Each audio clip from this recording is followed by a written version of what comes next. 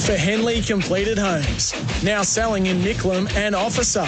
Henley.com.au. Australia versus South Africa on SEN Test Cricket. So some fire maybe. Green in short. He tries to pull it. It's high. Should be taken by Carey. He's under it. Gone. The second wicket falls. Green to Bharat. Edges caught for a slip. Here's the breakthrough. Cameron Green gets it. Massive wicket. Huge moment. Up near 65,000. Green to Youngster. Driving, edging, caught behind. Green's got both established batters. Green bowls. Rabada plays on. Green's got 4. He's the destroyer. Green over the wickets to him. Bowled it. Green's got his first fiver in his blossoming Test career. He's the $6 million man bowling like that on Boxing Day. Outstanding stuff. Ripped through South Africa after tea. And the tourists are all out for 189. Yeah, probably still haven't sunk in now. No, it's a very special feeling, and I'm sure I'll kind of remember that for a very long time. South Africa confronted by the real Green Monster, as Australia's all-rounder has his signature performance on cricket's biggest stage. Cameron Green's 5-wicket haul, a portent of things to come. What's left for me is rocking up and still staying committed to what my job is. I absolutely love it. I've got a lot of support from the players and the staff. I really enjoy what I bring to the table, and for me it's continually waking up every day knowing I've got for me, in my opinion, the best job in the world. Rabada short. Warner pulls 4 runs. Beautiful shot from Dave Warner. He's off the mark with style. Warner waits, and he does pull this.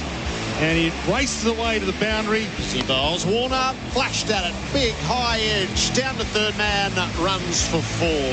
He's looking to die wondering in this innings. The Aussies are 1 for 45. And Dave Warner is as well into an innings as he's been in a while. He's 32 not out at stumps. Is this milestone occasion set for the return to form of Dave Warner?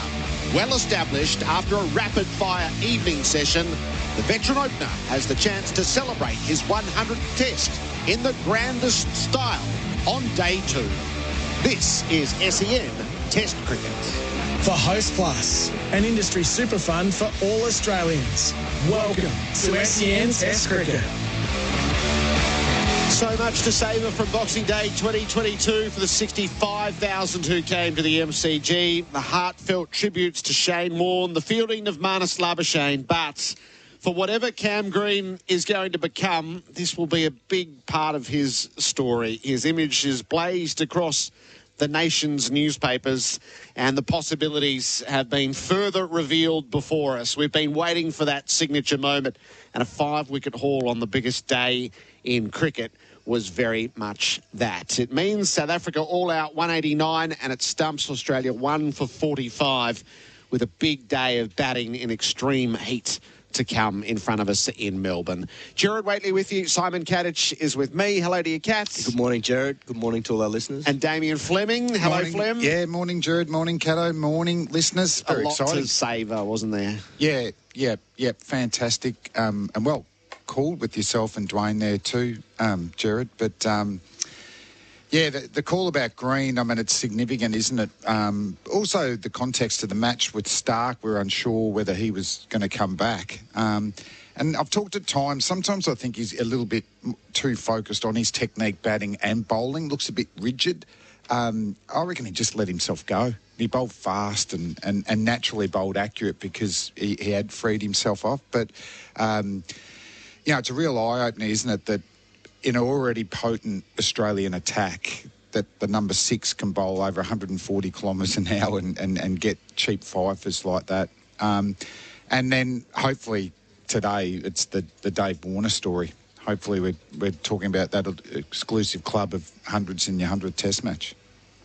Well, the other part of Cameron Green is that the way it goes in cricket, things normally happen in threes. So he's got the big IPL deal, then he's got the first fifer, and it wouldn't surprise if he goes out in not Boxing Day, but the Boxing Day Test and scores his first Test 100 in this innings as well. So it's set up for him beautifully. But yeah, Davey Warner looked sharp last night, energetic. He had good footwork. He took on the short ball. nailed one in front of square off Rabada after he'd obviously got him in the Gabba test, fending to short legs. So I think he looked on and he's a man on a mission. I'd like to have been in the South African dressing rooms last night. 1 for 50, sent in, you beauty, we'll bat the day. And then some I don't think, intelligent shots, some okay bowling. Once again, Boland, if we're in a bit of trouble, Bolo just straightens us up, doesn't it? I know it was a very good one for 30. He just seems to bowl fuller. He makes the batsmen play. They're uncomfortable. I thought he stabilised the Australian attack without getting a big haul. Then that wonderful partnership for Aina and Jansen. So they should have been able to bat the day. And then the tail were woeful. Maharaj averages 16. He's got a best of 84. That's not a rabbit. And I would have felt like they let things slip. And then with the ball, I thought, wow, we're going to be in trouble here. A dozen overs, they can just... The great thing of bowling with an hour to play, or 45, you can just let yourself go. It's just like bonus hour. And Rabada set the tone, didn't he? 6 balls down the leg side. And they weren't even bouncers, were they? They were half genuine, half trackers. They missed a beat and they could really pay for that today. My expectation, pitch will be at its best. It's going to be very hot.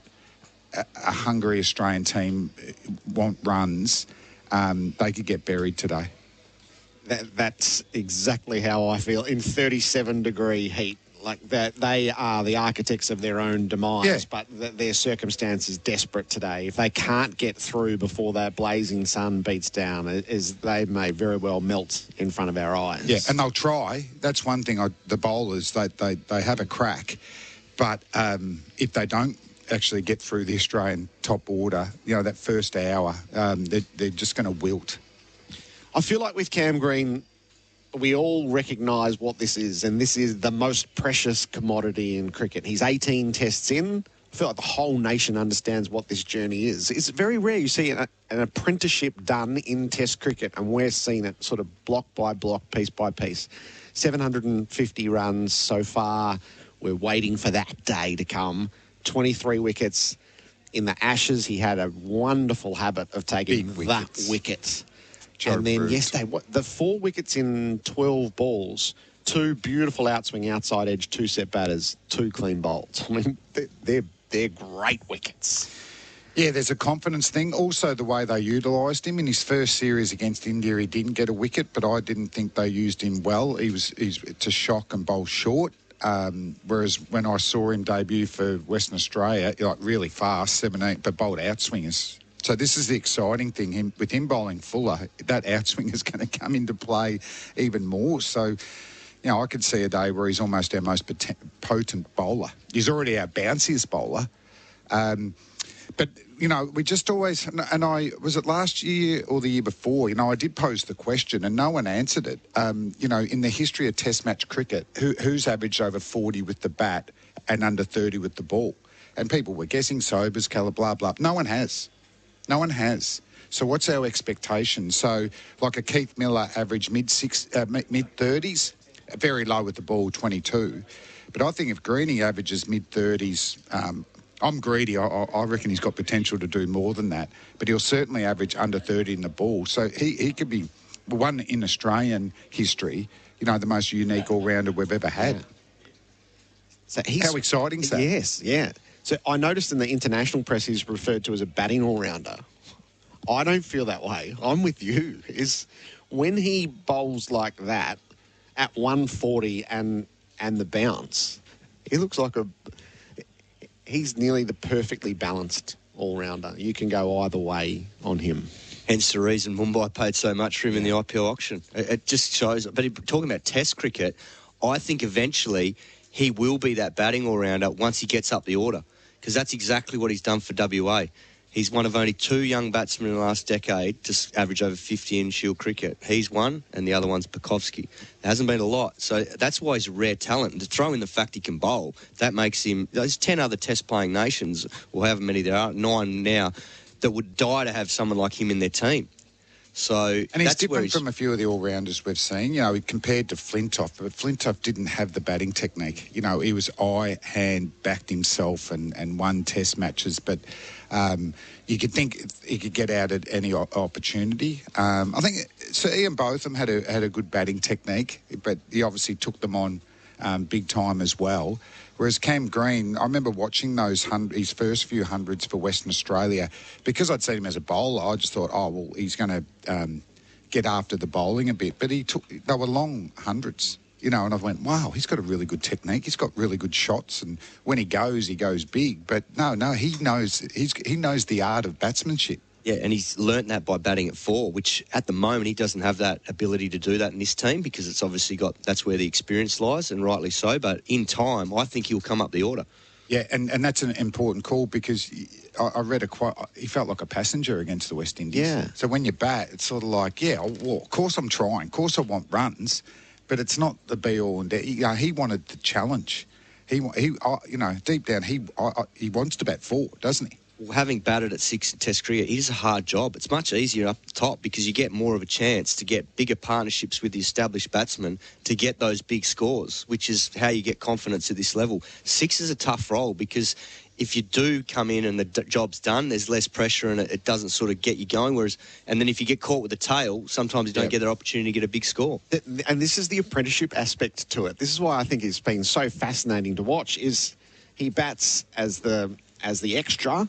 And then he's bowled on limited overs. So he hasn't been used when he might have been used. And whether they've said so or not, he's been on limited loads. And so it would be hard not... And he spoke, I think, last night around... It's so difficult to prepare both phases. So he is uniquely challenged in his preparation. He's prioritised his batting. And then he tries to look after his bowling almost on game day. And I think we've seen a little bit of that this summer without the Sheffield Shield preparation. Like, he was nowhere in Adelaide, sort of bizarrely nowhere. And then yesterday, I don't think it's any coincidence. Stark goes off. Australia looks like it's a bowler down. And Green goes, this is my moment. We need you. I think he's a deep thinker. I think he's a really deep thinker is what I'm hearing from the Australian camp. So you're exactly right. He's finding the balance hard, and when he's not getting those big scores, and obviously against the West Indies, you're not going to get that opportunity. He's thinking more about his batting. You know what I mean? Because there's some technical things that we're creeping in. You know, he's been trying to, you know, with the stress fractures, to make sure his back foot and his front foot are aligned. When they're aligned and pointing towards the target, it's so easy to get that back leg through. And we saw early against the West Indies getting warm for running on the wicket, and that means his follow through. He's closing himself off and he can't get his hip through when it's going in the danger area. So that, you know, that needs work. So when do you get it, though, if you're working on your batting and only bowling a little bit there? So it looked a lot better yesterday once he freed himself up. So, yeah, it's so exciting. But, you know, it's not unique in the history of the game. If we go back decades ago, you know, they'd put faith and back their team. You know, they might underperform for a little while, Steve Waugh, and before that. But because of the media scrutiny these days, you know, you don't have a great opportunity to bring a younger guy into the team who isn't slightly below the level or underperforming. You know, they get crucified, don't they? So, no, really exciting. You know, just can't wait to just continue to see, because there's still more massive upside in him. Huge upside. And what it can do to your team balance in the subcontinent, and there's all sorts of possibilities in it. How significant was Marnus Labuschagne's fielding yesterday, Simon? Very. It changes the course of a game, particularly in Test cricket, where on good wickets you have to earn the right to take wickets when there's flat periods. And if you get the run out or take a great catch, it just gives the bowlers a boost. It obviously then sends a message to the opposition batsmen with their running, causes that bit of confusion. And I think the way he goes about it in the field, there's no doubt he loves what he does, and he's hunting every ball, and he's on, and it's just like he's batting. And that's what makes him such a great player with the bat, and he's transferring that into his work with the field. And he can do it, obviously, with the ball as well. He's a handy bowler, so he's a very good all-round cricketer, and the Australians have jumped up all over the back of that. Yeah, I hope he's a blueprint for the next generation of Australian batter. Make yourself three-dimensional. You don't have to be elite. With the ball, but be handy. You're in the game, aren't you? So he bowls medium pace and leg spin. And then, fielding-wise, become a gun. We don't have the stats on the percentages of hitting the stumps, but that's why we rated Ricky Ponting so high, because he hit the stumps. Marnus is hitting the stumps a lot, isn't he? So hopefully that inspires his teammates now, but also the next generation, because bowling-wise, when you look up in the... You've got Warney and Mark Waugh in the slips, and then you've got Steve Waugh at gully, and you've got Ponting at points, and you've got Andrew Simons at cover. You're thinking they're going to have to hit it 2 metres either way to get a run. That gives you so much confidence with the ball. And I imagine batting, Cato, you're just going, well, I'm not going to be able to get singles here. I'm going to have to take them on and try and find a boundary. I'd love Australia to get that core fielding like that it's intimidating in itself, but it's so encouraging for the bowlers. Simon Katich and Damien Fleming, part of our call team for Bundaberg Ginger Beer. This is our pre-game show for Isuzu D-Max and MUX, and for Trojan Tools, tools built tough. You've both had a wander out there. The main quality of the MCG pitches, it doesn't change day to day. The pitch report is for Rainbird, smarter irrigation, the intelligent use of water. Simon, what did you see? I saw a very good batting wicket. It was quiet and looked very, very nice. Not a lot of wear and tear on it. And given the heat today, I dare say that this Australian batting group will want to be still batting come stumps tonight. Yeah, I think the next 2 days, it's just going to be runs. Batsman era will come into it. If they're hungry, if they're up for it, the way that Warner looked last night, Marnus is always up for it. Smithy will want to cash in. South Africa are going to have a long day ahead, as we said, if they don't break through in this first hour. Because even yesterday, we saw at times, the ball, despite being the new one with the extra lacquer and rubber underneath the seam, it quite rightly flattens on a hard pitch. Yeah. So batting's going to be very easy, I reckon, particularly that lunch to tea session. And the weather for Rainbird, smarter irrigation, the intelligent use of water today is the scorcher in Melbourne. It's going to be a top of 27. It's already 25 under bright, sunny skies. Fast bowler Mitch Starc has been cleared to continue in this test. He was hit on the tip of the middle finger of his left hand by a ball in the field yesterday. After leaving the field initially, Starc bowled in the nets before returning to play. His condition will be reassessed at the completion of the match, so he'll bowl in South Africa's second innings. Australia has South Africa all out 189 and 1 for 45 on the board. Flem, Cat, see you as our morning progresses. Yep, thanks, Gerard. Nick Hockley, the Chief Executive of Cricket Australia, is about to join me. Today we celebrate also the legendary Shane Warne, and to his family and friends, which is each and every one of you here today. What a legend. The clock has just ticked over 3:50 p.m. local time. Shane Warne, the king. That iconic image with the floppy white hat in hand, bowing to a crowd at the end. On the turf here at the ground, Warney 350 is painted. And patrons on Boxing Day, a standing ovation to Shane Warne, who did so much to thrill them and entertain them throughout the years. This ground is theatre, this ground is playground. And that familiar chant. That image of Warne bowing to the crowd and doffing the floppy, that sums him up. He was a man who had a sense of being a performer. You always had to watch when Shane Warne had the ball in his hand. You couldn't leave the room. It was pitch perfect yesterday. It matched the mood of the town. It matched exactly what cricket wanted to do to honour a lost legend in Shane Warne, and the fact that it was his favourite day of cricket, perfectly intertwined on Boxing Day. Our pre-game show is for Isuzu D-Max and MUX, and for Trojan Tools, tools built tough. The Chief Executive of Cricket Australia is Nick Hockley. Nick, season's greetings. Welcome. Thanks, Gerard. Thank you for having me. It felt just right. Was it what you had in mind to honour Shane Warne? I think so. I think as much as anything, that moment, just the appreciation, the outpouring of appreciation for everything that Shane was, I think that moment captured it perfectly. And for me, just seeing the players on the ground stopping and applauding, and then, as you say, everyone doffing their floppy hat it was a very, very special moment that I think people will remember for a very long time. And I know that, and hopefully, I think for Shane's family, they could actually see just the love for Shane in this town, in this venue, but all around the cricketing world. Everybody has grappled with how to honour him. The fact that we look across at the Shane Warne stand is such a big part of that. So Cricket Australia yesterday announced the men's Test Player of the Year. It's going to be named in his honour. That's right. The Australian Cricket Awards are taking place on the 30th of January. And for posterity moving forward, the men's Test Player of the Year will receive the Shane Warne Medal. And for someone who is in the Wisden's top 5 greatest players of all time, we think that's a really fitting tribute. And I spoke to Shane's dad, Keith, and he was delighted to accept that honour, which we were absolutely thrilled with. So, I think there's been some great performances so far in the series. So it's going to be a few people putting their hands up for the inaugural Shane Warne Medal. Yes, it will be a good one to win. You look pretty calm. You're not breaking out in sweats. Are you a man working to a 5 p.m. deadline, Nick? 5 p.m. deadline? Channel 7? They put an ultimatum to you? I can't, as I've said before, can't talk about commercially confidential discussions, but what I will say is the discussions are progressing very well, and hopefully we'll have some announcements to be made in the not too distant future. Just define the not too distant future for us. Is that...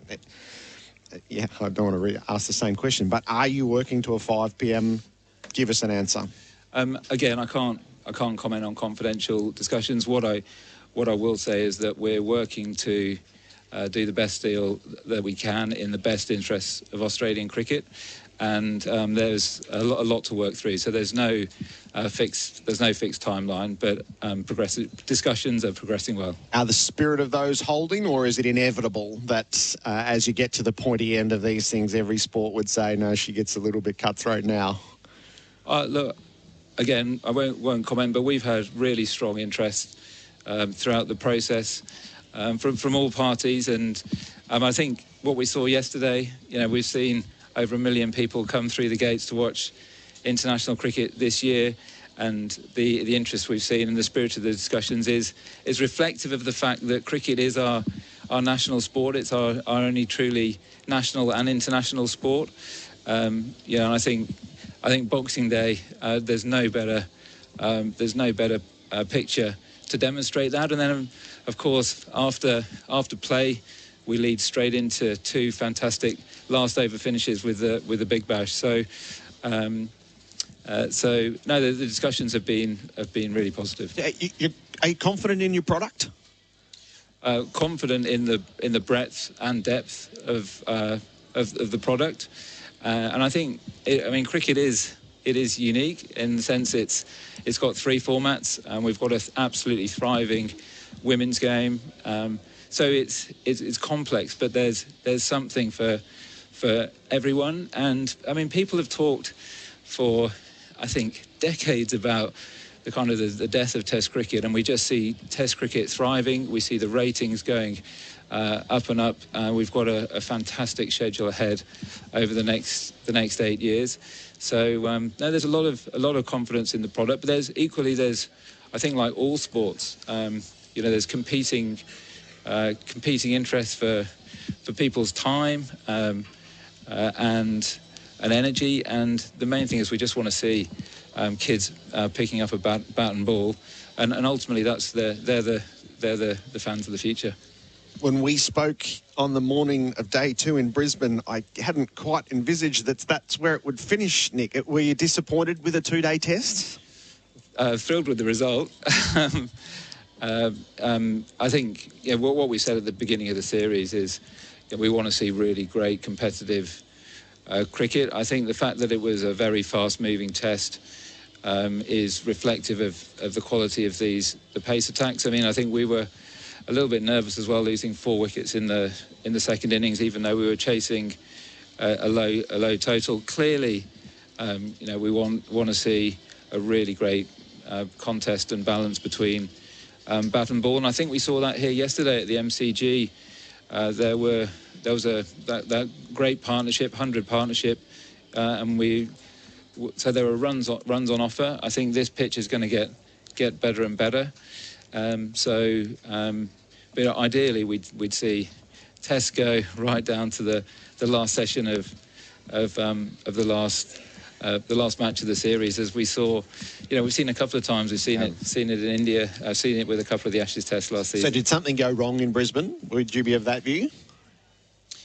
Oh, look, I think it was unseasonably green in the Gabba. I think the curators across the country have been dealing with a lot of weather, and also a T20 World Cup ahead of it. So there've been challenges, but the ICC produced their rating after the match, Richie Richardson, and that was below average. So I think that rating says that we'd like to see better in the future. Is it costly? So is it costly on a commercial front?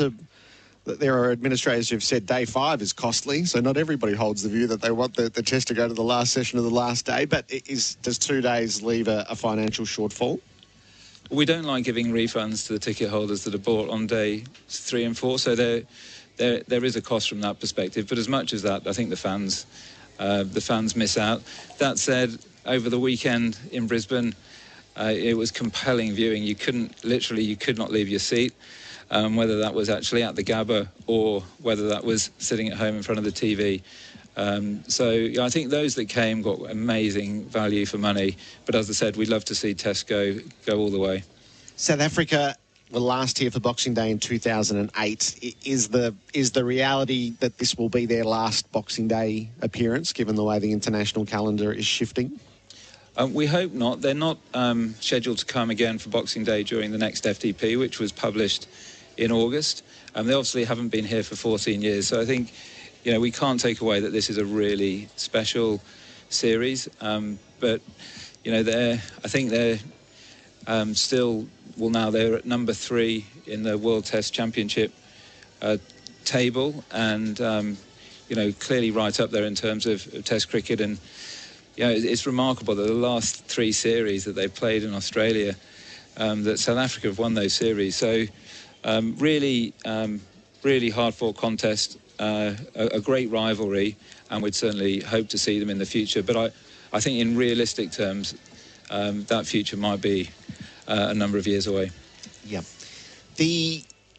We saw yesterday Cam Green. So what a timeline. $3.5 million at the IPL auction. I am interested, as the Chief Executive of Cricket Australia, so that's flattering for Cam Green and a prized asset. Does it also send a bit of a tremor that the franchise, I'm going to presume, is paying 4 or 5 times what his central contract with you would be?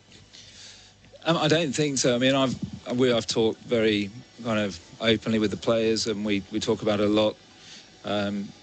With colleagues across the game. For us to see Australian talent doing really well in the IPL is basically a great barometer of the health of the Australian cricket system. So I'm absolutely over the moon for Cam. I mean, they've clearly seen his potential. I think that T20 series when we played away just before the start of the World Cup was a real breakout moment for him in India. And ultimately, we want to make sure that, and I think the players, they all continue to strive to play for Australia. But ultimately, if we can give players opportunities to play, particularly in the IPL, where there is a window, and you've got a collection of all the best players in the world, that provides great development opportunities for our players coming back into and leading into T20 World Cups and the like. Could you envisage a moment where a young player's loyalty is pulled at by the sheer weight of money in the IPL, as opposed to what the tradition has always been at home? Again, I'd like to think that they're complementary. I think we've seen certain players towards the end of their career from different countries kind of go on to the T20 circuit and become kind of T20 journeyman, as you like. But you can't take away, I mean, I'm looking at the teams, warming up the infrastructure, the systems, the support that we provide to our centrally contracted players enables them to perform and enables them to command the types of auction price that Cam attracted. So I would like to think that it's complementary. Next Christmas night, do you think we'll be watching the BBL? Oh, that's a good question, Gerard. I think it's something we'll certainly talk about between the end of the season as we obviously do the season wrap on the Big Bash. But it is something that we'll talk at length to players and to also to the clubs and to the venues. But I think I'll be interested in the views of your listeners. But certainly for me, the dearth of it would have been nice to turn on the TV and watch a bit of T20 cricket. But at the end of the day, it is a really crowded schedule for our particularly our T20 players. It's unlike the football season where you're playing every weekend. Yep. They're playing a match pretty much every kind of 2.5 days. So there's lots of considerations, but we won't be making any decisions without really extensive consultation with the players and the clubs. It looks like the NBL was a triumph. 7,000 people went, which was the great social experiment. Would people go out on Christmas night? The answer was yes, and it feels like the television ratings, while they're not fully finalised yet, are excellent. BBL is the most perfect Christmas night product. Will you study what happened with the NBL? Very much so. I think it's a really good case study. And, I think the fans, clearly it'd be a great way to spend Christmas night, but we have to take into consideration all the different factors and particularly those of the players who, again, have a really, really crowded schedule. And, I think I speak for probably players, administrators, everyone kind of running the game. It's actually a day kind of that's set aside where you can stop, spend time with family. Is a good thing as well. Last one, and I just want to workshop my little thought bubble with you. I don't want you to indulge me either, right? I think the Boxing Day test should start each day at midday. I marvel every year at the number of people who get here for the first ball at 10:30. But I think if we nudged it back to fit with the festive mood of the town, so I feel like I know the sporting rhythms of this town, having grown up here. If you could give people instead of having to get up at 8 o'clock, get the family organised, get on the train, get here, if you could give them till 10 o'clock so that they were here for the first ball at 12 and play through till 7:30, which is perfectly fine for light. I've been plotting this for years. The only way we get knocked off is there's a storm and we're not playing anyway. Is there any merit to having this as the festive test and giving people just that little bit of extra time the morning after, maybe the most exhausting day of the year, to get to the cricket for a first ball at 12? Well, Gerard, it's if that ever happens, you're going to heard it here first, and we'll have to call it. You'll certainly get the credit for the idea. I came down yesterday morning. I was outside the ground at 7 o'clock, 7:30, and there were people, loads of people around, going to breakfast, catching up with friends. I think it's a really interesting concept. It's not something that we have specifically considered till now. But I think we were thrilled with the turnout yesterday, and there is something about being there on the first ball at Boxing Day, and I don't know whether there's something that actually, getting yourself out on Boxing Day and making sure you're there for the first ball, it's that moment of reunion. I think it'd be a very interesting debate. In my pet theory, I reckon your crowd wouldn't just rise, it would actually rise significantly. 10, 15,000 people who know they would get here for the first ball. My gut feeling is that if you know you're not going to make it by 10:30, let's just not go Boxing Day and we'll figure out another day. But if your hit point is 12, I reckon you get to 12. Anyway, That's my pet theory. No, good stuff. It's good to see you, Nick. Excellent. See you in Sydney. Cheers, Gerard. Nick Hockley, the Chief Executive of Cricket Australia. Pete Lalor, Bharat Sundaresan coming up. It's warming up out on the MCG. Oh, it'll be warm, all right. Heading for a top of 37, and they stare at a day in the field. All out 189 yesterday. Australia 1 for 45. The Aussies are out in the nets So I like the imagery. Just saying to South Africa, hey, by the way, we're batting all day, so we're not out here warming up. Our pre-game show is for Isuzu D-Max and MUX and for Trojan Tools, tools built tough. Pete Lawler's the chief cricket writer from The Australian. Hello to you, Pete. Good morning, Gerard Whateley. How good's the Boxing Day test? It's great. I have to start with a mea culpa. I'll go. I came in a bit cranky yesterday in the just after tea. I don't know what had possessed me. I think I've been counselling you on patience for most of this series and the previous series. Yeah. Saying, oh, not really much fun. You know, it's kind of lethargic and it's this and that. It was a great day of cricket. Bite your tongue, young old man. I should have known better. It was a very special day. Loved it. And I love it that it's this 1 week in Melbourne, the great sporting town that Melbourne is, but it loves its footy, isn't it?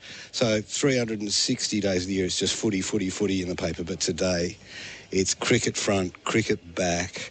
They really embrace this event. It is a wonderful event. And Cam Green's the poster boy of it. Yeah. Well, I think they were hoping for a Scott Boland, but they didn't mind, did they? They really got behind Cam Green. And it's a great story. I mean, there's that lovely link with him going for all that money in Mumbai on Friday night and then getting the fifer in Melbourne on is it Monday? Yes? I don't know what day it is. Monday, yes. Yeah, but I think also for him, he's been feeling supernumerary. He's been feeling a bit like the third wheel, that he doesn't fit in.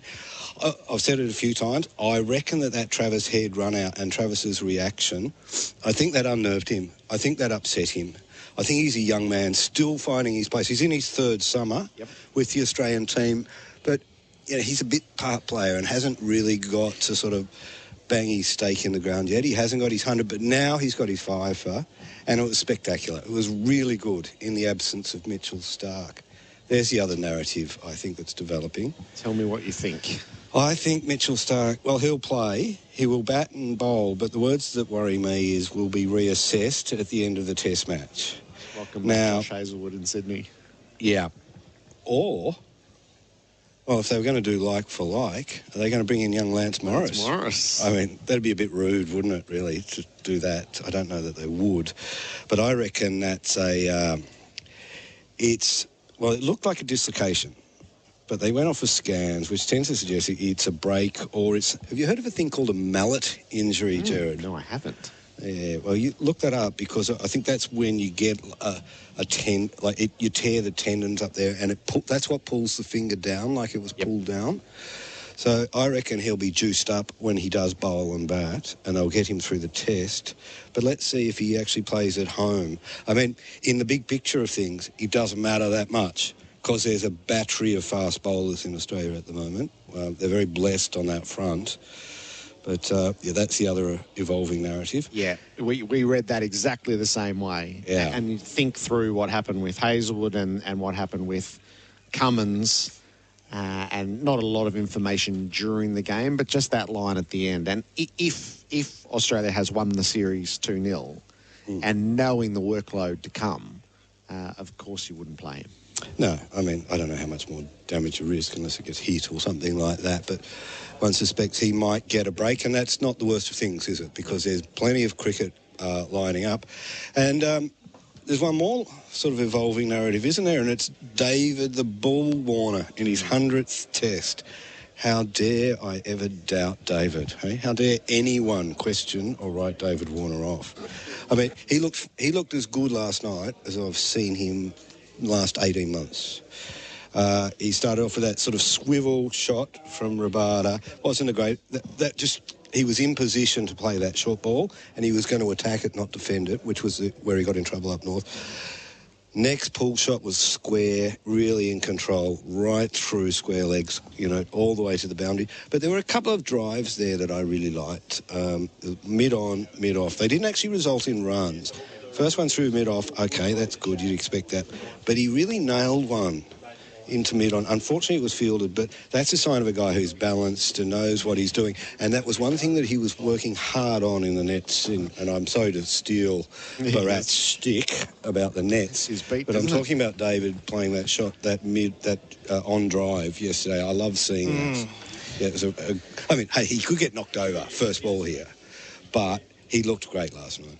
The first ball he faced as well yesterday, by the way. Good morning. Well done, hello. Good stuff. You're at the mercy of the Uber drivers of Melbourne at the moment. Yeah, pretty much. But also, it's not easy when you travel with your dogs. You have to finish all their chores as well. So you'll be a 12 o'clock start. This is my idea. First ball, 12 o'clock, 10:30 of this test. And It's it'd be just perfect, fine. yeah, absolutely. Let's The do rhythms it. of life. But yeah, you're right.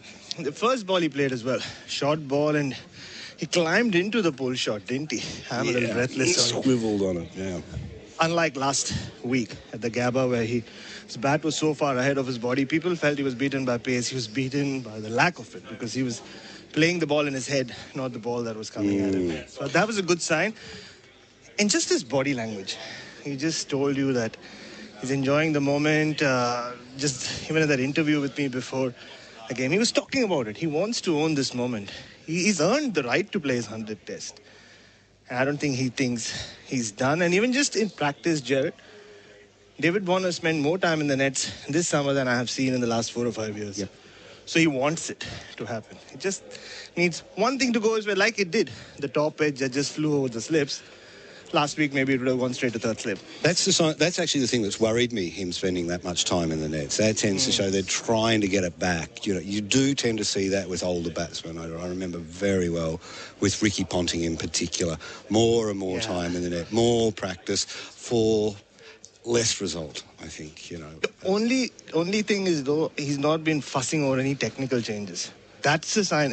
I remember Rahul Dravid in 2011-12, when he was getting out the same way, balls just slipping through the gate between bat and pad, he started panicking.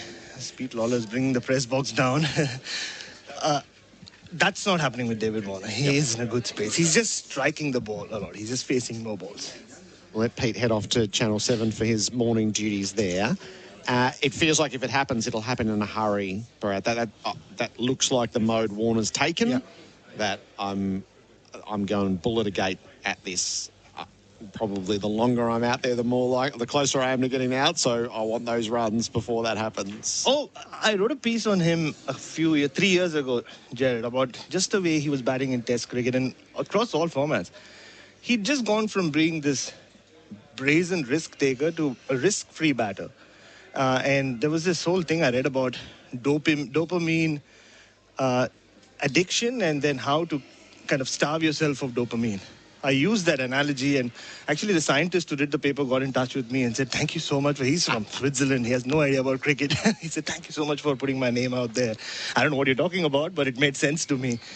And when I asked him the other day in the press conference about how his batting has evolved, he said that, in the last 3 years, I have become one of those. I have started really giving the conditions a lot of respect, but maybe that's where I've got it wrong. Maybe I need to go back to be doing what I was doing, which is going out there and just trusting my instincts. He's such an instinctive batter, isn't he? A lot of what he does is instinctive. That's what has made him so successful as an opener, despite not having started off as an opener, unlike a Hayden or a Taylor, the other guys who have played 100 test matches. Bharat Sundaresan, who's part of our call team for Bundaberg Ginger Beer. On the green discussion, so you follow the IPL machinations better than anybody. The $3.15 million Green gets is so much more than his national contract. Yeah.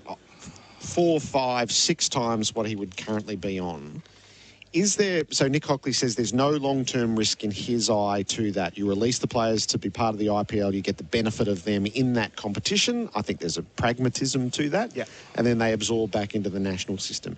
Do you think there is a day in the medium to long-term future where there is a risk to the loyalty to country by the sheer disparity of wage, which I think this is the best Australian example that we've had? Oh, absolutely. I think it was a very significant moment in IPL history as well, in cricket history, when someone like Cameron Green, on the basis of 2 knocks, this is not a Ben Stokes or a Sam Curran who was player of the tournament in a World Cup. This is someone who went to India in front of the right audiences, played the right kind of innings, best timing, like we spoke about yesterday, this midterm auction, if you could call it that. I've been watching a lot of US politics, clearly. and he goes for a lot of money. But also, why I'm confident that this is not going to really, at any point, stretch his loyalty, not in the next 10 years, Gerard, is you have to look at how Mumbai Indians go about picking players as well. They invested in someone like a Devol Brevis before he played for South Africa, before he played domestic cricket in South Africa. Tristan Stubbs, another one. They spent a lot of money on Jofra Archer last year, knowing that he's not going to play for them that year, but they knew they would get him the next year. And the term that was used by the Mumbai Indians owner Akash Ambani after they bought Cameron Green was he's a lifetime investment. He's going to give us lifetime returns. What they mean by that is we're going to pick this kid at 23 because we know the whole world sees a lot of potential in him. But we're going to get him before anyone else does. I don't think he'll play a lot of games this season unless he really, starts off with 100 or something. What they're doing is they're banking on him when he's 27, 28 and he's at his peak across all formats, as we all expect him to be. At that point, they have him for good. And it's a great franchise to be a part of because they're very loyal to you. There's still former Mumbai Indians players who get jerseys every year.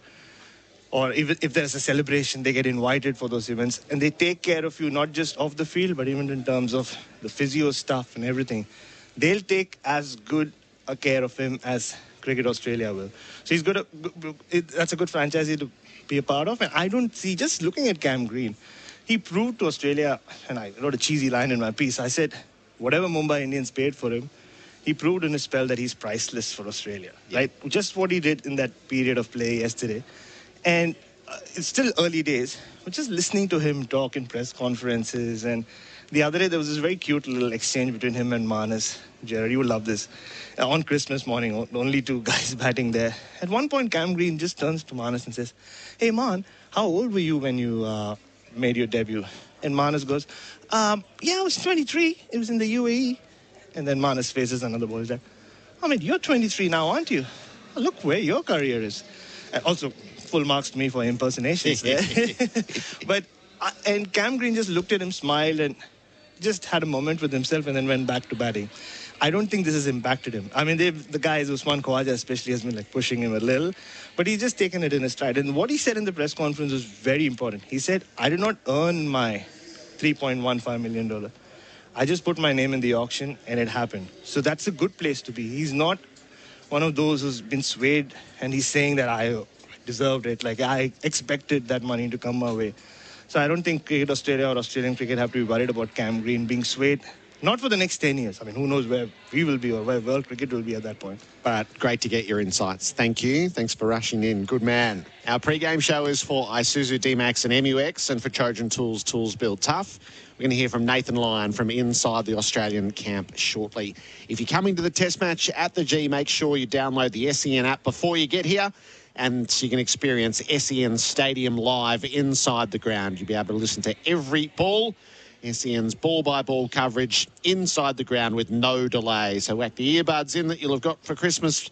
Have your phone going, hit the SEN Stadium tile, and you'll be able to listen to us throughout the call. Nathan Lyon with us next. South Africa all out yesterday, 189. Australia to resume at 1 for 45. Dave Warner is 32. Marnus Labuschagne is 5. It is a scorcher here in Melbourne, and a top of 37 degrees is predicted. Our pre-game show is for Isuzu D-Max and MUX, and for Trojan Tools, tools built tough. Let's head down inside the Australian camp here. Dwayne Russell and Chris Rogers are downstairs with Nathan Lyon.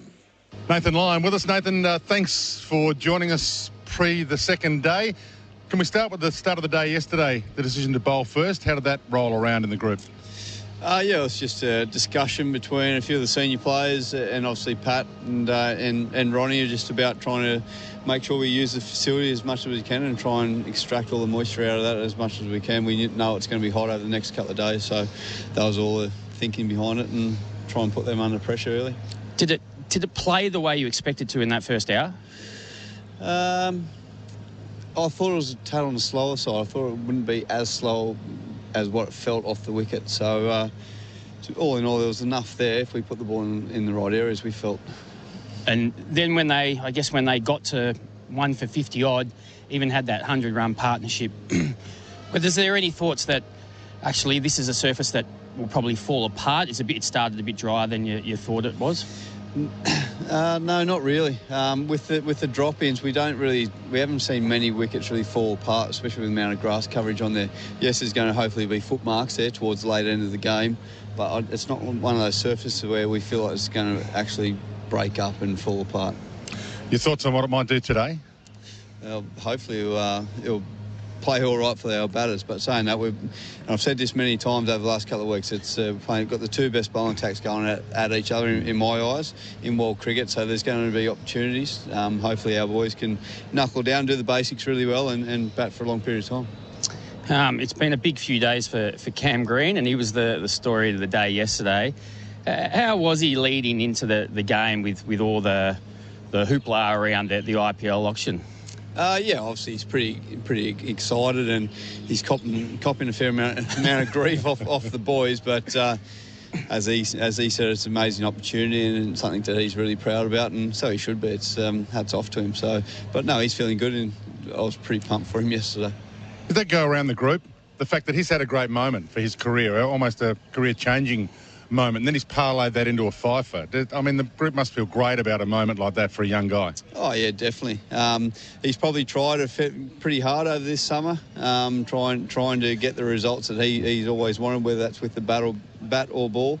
But he's much loved in this group, and he brings so much for the Australian cricket team, and he's going to be here for a long time with hopefully no injuries. But he's such a valuable member of our side, and he knows that, and the boys get around him. Talking about much loved characters in the team, Davey Warner, it was his 100th test, mate. How was he leading into it? Obviously there's a little bit around his form and other issues that are affecting him, but how have you found him? And how do you think his prep's been for this match?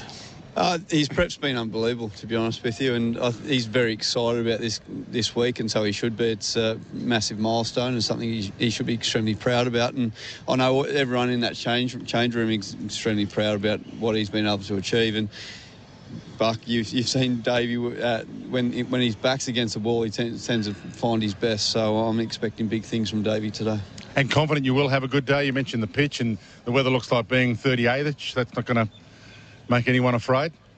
No, especially not the bowlers. We're quite happy that we won the toss and bowled, and we're sitting in there today. But as I said, it's going to be a big challenge for us. But if we do our basics well, and fingers crossed, we can have a really good day. Was the heat today part of yesterday's decision to bowl? Oh, if you ask Pat, I reckon you'd say yes. But it's all part of it. It's Australian summer, and this is what we love. Yeah. And you talk about the South African batting lineup in terms of, yes, they might get a partnership, but you feel they're a bit brittle. You can get a bit of a roll on with taking wickets. Is that part of your thinking? Oh, it's just not South African. I think it's a conversation that's always had in cricket that, yes, there's going to be partnerships at some time, and people are allowed to play really well. But if we stick well long enough and with our plans and stay with the basics and challenging our defence for long periods of time, then hopefully we'll create chances here and there. But I was pretty happy and pretty proud about the way the boys went about it. Nathan, thanks for joining us. Too easy. Thanks, guys. Nathan Lyon downstairs with Dwayne Russell and Chris Rogers. We'll hear more from them with Jonty Rhodes as well next. Our experts are for Anaconda.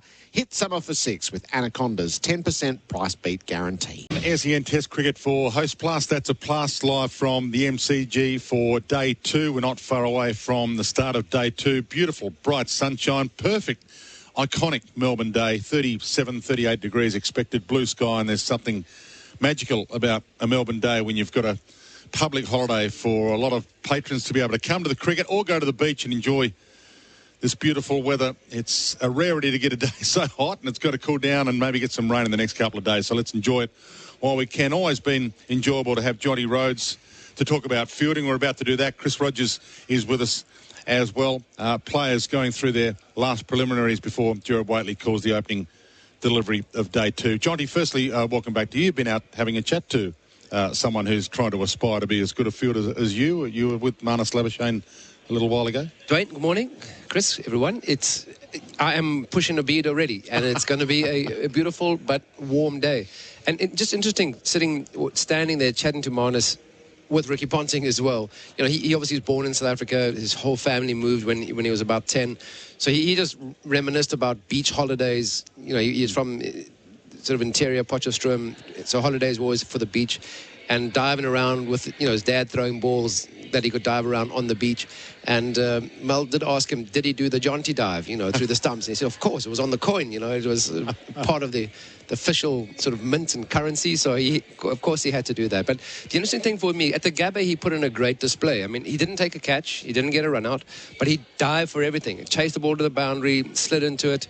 So, you know, he's a player that prides himself. I mean, he scores a bucket load of runs, and he's been in great touch this summer already. And it's for him, it's not enough just to be there scoring runs. He doesn't bowl much, so his other contribution is in the field. And he works hard, and he spoke specifically about the run-out yesterday, because, you know, we all see the catch and go, wow, this guy must practice, you know, day in and day out. And he said that exact run-out is something that he practices, and that for him was more rewarding, because, you know, the way he slid into the ball, which is in itself is not easy. We saw Steve Smith late yesterday afternoon slide for a ball, almost kick it over the boundary. So to getting that timing right, to sort of swoop on the ball, go one hand, get up in a strong base position, and then shy down the stumps, because it wasn't like he was fielding anticipation first, you know. And I think the key there was I was always fielding at backward point, because with the South African bowling attack, the likes of Pollock and Alan Donald, you know, Brian McMillan, we had guys bowling sort of between waist and shoulder height deliveries, so that backward point gully area was the hot spot. And for him, it just shows that Australia's plan is to go fuller. And something that the South African bowlers have hopefully picked up from the lengths that Cameron Green got most of his wickets yesterday. They were drive deliveries, and that's why Marnus fields where he does. You know, it's not a case, oh, Jonty Rhodes fielded backward point, he was my hero, backward point's the place to be. The action is going to be, that's where he wants to be, and that was exactly, you know, my philosophy, and the action was always at backward point because of the bowling attack and the wickets that we played on. So really interesting that he practiced specifically that slide. So for him, he was disappointed in his day, because he actually felt he dropped a catch at short leg. I mean, it went through quickly, went through his hands, but he felt there was a missed opportunity. So it's great to see a guy who puts in a fine performance in the field, but still feels there's room for improvement. That is always key. You know, no matter what level you're playing, there's always room for improvement. There's a couple of things I think with fielding, isn't there? I mean, it's first the attitude. I think you spoke about it yesterday. It's that desire to want to be in the game, influencing every ball, which I think you can see that from Marnus. But the other thing is the anticipation. And you don't have to be the fastest runner, but you can get to balls quickly if you can read the game. And that comes with understanding it. And I think the fact that he probably got to that position quicker than Dean Elgar expected it to, didn't he? And I'm probably just interested in picking your brain a little bit. Like, when you were at backward point, like, where did you place yourself for different bowlers? What angle were you walking in on? What were you thinking about? Were you thinking about, I'm going to get a catch this bowler, or I'm going to get a run out for this batter? Or there's all those kind of things that are going through your head, isn't there? I think from an awareness point of view yesterday, what was good with Marnus is that he knows there's a gap. So there's backward point, and then there's him at mid-off. So Dean Elgar, his release is to get off strike. And the ball before was a great delivery. It kind of opened him up back of a length. So Marnus knows that as a batter, he knows he does himself would want to get off strike. And Dean Elgar just sees a gap.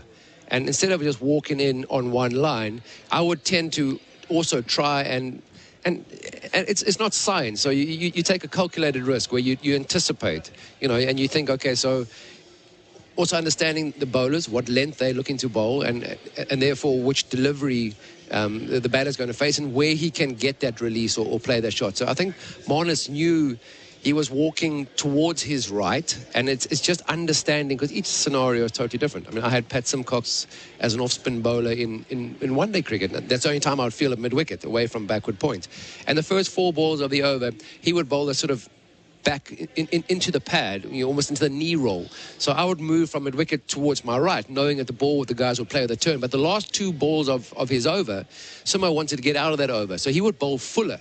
So he couldn't get pulled or cut, only go down the ground. And then I would kind of, the last ball, I would go slightly deeper because save the over, but ball 5 and 6, and I was drifting towards my left because that was the length that Pat Simcox had. So we kind of worked as a team. So having that awareness, you know, but I think the key for him was that he practices that slide, pick up and throw. And then obviously when the right hand is batting, to his left-hand side, he does the reverse turn and sort of swivel. So he's not trying to get it back to the keeper's end, because, you know, batters, even though they're not backing up much these days, he's got more chance of running out somebody at the bowler's end. And that's an interesting point, because batters kind of get a head start. Whereas if you're playing off the back foot, you're almost stuck in the crease. It's difficult. You know, he's backing himself to hit at the striker, at the non-striker's end. Chris, great to have you in. Chris Rogers with us for the coverage again, day 2 today. Jonty Rhodes also with us during the course of the day and for the entire day. Are you on camera today, Jonty, may I ask? Because if you are, will those socks cut it? They're allowed. They're very much allowed. It was just a promotion for the Sydney Test. Okay, nice. Yeah. All right, we'll let you explain those a little later. Yeah. Gerard Whateley with the opening ball of day 2 shortly.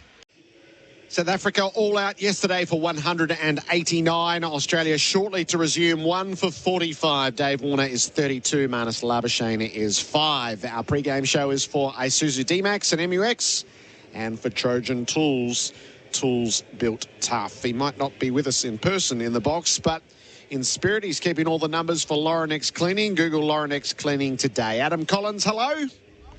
Good morning, Gerard. Sounds hot and steamy there at the G. I wish I was with you guys. What's it like there? Freezing. I went to the football today. My Dulwich Hamlet 1-1 in front of 2,500 people. I think it was -1 by the time we finished in terms of the weather. So a nice contrast between where I am, where you are at the moment. The setup of the day is around Dave Warner and what this might amount to on a couple of different fronts. Is your mind there? It is. It's been 1,085 days since he made a test ton. I know we've been sort of tracking that over the last few months, Gerard, but one thing I would note is 3 of his last 5 tons have been made in quite oppressive conditions, and of course today at 38 it'll be that. There was the century at Sydney when there was the bushfire haze over the top of the SCG, which all the players talked about how challenging that was. The century at Brisbane, the series before, or the summer before, against Pakistan, when I think it was 35 degrees that day. And a couple of years before that in Chittagong, a test match against Bangladesh, he made 123 in conditions that Cricket Australia later identified as the hottest day they'd ever played in, as far as combining the humidity and the heat and all the rest of it. They'd never played in tougher conditions. And Warner spoke after that innings about his training regime and preparing for days like that. So he might be on the older side, but he'll be well prepared to bat in these conditions. You are the king of running just a fraction too far ahead and jinxing things, Colo, but so I'm going to take responsibility for this. Is centuries in the 100th test match to celebrate the milestone in the ultimate way. How deep is that category? There's a few. Warner's the 73rd test player to make it to 100 test matches. 9 of them have gone on to make a century, which is a relatively high percentage when you consider that most of those guys are doing so pretty deep into their career. Famously, Ricky Ponting made twin centuries against South Africa at the Sydney Cricket Ground in 2006 when they chased down 300 plus on the final day. Joe Root made 100 in his 100th test match. That was in India at Chennai last year. So the only Australian to do it, though, is Ricky Ponting. So 9 out of 73 so far. And, Warner could start yesterday laying a foundation. It has to be a great list for players who get there. Just recite the list for us. Yeah, you're right, it is. Colin Cowdrey was the first to do it against Australia in 1968. Javed Miandad, Gordon Greenwich, Alex Stewart, Inzamam Al-Haq, the aforementioned Ponting, Graham Smith, Hashim Amla, and Joe Root. So, yeah, I mean, you've got to be an absolute legend to make it to 100 test matches as a starting point. But, yeah, some great names in that list that Warner will want to add himself to later today. The calendar year is coming to a close. On a runs front, we know that Khawaja needs 20 out of this test to go past Joe Root for the most runs of 2022. He got 1 yesterday, so he'll do it the hard way if he gets there. What's happening on a wickets front? I feel for Hisa Rabada. He's having one of the all-time great years statistically. So he's equal with Jack Leach on 46 scalps. He's done that at an average of 20 and a strike rate of 31.9. So taking a wicket every 5 and a bit overs, which is absolutely ridiculous. When you consider Jack Leach has got a strike rate this year of 80, and then number 3 on that list, Nathan Lyon, 65, and then Broad, 48. So but Rabada has been the outlier in terms of his strike rate, and 46 wickets at 20. I mean, that really does speak for itself. So still a chance to take 50 in the calendar year, which is pretty rare these days. Colo, we'll keep tabs with you as this hot day in Melbourne unfolds. Have a great call. Adam Collins keeping all the numbers for Laurenex Cleaning. Google Laurenex Cleaning today. Our apparel partner throughout the test summer is Ringers Western, whether it's the paddock or the pub Ringers Western. has the kit to keep you cool this summer, and you will need to be kept cool today because we are expecting a top of 37 degrees in Melbourne. At the MCG right now, it's 30 degrees, approaching 10:30 in the morning. So it's going to be hot, damn hot, for long sections of the day. The weather update for Rainbird, smarter irrigation, the intelligent use of water. Players are milling the other side of the rope, so the action is not too far away. Gerard Whateley with you. Ian Smith is by my side. Hello to you, Smithy. Morning, Gerard. Yeah, it's going to be hot out there, isn't it? I don't envy them. I don't envy South Africa. Really, they're staring down the barrel of a long, hot day at the office today if they don't have a very good first hour. So that's what's in store for them, and in store for us, the possibility of David Warner making some history. Great prospects today for day 2. Ian Smith in Australia throughout the summer of cricket with Fox Cricket, and joining us through Melbourne and Sydney. How'd you come away from yesterday, from the big occasion that is Boxing Day? Well, I'm a little bit poorer because it's the Boxing Day sales, of course, and my wife's in town, so that was the first point that I had to get used to when I went home last night. But overall, I thought it lived up to everything. I mean, it was a day, with a special tribute to Warnie, of course. And I thought the crowd saluted him in the appropriate manner. I think the stoppage around 350 for everyone to acknowledge it was just it was beautifully done. It was, you set the tone for it, and it delivered, and Australia delivered as well. They had a day that the King would have been proud of looking down. So it was pretty magic to be part of, to be honest, Gerard. Did you have a little peek in as New Zealand and Pakistan went to work? New Zealand made a promising start, but in Karachi by stumps, Pakistan 5 for 317. Yep, they gave the best player in the world a second opportunity. And the number says the best anyway, Babar Azam at the moment. They gave him a second opportunity on 12. Daryl Mitchell dropped the catch, and he made them pay for that. And, they're a good side, Pakistan. I think they're a better side, and they're better equipped to take on New Zealand than they were against England that short time ago. So New Zealand now, unless they have a terrific first hour later today, are going to be in South Africa's shoes. Big cheer for the Australian batters as they head out towards the middle, and a circle of hope for South Africa. Their quicks have to get through, and they have to get through quickly at the start of this session, which is for MEGT, Australia's Apprenticeship and Employment Experts. Damien Fleming, welcome in. Yeah, Gerard, Smithy. Listeners, how you going? No, it's a big first hour, isn't it? Because we love the potency of this South African attack. They're aggressive. They do try hard. They underperformed last night, though, but their radar needs to be right on the money early because it's a flat pitch and the red kookaburra, the seam is going to get blunted, and it's going to be good for batting probably half an hour, 40 minutes before lunch, and then that lunch to tea session. They'll want to be having Australia 3 or 4 down at least. Tough times, and for an Australian team that's hungry for runs. We know Marnus has had a wonderful summer so far, but he want to keep continuing that. And then obviously Dave in his 100th Test match, he'll want to go big. No, I think it's a very good point you make. I mean, a lot of emphasis on David Warner and creating history today and all this romance about the whole deal, but if there's one batsman on a hot day you want to see the back of very quickly, it's Marnus Labuschagne, because he could cook you. He could. Yeah, and I'll be interested in their theory here too. There's a lot of chat, even from the West Indies with Alzari Joseph, that he looked apprehensive at times to the short ball, but they never really implemented it and executed it well. This attack, they got the chance to do it at both ends. But one thing is looking uncomfortable against the short ball. There's a secondary, like a Steve Waugh in his time, but it didn't lead to a lot of Steve Waugh's dismissals, and so far it hasn't with Marnus either. So Anrik Nortje is going to begin our day's play.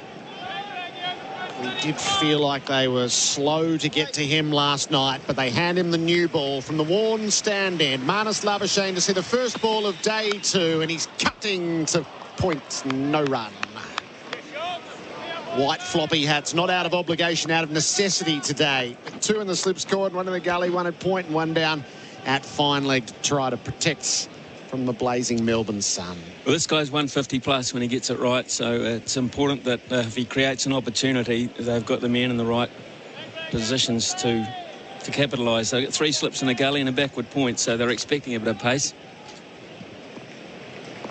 Right arm over the wickets Nortje in and bowls to Labuschagne, who leaves outside the off stump. Yeah, good start. Good start. Good pace straight away. Very impressed with him up at the Gabba. I know it was bowler-friendly conditions, but, you know, he looks a real enforcer for this team.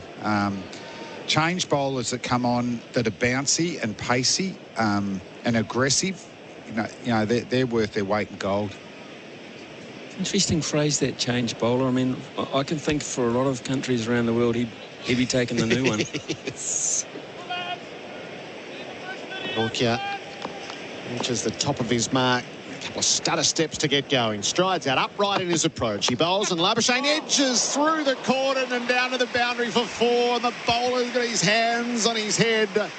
You don't want to see that on the drive. You don't want to see that early on a number of scores, Gerard. One, you don't want to see it go through the gap, and you don't want to see fielders with their hands on their heads in the first over. That was a genuine quick delivery. It was foolish. Labuschagne went through with the shot. He played it out in front of himself, and there was such a nice catching height for about a 4th slip, but only had 3. Oh, the frustration is visible everywhere. The boundary for Rotoflex by Blunston. It races for 4. You've got to be encouraged by that, though, the bowler. 1 for 49, 3 slips, bat pad in place. Labuschagne leaves tight to the off stump, which drew a yelp, not taken cleanly by the keeper, and Warner calls Marnus through for a bye. The 50 up for Australia. Comes in the 13th over. I'll tell you what, he'll be spewing with that bye. He's got an edge just outside off stump. Then Marnus has decided to leave a similar line. So that says to me there is some indecision from Marnus. But now with that bye, he's gone down the other end. The other thing which is slightly concerning is the carry. The carry with pretty much a new ball, and this pace didn't carry through. Yeah, yesterday, even though there wasn't a lot of swing and seam, but Carey was taking it between hip and shoulder height. Dave Warner's work resumes on 32. Nortje bowls to him, and he's powerfully playing the ball forward of points. It was on the back foot, and given the punishments, Maharaj chases out into the deep. They'll get 3. As it's fielded down at the punt road end. Warner quickly to his work. He's 35. It's 1 for 53. And this already is an 8-run over. I mean, the last thing you want, if you can't get wickets, is for Australia to get into this advantage that you have, if you can call it one, because at least you've got runs on the board. But if they whittle them away over a period of time, it doesn't hurt you so much. If they get a great start, and Warner will do this to you if you're not careful, you'll be chasing the game very quickly.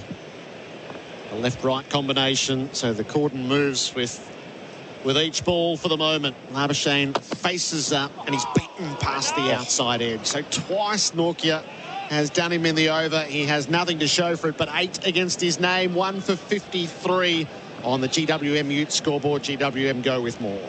None for 8. I'd be giving myself a pat on the back. That's an excellent first over. I liked, particularly to Marnus, he got fuller and he got straighter, and he was so close to getting his rewards. One bad ball. It was the first ball to Warner. The only ball he bowled to Warner was short of a length, and it gave Warner the opportunity to get into the game early on in the piece. He found a gap. A positive call. Other trademarks of David Warner, if he's going at you verbally in terms of his calling, he feels at home, and then of course he backs that up with a nice little 3 to start with. So here's for me the interesting character. He's a mood bowler. I mean, he's a fantastic bowler, there's no doubt about it. His record says a great bowler, but Rabada to me is a mood bowler. You've got to be in the mood. He wasn't in the mood first over last night, wasn't he? Pumped it up, and 12 ugly overs and 6 short balls down the leg side. So this is the battle that was so well forecast. Rabada begins, and he bowls to Warner, who cuts him away forward of points. There's runs to be had again for Dave Warner. He's at the gallop, and that will go all the way for 4. He's seen 2 balls and taken 7 from them. His eyes are wide. Warner's 39. Australia 1 for 57. The boundary for Rotoflex by Blunston. I mean, if David Warner sits down over a cup of coffee with the family this morning and one of the kids says, Dad, what do you want the first 2 deliveries? Wouldn't mind short and wide outside off stump. Yeah. That'd be cool. I don't think I'll get them, but it'd be nice. Could you... Well, Santa, it's 2 days late, but I'll take it. So Rabada's figures are ugly, 1 for 28. Just look at the momentum. His follow-through's only a couple of steps. Abbreviated run-up, right arm over the wicket, bowls, and Warner lets it pass down the leg side, which was the whole problem at the start of the session last night. Correct, and I understood the theory, but you've got to implement the theory with accuracy last night. They had, remembering how they got him first ball at Brisbane, I thought it was a fair theory with a short leg in there, but not every ball, and every ball was off target. So, where's the one going across to create some doubt? There was just... And I don't think they were legitimate bounces. I think they were just half-trackers. 2 in the deep on the leg sides. No bat pads. 3 in the cordon. Rabada bowls, pitched up and defended by Warner, and you can hear it. That's when he's most in the zone. But I was talking last night, Smithy, in that over, pre- and post-ball routines. Like, you need to be able to coach yourself in-game when things aren't happening. And to have 6-ball poor deliveries, that's too much for a world-class bowler. And I was a big reader as a kid. I idolised Sir Richard Hadley. And I remember seeing his pre-ball routines in one of his books. Rabada in bowls. Warner plays directly to point this time, no run. And at the time, it was rhythm, off stump, hate and Lily. So, that was his mantra. Particularly if things weren't going well, that's what got him back on track. And they're all controllable as well. The rhythm, off stump would be the line that he would have been wanting to run in on, and it's also the line he wanted to bowl. Warner tapping away. Crouched over the bat. Rabada is left outside the off stump. And the hate and the Lily, it's getting the focus off yourself and focusing on the batter down the other end, isn't it? And sometimes you can get too worried about what, your technique or getting everything right at your end instead of just getting a good result down the other end. And in this case, just getting a few deliveries in Verena's gloves is not a bad thing. Rabada, last ball of his first over from the members' end. He delivers to Warner, who takes him off the pads and picks up 1 through square leg. He's run it hard and he wants to come back, gets motoring. Tremendous stuff. Throw came to the non-strikers' end. Labuschagne met the challenge. And Warner has milked every run out of this innings so far with the way that he has scuttled between wickets. He's 41. Australia 1 for 59. The GWM Ute scoreboard. GWM, go with more. Delays continue outbound on the Westgate Freeway thanks to works. Top of the bridge, only 1 lane getting through. Delays back into the Burnley. Huge delays coming down Eastlink in towards the Mornington Peninsula Freeway to head south towards Mount Isa. It's slow going until you get towards around Langwarren. Heavy along Dramana's Point Nepean Road as well. Major closures on Footscray Road and work on the Westgate Freeway, Williamstown Road from January 11 for Westgate Tunnel project works. Search Big Bill for info. That's the latest SEN Sky Traffic. SEN Test Cricket, this opening session of play for MEGT, Australia's apprenticeship and employment experts. 1 for 59. This partnership is already worth 38. Warner's 41. Labuschagne is 9. Nortje is bowling from the Warne stand-in. He's into Labuschagne, who's leaving a rising delivery over the off-stump. Quick message to South Africa has been delivered by David Warner. Look out, I'm coming for you. Now, he just turned a 1 into a near 3. He was half... The throw came to the bowler's end where Labuschagne was coming. Warner had turned looking for an overthrow situation because he wanted the strike. He wants to punish South Africa early. If they don't find a counter punch now, they just can't sit back on the ropes because he's going to maul them. Look out. It's 41 from 58 balls. Ian Smith in the broadcast box. SEN Test Cricket for Host Plus, that's a plus. Nortje bowls, Labuschagne leaves. And what he's got at the other end, a partner who's up for it as well. I think it was in Perth Test match against the West Indies, and Marnus was almost lapping Usman Khawaja. He's always trying to get his partner. But these two are just going to run the South African fielders off their feet, and everyone will be looked to try and turn into a 2 to a 3. They'll run some 4s in this wide MCG outfield today. So the pace is genuine, but the threat a little less so. Nortje's at 148.7, Rabada at 146.1 Fastest speed in the match so far. Labuschagne's on the back foot defending a ball up near the throat. Well, the one element so far that Marnus and Warner don't have to deal with, and that is deviation in the air or off the pitch. So it's been a really good start from Nortje. He's bowling fast. He's bowling pretty straight. He's hitting the bat hard, but you know, that'll decline in this hot weather, and the ball will deteriorate. So important for South Africa to keep this pressure on and get early wickets. Nortje rounds his mark. He's just sent one down at 150. He bowls to Labuschagne, who leaves, and it dies in its trajectory through to the keeper. That was at 151.1, but only barely carried. That's concerning. It is concerning for South Africa the next time they bat. The later this goes, this test match, you don't want variation and bounce because of the accuracy of the Australian pace attack.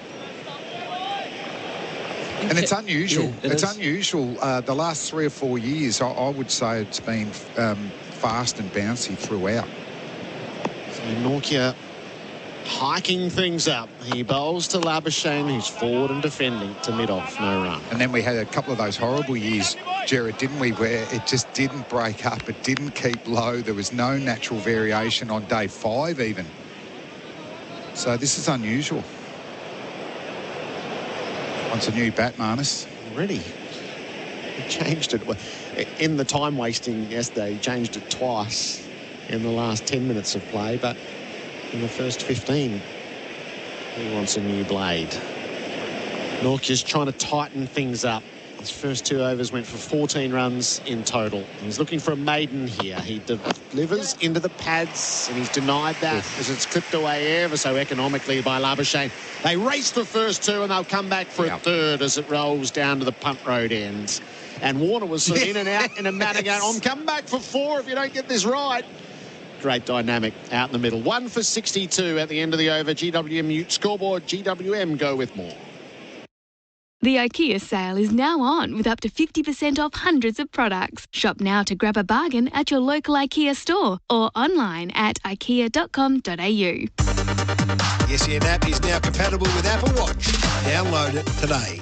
Hi, I'm Dylan, a family lawyer from Aitken Partners. I know personally how tough separation and divorce can be. It's daunting, so we keep it simple to help you live your best life. Call us at Aitken Partners, 8600 6000. SEN Test Cricket for Host Plus, an industry super fund for all Australians. The deficit has been reduced to 127. Australia is 1 for 62. Warner's 41. Labuschagne's kept the strike. He is 12. I come into it late, Smithy. You were talking about the floppies there. From a wicket-keeping perspective, where did you sit? Would you go floppy or would you stick with the hat? Floppy all the time. Yeah, all the time. I just found it cooler. And, you know, we had the black caps, which was a real common sense decision. I mean, it's lovely because we've got the All Blacks and all that sort of thing, but sometimes it gets hot. The All Blacks play in winter. Summer. So you put the black cap on the old Bonds Clem. Yeah. And you come out in the middle of the old cauldron here, you tend to go crazy. Yeah. Rabada begins his fresh over. Bat pad is in. He bowls to Labuschagne, who knocks it away to mid-on, and he takes the sharp single as Ngidi was on his heels. 1 for 63. Fair to say around that time, there was some angst against Greg Chappell at times. There was a couple of incidents. But one of the positives was the Greg Chappell floppy. Fraction to middle. Were you comfortable wearing one of those, or was it a different brand? Oh, look, in terms of kit, that was Cricket 101 for me. I mean, there you go. 1, protects your head from obvious trouble with the sun. 2, keeps you cooler. You can dampen it from time to time. Or you can even put and some of the subcontinent areas, when it was really cooking, put a cold flannel in the top to keep your head cold and under the floppy. There was little things that you could do to make it more comfortable out there, and that's what it's all about. Rabada is around the wicket. Bowls to Warner, who pulls him out into the deep. It'll roll out to mid-wicket. Maharaj comes in and takes a single. Does Warner? He's 42.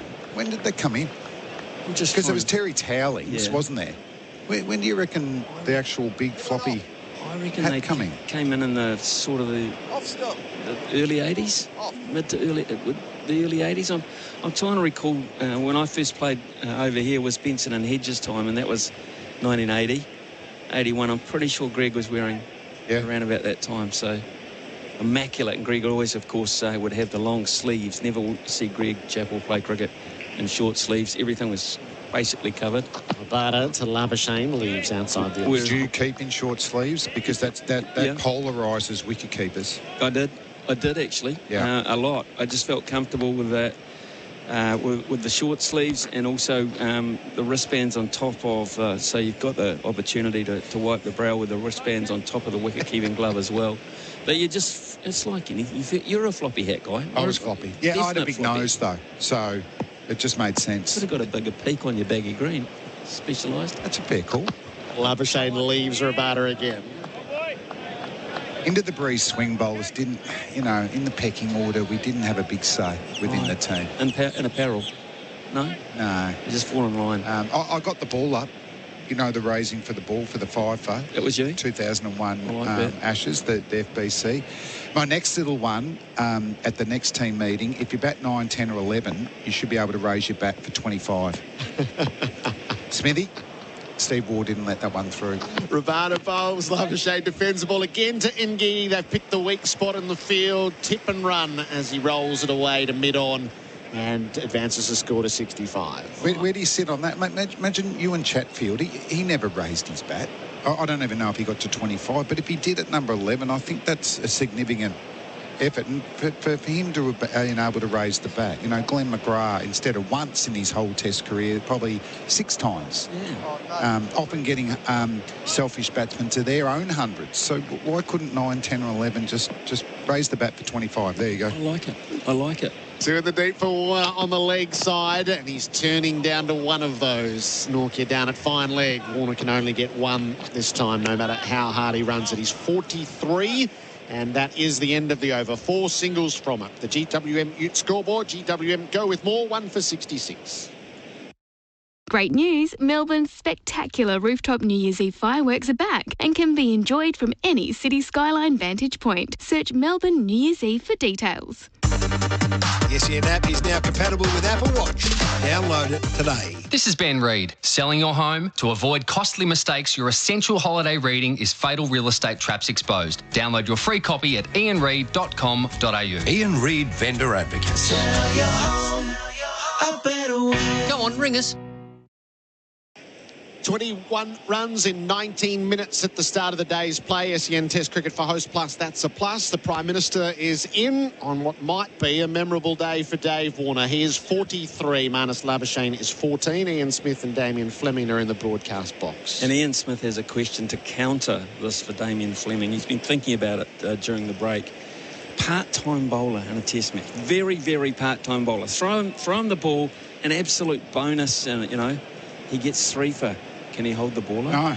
Oh, jeez. One-way street, this. No. Hey? But I am starting to get my mind going for poor wicket keepers who don't get acknowledged enough. Are they raising the ball or raising the glove for their 5th dismissal in an innings? Yes. Nortje around the wicket. Warner defends him away to points. So my challenge for you as president of the wicket-keeping fraternity, can it get raised? Can you get enough yes votes and start to introduce it in? Do you like it? Trouble is that when you put that to a team vote situation, there's generally only one vote. Yeah, keepers and spin bowlers tend to miss out a little bit, but I'm only just thinking as I'm going, I'd like to see that introduced. Carey's 6 catches in Adelaide and the 2 up over the stumps. That was worthy of some sort of recognition. Yeah. Raise the glove. Nortje is in and he bowls. Warner drives out through cover, just lent on it, let it spring off the bat face. They'll get 3 down to the punt road end and have a look at a 4th. Warner, the throw, no, it's not there this time. The throw comes right to mid-pitch. They probably could have gone. Warner takes his 3 and moves to 46.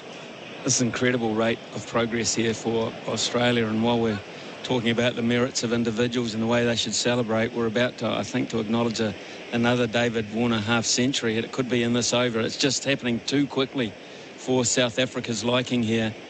And they're going to have to go on the defensive a lot more quickly than they perhaps thought. They came hunting for wickets. They came hunting for a very good first half hour. It's not coming to fruition.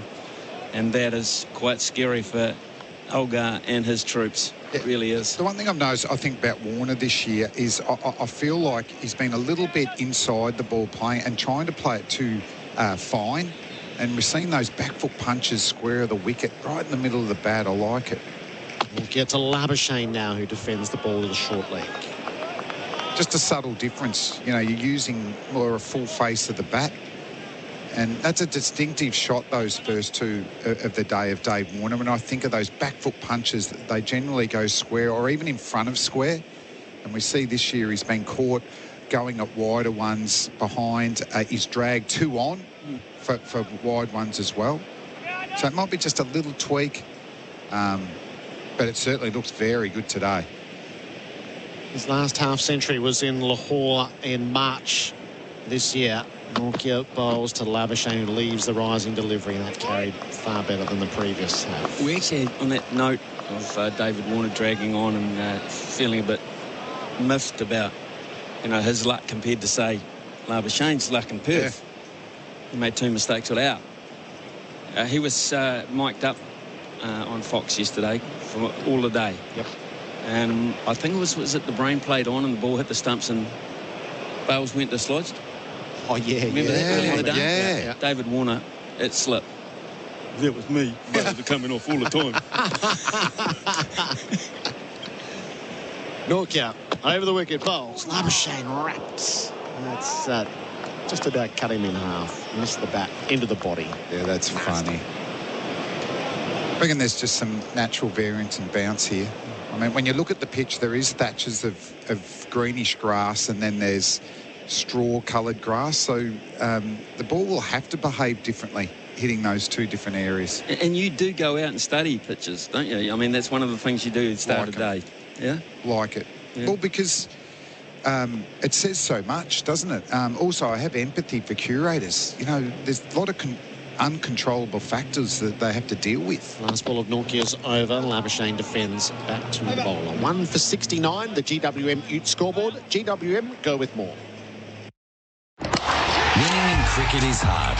You need to perform at your best, day in, day out. It's the same with your super. If you're with Host Plus, you're with a top-performing super fund over the long term. Having a top performer on your side, that's a plus. Host Plus. Super Ratings SR50 Balance Index, August 2022. General advice only. Consider the relevant Host Plus PDS and TND at hostplus.com.au before deciding if Host Plus is appropriate for you. Past performance is not a reliable indicator of future performance. Search Compare Host Plus today. This opening session of play for MEGT, Australia's apprenticeship and employment experts. Australia 1 for 69. Warner is 46, Labuschagne is 14. Warner's just had the eye drops out between overs. He has seen them clearly, that's for sure. So when you go out and look in the morning as a commentator, are you looking for things differently than when you looked as a bowler? Oh, definitely. Yeah. I really had no idea. I've got more into it since retiring, and having to do so many pitch reports. Right. Dave Warner's on 46. Rabada bowls to him. He leaves outside the off stump. And my first overseas experience was in India Champions Trophy, and the person who was doing a lot of them we were sharing was Jeremy Coney. And obviously Jeremy, with his theatrical background, you know, it was a segment in itself. But in between some of the theatre, you know, there was some real... He did research and he asked the curator. So I learned a bit about that. So I talk to the curator or the curators every day. Rabada in bowls. Warner turns to leg and takes a quick single. Ngidi at mid-on. He is 47. And also, yeah, just how are they feeling and what would their preparation right? What do they expect? Because in the end, they still don't know. But I'm intrigued when the criticism of the Gabba, I do understand that, you know, you can get it wrong because look at this. We've got 33 yesterday, 38 today, but it might drop down to 23 tomorrow. So you don't want to put too much water on. If you don't water it enough, it's going to be so dry by day 3, but you don't want to have too much thick grass, thatchy grass, but by day 3 it's still moving around a lot. Labuschagne faces up and he lets Rabada go. That ball moves appreciably as the keeper dives to his right. It's a good point, actually, because, you know, when you make a pitch, you make it for 5 days, supposedly. So you can bring all the elements of the game in across those 5 days. Because the Gabba, we never saw past day 2. So it's a very interesting thing, actually. And Umborda was quite scathing of the comments about the pitch and saying it wasn't that hard and whatever. On that subject, of course, AB's doco is on tonight. Oh, beauty. It's on 6 o'clock tonight on Fox, advertising here. Rabada bowls left alone by Labuschagne. My story. Yeah, what are you being told about it? Well, I've seen little snippets. Can I let you in a little? Yeah. It's AB. It's everything you'd want out of an Alan Border documentary. So it's hard, it's hard hitting, and it's truthful. And that is the man. That is the man. And the best thing to do with it is watch it with a beer in hand, because that's what he'd like. Yes. Yes. And that's at 6 tonight. It's wonderful and important to collect these things. Well, we still can. That's been the lesson in Australian cricket, defended by Labuschagne to short leg for the past 12 months. Just make sure we have those archival moments. He's underrated massively because of the era he played with. You know, he wasn't someone who wanted the captaincy. You know, he's a natural introvert, but he was the best player by a mile. We used to play the West Indies every second summer, and their ethos was, you know, we knock over the captain, you know, we're going to obliterate them, and that's what they often did. Rabada to Labuschagne to finish the over. It's a tight lead. GWM Ute scoreboard. GWM go with more. 1 for 70. Amazon's Boxing Day sale is live now. Shop epic deals on electronics, homewares, beauty and more. Shop Amazon's Boxing Day sale now at amazon.com.au. SEN app is now compatible with Apple Watch. Download it today. Property buyers, this holiday period, get an advantage in the market. Read our free booklet, Winning Buyer Strategies, The Art of Buying Your Dream Home. Download it now at ianreid.com.au. Ian Reid Buyer Advocate. Buy your home a better way. Go on, ring us. SEN Test Cricket's Ian Smith and Damien Fleming, your experts for Anaconda. Hit summer for 6 with Anaconda's 10% price beat guarantee. 1 for 70. Dave Warner's 47. Marnus Labuschagne is 14. This is not going South Africa's way at the start of play. Ian Smith telling us about the Alan Border documentary, which goes to air tonight on Fox Cricket. The one headline that I've read so far was he took himself too seriously. Go, AB, no, don't recant. He's such a strong figure in the national identity, never mind just cricket. Captain Grumpy around the wicket to Warner, swings at it, top edge, over the cordon, down for 4. Dave Warner's in a mood, and it is quite the sight for Australian cricket. He has his half century. He is going hard at South Africa in every way. He's gone the hook with 2 in the deep. It flew off the top edge and it propels him to 51. The first time he'll raise his bat, he'll dream about the next time. And if it happens, it'll happen quickly. I'd have been bat to helmet, I think. I think you're right, Flem. And for that reason, we have the obligatory checking out of the equipment and the head, etc. Possible quick concussion test. And I don't think initially it was going to happen. And David Warner, I think, wants this. He went down to Paul Rifle. And I think he asked for this little break, and that was quick. That was quick. It was on the money. Oh, that's unlucky.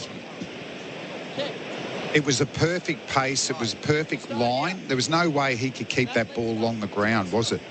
So Nokia's been very unlucky. I really appreciate his efforts. I just go back to the fact, normally when you see this happen, batsmen sort of shrug it off because they don't, you know, it's the old show no pain, you know. And you look at that and they generally are quite hesitant to see medical staff come out. But in this particular case, I think David Warner was quite keen to see. Now, whether he's shaken up a little bit by it, quite clearly he might have been, but also I think they'll appreciate these little breaks, the Australian batsmen. They get a bit more liquid into them. They've run really hard in this first half hour. Yeah, I think straight away, at the minimum is that he knew he needed a new helmet and to get onto it straight away. Yeah. Just having a look at the slow-mo. Yeah, interesting. 2 in the deep. He's hooking at it. It's coming fast. So he actually got less bat on that than I thought. The helmet took virtually the full brunt of that. I'm saying right here and now, in fact, gents, I think he's back on 47. I'm looking at a couple of scoreboards. They're saying leg byes. Yeah, they're saying no bat at all. So straight onto helmet. So we all went nuts and we applauded the half century. Well, he's still 3 runs away from that. So that's interesting in itself. So maybe that was also part of the conversation between himself and Paul Rifle, who's standing, 3 metres away from him, getting attention at the moment. So, well, I'll say, I don't think I've seen a pure helmet hit go that far. So that is hit very hard. The good thing was it's a glancing blow. Had it been one that comes back down the pitch, we could have been talking about something else. That's how quick this fellow is, Nortje. Alarmingly quick. Yeah, so Dave Warner taking the full allotment of time, put a couple of helmets out for him to have a look at. Yeah, just starting his work inside. So there's some news as Pete Lalor was in this morning talking about the potential mallet injury that Mitch Starc had suffered, and Ben Horne is just taking that further. So Mitch Starc is set to be ruled out of the Sydney Test. We were theorising around that with Hazelwood in the wings, the feeling that Starc, the word from the camp was he will be able to bowl, but there was just a further assessment required, and that did hint that he wouldn't play in Sydney, and that's the way Ben Horne's reporting it now. So that'll cause a reshuffle. That's Hazelwood's way back in. Yep. Stark's played the first 4 tests. There's an outside chance that may have happened anyway. Yep. Mitch Starc just getting a test on.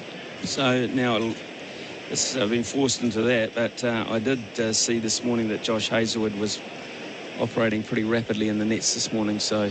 Not a bad bowler to come in. I was sort of hoping, remember when we did the one-day international up there, Gerard, that the square, there was minimal grass. Although I looked on the Big Bash last night that there was grass, there was grassy pitches. Yep. I was sort of hoping to have a turner.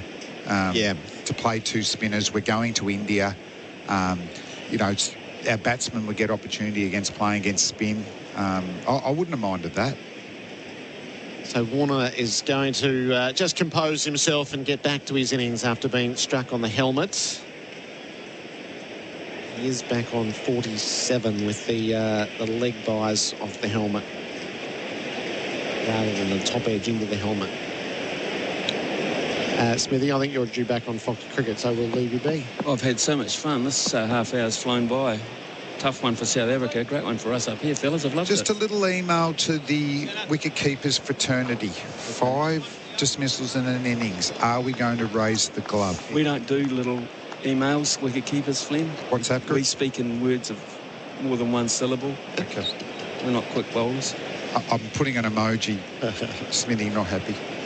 Ian Smith with us through Melbourne and Sydney. Having this part of it. So Warner was set, and then there was just a bit of signalling down towards the city end, and they can all reset. So I wonder how that will have shaken him up. Henrik Nortje with a searing bouncer up into the helmet. He comes again. He bowls a bouncer. Warner gets underneath it this time. Saw it early. That's the code. Bowl a bouncer straight away. There's minimal swing and seam, so the efforts of Nortje here to rush the Australians has been excellent. I mean, this is fast bowling at its best. He's been pretty accurate as well. I don't think there's been equal pressure at the other end from Rabada.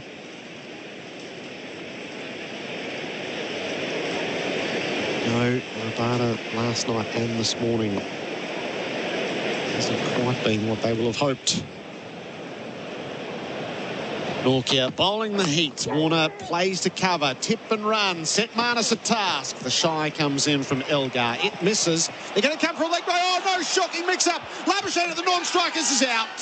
Throw came into Nortje, who parried it onto the stumps. And Australia's aggressive running has resulted in the dismissal of Marnus Labuschagne. South Africa will feel like turnabout is fair play. They were going on the overthrow. We've seen that. Warner's been so desperate to do that. Thanks, Kevin. They got mixed up.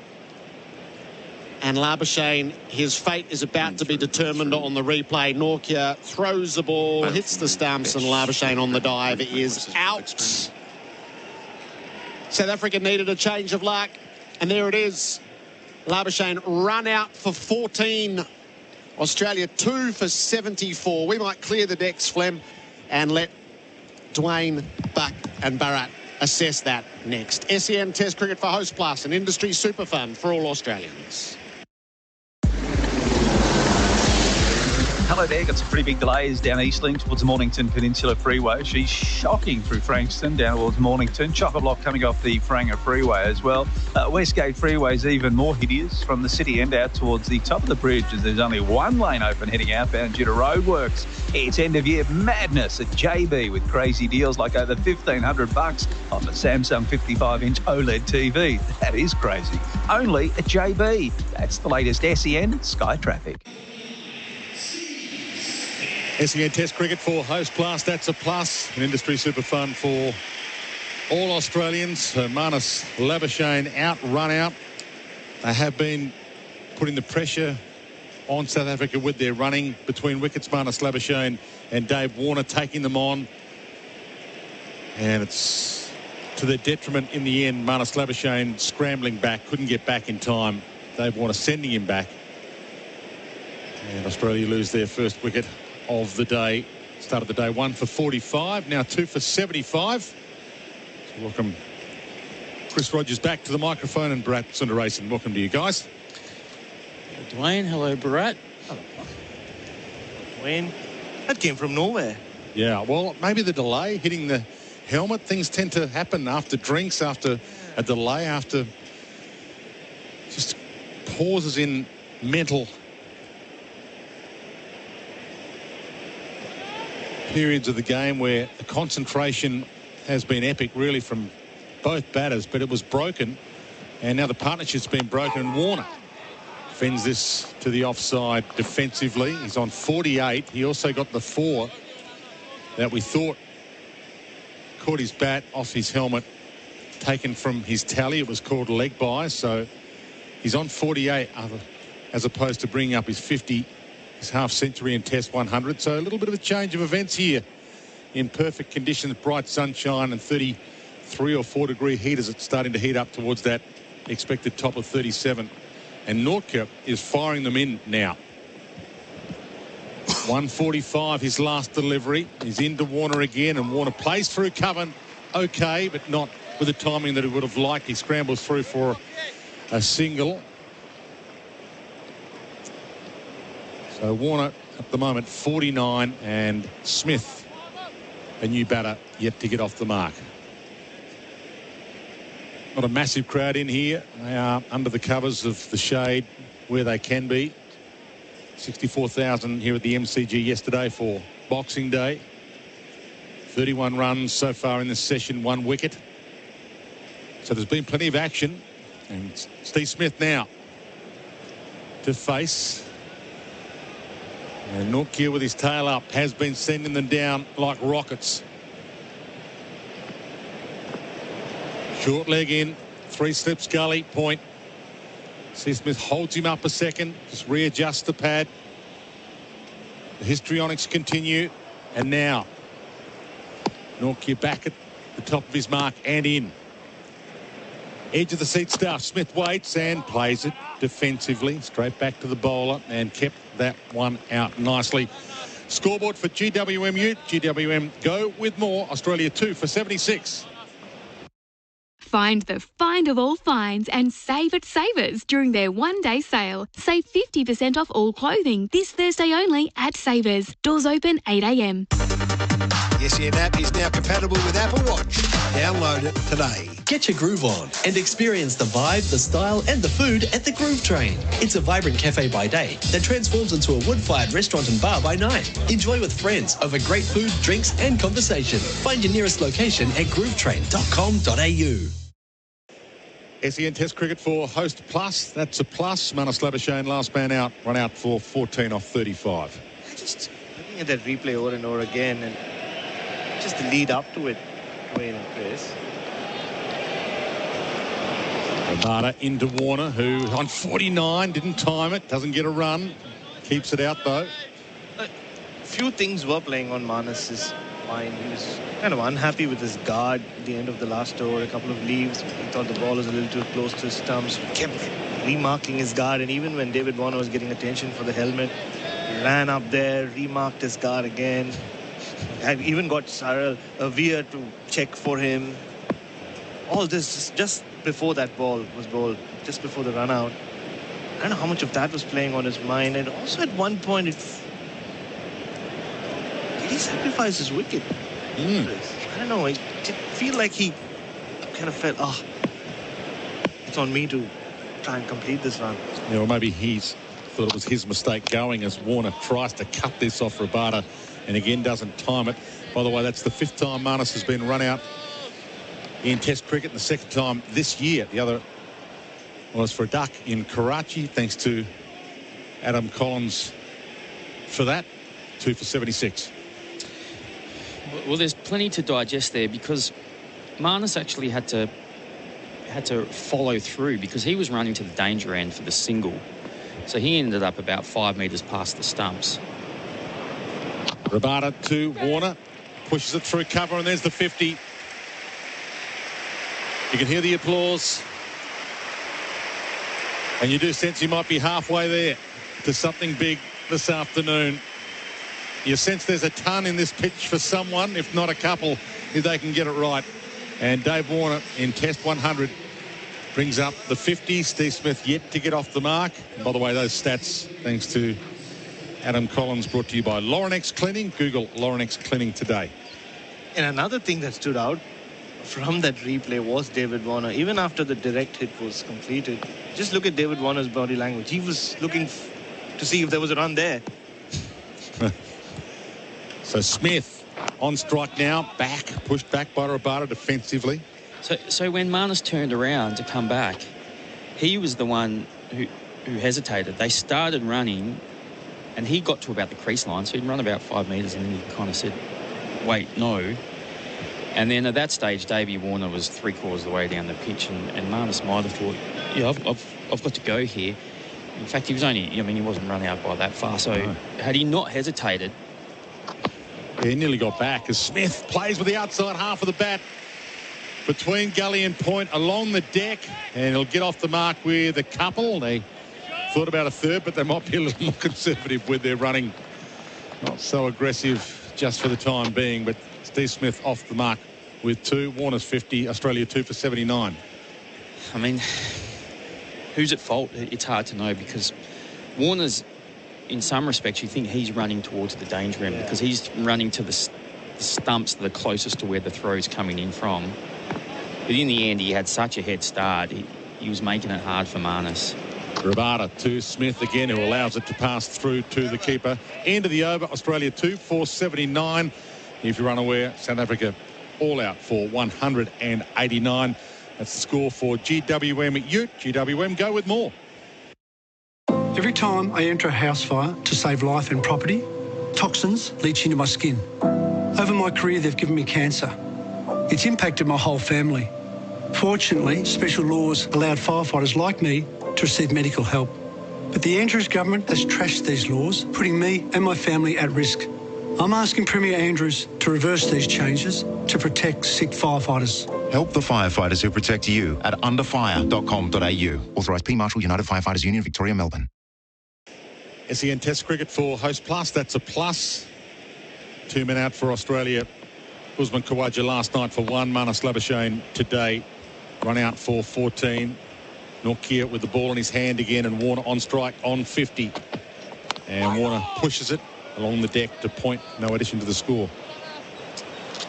So, yeah, I talking to Bharat in between the over there, and can't quite work out whose fault it is. It's a bit on both. Whether they should have just said no straight away, or whether they should have gone straight away and committed to the run. that a conversation you have to have later, or you kind of ignore it and make out it didn't happen? I think you just live and learn. You move on. Maybe you talk about and say, in that situation, let's just say no. Nortje to Warner, who cuts, and again along the deck, straight to point. No addition to the 2 for 79. Yeah, but for me, really, the takeaway was towards the end, David Warner's intensity with this innings. The fact that he was still, after all that, the mix-up and everything, I don't know whether we'll see another replay. You'll see him start, like, almost start running again, but then he stops himself. He realizes, oops, Manas run out here. It was likely that he was. But yeah, I don't think, going back to what you were saying, Chris, I don't think it was either, all just 50-50. Nortje, Warner on strike. He sways out of the way of a short ball, and Nortje is testing him with a few of those. Yeah, it's impressive bowling.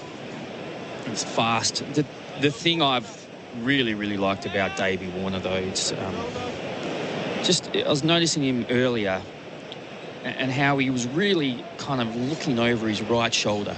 He was trying to line up his front shoulder to the ball. So we went back and had a look at the footage from Brisbane, and obviously that pitch was doing a bit, but I think there he was just getting a little bit front on, and from there he was getting caught on the crease. Nortje to him again. Warner drives through cover, timing in that, and that should race away. It's a fast outfield. It's slowing up a little. It might not quite have the momentum. They might still run 4 here. They are scrambling, and they have been running brilliantly. And the timing's back. Dave Warner had a little patchy 10 minutes or so. He was in fine form, finding the middle, struck on the helmet, the mix-up, the run-out, and then a couple of dot balls, but he looks like with that timing that he might have found it back again. Yeah, I think when you get front on, you tend to just push out with your bottom hand, and you hit the ball a little bit further out in front of you, and that's when it's hard to time. But here he's got back to hitting that cover drive, hitting that square drive, because he's a bit more silent. He's letting the ball almost come past him, and his head's over the ball. So I think there's been a little technical change with what he's done. It'd be interesting to know how he's come about it, whether there was a bit of trepidation up in Brisbane. Nortje to Warner, who cuts uppishly, but point was back, and he knew it. Picks up one, brings Smith on strike. I think once he's hitting those square shots, that means his contact point's a touch later, and that's a good sign. And some of his dismissals against West Indies as well, or even this series, he's reaching out, wasn't he? Especially against West Indies, the times he played balls on or flashed at one, it almost felt like he was reaching for the ball, which is very out unlike in front of himself. Yeah. I mean, those drag-ons a lot of the time, because you're almost out in front of yourself a little bit. Nortje has been sending them down around 150 kilometres an hour. Steve Smith gets a look at him here and turns it on the onside nicely, stylishly for a single. Just pushes us through mid-wicket, and that is the end of the over. Australia 2 for 85 on the GWM Ute. GWM go with more scoreboard. With Afterpay in your corner, the Boxing Day sales don't stand a chance. Download the Afterpay app to split the sales over 4 interest-free payments. T's and C's apply. Visit afterpay.com. The SEN app is now compatible with Apple Watch. Download it today. Looking for an exciting trip away this summer? You'll be spoiled for choice in Mildura. From sports to art and music, Mildura has what you're looking for when it comes to events. So what are you waiting for? Start your journey with us online at visitmildura.com.au and get planning. Fantastic to have your company on SEN Test Cricket for Host Plus, an industry super fun for all Australians. If you're in the car, just tuned in to SEN Test Cricket. One man out today, Manas Labuschagne, run out for 14 as Steve Smith lets this first delivery from the Rabada over through to the keeper. He looks he's in quite good rhythm here, Rabada. He's just getting the ball to swing out. It's quite a good matchup to Steve Smith. If he can get that ball almost starting on the stump line and then swinging away, just see if Smith wants to hit him through mid-wicket against the swing. Still an aggressive field for the fresh batter. Steve Smith waits for Rabada, shortish into him, into the hip. pushed on the onside defensively, no addition. A lot of technical changes Steve Smith has made have been keeping Rabada in particular in mind, right, Chris? Staying more side on, trying to open up more avenues of scoring, which he's closed himself off the last couple of years.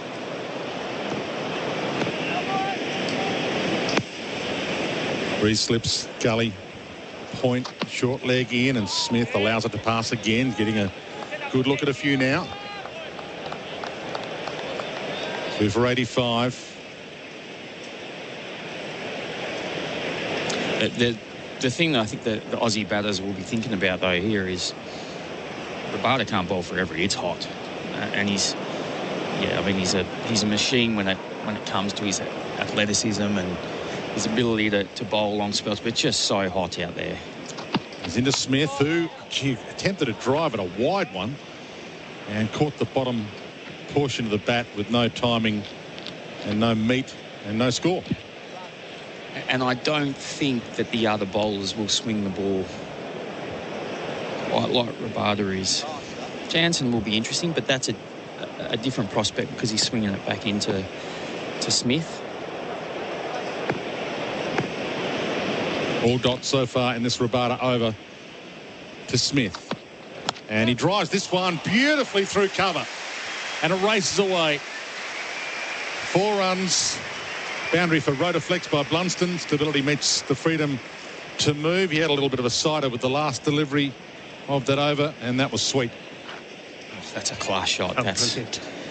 It's about a 6 stump line on the up a little bit and swinging, but just the bat went through the line of the ball exactly where he wanted to hit it. He gave himself that little nod as well. That's a sign that Steve Smith loved it. Just acknowledged himself. I like it. He's moved to 7 and he waits and allows it to pass with a little spin in the air. The histrionics are back. The confidence is back, and that's the end of the over. Australia 2 for 89 in pursuit of that 189 set by South Africa in their first innings. That score for GWM Ute. Go with more. Imagine the thought of innovation at your fingertips, accelerating with efficiency and power. Imagine a bold, striking design with the comfort and confidence of advanced safety tech. Imagine where you could go in a Hyundai SUV. An SUV range with enough style, tech, and performance to turn your imagination into reality. So if you're thinking SUV, think Hyundai SUV. Discover yours at Hyundai.com.au. Changing the bowling. Start your journey in Mildura. Plan it. A nice visit to Mildura, mildura.com.au. So Ngidi has been handed the ball and still here with Chris Rogers and Bharat Sundaresan. And just going back to David Warner, Chris, we played so much cricket with him. The one thing he did say before the test is he felt that he wasn't as aggressive as he'd been in the past, and that was something he wanted to do again. If he's aggressive here to Ngidi, he's not initially. It's a dot ball. Yeah, and sometimes the little technical changes you make are in relation to your intent as well. It might be that, yeah, he was probably a little bit fearful of what that pitch was doing, so he was kind of hanging back, getting a bit front on, looking to defend. Whereas here, he's no, I want to get my weight going forward and see if I can score more off the front foot as well. One slip's been taken out for Ngidi, bowling to Warner. Just 2 in now, and Warner defensively just waits for it to come to him and then pushes on the offside. Still 2 for 89. Interesting change this, because Rabada is swinging the ball away from the right-hander, and they're going to follow him with Jansen, I think, who's going to swing it the other way. So that would suggest to me there's not much wind out there, which makes it a bit of an impressive day. And Maharaj has been warming up for a while as well, Chris, so he has to have a role to play. He's a very seasoned spinner. He's bowled on these pitches before. Warner's on 55 as he waits for Ngidi and edges through between Gully and second slip. Third slip wouldn't have been able to grab it, but he got away with that. Another boundary as it races to the rope for Rotaflex by Blunston. Stability meets the freedom to move. It's actually a nice ball that it just swung just straight into touch. Just found a thick outside edge, but Warner managed to keep the ball down. But a little bit there for Ngidi.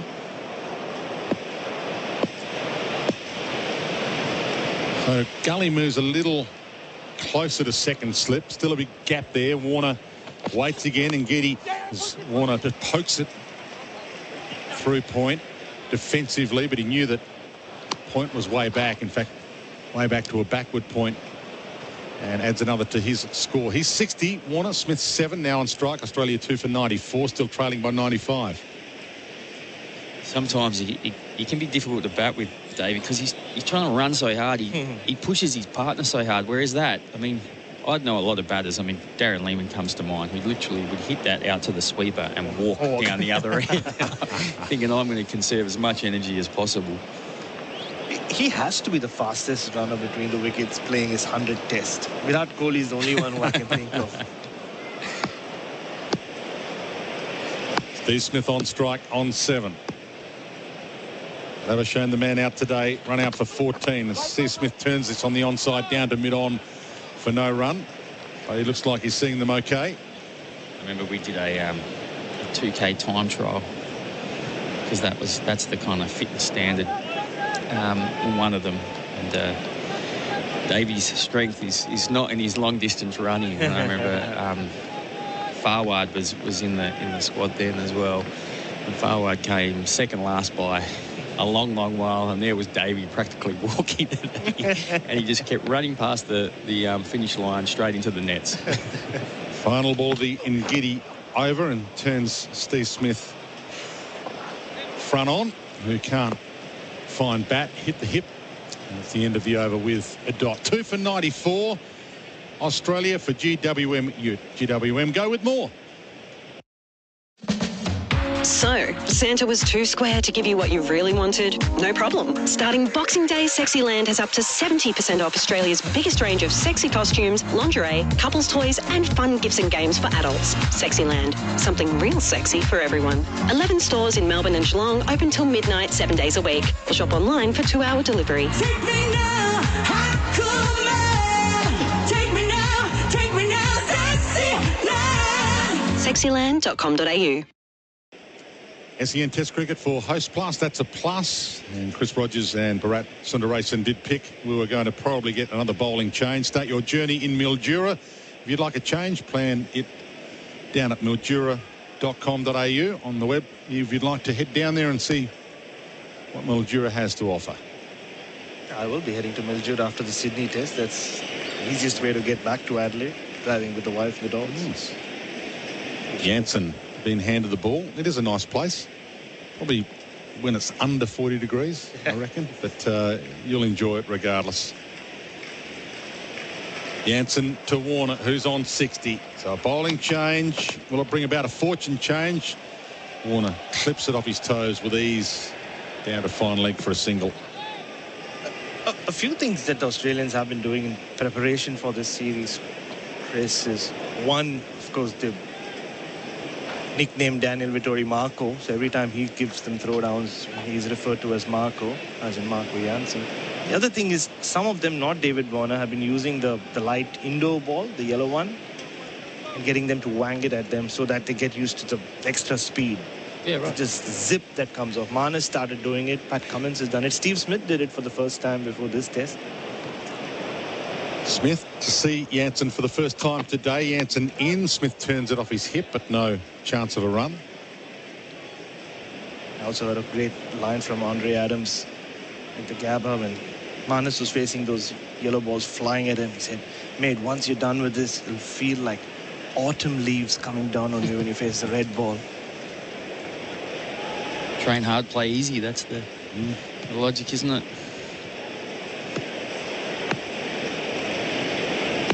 Smith's on 7. He's on strike. Warner, the non-strikers end on 61. Jansen in, and it's way wide of the off stump. Steve Smith leaves it alone. Something that makes sense to you, though, Chris? Like Yeah, I liked to thinking out of the square. I did, like going to England, I do a lot of tennis ball work just because the ball would sit in the pitch a little bit longer, even just kind of underarms out on the outfield where you had to really kind of wait for the ball just to play it a fraction later, little things like that. And if, you know, if you're facing a fast bowlers, tall, you want to just recreate that as much as possible. Jansen to Smith, who edges, and he's been caught at seconds. No, he hasn't. It dropped a millimetre short. Dodged the bullet there. It almost had the carry. Second slip, not coming forward perhaps as much as he could have. Pretty unhappy with himself there, Steve Smith. He just followed the angle, didn't he? It's just an interesting... He finds that edge, doesn't he? A lot of the times in his first over, because it's a weird angle. Jansen short to him, pulls the bat out of the way. Because he gets quite side on, and he almost kind of hooks the ball with his left arm, bowling it in there. And it just seems to kind of confuse the batters until they get a few sighters of Jansen. And a bit of talk about the carry so far today. Some haven't, some have. Through to the keeper, chest height as Jansen's in. Smith defensively compact, pushes back down the pitch. And the end of that first Jansen over. Australia 2 for 95 with drinks to come onto the field. Gerard Whateley about to rejoin you. That score for GWMU. GWM go with... Resumes on 32. Norkia bowls to him, and he's powerfully playing the ball forward of points. It was on the back foot, given the punishments. Goals to Warner, who cuts him away forward of points. There's runs to be had again for Dave Warner. He's at the gallop, and that will go all the way for 4. Warner plays to cover, tip and run, set Marnus a task. The shy comes in from Elgar. It misses. They're going to come for a leg break. Oh, no shot. He mix up. Labuschagne at the non-strike. This is out. South Africa needed a change of luck, and there it is. Rabada to Warner. Pushes it through cover, and there's the 50. And you do sense he might be halfway there to something big this afternoon.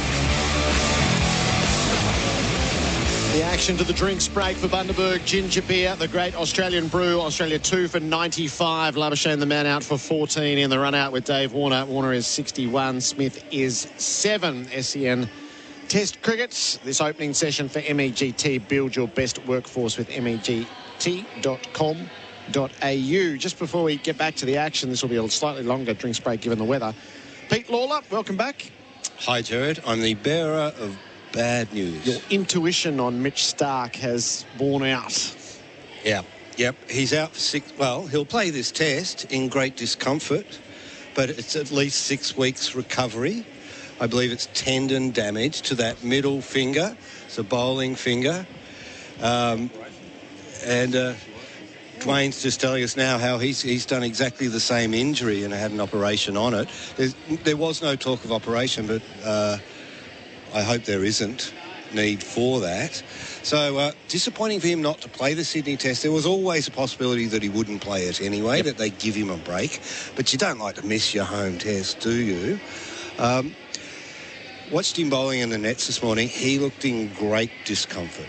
Like, it really hurts. And my mail is that he's allowed to wear a bandage because he's injured himself in the match. We'll find out whether that's right or wrong. But it's the finger that guides the ball, which is so important for that seam position, which Stark's really nailed in the last few years. And if he doesn't have that, it's going to be hard for him to bowl. So I guess that opens the door for Cam Green here. But who plays in Sydney? Yes, Jared? Yes. And what will Sydney look like? So 6 weeks will put him just before the first test in India. Yeah. And you'd take him to India, wouldn't you? Because, he gets that reverse swing on those hard wickets. So even if he wasn't right for the first test, there's 3 more after that. I don't think... it's not a bad one to miss, Sydney. I believe that it's going to be hot, dry and not much in that wicket. Who would you play, Simon Katich, up in Sydney? Oh, look, if Hazelwood's fit, then he comes straight back in. So the drinks break is done for Bundaberg Ginger Beer. Ngidi is bowling from the Shane Warne stand end. He's around the wicket to Warner, who's on the back foot, blocking the ball to the offside. There is the tantalising prospect that they bring in Lance Morris, who was shadowing Stark earlier in the summer for a position if Stark didn't come good. I mean, we'd love to see that, wouldn't we? It'd be exciting from a pace perspective, but I think there's certainly been shown in their selections there's a pecking order, and I think Hazelwood would get the nod. Any chance you could shear all the grass off the SCG pitch and come up with a raging turner so Australia could play 2 spinners on the way to India? Pete, you've got influence in the Harbour City, and Geedy trundles in. Warner defends to the offside. Well, yeah, the Prime Minister's here at the test today. He's a Marrickville boy like me. We might be able to get up there and prepare, you know, burn all the grass off it. Burn the grass off it. Raging turner. Well, if you've seen any of the BBL, there's only been one Shield game there this year, and it was dry. I had a look at it, and it was cracked the day before the game. It's been warm in Sydney, and the square has lost a lot of grass for whatever reason. It's looking dry, and last night's game there was sort of a little bit of that, and it looked too paced. So it'll probably suit both spin and pace. 2 slips and a gully, deep backward point, 2 in the deep on the leg side with Warner on 61, and Geedy bowls to him, and Warner carves him away through cover, down on one knee, flourish of the bat, bang all the way for 4. That's glorious, Dave Warner. He's 65, and that's a replay to savour for Robot Building Supplies. Well, you can have a deep point for David Warner all you want, but if you're going to throw the ball out there and give him width, he will make you pay. And he's carved that one in front of cover point. As soon as he got any sort of sniff of width, he just threw the hands at it, crunched it into the turf. Back knee was down, and he's come straight out of the middle for 4. He's going to India. No doubt about that now. I think it was always a plan to take him to India and at least play the World Test Championship. No second thoughts the way he looks at the moment. 2 for 99, Australia. Geedy bowls, and Warner plays the rising delivery with a blunt bat down to backward point and collects a single. So the 100 up for Australia. This is the 25th over in the innings. It's come at the expense of Khawaja and Labuschagne. Yeah, I think that's spot on, Pete. I think, you know, 2 massive tours coming up, India and England. And the question was going to be, can he get enough runs to get there? And does he want to go there? Or the other question is, do they have someone ready to go? And are they happy with someone ready to go if he was to be pulling up stumps or if he got dropped? But in this situation with those 2 big series, they'll want the experience there. I certainly want him for India. He's got a lot of experience in India. He's probably not a cricketer in the team who's played as much in India. And Geedy is over the wicket when he bowls to Smith, who leaves tight to the off stump. Yeah, so no question in Warner's mind. No, he's down to play. He sounded wobbly early in the around that appeal process fast. He sounded as dejected as I've ever sounded. He sounded flat. He's back. He really wants this. He's training really hard. His mind's in a good place. And from almost the moment he walked out to the wicket last night, you thought, he's on here. He's on here. If the game can just give him a break, he's going to run with it. He's the player of the day, thanks to Bing Lee at the moment. Smith plays from his pads defensively down to mid-on, no run. And just a little exchange between bowler and keeper there, zeroing in on Smith. 2 for 100 at the end of the over. GWM mute scoreboard. GWM, go with more. Which oil keeps your business moving? Fleet managers with essential suppliers on a deadline? They know. Road crews who keep every motorist safe? They know. Mechanics who make sure you always get to where you're going? They know. And when you really think about it, you know. Valvoline, the original engine oil. In this session of play, a wicket and 55 runs. Dave Warner's the leading run scorer for Victoria Police, made for more. He is on 66. There are a couple of markers in this innings to be ticked off on the way to a hopeful century in his 100th test. One is 71 runs for 5,000 on home soil in Test cricket and 78 for 8,000 runs overall. He faces up and leaves Janssen alone. All of our stats and facts for Laurenex Cleaning. Google Laurenex Cleaning today. He become the 10th batsman to make 100 in their 100th test. I think that's my mail on this. Yeah, I've got that list. The last one was Joe Root. The only one to do it twice was Ricky Ponting, and the first one was Colin Cowdrey. But what happened in between there, I'm not sure. So it's Cowdrey, Meandad, Greenwich, Stewart, Inzamam, Ponting, Graham Smith, Hashim Amla, Joe Root. Janssen bowls and Warner plays the ball out to cover, no run. So it has to be a great list, doesn't it? Because only the greats get to 100 tests. Yeah, but to get to 100 and be able to make 100 in it, that puts you in rare air. It just goes to show that they turn it on when it matters most. A milestone test. MCG, under pressure. It's just made for David Warner, wasn't it? 66 from 88 deliveries. One fearsome blow on the helmet from Norkia. Some genuinely fast bowling. He blunted. Janssen bowls to him. Warner carves the ball out to points. Bavuma slides in, gathers, throws, misses the stumps. Warner was home. What remains to be seen is how he celebrates the 100, Simon Katich. One of those ones where he runs down to the press box and pokes his bat at a few people. I'll be ducking under the desk, pretending I've got to tie my shoelace. You can just say you fired him up, mate. That's right. I've seen a few other batters do that over the years. Celebrate the 100 with a bit of a gesture to the press box. Yeah, just doing their job, aren't they? Philip Hughes in Sri Lanka gave us a real serve when we were sitting up in the open-end box. We all looked at each other because we had no idea what we'd done to upset him. It was very out of character for Philip Hughes. 26-run partnership between Warner and Smith so far. Smith is on strike. Janssen around the wicket to him, and Smith leaves outside the off stump. My favourites were, was it last summer or the summer before when Steve Smith was making oblique references to the doubters? You know, I scoured everything and couldn't find anything anyone had written that would represent that, but a bit Michael Jordan style. He had invented it in his own mind and it served his purposes superbly. Straw man, yes. I do say we serve a bit of a purpose to motivate the players sometimes. Janssen's in the mid-130s as he bowls to Smith, who's coming forward, defending the ball out to Gully and Point. Point tumbles in, does the fielding? No. I know what you're alluding to, Peter. There was another batsman down here in Melbourne. Was it here? No, it was at the Gabba. Gabba. Yeah. Gave the press box a fair spray on reaching 100. What was the backdrop to that, Simon? Been a tough summer in the one-day team. Got runs, but just getting him a bit too slowly for their liking. Janssen bowls. Smith leaves the last ball of the over. 2 for 101. Smith with all his gesticulations, and Janssen does his own. Well, this is what it was doing. Nice little bit of by-play as they all vie for the Player of the Day honours, thanks to Bingley.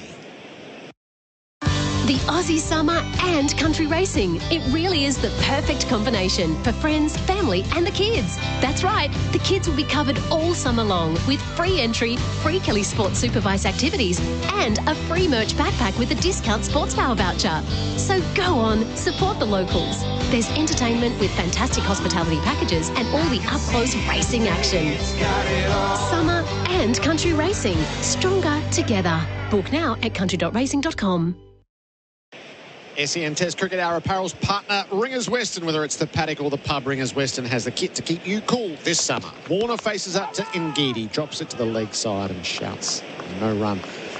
Ball's moving. Yeah, I think that change in length from the first hour, I saw a graphic earlier today that had the back foot play was 73%, front foot 27%, and I think a lot of that stems from the fact that the fields that Dean Elgar employed early on, particularly to Norkia, didn't really give him the protection to pitch up because he had a short leg in. And whenever you've got a short leg in, got no problem with that fielder being there for the short stuff. But if he wants to get in straight and full to bring the slips into play, it's hard because if you err in line, you get picked off through the leg side. And Norkia was forced to sort of bowl back of a length.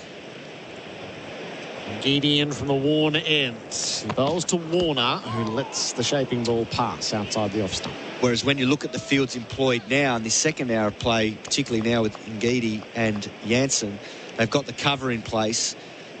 The mid-off can go a bit deeper because of that fielder being there. And even though they've still got the sweepers out, deep square and the deep backward point, he's just allowed to be able to bowl that little bit fuller, which obviously helps the ball swing. But what I heard, this is an interesting fact, after the Gabba test last week, I asked some sources in South Africa about their tactics, where they got it wrong with the short ball, particularly to Head and Smith in that middle session. Ngidi bowls and Warner's on the back foot, tapping the ball to deep point and taking a single to go to 68. And we'd spoken about the fact that their lack of use of the short ball through that period, and that's when Australia got on top of that partnership. And the response I got back was that South Africa don't have an analyst, and I was absolutely gobsmacked when I heard that. Couldn't believe it, because it's one of the most important jobs you have. Support staff that a head coach has, in terms of being able to provide information as it's happening, like within the next 10 or 15 minutes, little things that will happen from the broadcast or from pitch maps that get shown, and you can make adjustments in the moment rather than having to wait to the end of play and then readjust. Ngidi bowls to Smith, who leaves. And for them not to have an analyst in this situation where Dean Elgar has got enough on his plate, opening the batting with a pretty inexperienced top six, and there's a fair bit of weight there on his shoulders with the batting side of things. He's got a good gun attack at his disposal, but has he utilised it best with the tactics and fields and how he's used the bowlers? You'd say probably not, because the fact that Nortje only bowled 1 over last night, that was a massive error. And then Jansen is a good matchup to some of these guys, and it's taken probably an hour for him to come into the play. Ngidi in. Smith defends from the pads down the mid-on. You forget that Australian cricket is so privileged. It can buy higher, get in whatever it wants. South Africa have always played their cricket on a shoestring. I remember in Ricky Ponting's last season, he talked about walking into the dressing room and just basically it was like 12 blokes and a coach and someone else. You thought, that's a real team. That's stripped down to its essence, nothing unnecessary. And that's okay if you've got a lot of experienced test players in that lineup. These guys don't, particularly with the bat. Last ball of Ngidi's over. He bowls to Smith, who takes him off the hip. It trickles down to fine leg, and he takes a single. It's 1 for 103, signalled as a leg bye. All of your interactions today, 0433 98 11 16 for Tyre Power Summer Scorcher Sale. Which oil has been trusted for over 150 years? Home mechanics who change their own oil, they know. Professionals who service their own car at home, they know. Car lovers who want the best for their pride and joy, they know. And when you really think about it, you know. Valvoline, the original engine oil. SEN Test Cricket for Host Plus, an industry super fund for all Australians. 2 for 103. Warner is 68. Smith is 7. Jonty Rhodes comes into the experts chair for Anaconda. Hit summer for 6 with Anaconda's 10% price beat guarantee. Jonty, welcome back. I feel like I'm in the wrong chair. It's an experts chair. But thanks for having me back. Smith's on 7. Jansen is in from the members' end around the wickets, and Smith turns him to mid-wicket. No run as Bavuma does the fielding. Did you know that there was no analyst in the South African setup? I've just said to Kath, I'm a bit gobsmacked because I've been down to watch them at their nets and their preparation, and there's a lot of support staff. It's not just one other. I mean, there's certainly a lot of people around the net sessions, but no analyst. I mean, sure, you can have paralysis by analysis, but you do need information and as much as possible. Jansen, none for 10 his figures. He bowls. Smith chased a wide one. Oh, he would have been furious if he got out, nicking that through to the keeper. That was almost a replica of how he got out in that second innings to Rabada, I think. Short and wide and high at the Gabba. He just managed to get away with that one. He'll think about that replay long and hard for Robot Building Supplies. Robot's got it. Yeah, because at the Gabba, he had played a great cut shot the ball before. We all were just saying great intent. Smith faces up to Janssen, sways out of the shorter one. Now that's interesting because Tienes de Bruin in the first innings tried to uppercut the ball from Cameron Green, missed it, and we all were going, okay, you know, shot selection. The very next ball, he tried to pull a length delivery, but an extra bounce, top edge, got out. Just shows Steve Smith he is in for the long haul here. He's not giving anything away. Yeah, and that's the difference, isn't it? Because when you got a tall bowl like that, if you're not quite exactly sure how much it's going to bounce, then those shots have some risk attached to them. Smith readies himself and he drives off the inside portion of the bat. It squirts away to mid-on, not where it was intended. James has sort of got him pegged here. Smith is in full mannerism mode this morning. That is absolutely right. Your interaction for Tyre Power Summer Scorcher Sale. Yeah, he's spot on with that, because even with some of the balls that he's let go, you're seeing his back foot, which is his right leg, sort of flick up in the air even when he's sort of pressing forward to lead balls, and that's not normally what he does. So he's I don't know what's going on. Yeah, it's a battle. It's a battle. Janssen bowls to him, and Smith is falling over his stumps as he defends the ball to the leg side. There's been 2 or 3 of those. It's obviously battling with the balance in it all as well. Also been a good spell from Marco Janssen. I mean, he's really impressed me. He's a young man. And I think, go back to the batting, I mean, there must be young batters in South Africa who, the reason why they brought the experienced first-class players is that they realised that it would be a tough battle against the Australian, touring here conditions. But young bowlers like this, if you've got experience around you, he's been superb. Janssen to Smith, who leaves, and that is a maiden over. 2 for 103. The GWM Ute scoreboard. GWM, go with more. Calling all spirited travellers, your next adventure awaits at sea. Aboard Spirit of Tasmania. Settle in and enjoy the breathtaking scenery while you relax on deck with a Tasmanian wine, beer or cider. Visit spiritoftasmania.com.au. Be a spirited traveller. Guess who's been a leader in kitchen and laundry appliances for over 110 years? Whirlpool. Using patented 6 Sense technology, Whirlpool guarantees outstanding results while saving precious time and energy. So, have you got a Whirlpool? Visit whirlpool.com.au. 2 for 103. Warner 68. Smith is 7. Rabada the lone wicket taker for Valvoline, which oil has always pushed boundaries. You know, Valvoline, the original engine oil. 2 in the deep on the leg side, and Point pushes out when Warner is on strike to Ngidi, who is around the wickets, and Warner defends the ball to cover. 36,645 in at the moment, after 64,876 yesterday. Jonty Rhodes and Simon Katich, give us your analysis of the run out. Labuschagne and Warner in a mix up on an overthrow. It's pretty tough. I mean, because throughout the morning we've been just talking about how good their intensity. They're running between the wickets. They're taking, they're not just pushing 2s and 3s. They're actually looking for 4s when the ball doesn't quite reach the boundary. So it's tough. If you call early, you go hard. You've got to really trust your partner. Giddy bowls, and Warner defends back down the pitch. Yeah, it just felt like David Warner didn't quite take that split second to assess where Labuschagne ended up, because it was a tight single. They had a shot at stumps, and Labuschagne, naturally, his momentum took him through the crease by a good couple of metres. And whilst there might have been a second one on, if he'd stopped and been able to turn and pivot, there wasn't the fact that he'd gone so far through. And I don't think David Warner factored that in. He just took off knowing that he could get back. And Labuschagne, in the end, looked after him, because he kept coming through when he could have held his ground back in the crease and just said, mate, you're in trouble here. But he looked after him there, I thought. The proximity of the 2 players, when you look at the replay for Robot Building Supplies. And Giddy bowls, and Warner drives out to the deep point. Brings up his 69th run. Labuschagne gets back to the popping crease, and Warner's only 5 metres away from him. And at that stage, Labuschagne goes, oh, and I agree with you. He went, well, if one of us is going to get run out here, it needs to be me. I have no doubt the whole occasion played a role in that. Rather than send Warner back, and he might have made it, he had that split second to go, no, it has to be me. And that's where David Warner needed to have that split second to say, well, hang on, he's gone too far here. I'll get here, but he's got no chance. And in the end, he was run out by 2 foot.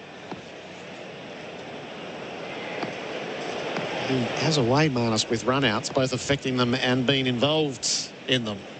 And getting over the wicket bowls. And Smith is driving. He stroked it away to mid-off. Just wide enough to pinch a single as the throw comes in and misses the stumps. Not enough to penetrate and get the boundary. Smith is to 8. So we were recounting yesterday that 5 direct hits in the calendar year to affect run-outs. And then he's been involved in 5 run-outs. So 4 direct hits to affect run-outs, and he's been involved in 5 run-outs since October 2018, more than any other Test batsman. Babar Azam 4, so too Joe Root. Tim Southey bobs up in 4 run-outs, but Labuschane's been involved in 5. Stats and facts for Laurenex cleaning. Google Laurenex cleaning today. So hello, crunching all of those numbers.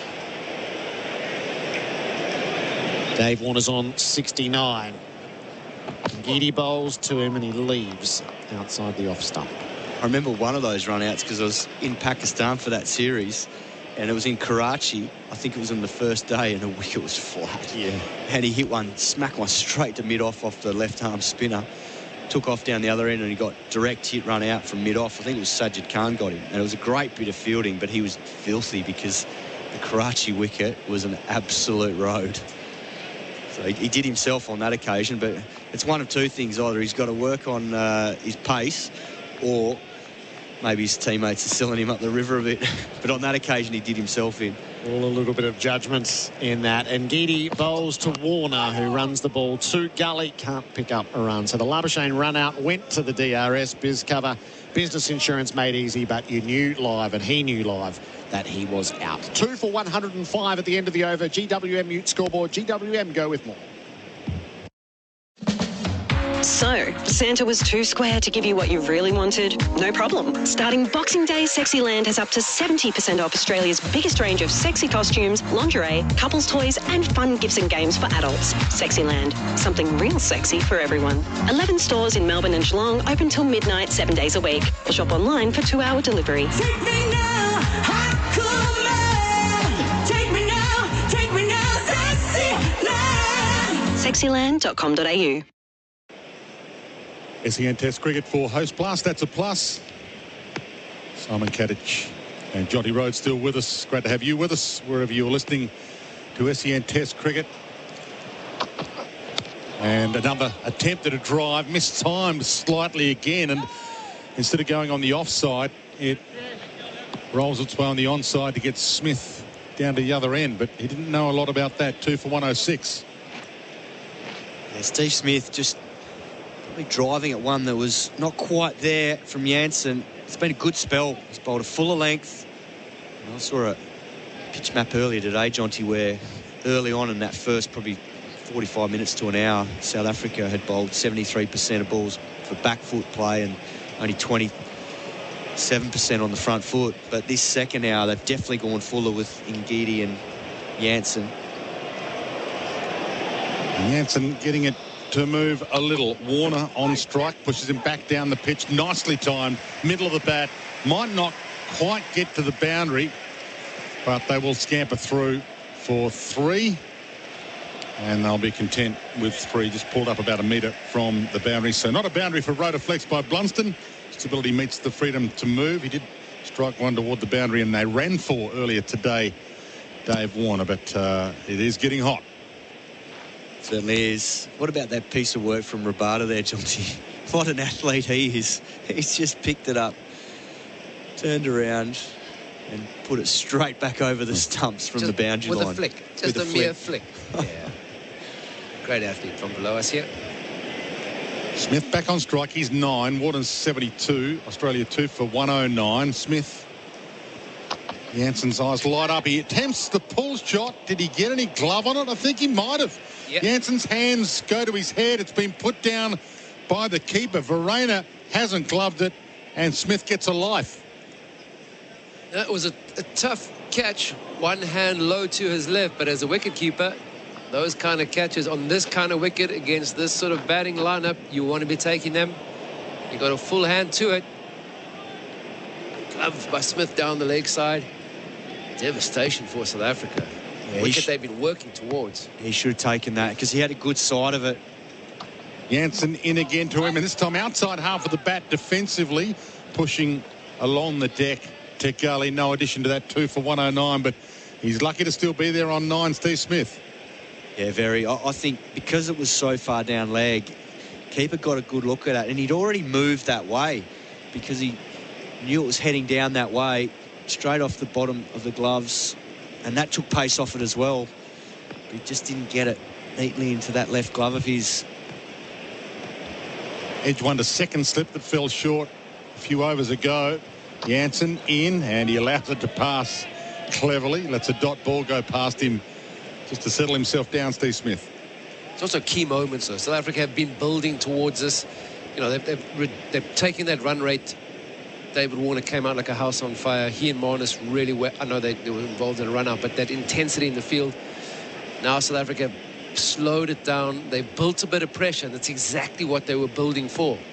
Taking a wicket, half an opportunity. It wasn't even half an opportunity. I mean, it was a tough chance, but you're right. He really should have taken that Carl Verreynne. Done for 14, Jansen, but he's looking threatening in again and turns Smith front on defensively, and he pushes back down the pitch for another dot ball. End of the over. An eventful one, but no wicket falling. Australia 2 for 109 for GWM Ute. GWM go with more.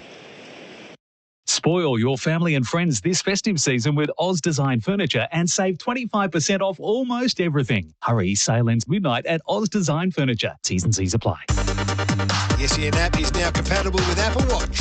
Download it today. Anaconda's massive Boxing Day sale is on now. Huge savings on camping gear, bikes, kayaks, fishing gear, clothing, footwear and more. Some exclusions apply. Up to 50% off Boxing Day sale on now at Anaconda. Anaconda!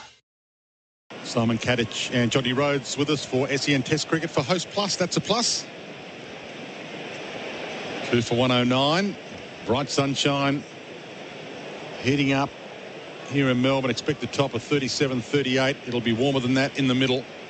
Maybe this contest heating up as well. Warner's on 72, and he allows this to pass through to the keeper Verreynne, who put one down in the last over. And another reason why you don't be putting catches down. It is going to be hot. It's been a tough session already this morning. It's going to get hotter. And there was a chance not only to just get one, but maybe two before the lunch break would have been ideal for South Africa. You're spot on too. They built up pressure so nicely, and on good wickets like this, that's all you can do at times. If there's not much happening with the ball off the seam or through the air, you've just got to build patience, have the right field, have intensity in the field, try and create the mix-up like they got with Labuschagne and Warner earlier, and also take your catches. And that's a massive, massive opportunity, particularly Steve Smith, because he's been in fine form this summer. 24 odd minutes to lunch. One wicket to fall. Labuschagne run out for 14, and Warner allows it to pass through to the keeper again. And Giddy none for 14. This is his 8th over. And what's been interesting is the fields, Jonty. Like, they've employed the deep point and the deep square leg a lot, and particularly for Ngidi, you know, he's going to be bowling that fuller length. Does he need the deep back or deep forward square leg? As we see, Maharaj is warming up out there, so he might be getting a little spell here to follow Ngidi.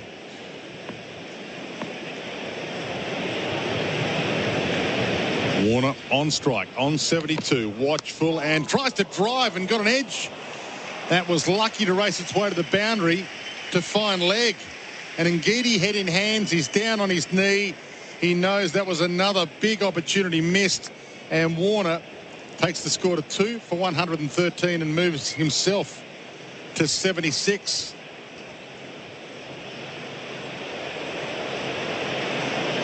Between leg and leg stump, lucky to get away with that.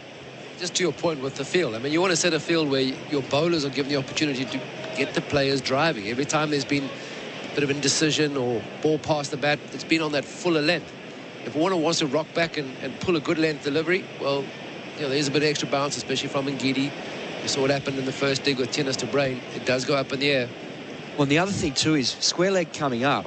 Sometimes the batsmen, if they think they're just going full all the time, they get lulled into thinking he won't bowl the bouncer. Ngidi to Warner defensively, pushes him back. He drops it at his own toes. That replay, by the way, as it raced to the boundary to show how close to the stumps it was for Robot Building Supplies. Robots got it, and that boundary for Rotaflex by Blunston. Stability meets the freedom to move. But then the other thing is for him, because he's around the wicket to the left-hander, his margin for error is so fine with his line to be able to keep David Warner on strike with that man out, particularly bowling full.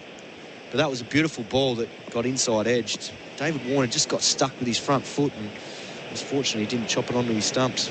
Still on strike here on 76, and Giddy sees him forward defensively but pushes it almost, well, he does push it into the leg of Steve Smith at the non-striker's end, making sure he was in his ground. So no addition to that 2 for 113. Quite surprised the South African boys don't remind him that he shouldn't actually be on strike, because that was a comfortable single. Steve Smith, sure, getting back to his crease, but should have had the awareness to get out of the way. Warner had got nicely behind that delivery, pushed it back past the bowler. Should have been an easy single. So he shouldn't be on strike, but the South African boys maybe just dropping their heads slightly, missed a chance. Inside edge, shaving the stumps. But a good over. This is the final ball of it. Ngidi in to Warner, who turns it on the onside for a quick single, so he'll retain the strike.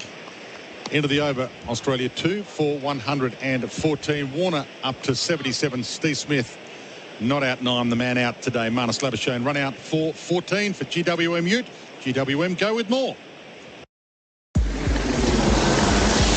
G'day there, got a couple of crashes on the books, one in for one turner, Baroni Road westbound, just near the Mountain Highway, a couple of lanes closed and police on scene, and also Somerville, Western Port Highway just north of Bungower Road, that's affecting both directions. Fair bit of congestion along the beach in Brighton, Edithvale and Chelsea. Your pet ate what? This festive season, the Veterinary Referral Hospital is open for pet emergencies 24/7. Visit vrh247.com.au. That's the latest SEN Sky traffic. 2 for 114. Australia on SEN Test Cricket for Host Plus, an industry super fund for all Australians. A bowling change, so start your journey in Mildura if you'd like a change. Plan to visit mildura.com.au. Maharaj with 20 minutes to lunch has been handed the ball, and Dave Warner 1 run from a milestone, 8,000 runs in this Test 100. As we welcome Chris Rogers back with Jonty Rhodes. Hello, Dwayne. Hello, Jonty. Disappointed with that drop catch. It was a big moment, wasn't it? By the keeper to Steve Smith. It had been a good passage of play for South Africa. They've been really patient, dried up the runs, which is difficult against David Warner, we know that. So the job had been done. The breakthrough was there for the taking, just not accepted. Warner on 77. Maharaj into him, and he drives aggressively through cover. Brings up run number 8,000. It should make its way to the boundary. It's pulling up close to the rope. It's flung back in. They scramble back through for 4 anyway. All run. Dave Warner, 8,000 runs in Test 100. One of the all-time Aussie greats. He's been brilliant again today. He was sensational last night, and the crowd showing their appreciation for him again here. 8,000 runs in Test match cricket, and that's that for Laurenex Cleaning. Google Laurenex Cleaning today. Ball back in the hand of Maharaj, and quickly things settle down again. Maharaj in, Warner on strike, and again tries to push it through cover. Doesn't time that one quite as well, but should get through for an easy 2 runs at it. Yeah, David Warner came back for 3rd. Wow. He is pushing it. Hot outside. David Warner, every run on offer. He is taking it great intensity. 8,000 runs as a Test opener. It's an incredible effort, isn't it? I mean, that's 80 runs per game. And, you know, you don't always bat twice in a game as well. And it's not just the fact he's getting so many runs every match. It's the manner in which he does it, isn't it? He puts so much pressure back on the bowlers. And he scores so quickly. Just sets the standard for the rest of the batting lineup. He needs 16 runs to bring up the ton. That's what he's stalking now.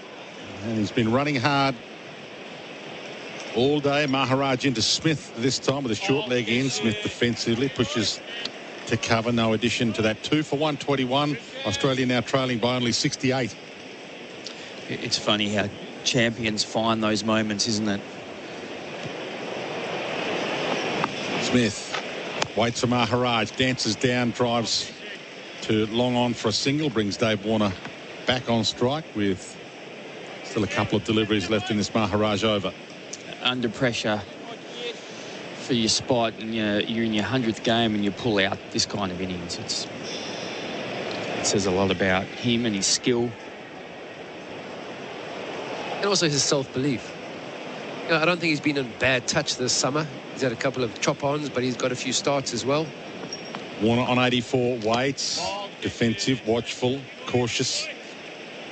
So it wasn't if he was searching for a run. He was searching for a big score when you compare him to Smith and Labuschagne, but not totally out of touch. And I think that is something he can bank on. Maharaj into him again, turns on the onside, but again no chance of a run. So a couple of men around the bat, and that's the end of the over for GWM Ute. GWM go with more. Australia 2 for 122. It's Australia's first 10-year warranty with 10 years capped price servicing. Mitsubishi 1010. You can count on it. Exclusions and conditions including Mitsubishi servicing apply. See your Mitsubishi dealer for details. The SEN app is now compatible with Apple Watch. Download it today. You wouldn't use a chainsaw blindfolded. Yet not checking before you dig online first is like digging blind. Avoid high-voltage electricity cables and high-pressure gas mains every time. Search before you dig online every time, and never dig blind. SEN Test Cricket for Host Plus. That's a plus. Australia 2 for 122, still trailing by 67. Warner 84. Smith not out 10. One man out today. Marnus Labuschagne run out for 14. A little mix-up between he and Warner. Usman Khawaja out last night for 1. I was just watching Davey Warner bat earlier, and just he was really kind of almost shaking his front shoulder and looking over the top of it, and it kind of made me think, is that the positions he was getting into up in Brisbane? I went back and had a look at the footage, and he was a bit more front on there, I think. Smith on strike, allows it through to the keeper, the opening delivery of this Jansen over, who switched ends. I reckon he's just tinkered a little bit in between tests, where maybe that pitch was playing in his mind as well, but he was almost kind of stuck a little bit on the back foot and fending front on, whereas here I think that there's been a bit more intent. He's kind of getting that front shoulder more down the line of the pitch, trying to get his weight going back at the bowler a bit more. Jansen, who had Smith dropped by the keeper earlier on, and he plays at this and through to the keeper, no edge. Steve Smith not quite seeing them as well as Dave Warner at the other end. Jansen's getting some movement. He's bowling really well. I mean, that good carry. You would expect that with being one of the tallest guys in cricket currently around the world. So we know he got the carry, but that movement away, because he looked like coming around the wicket, he's been trying to angle it. Steve Smith has driven and played and missed at a couple of inside edges. Good to go past the bat for Jansen. Is Ian Smith's head here? Jansen, Ian Smith pulls him and straight to the fielder and through him. Wow, I thought that might have been a sneaky chance, but it raced away to the boundary for 4. Another boundary for Rotaflex. Well, he thumped that, but there was a fielder at square leg waiting for the catch opportunity, but it did find its way to the boundary for Rotaflex by Blunston. Stability meets the freedom to move. Yeah, Temba Bavuma was fairly close. In fact, usually you stand near the umpire, so possibly there for the drive, but not a full-blooded pull from Steve Smith. I'm not sure Bavuma picked it up. He ducked out of the way. It was like a goalkeeper in the penalty shootout. He's gone the wrong way, hasn't he? Jansen has been a little unlucky. Steve Smith ducks out of the way of this, and he shows his anger with a short ball. But Jonty will know this more than anyone. When you field side on, and especially when they hit the ball about shoulder height, you've got the crowd in the background, and the colours merge. It's really, really hard to pick up the ball, isn't it? It is quite difficult, and some of the, some of the screamers you'll take one-handed if you see it early off the bat, but often correct, if it's between waist and shoulder height, it means it's come above the advertising boards, and it is quite difficult to pick out of the crowd. Jansen to Smith again, who's on 14, and he plays, he cuts, and he gets it to the boundary again. Backward a point. It was uppish, but it was never a chance of a catch to either gully or point. And Steve Smith starting to accumulate now after being under a little bit of pressure. The boundary for Rotaflex by Blunston. Stability meets the freedom to move. And Australia hunting down this total now. 2 for 130, 59 behind. Warner's 84. Smith is 18. Yeah, intentional uppercut. They're just starting to search a little bit here, South Africa. Just trying the short ball tactic. Jansen to Smith, who allows it through to the keeper. Content to see that fly. And that's the end of the over for GWMU. GWM go with more. Australia 2 for 130. Nothing says Aussie summer like listening to the cricket with an ice-cold Bundaberg ginger beer. Bundaberg ginger beer is a true blue brew. A quintessential classic, craft brewed over 3 days using real Aussie ginger and a traditional family recipe, which has been perfected over 4 generations. Treat yourself this summer to the great Australian brew, Bundaberg ginger beer.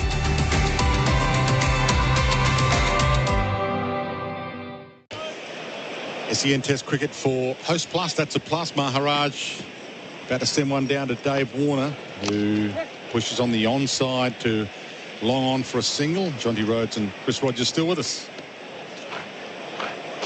He's got a big role to do here, Maharaj. He's got to try and shut this scoreboard down. See if he can just build some pressure. But it's difficult when he's got 4 sweepers out as well. Smith now on strike on 18. Warner to 85. Short leg in still. Maharaj with 1 slip. And Smith pushes through cover for a single.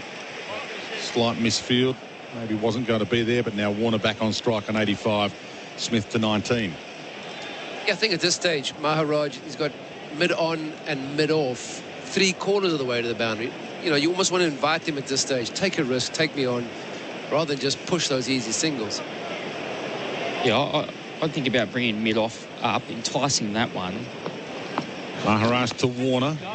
No chance of a run, just pops it down to his own feet defensively. To the left-handed Warner, enticing him to try and go over mid-off. He might get a thick inside edge with the spin and drag it to mid-on.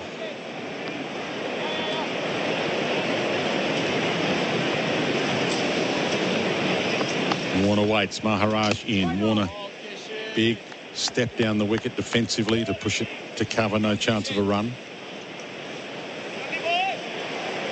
How do you find Elgar as a captain? Do you think he's generally pretty positive or can get defensive quickly? Maharaj to Warner, defensive. Jonty Rhodes. Well, he's certainly showed with regards to the team selection, the balance of the side. They've gone with the 5 bowlers and Marco Jansen is an all-rounder, batting at number 7, which is fairly high for him. So from that perspective, he's stuck with what he said he would do. He'd be aggressive. Warner waits and again watchful, full face of the back down the pitch to the bowler. And that's the end of the over again. Race through that one. 2 for 132 for GWMU. GWM go with more. The Aussie summer and country racing. It really is the perfect combination for friends, family and the kids. That's right, the kids will be covered all summer long with free entry, free Kelly Sports supervised activities and a free merch backpack with a discount sports power voucher. So go on, support the locals. There's entertainment with fantastic hospitality packages and all the up-close racing action. Summer and country racing, stronger together. Book now at country.racing.com. SEN Test cricket for Host Plus. That's a plus. And this Jansen-Steve Smith battle to resume. Had him put down once. One that almost carried but didn't. The second slip. Jansen in. Steve Smith waits and plays and misses outside off. Through to the keeper. Something's happening here. This angle from Jansen, he definitely, since he swapped ends, he's managing to get the ball to move quite a bit away from the right-handed bats.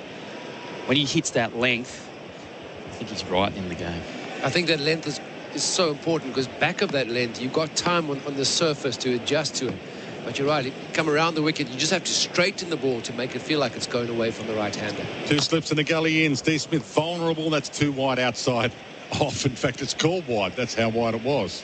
I don't see too many wides called in Test matches. Yeah, Marco Jansen has had a great spell. Previous over looked like he was searching for a wicket. 2 short pitch deliveries dispatched by Stephen Smith. 1 pull, 1 uppercut over gully or third slip. Smith, is he vulnerable here? Jansen in, he allows it through to the keeper. Hissing through beautifully too. I think this is a very good pitch. There's a fair bit of carry if you bend your back and put some effort behind the ball. But Australia have scored 27 runs in the last 5 overs here, so just on South Africa to tighten things up, see if they can just build some dots again. Just make it hard for Australia to score. Dave Warner came down and had a word to Steve Smith, who's on strike again to Jansen, and he jams him up. There's an appeal for leg before. He yorked him, and will they go to the DRS for this? They run a second off his toes. Did he get bat on it? Was it all foot? They're having a discussion here. Elgar and the team getting together. Jonty, what are your thoughts? Well, he's been swinging the ball back in and straightening it. That was a full delivery, so nothing straightening. Wide on the angle. It's definitely not going over the top. Yorker hit him on the toe. Was he outside? Steve Smith moves so much at the crease. He often ends up outside that off stump. Running through. I think this could be a good shout. Looks like we might hit the pad first. Have we got hot spots offside? Replay for Robot Building Supplies shows that it looks like it's hit pad first, and it has. Pad first, you can go to ball tracking when available. This might be outside the line. Yeah, Steve Smith, with all that shuffling that he does in the crease, he generally ends up outside the line of off stump. Impact is outside the line. We'll get you back on screen and stay with your original decision of not out. Signal now. So outside the line. Steve Smith survives on 19 from 49, but Jansen is testing him in every which way. One review burnt. Smith moved to 21. Getting 2 there. Came off his pad and then into the middle of his bat as well. And he waits. Jansen in. And defensively, full face of the bat from Steve Smith, and he met that one nicely. Negotiated it well. 2 for 135 it stays. Warner's on 85, Smith on 21, and it's a contest. It is a contest, and I think that's a key. Jansen has to appreciate the fact that the more he gets the ball up to the bat on this kind of surface, the more opportunities you got for picking up wicket without searching for that wicket. Good areas get you reward. One more over after this to lunch, and Jansen is in, and Smith plays at it, misses again. Beat him again outside off, and Smith looks at the pitch, but Jansen's getting it to do a bit. And again, that fuller length. South Africa need to learn from Australia's bowling yesterday. A lot of balls were caught behind driving. There's not much in the surface. It's been baked, but there's enough, just enough. At the Gabba, sometimes the ball went too far off the surface. Wondering, did that swing to the shiny side? Last ball, this Jansen over to Smith, and he's happy to let that pass through to the keeper. End of an eventful over, but Smith survives. 2 for 135 for GWM Ute. Go with more. Life has changed a bit recently. We've all found a little more freedom. The kind of freedom you get in an Isuzu D-Max or MUX. It might be getting in a pre-work surf or a conference call from your campsite. But the one thing we've all learned is to live. Live your own way in the Isuzu D-Max and MUX. Search Isuzu Ute. SEN Test cricket for Host Plus. That's a plus. One more over before lunch. 1 wicket and 90 runs so far in this session. Warner on strike on 85. Australia 2 for 135. Maharaj in. Warner dances down and defensively pushes back down the pitch for the bowler to field in his follow through. Australia started this session 1 for 45, trailing by 144. Currently trailed by 54. Warner on 85 has been in full flight. He's defensively back, watchful. You can tell that he's looking forward to lunch. I think you can tell he's looking forward to batting after lunch. Yes. He hasn't even started sweating yet. No, he's having some fun. He's enjoying his day at the office. Maharaj into him and pushes Warner back, but again, full face of the bat. Got every bit of meat on it that he wanted to, and another ball negotiated. And takes some time here. He backs away. We saw a bit of time wasting last night to make sure that the over, the end of the day, was slow. Maharaj in, Warner compact in defence, pokes it back down to him. It's strange that Long On is back now with this little time before lunch. Warner showing he just wants to take it through. It's no good having Long On back. So 2 more deliveries left in the over and into the last minute of the session, and Warner plays it nicely down to Long Off for a single. He was thinking of a second, but he brings Steve Smith on strike for the last delivery of the session, the way it's looking. Warner's on 86, Smith on 21. Australia 2 for 136. Selimitov waiting for Steve Smith on 21, who's been trouble. In fact, he moves to the leg side again for short leg. In comes Maharaj. Smith on strike, defensive, got it on the splice, but he kept it out. And that will be lunch, although the umpire's moving to position. And yes, we've ticked past 12:30 local time by a matter of seconds, so nicely negotiated by Steve Smith and Dave Warner. Dave Warner, the more impressive of the two, and as Jonty Rhodes and Chris Rogers have been telling you, he does look in for a pretty big afternoon at the office. Dave Warner in Test 100.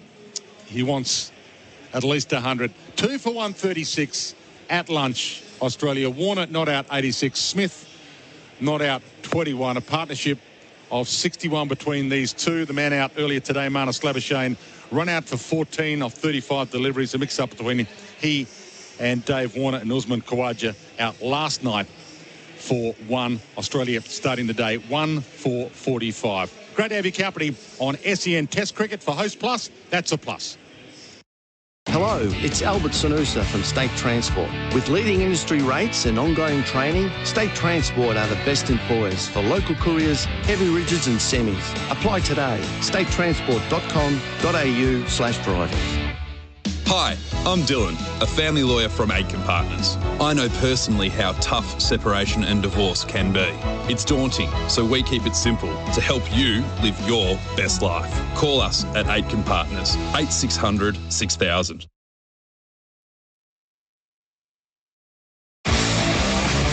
For Henley Completed Homes, now selling in Nicklum and Officer. Henley.com.au.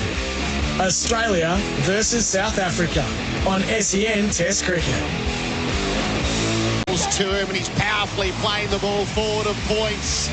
It was on the back foot, given the punishments. He bowls to Warner, who cuts him away forward of points. There's runs to be had again for Dave Warner. He's at the gallop, and that will go all the way for 4. Warner plays to cover, tip and run, set Marnus at task. The shy comes in from Elgar. It misses. They're going to come for a leg by, oh no, shocking mix-up. Labuschagne at the non-strike, this is out. South Africa needed a change of luck, and there it is. Bharat to Warner. Pushes it through cover, and there's the 50. And you do sense he might be halfway there to something big this afternoon. Warner on 77. Maharaj into him, and he drives aggressively through cover. Brings up run number 8,000. The answer to Smith again, who's on 14, and he plays, he cuts, and he gets it to the boundary again. The lunch break for Whirlpool. Innovative appliances for your family and the environment. 40,000 people in at the MCG, day 2 of this Boxing Day test. At lunch, Australia 2 for 136, trailing by 53 runs. Dave Warner is 86. Steve Smith is 21. Marnus Labuschagne, the man to fall, run out for 14. It is the lunch break on SEN Test Cricket for Whirlpool Kitchen and Laundry Appliances. And that means the 7-Eleven quiz is coming up in the second half of this break. Colo and Bharat have been hard at work. Their theme, Warnie at the MCG. And one caller will go head-to-head with Simon Katich for the chance to win a $100 7-Eleven voucher. You'll want to be on your game because Kat gives you nothing. It'll be a proper contest when we get that far. So warm up, Warnie at the MCG. Swat up now. Chris Rogers is part of our call team for Bundaberg Ginger Beer. Hello, Buck. Hello, Gerard. Hello to our listeners. So Australia have progressed the game. They will overtake South Africa in this middle session at some point. They started in a real flurry and were drawn back in as the South Africans started to get the ball to move. Yeah, I mean, it was an excellent session for Australia. One for 101 throughout. There was moments there for South Africa. I thought the times that they bowled well, they beat the bat, created a chance or two. But, yeah, in the end, Australia took the chocolates in terms of that session. What will give South Africa hope was just the way that ball was moving, particularly at the end by Jansen. I mean, I would be starting with him straight after the break as well because he's made Steve Smith look average so far this innings. Smith has looked out of touch, and I think that's had a lot to do with, I just don't think he can read which way that Jansen's trying to swing the ball. So there's some hope for South Africa, but they've got to start getting some inroads into Australia because, yeah, I mean, the heat's not going anywhere. It's going to get harder and harder. Keep backing up in terms of spells. So if they don't take some early wickets in this second session, I think it could be a really long day. The chances that were taken, the chances that were missed. So Smith was dropped on 9 down the leg sides. Gloved a ball, keeper diving away one-handed. So always, it is a difficult catch, but you do expect the keeper to take that. Yeah, I think when you're playing in that pull shot, you think that the keeper will think that the ball is going to still be catchable around shoulder height, but I think because it got the bottom of the glove, of Smith's glove, it kind of went downwards, so he was a bit upright and had to put his left hand downwards.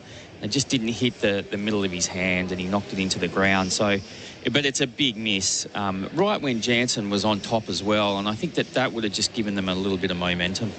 Yes, poor old. Well, those moments are bad, but Varane sort of lying on the turf, knowing exactly what he'd spilt. So that's what was missed. What was taken was the run out, which was a bit of a curiosity. It was a tight single that Warner had taken. Elgar shied and missed. And then Warner, who'd been ultra aggressive in his running, so that was in keeping with the pattern, took off and was nearly down with Labuschagne as he returned to the popping crease, having followed through a long way. And then the decision had to be made, and Marnus realised he really did need to take off, and I reckon he sacrificed. Whose fault do you think it was? It was Warner's fault not assessing where Labuschagne was before tearing off for the overthrow. Which is interesting because he called yes, and if Marnus had a run and not hesitated, he would have made his ground easily.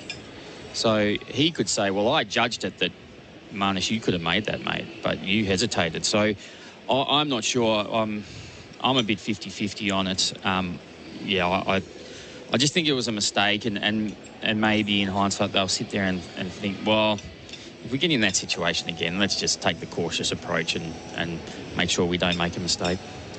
The fall of wickets for Valvoline. Which oil is the ideal all-rounder? You know Valvoline, the original engine oil, 21 and 75. It was, the one thing I will say about it is that's exactly how Warner had approached the morning.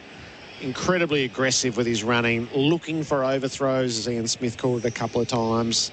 So it did fit with the mode, and that I think that mode has served Warner well. It ends up costing Labuschagne his wicket, but it has, I feel like Warner sort of muscled his way back to some old tactics. Yeah, definitely. And just I compared a bit of footage. I said this a couple of times in the call, but compared a bit of footage, and I think he was definitely more front on up in Brisbane. And I think he probably had listened to the noise and thought, oh, this is going to be tough against some really fast bowlers. I don't know if I'm up for it, at his age. But he probably went away and thought, I can't bat like that. I can't have that lack of intent. I've got to go back to what I do best, and that's really, really get stuck in and try and put a bit of pressure back on the bowler.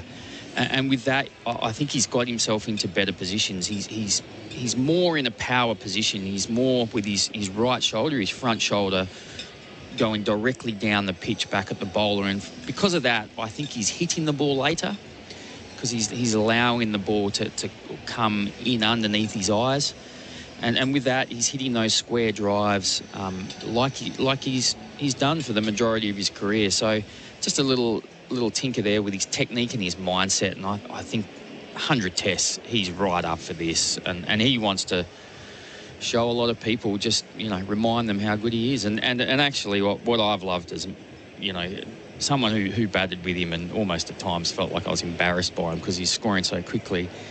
He's scored 86 runs in this inning so far, and the other three bats between them have scored 37. So he's more than doubling their score, and that is what he's done throughout his career. So he's gone through a couple of milestones. There's 5,000 test runs on home soil and 8,000 test runs in all. And the 8,000 is, that's the list. He's only the second opener to join that from Australian perspective. It's Ponting, Border, Steve Waugh, Clark, then Hayden, Steve Smith, Mark Waugh and Dave Warner. We know that he's the fourth Australian to reach the 100 test milestone, but just the second opener to reach that top 8. Yeah, it's an incredible effort to that's averaging 80 runs per game. And if you could, I think if you spoke to any selector in the world, if you said, you're guaranteed to get 80 runs out of an opener, you'd be, who is he? I want him in my side. Yeah. And it's not just that. It's the way he goes about it. He just puts pressure back on the bowler, and before you know it, the field is getting spread. It makes it easier for the batter down the other end as well. So he's led from the front throughout his whole career, and that's an incredible effort to achieve 8,000 runs in 100 matches. And he wore a fearsome blow today, the whack on the helmet from Nokia, which just looked like it was top edge into helmet, but called off the helmet and knew that it had shaken him up. Knock some sense into him, maybe. No, it's probably not a laughing matter, really, when you do get hit in the head. But he recovered. He did recover, albeit I think it was the run out was in the next. It was in the same over. Same over. Long next delay. Couple of balls. So but he is that fighter. I think that the difference in this match and what I've seen so far this season is just that he's just so up for this contest, and that's the Davey Warner that I've always remembered. Chris Rogers, part of our call team for Bundaberg Ginger Beer. The bowling figures: Kahiso Rabada, 10 overs, 1 maiden, 1 for 42. Lungi Ngidi, 8 overs, 2 maidens, none for 19. Marco Janssen, 9 overs, 1 maiden, none for 25. Henrik Nokia, 6 overs, no maidens, none for 28. And Keshav Maharaj, 3 overs, no maidens, none for 11. This innings is 36 overs old. So it really is all about reverse swing now, or this is 44 overs of hard toil ahead. Yeah, and I think that's what Jansen was doing. He was getting the ball to move both ways a lot. So look, I would definitely start with him again, because he looks like the bowler most likely to get the breakthrough. And then you've got to go back to Rabada as well. I think Maharaj had a little bowl there. He's going to do a holding role at some stage.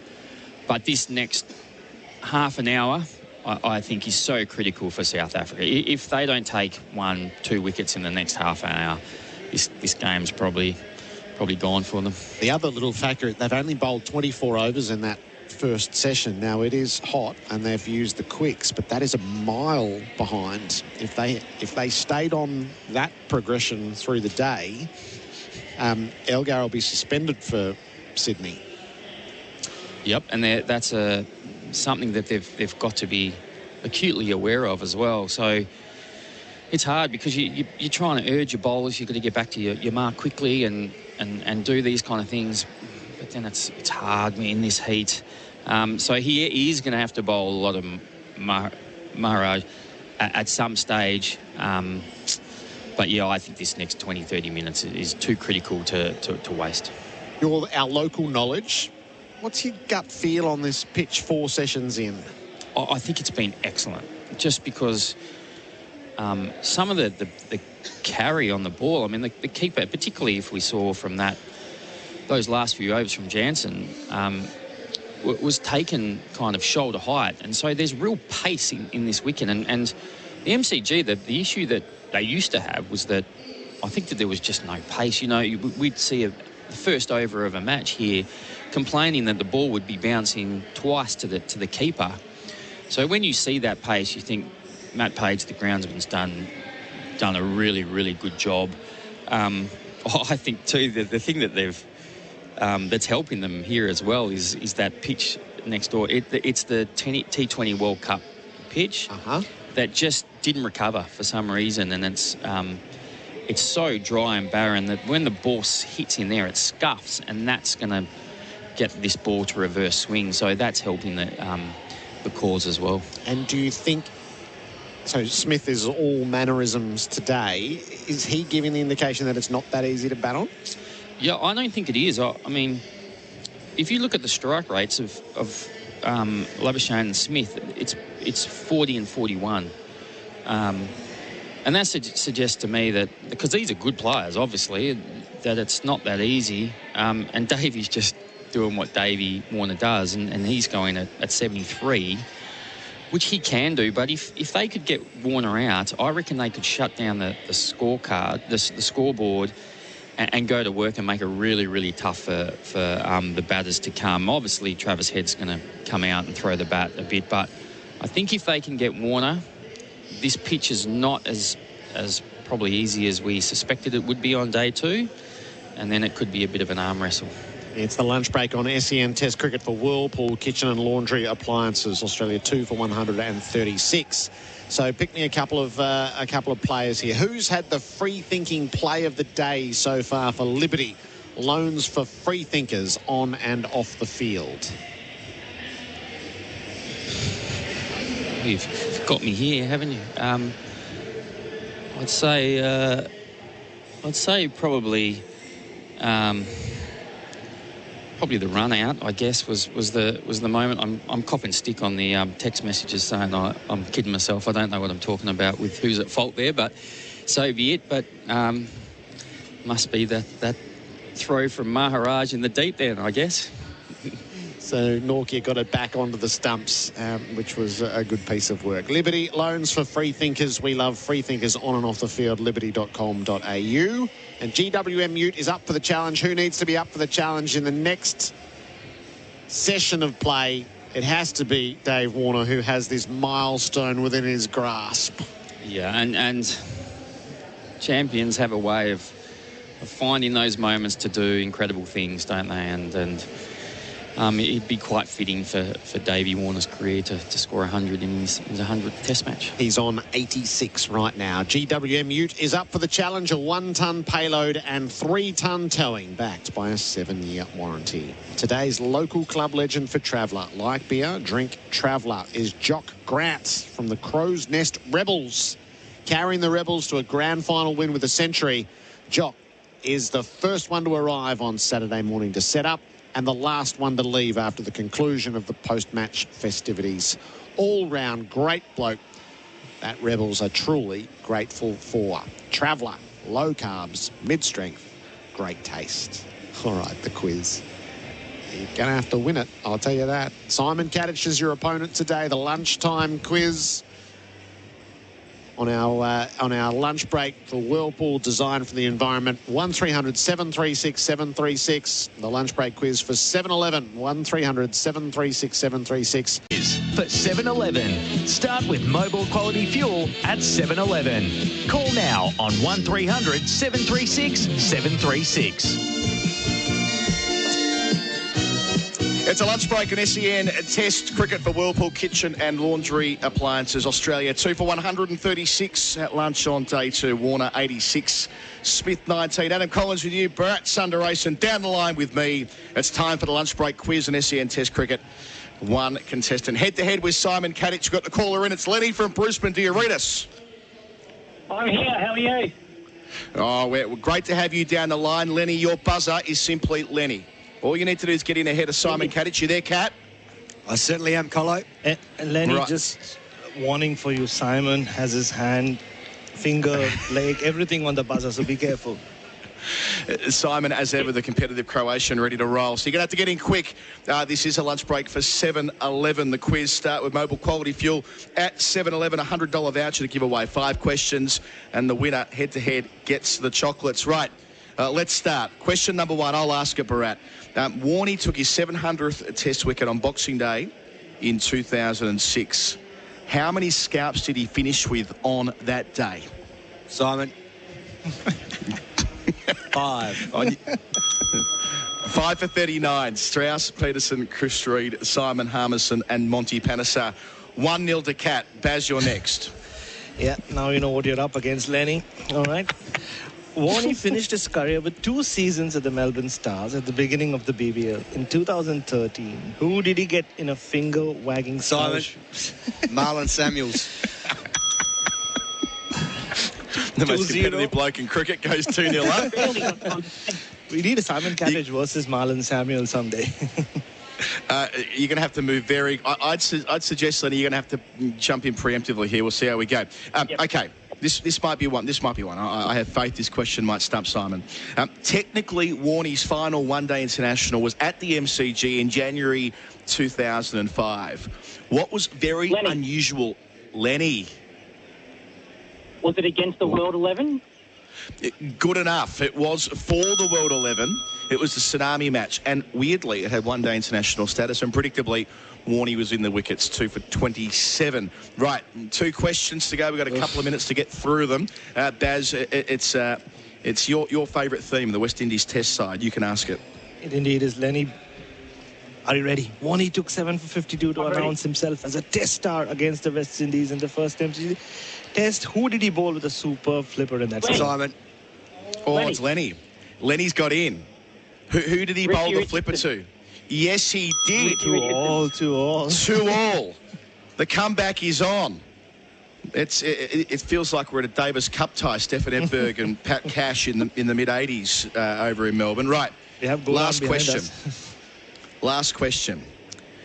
Who was the 3rd wicket of Warney's MCG Ashes hat-trick in 1984? Lenny. Who was it? Dean Headley. Simon. Devon Malcolm. Devon Malcolm. Cat wins again. Lenny, you've been pipped at the post, but what I will say is that you are going to win the $100 voucher. That's all thanks to 7-Eleven. Cat is a formidable adversary in these matters. Devon Malcolm, Baz, who averaged 6 in Test cricket, and Warney got the chance to bowl to him. And, of course, it was David Boone at short leg and Tony Greig on commentary. One of the great MCG moments. Simon Katich averages 100 in this quiz, though, I have to say that. Great job, Lenny. Thanks, guys. You've done well to get this far, Kat. We'll keep you on the line for a sec before we go to the break. Lenny, thanks for calling. We're doing the quiz every day of the summer, thanks to 7-Eleven. So get in tomorrow, 1300 736 736. Easy as that. We might get Kat back again, given what a contest he puts up for all of our contestants. Kat, your old mate Dave Warner is nearing in on a 25th Test ton. That would almost guarantee not only his progress to India early in 2023, but one more lap around the world. I mean, it's been the source of great debate, but a century on Boxing Day in this Test match, or in the Boxing Day Test match, will lay the foundation for another year in the baggy green, you'd imagine. Oh, it certainly will. I think there's no doubt that Dave Warner doesn't look like he wants to go anytime soon in the way that he's spoken, even after that recent test at the Gabba when he missed out a couple of times. So, yeah, I can see him wanting to go to India and England, and they're two huge series on the back of the potentially World Test Championship in June as well. And just that personality trait of his, it feels like the more that, let's be blunt, we've all collectively kind of talked up the idea that he might put the cue in the rack at Sydney next week after playing his 100th test this week, reaching that milestone. It feels like that's really spurred him on in the last couple of weeks whenever he's been asked about it in the media. Yeah, I think that's the sort of player he is. He's always loved that contest and being back against the wall and sort of fighting back if people have doubted him. So, look, that's why you can't write champions off. 100 tests is a magnificent achievement, the 8th player, Australian player to do it in test history. So, yeah, it's a phenomenal effort.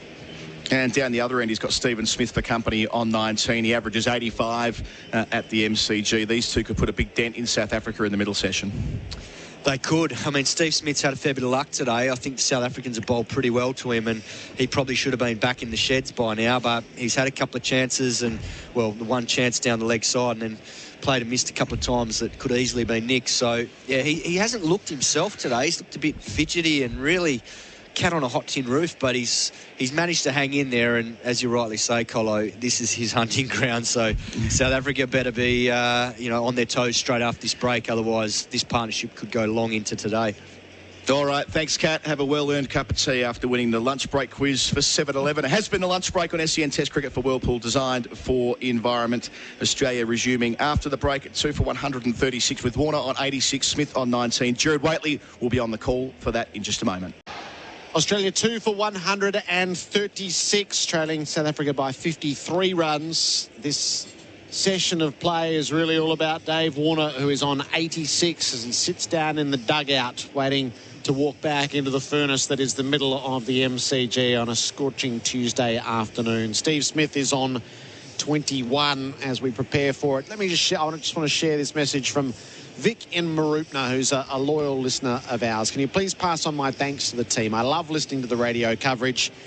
And because this week has been a chemo week, I'm pretty tired and not always feeling the best. So the radio is such a companion. Thanks, everyone, for making me smile in trying times. Vic, it's great to have you there. Thank you for sending that through, and the very best of luck in what I'm sure are difficult times for you. Hopefully you've got plenty of loved ones around at this time of year. So if the cricket can do a little bit to lift your spirits, we're more than happy to convey it to you. There's 40,000 here at the MCG. This second session of play is for Lawn Hub Fertiliser. Real lawn fanatics use Lawn Hub Fertiliser. And we must be pretty well at our top, I think. The weather update for Rainbird Smarter Irrigation, the intelligent use of water, is 35. So a couple of degrees to go to get to 37, the forecast top. South Africa walk back on. Dave Warner bounds back over the boundary and heads for the middle. 2 for 136. Our experts for Anaconda hit summer for 6 with Anaconda's 10% price beat guarantee. Simon Katich, who I fancy was nobbled in the quiz and not ahead of time, and Chris Rogers back. Cat, this will be a good half hour, I think. You came through in the tiebreaker, I heard, Cat. The 5th question just got home. Yeah, Lenny was very good. What about this? The Warner century in his 100th test. That's the tantalising prospect of the next 20 minutes. Yeah, he couldn't have scripted it any better. When you see it, that list of players too, some great players on that list that get 100 in their 100th test, and it's no surprise that they end up playing 100 tests because they've got that belief in their ability that no matter what's been happening prior to that, they can turn it on when it matters most. And there's such an occasion like the Boxing Day test is right up David Warner's alley, and he's not disappointing, that's for sure. I think in cricket too, I mean in most sports and a lot of walks of life, it's longevity that really stands out. You can have great moments along the way, but the people who can do it day in, day out for a long, long time, you've got to give a lot of credit to them. And you know, what Warner has done, he's in batting, in particularly in Test cricket, opening the batting can be as hard as any role. So, you know, it's not like it's he hasn't done the hard work along the way. So he's got 14 runs to go. Had Bharat mentioned that he just hadn't had a stroke of luck. He had an inside edge past the stumps when he was on 72. That's just the sort of dismissal that had brought him undone a couple of times against the West Indies. Steve Smith has had his ounce of luck, dropped on 9. Verena diving down the leg side, couldn't glove the catch. And really the assault at the start of this session, South Africa have to make inroads. They've gone to Umrit Nortje from the warm stand out. I like Nortje starting, but I don't like this field. I don't think straight after a break he needs to have a deep backward square and a deep backward point. I think this is his chance to try and get an early breakthrough. And if David Warner wants to hit a 4 early on, let him do it. But the field back just allows him to get ticking over again. Nortje in from the worn end. He's around the wicket. He bowls to Warner, who's on the back foot defending the ball chest height. 2 slips gully, deep point. Cover, who's on the square, mid-off, mid-on, deep square and fine leg. I like Nortje's efforts. He's charged in.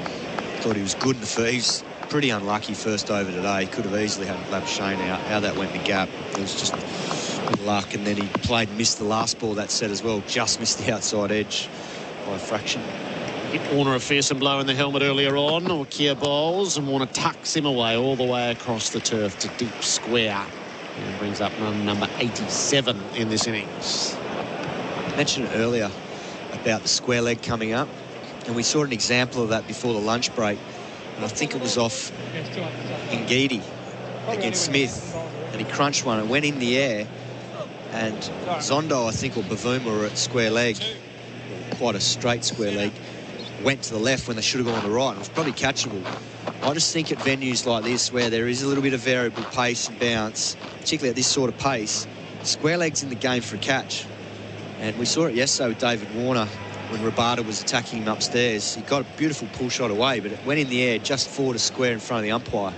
And I think it's an underrated position. Whether if it's extra pace and you think maybe have it behind square, then that's fine. But I just think they're missing a trick here by having 2 back right after a break when these 2 are trying to get settled. Nortje is over the wicket as he bowls to Smith, who leaves outside the off stump. It was a curious moment because when you watch the replay, Bavuma, he took evasive action rather than being there to stand and take the catch. And had he stood his ground initially and seen the flight of the ball, he would have been able to dive away and, I imagine, take that catch. Yeah, I think it was catchable. I mean, he's a very good fielder, Bavuma. I think we saw him do some brilliant stuff on that last tour here. I think he ran something out from memory. It might have been Warner, actually. Yeah, changed the course of the game. Yeah. It's Smith, who's wrestled with this innings fiercely. He's on 21. He's on the back foot playing the ball to point, and he won't take the run. Because I felt the problem Nortje had this morning, and the reason he bowled so much back of a length with that new ball, was because of the field. There was a short leg in and then the mid-on and the fine leg. And whilst he's got the pace to go upstairs, it's fine having the short leg, but the problem with when he wants to go fuller, he doesn't have much margin for error with his lines. So as soon as he starts getting anywhere near around the stumps or even at off stump, he can get picked off through the leg side. And I just think it forced him to have to bowl more back of a length. And that was the less attacking length early on with the new ball. Here is touching 150 as he bowls to Smith, who pulls over the top edge on the hook shot, flew the keeper down to the boundary for 4. Streaky moments. Boundaries for Rotoflex by Blunston. Smith is 25. He's riding his luck today, isn't he, Steve Smith? One just going over Verena's head. Took off from Nortje. A good bounce. It was right on the money. Steve Smith just managed to get enough on that. That wasn't far away from his outstretched glove. It's interesting too, he's taken it on. At that pace, it's hard to be in control. You're probably looking to duck it, but he's standing up and playing it, which can be a little bit dangerous. In top edge, just over the keeper. Nortje on the follow-up bowls, and Smith's in behind it, guiding the ball to point. He calls for the single. That is there. He's to 26, and Australia 2 for 142.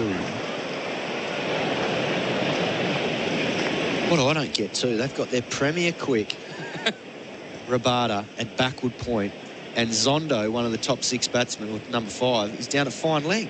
I don't get it. It's the left-hand, right-hand combination, isn't it? Because now Rabada's walking down to... Back in the day, mate, you go the distance and you're going from fine leg to fine leg. You have your best fielders in the best spots. Rabada's a great athlete. He's a good fielder, but is he going to be hunting the run-outs there at backward point? Probably not. So Keshav Maharaj is going to open up the members' end after the lunch break. So the over rate probably demands this. But, Chris, this was your fear that they would go there straight away. And what they really need is the half hour to make inroads. I mean, I would have started with Jansen as well. I know he's bowled 9 overs already, but that ball was talking. Slip and a silly mid-off in place. Maharaj bowls. Smith dances down the pitch and clubs him over long on. Oh, that is a blow. It carries for 6. It's full of intent. They're going to try to blast Maharaj out of contention. Steve Smith with quite the boundary for Rotaflex by Blunston. You'd be milking him here, Buck, because I agree with you, mate. I think this is the wrong move by South Africa.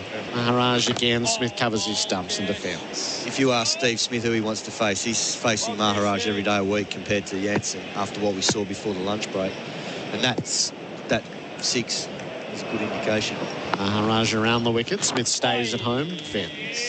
Even if it was just 20 minutes, just a 3-over spell, if you could get a wicket, then okay, then we can keep going with it. But you could always go back to Maharaj. Maharaj tries. Smith advances, but he defends when he arrives. He just fiddles it away into the covers. No run. Mind you, it just looks like something might be happening. Smith doesn't want to let Maharaj settle here. I like the guy in close there, right under his nose, offside. Wouldn't like to be him, mate. Zondo would want danger money for that. Smith plays back, knocks it through the legs of Zondo. Bavuma's right in behind him at cover, no run. He actually doesn't like the look of him in there, does he? The way he played that ball then, off the back foot, he probably could have got forward to it, but that man's just forcing him to play back. Last ball of Maharaj is over. Smith is defending to Zondo right under his nose. So the one lusty blow from the over. 6 from it. 2 for 148. Liberty scoreboard. Liberty loans for free thinkers. Bingley's biggest Boxing Day sale ever is on now with huge deals on TV, tech, fridges, laundry, cooking and more. Head to bingley.com.au. Better living every day. The SEN app is now compatible with Apple Watch. Download it today. Want to build a new home but need to move in now?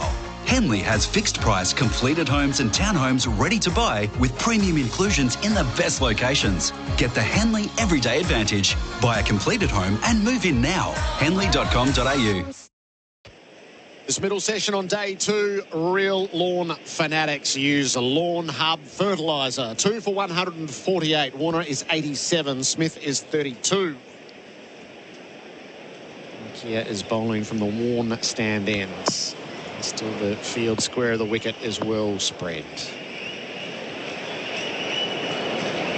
Warner already is himself on the Devils number. He's playing back and nearly chopped it on. That's zeroing in on the off stump. It cramped him. It just missed the woodwork. And I suspect if it had touched the bat, it would have crashed right in. That's not a great option from David Warner. He stayed leg side of the ball there, exposed his stumps, and fortunate that that ball has not cannoned into off stump, so he just missed. 152.6.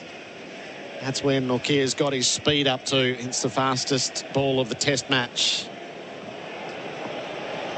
And perhaps gives us a little insight into why Dave Warner was stuck playing it the way that he was. Nortje around the wicket bowls, and Warner jams down on a ball that threatens the stumps again. Flips up over the top. It's collected by second slip.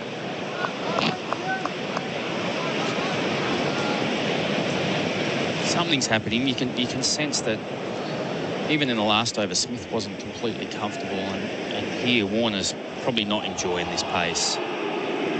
South Africa are in the game. You feel that a chance will come.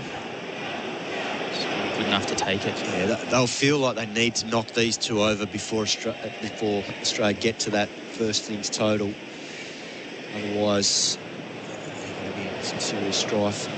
Nortje brings the heat. He bowls, and Warner has a parry at a bouncer He got down low underneath. He didn't need to play, but he couldn't help himself. Makes no contact through to the keeper. I just think it's another sign that this is a good pitch. You know, you can see the fast bowlers running in and causing problems because this pitch is flying through. The interesting stat I thought too, Simon, was that Davey Warner's strike rate up until lunch was 73, whereas Marnus and Steve were down at 40. So if they can get Warner out, they can control the scoreboard. Warner is tucked up defending to cover no run. Yeah, that's where he's so dangerous. That lead that they had has been whittled down. In trail by 41 now, Australia. David Warner's obviously played a huge part in that with his 87 so far. And even their tactics, because they've had to drop fielders out and then you can't build up pressure on him. He's able to rotate the strike. He's run between the wickets well, barring that run out. Whose fault do you think that run out was? Yeah, I thought it was Davies. I thought he just didn't take that split second to say, you know what, I don't reckon Marnus can get back here. Nortje bowls. Warner cuts out to deep point. Grabs the single as it rolls into the deep for Zondo to collect. 2 for 149. Warner is 88. And it's tough because it all happens so quick. And that's a big part of his game, the aggressive running. Both of them were running really well together. It just was an unfortunate mix-up where Marnus had gone so far past the stumps that Davey just needed to recognise that a bit earlier and back off for how far down he came. And because he'd come so far down, that put Marnus under huge pressure to then change his mind, because he'd made up his mind that he couldn't get back. But then once he realised how far Davey had come down, he realised he had to go, otherwise, you know, one of them was gone, and he sacrificed himself in there. Nortje bowls to Smith, who defends the ball from the stumps. Last ball of the over. 2 for 149, the Liberty scoreboard. Liberty loans for free thinkers. Anaconda's massive Boxing Day sale is on now. Huge savings on camping gear, bikes, kayaks, fishing gear, clothing, footwear and more. Some exclusions apply. Up to 50% off Boxing Day sale on now at Anaconda. Anaconda! Liberty Home Loans hit different. They're for the free thinkers, the go-getters and the creatives. So if you're a free thinker, you'll be right at home. Liberty, loans for free thinkers. Visit liberty.com.au. That's how we want. Approved applicants only. Lending criteria apply. SEN Test Cricket for Host Plus, an industry super fund for all Australians. Warner's on 88. Maharaj is operating from the members' end. He's over the wicket bowling, and Warner tucks it around the corner to the short leg. So they've gone for Warner. They've gone with a deep square, long on, mid-off is hedging, halfway between the conventional and long off, and a deep backward point. There's a slip and a short leg in place. And Warner is playing back from the stumps, defending. Gerard, I'm happy to go with Simon's explanation about who's at fault. He's been involved in far more run-outs than I have been. If we're playing Jeopardy subject MCG run-outs, you're happy to defer. Warner tucks it around the leg side and takes the single to the short fine leg. Throw comes into the non-strikers. Warner had beaten at home. It was errant. He's now 89. It's hard when you're running with someone of Watto's pace, mate. It's like a Clydesdale, mate. The big fella. Took him a while to get going. A ripple of applause. The 150 is up for Australia in the 40th over for Laurenex Cleaning. Google Laurenex Cleaning today. Maharaj to Smith, back and cuts. Picked out the field, though. And to be fair, I think if I was Marnus, I'd be a bit frustrated that there was probably no real need. Maharaj around the wicket, bowls, and Smith leans forward and defends to Zondo under the helmet. So good, boy. You get shots, you and me, boy. Make a shot. Good shotsy. Slows things down. Maharaj taken for a 6 off the first ball. Much tighter since. Smith plays back and defends the last ball of the over. So just one from it. 2 for 150. Liberty scoreboard. Liberty loans for free thinkers. Liberty Home Loans hit different. They're for the free thinkers, the go-getters and the creatives. So if you're a free thinker, you'll be right at home. Liberty, loans for free thinkers. Visit liberty.com.au. That's how we want. Approved applicants Participants only. Lending criteria apply. Watch out! Biffs and bumps happen, so give your plumbing work the protection it deserves. Roofing and Sheet Metal Centre's heavy-duty Biff Buster Pipe Guards protects your pipes and critical services from cars, trucks and forklifts. It's PPE for your plumbing. Visit rscentre.com.au. SEN Test Cricket, the second session of play for Lawn Hub Fertiliser. Dave Warner is 89, Australia 2 for 150.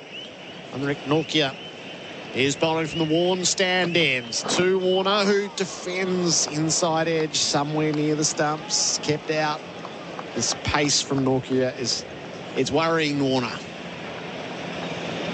He's gone back to that, all the way back, almost standing on his stumps here, Warner, whereas I think to the other bowlers, he does that back and across, but then he's looking to get forward, and this pace is, I think, just frightening him a little bit. You can see his back leg, his left foot going back towards leg, which is always a sign that he wants to free himself up through the offside.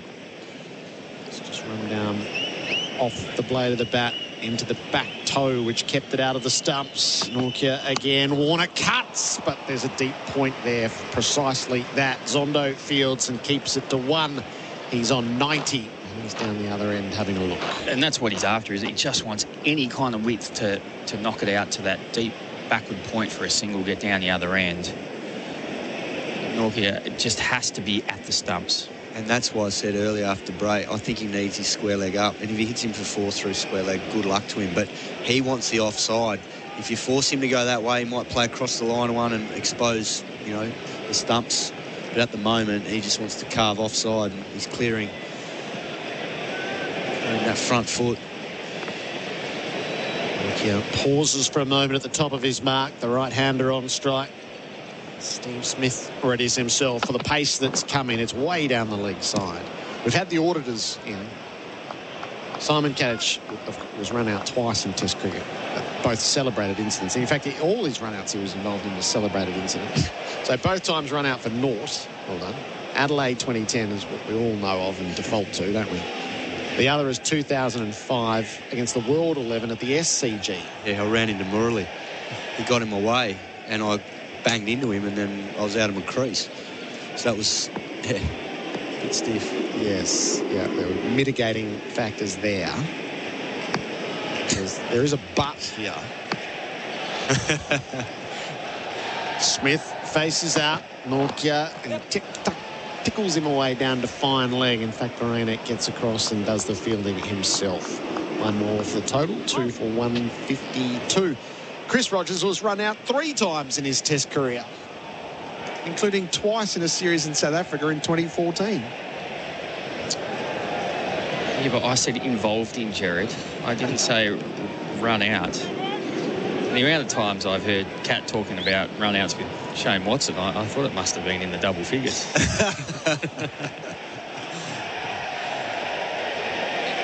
All our stats and facts for Laurenex Cleaning. Google Laurenex Cleaning today. Nortje just pauses at the top of his mark. It's a false start. I assume Colo's sending those stats through. That's probably a fair assumption. Tried calling him earlier before play. He was asleep. Dave Waters on 90. Nortje bowls to him. A Yorker kept it out. And again, Nortje's got his hands on his heads in the aftermath of it. He's getting close to knocking Warner over. That was a serious Yorker, that was straight out of the death at the T20. He lined up the crease line, and David Warner did so well to jam down on that. That was an absolute thunderbolt right on the crease line, and Warner did so well. Good piece of batting that from David Warner. It's a bit of a heart stopper of a replay for Robot Building Supplies. Robot's got it. Warner just gave a little nod at the end of it. The wave starts to work its way around the day 2 crowd at the MCG. Last ball of Nortje's over. Warner tucks it around the corner. Dropped it in front of the square leg umpire. Has one. Puts his hand up and says, no, we'll just wait there. Warner's 91. 2 for 153. Liberty Scoreboard, Liberty Loans for free thinkers. Hello, it's Albert Sanusa from State Transport. With leading industry rates and ongoing training, State Transport are the best employers for local couriers, heavy rigids and semis. Apply today. statetransport.com.au/drivers. It's a hot summer's day. You've got the longest game of cricket in history playing in the background. Your aircon's blasting and your mate's just fallen asleep on the couch. Day for it. Enjoy an ice-cold better beer this summer. SEN Test Cricket for Host Plus, that's a plus. Dave Warner, the leading run scorer in the Test match thus far for Victoria Police, made for more. He has 91. He would dearly love these 9 more runs. Maharaj is over the wicket from the members' end. Warner advances and drives across the turf to the mid-off.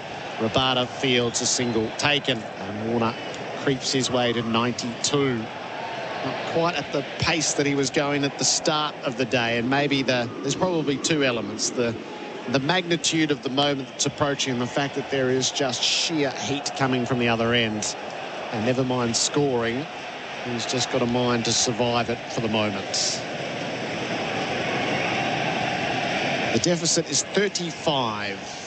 Australia still with these 8 first innings wickets in hand.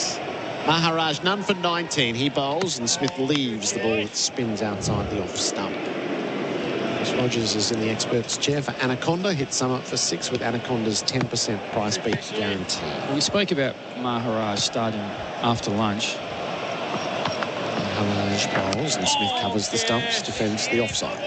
So I think Dean Elgar, the captain, has a lot of faith in him, and his stats probably show that. He's got, in 2022, he's got 25 wickets at an average of 20. Smith from the crease, happy to lean forward and block. Lovely boy.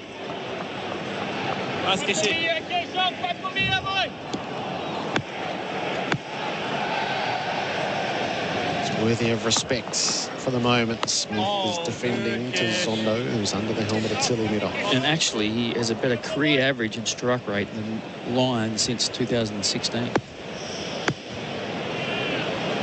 Saw him make his debut on these shores. Was that celebrated LBW with Smith that caused the change in the law as to how far down the pitch you were. Smith defends the last ball of the Maharaj over. Just 1 from it, 2 for 154. The Liberty scoreboard. Liberty loans for free thinkers. Get your groove on and experience the vibe, the style and the food at the Groove Train. It's a vibrant cafe by day that transforms into a wood-fired restaurant and bar by night. Enjoy with friends over great food, drinks and conversation. Find your nearest location at groovetrain.com.au. Want to build a new home but need to move in now? Henley has fixed price completed homes and townhomes ready to buy with premium inclusions in the best locations. Get the Henley Everyday Advantage. Buy a completed home and move in now. Henley.com.au. SEN Test Cricket, our apparel partner is Ringers Western. Whether it's the paddock or the pub, Ringers Western has the kit to keep you cool this summer. The jeans are cool enough on a day that's approaching 37 degrees.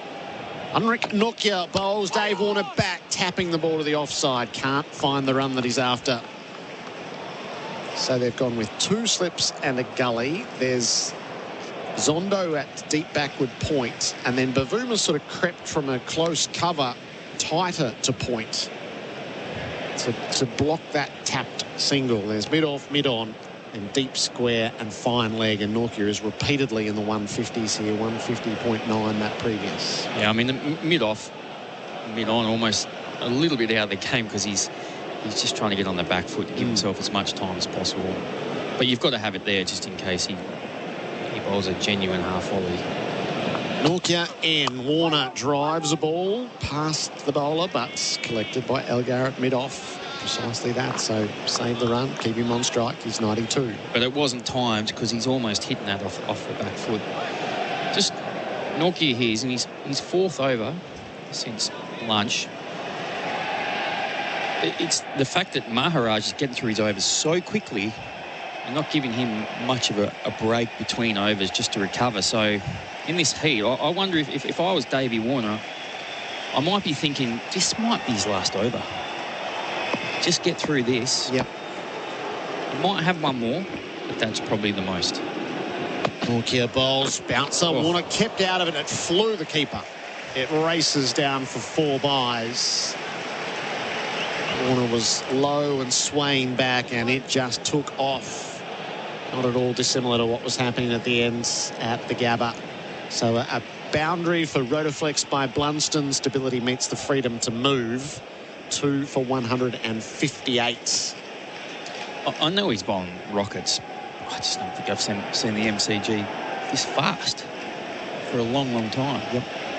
So at the start of the day, there were a couple of balls that didn't carry, and now they're really getting it to go. Yeah, particularly from the end he's bowling now, and Jansen was bowling that as well. Nokia bowls. Warner clips the ball to mid-on. Smith was heading off, but he's sent back as it went directly to Ngidi. No run. That's probably a half volley. He's gone so fast that you just can't get your weight forward into it. The disturbance you're hearing is down in the Old Bay 13, where there are some ejections happening. Police and security escorting a couple of patrons out. It's 25-2 local time. Heat's got him early. The heat's got him early.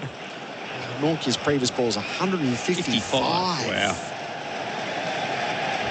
So in the hot conditions, this is as fast a bowling as you will see in modern cricket. And Dave Warner, by hook or by crook, is keeping it out for the moment.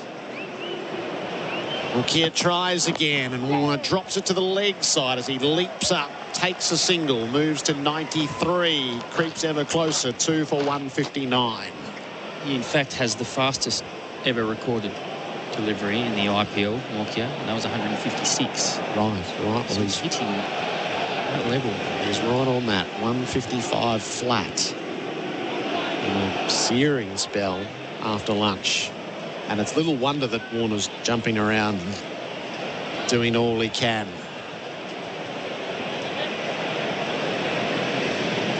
Smith's turn to see it.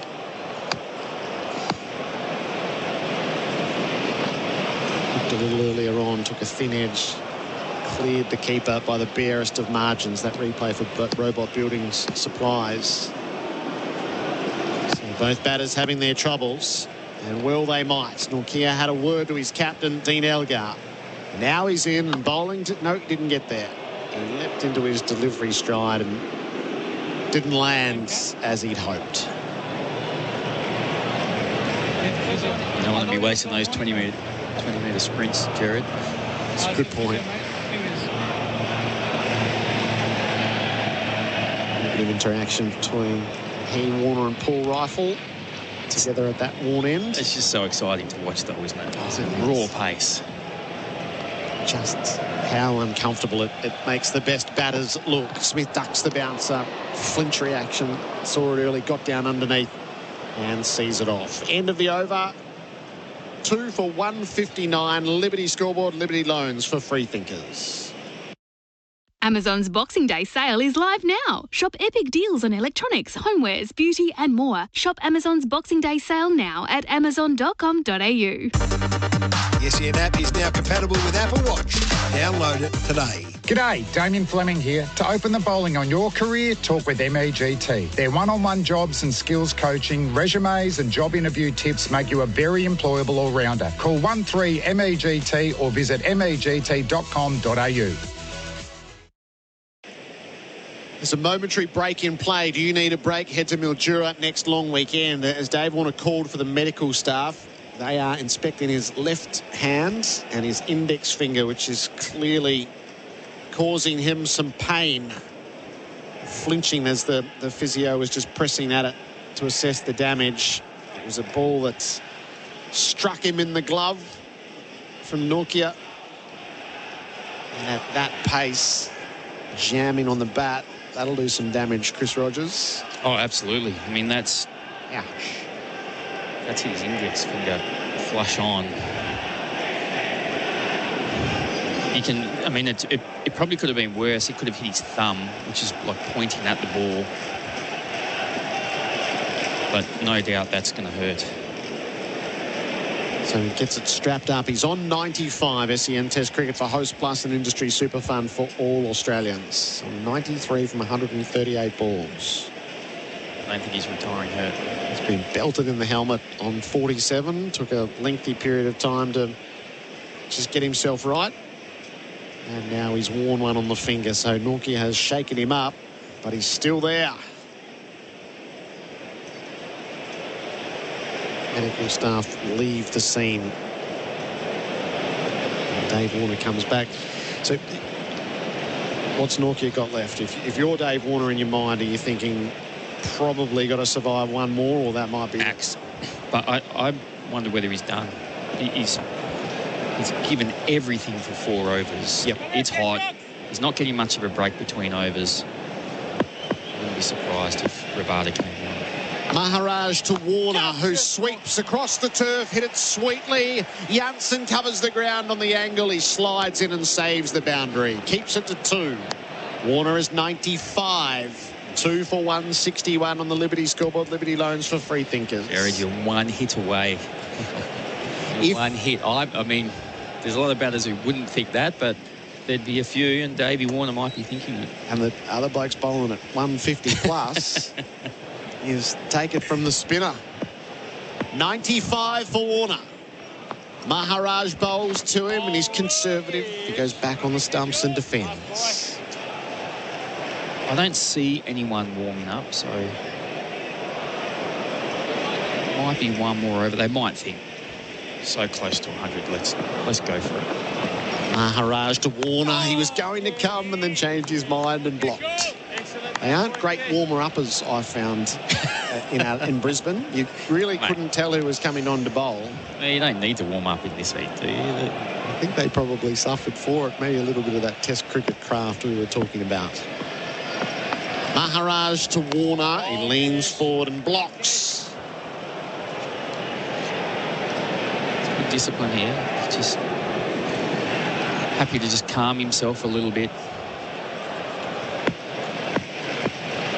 Taps away.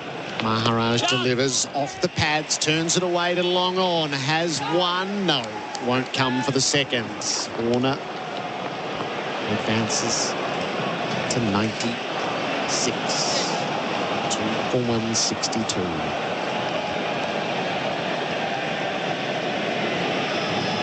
I think Smith's just got to just face a dot here. Let Warner have a chance for a boundary next over. Maharaj bowls and Smith back and defends. Dwayne Russell's coming in. SEN Test Cricket for Host Plus. That's a plus. Dave Warner's 96. Hello, it's Emma Martino from State Transport. If you have a truck, crave a work-life balance and the option to work your way, become an owner-driver for State Transport. Apply today. statetransport.com.au/drivers. Which oil keeps your business moving? Farmers and fleet managers, they know. Construction crews and car mechanics, they know. And you know. Valvoline, the original engine oil. SEN Test Cricket for Host Plus. That's a plus. Warner, 96. Smith, 33. Australia, 2 for 162. And Dave Warner on strike, searching for a century in Test 100. Change in the bowling. Rabada will be on. A new bowler to face. And if you came to the ground today, or you've been tuning in today, you tuned in now. This, the moment, no doubt, you've been waiting for, as we are. Warner on strike, pulls down towards the boundary, and he gets it there all the way to the rope. Dave Warner salutes, celebrates. The crowd celebrates with him. He's up there with Australia's all-time greats. Iconic, brilliant. He celebrates in style. He's been aggressive from the outset. He's been intoxicating to watch, and he's intoxicating now as he continues to celebrate. He's been under all sorts of pressure, all sorts of headlines for years, and under the heater of it all, he has come out today under the heat of this day and provided a brilliant moment. 100 for Dave Warner in Test 100. Well, there was a list of his 24 best centuries recently, and that one is going to be right up near the top of it, because that was an exceptional innings in his 100th test, under pressure. A lot of people probably saying he's not even going to get past Sydney, and to come out and play an innings of such class when everyone else has been struggling as well just shows what an absolute class player he is. And he settles again, and the crowd settles. 2 for 166. Warner on 100 and turns this off his pads on the leg side for a single, and will take a deep breath. What a moment it has been to watch. Bharat Sundaresan also with Chris Rogers and I, and it's just a joy to be here to see it unfold. Yeah, I mean, if he wasn't a great already, he's just edged himself further into greatness, all-time greatness. Not just for Australian cricket, but for world cricket as an opener, Chris Rogers, and I'm sure you'd appreciate that. He celebrated hard too, didn't he? Just to achieve what he has. I mean, I know how hard it is to go out the top of the order, but to do it for 100 tests and to be so successful, that's quite incredible. So Smith on strike now on 33, and he allows it to pass through to the keeper. It's Dave Warner's first century since January 2020. The stats for Laurenex cleaning. Google Laurenex cleaning today, and the boundary to bring it up for Rotaflex by Blunston. Stability meets the freedom to move. And you would have enjoyed the fact that it came off Rabada as well. Chris, he's not had a great record against him. Rabada in, and Smith defensively pushes it back down the pitch. It was a curious bowling change, wasn't it? It 96 was one shot away, and you thought Nortje kind of was so close to knocking him over, and Elgar's made the change. To be fair, he's gone to his premier fast bowler, but that first ball wasn't quite where it needed to be, and Damien took full toll. Smith on 33, just turns it on the onside, but can't get it to mid-wicket where he would have had a run or two or three, but fielder at mid-on. No addition to the 2 for 167. In the meantime, Australia hunting down the South African total. 22 away now, they trail by the Aussies. Warner 101, Smith 33. Rabada in again, and this time Smith turned his body a bit more to try and get it through mid-wicket, but again pushed it straight to mid-on, end of the over. Scoreboard for GWMU. GWM go with more. Australia 2 for 167. Ever dreamt of owning a horse? My Racehorse and the Same Racer app could make it a reality. Every week there are 10 micro shares to be won in My Racehorse's exciting new 2-year-old colt by first season sire Grunt, trained by Anthony and Sam Freeman. To enter, download the Same Racer app and submit 2 multis to go into the running to be crowned punter of the week. And it's all thanks to My Racehorse and the Same Racer app. T's and C's apply.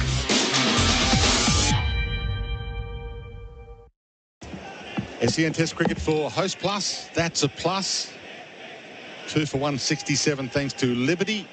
Liberty loans for free thinkers. Jonty Rhodes rejoins us.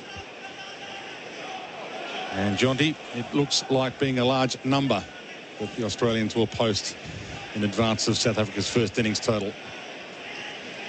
Interesting to see how David Warner responds now that he's got his 100. Maharaj into Warner, and he drives this off the front foot through mid-wicket for 4. There's your answer, Jonty Rhodes. There it is indeed. He's been content to pick up the occasional single. When he was in the 90s, he obviously went to his 100 with that pull from Rabada. The first delivery he faces from Maharaj, steps out and just swats him over short mid-wicket, not because he's close to the bat, but because he's Temba Bavuma at short mid-wicket.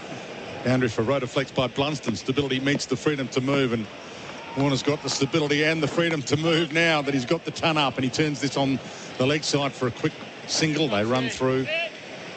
Add another to the total, add another to his 106. Warner, Smith 33, Australia 2 for 172. Said he wanted to bat like the Warner of old. He's done that all right today. Yeah, it's been a joy. The aggressive nature of it. Maharaj sees Smith dance down to him, but pushes that to mid-on, no chance of a run. And it's the intensity he's shown in running between the wickets.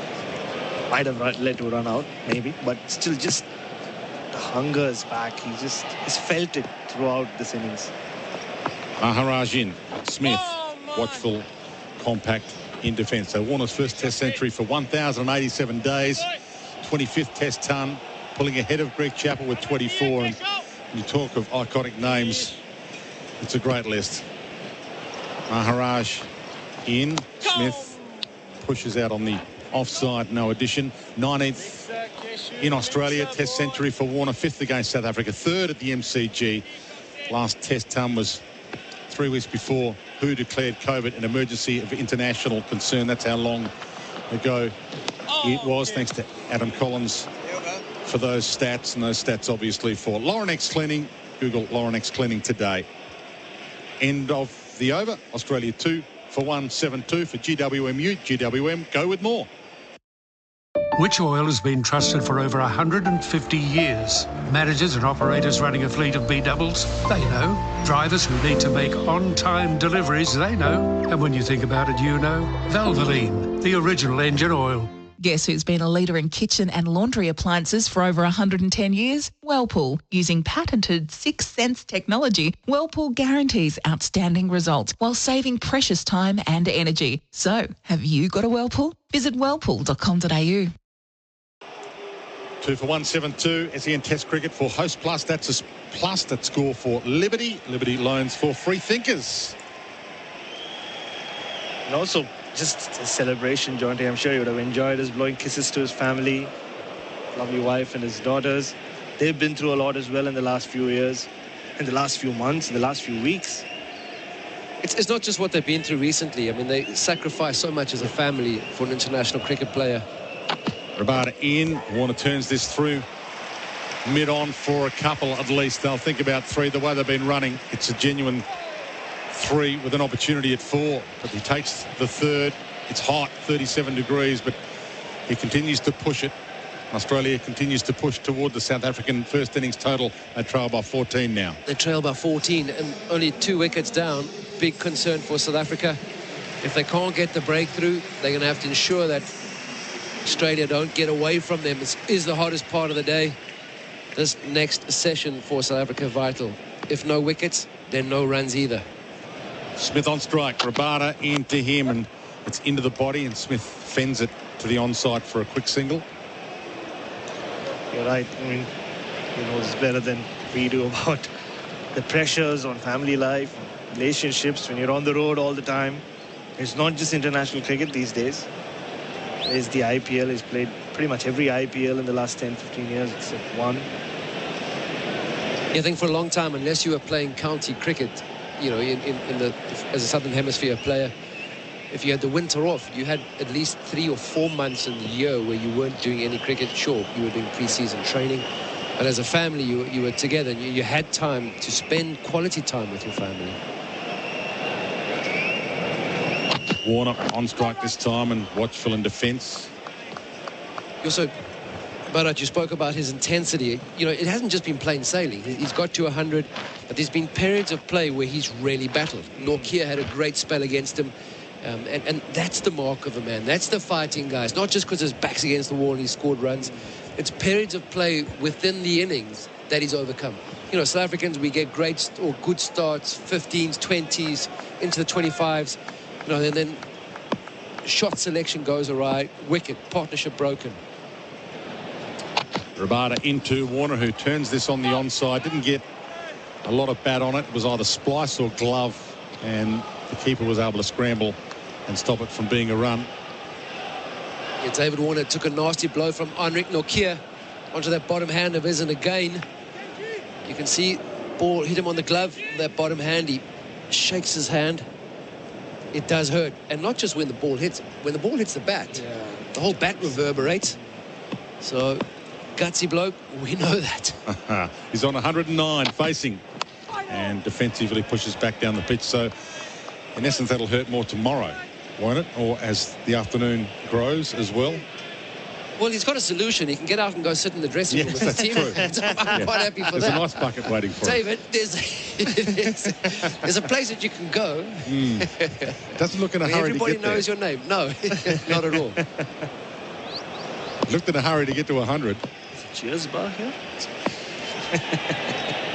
109. There are, Jonty. There are bars here as Warner is compact in defence again, pushing back down the pitch. And that's the end of that Rabada over as Warner signals to the dressing room. He's staying out there, but I think he's calling for fresh gloves and fresh bat. The score for Liberty. Liberty loans for free thinkers. Australia 2 for 176. Want to build a new home but need to move in now? Henley has fixed price completed homes and townhomes ready to buy with premium inclusions in the best locations. Get the Henley Everyday Advantage. Buy a completed home and move in now. Henley.com.au. Massive savings in the New Year New Gear sale at Golfbox. Up to 50% off clubs, up to 60% off clothing, minimum 20% off bags and gloves, plus free delivery Australia-wide. Shop now at golfbox.com.au. SEN Test Cricket for Host Plus. That's a plus. Jonty, you've spotted something? Oh, Bharat just brought to my attention one of the South African players went man down. And we were wondering if there was a sniper in the stadium, but it was actually Spider Cam. Right. Spider Cam on its way up. Just connected with one of the South Africans. I'm trying to see who it is. Henrik Nokia. He's been knocked down, yeah. I mean, he's a man with a big heart. He's battled away, and he got taken out by Spider.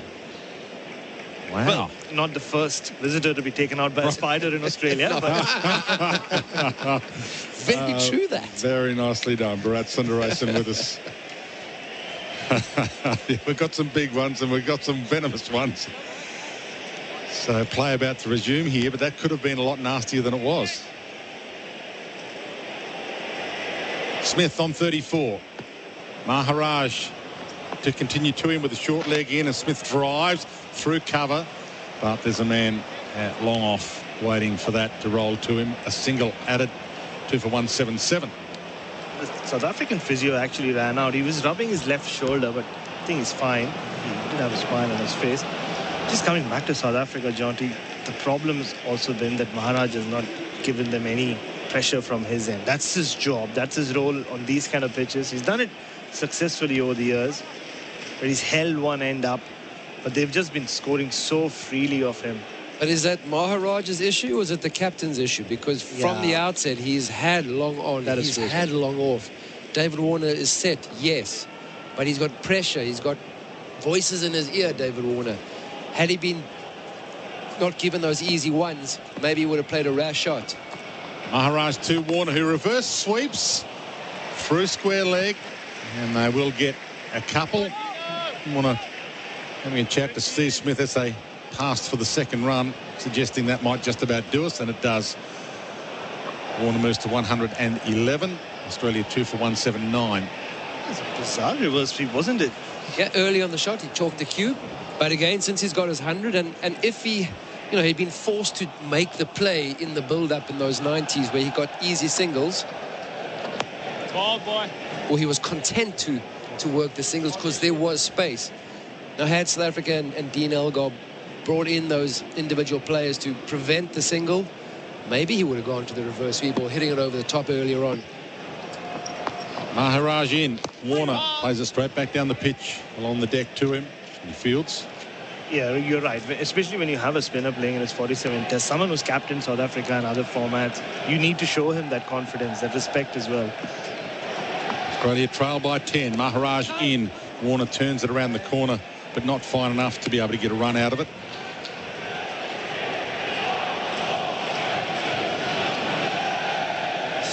Something in the crowd today. Most back under the shade. It's hot, 37, 38 degrees. Maharaj in. Warner turns it on the leg side for a single, this time through square leg. And they walk their way through with ease. Maharaj with 4 from that over. Score for Liberty. Liberty loans for free thinkers. Australia 2 for 180. You wouldn't use a chainsaw blindfolded. Yet not checking before you dig online first is like digging blind. Avoid high voltage electricity cables and high pressure gas mains every time. Search before you dig online every time and never dig blind. Which Oil has been trusted for over 150 years. Businesses needing lubricants for all farm equipment, they know. Farmers with harvesters and pickers, they know. And when you think about it, you know. Valvoline, the original engine oil. SEN Test cricket for Host Plus, that's a plus. Australia 2 for 180, and Jonty Rhodes and Bharat Sundaresan still with us. Rabada with the ball. Warner on strike on 112. Smith, the non-strikers, on 35. Rabada in. Warner with his eye in, and he pulls this and pulls it through square leg without the timing. Perhaps he was almost getting out of the way and pulling it from off his shoulder at the same time. 2 for 181. Warner 213. We saw David Warner produce the duck hook against Henrik Nortje early on in his innings. Yeah. But there, because square leg is back, he rolled his wrist, intentionally keeping the ball down, not trying to beat the field, rather just trying to get the ball in the gap. So playing with a plan in mind. The plan is to bat long. Smith's 35. It's been a scratchy 35 by his standards. He allows it to pass through to the keeper. There's been a chance and a half. Still out there, though. That's the bottom line. And Steve Smith has an opportunity for a big number next to his name as well. He's played a strange little innings as well, Steve Smith. Not looked very comfortable for long periods. Just in the last 15-20 minutes, everything's flowing well for him. No gesticulations, which is always a sign that he's feeling very comfortable. Australia trailing by 8. And Smith thought about cutting, got the bottom half of the bat and almost played it into his own toe. See footwork from Steve Smith. I did see him once kick a footy, Dwayne. Firstly, I'm sure you're impressed with my pronunciation there. I like it. And secondly, he wasn't very good. Though, I think he does follow the other code, doesn't he? So maybe that was the problem. Don't kick it as much in that one, but he's got some good cricket skills he can stick to as he defensively pushes this back down the pitch. I think he chose correctly. 2 for 181. Warner 113. Smith 35. And we were talking about that a bit yesterday, How I'm not sure about countries that a pair of you grew up in, but there is that choice moment at about the age of 14 or 15 when you have to decide, okay, well, I'm really good at this one. Steve Smith's made the correct one. Another icon at the crease with Dave Warner, and he keeps this out off the gloves or the bat handle, and he runs through a quick single. You had that choice to make, didn't you, Jonty? You played hockey at a high level. Yeah, fortunately, didn't have to make the choice, because without international sport in South Africa, you know, you actually could have a state career in both. So I was at university studying for a degree, playing hockey for 6 months of the year and cricket for 6 months of the year. So playing at state level and not having a season that sort of ran over 8 or 10 months of the year. In India, there was no choice. When you played cricket, that's it. That's a good point. I forgot that. Although hockey's pretty popular in India too, and the World Championship back in India. 2 for 183s. This one's pushed on the offside. And that is the end of the over for Liberty. Liberty loans for free thinkers. 2 for 183 Australia. 6 away from South Africa's first innings total. What gets you strutting? Scoring tickets to the grand final? The start of the cricket summer? Or snaffling up a bargain on Snaffle? Because with Snaffle, you can shop all the best brands and get what you want when you want, paying with bite-sized payments. It's time to get your Snaffle strut on. Visit snaffle.com.au. Terms, conditions, fees, charges and lending criteria apply. Credit provided by Walker Stores Proprietary Limited. Australian Credit Licence 393023. SEN Test cricket for Host Plus. That's a plus. I don't think we had much choice in Australia either, by the way. It was cricket or footy, pretty much. If you wanted schoolyard cred, that was maybe tennis in the summer. But the footy codes and cricket through the 70s and 60s and 80s pretty dominant when it came to luring kids, as Maharaj is in. Turned on the onside by Warner, who's on 115 now. But there are enormous choices for kids these days, which is a good thing. It is a good thing. I mean, even India, you got choices. You got cricket or cricket or cricket. Still, or more cricket. It's changed a lot in T20 test, basically. T20. No, there's kabaddi, there's kho-kho, there's definitely hockey in India. You'll be surprised how little attention the hockey team here gets. Come back. Smith on strike, defensively pushes for a dot board. You surfed as well, Jonty. Was that an option for you? I started surfing late, once I'd retired. It was more of an exercise and lifestyle more than I'm good at this. I'm still very bad. It's good exercise. I paddle hard. Maharaj to Smith, who dances down and turns in through mid-wicket, and it does roll its way toward the boundary, but they're going to have to run here. It will pull up just before the rope, and they come back for a third. You're living in Sweden now. What do the kids do in Sweden? Snowboarding. They have just, well, I suppose summer is about 3 or 4 months of the year, so not too much surf around. You can go looking. A lot of coastline, a lot of ocean, but in the winter, obviously. So family bundled onto an overnight train last night, and we'll be waking up in the snow this morning. Nice. So 2 weeks of snowboarding without Dad, sadly. Is that a good thing or not? Well, I love my job, so. And we love having you here. Australia trail by 2. Maharaj in to Warner, who pushes back down the pitch. Soccer as well in Sweden is huge, isn't it? Soccer, ice hockey. Ice hockey, yes. Handball in Europe, throughout Europe. Yes. Handball is a popular sport. They play bandy, which is a kind of a ice hockey on a football field. Warner on 115. Maharaj in, and Warner pushes into the pitch defensively again. 2 for 187. And X or E games in Sweden, big part that's growing. It's becoming more mainstream than it used to be, sort of an underground movement. Black metal. Wow, you don't get a sweat up though, do you? Maharaj in to Warner, who is defensive again. We've got to let the kids make their own choice these days rather than push something on them. End of the over for Liberty. Liberty loans for free thinkers. Australia 2 for 187. Ringing in 2023 from the comfort of your own home? Watch Melbourne's New Year's Eve fireworks live on Channel 9 from 11 p.m. Search Melbourne New Year's Eve for details. The SEN app is now compatible with Apple Watch. Download it today. Guess who's been a leader in kitchen and laundry appliances for over 110 years? Whirlpool. Using patented 6 Sense technology, Whirlpool guarantees outstanding results while saving precious time and energy. So, have you got a Whirlpool? Visit whirlpool.com.au.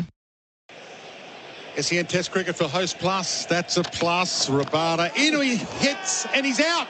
Has he collected it? Has it caught handle or caught glove? He's going to challenge it though. Smith is going to the DRS, and it seemed to collect him somewhere. Just a matter of where. It was headed for the throat. He fended it away. I thought there was a little bit of glove in it, and it's a no ball. So it'll be not out anyway.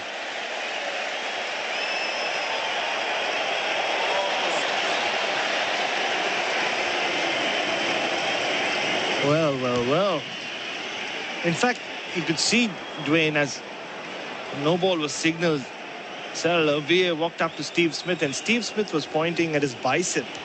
It was his bicep.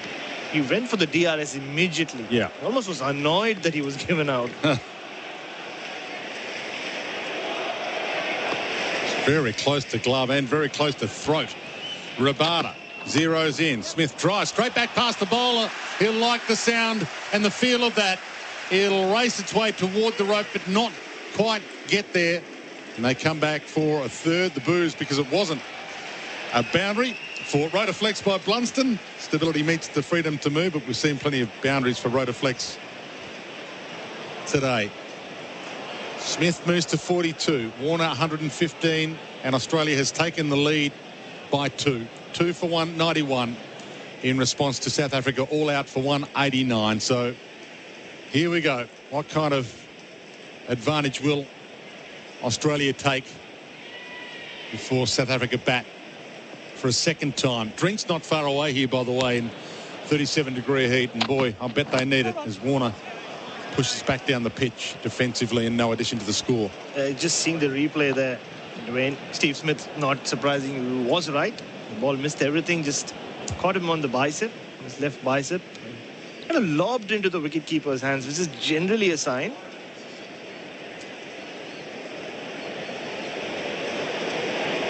Yeah, the umpire taking some time and then giving that out. But as you mentioned, he was quick to challenge. Warner on strike. Drives, didn't really time it. And off the outside half of the bat, instead of going through cover to the boundary, it rolls along the deck to point for a single. Tell you what, one of the West Indian cricketers saying Manas Labuschagne walks around with a genie in his pocket. It's like the genie has shifted places. Steve Smith's been dropped once in this innings. It's chancy at the start of it. Looking good now. So Smith on strike, and he does pull it away and gets it along the carpet for a single to end the over, and I think that might be Drinks.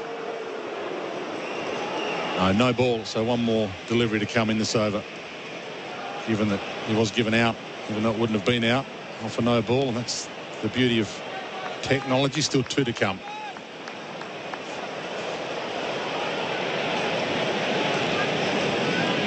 So Warner on strike at 116. Australia lead by 4. 2 for 193. Rabada at the top of his mark. 1 for 60 to his name.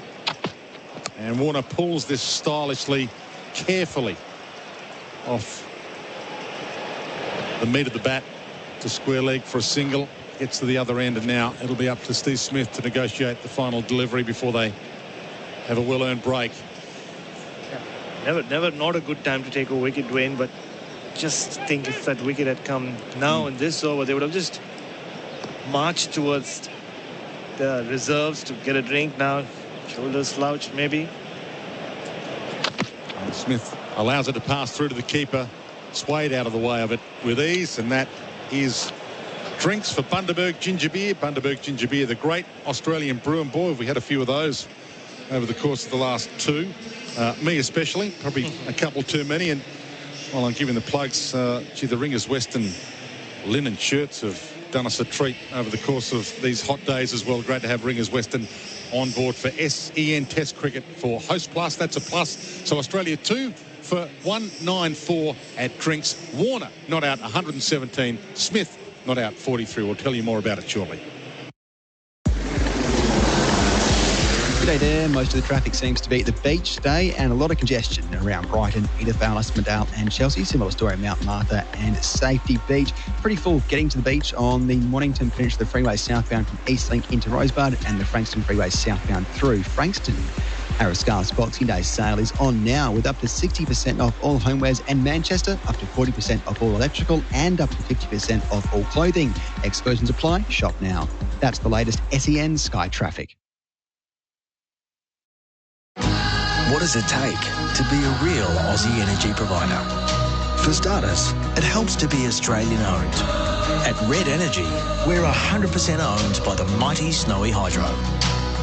It also means keeping jobs right here in Australia and being powered by a leader in clean, renewable energy. Now that's real Aussie energy.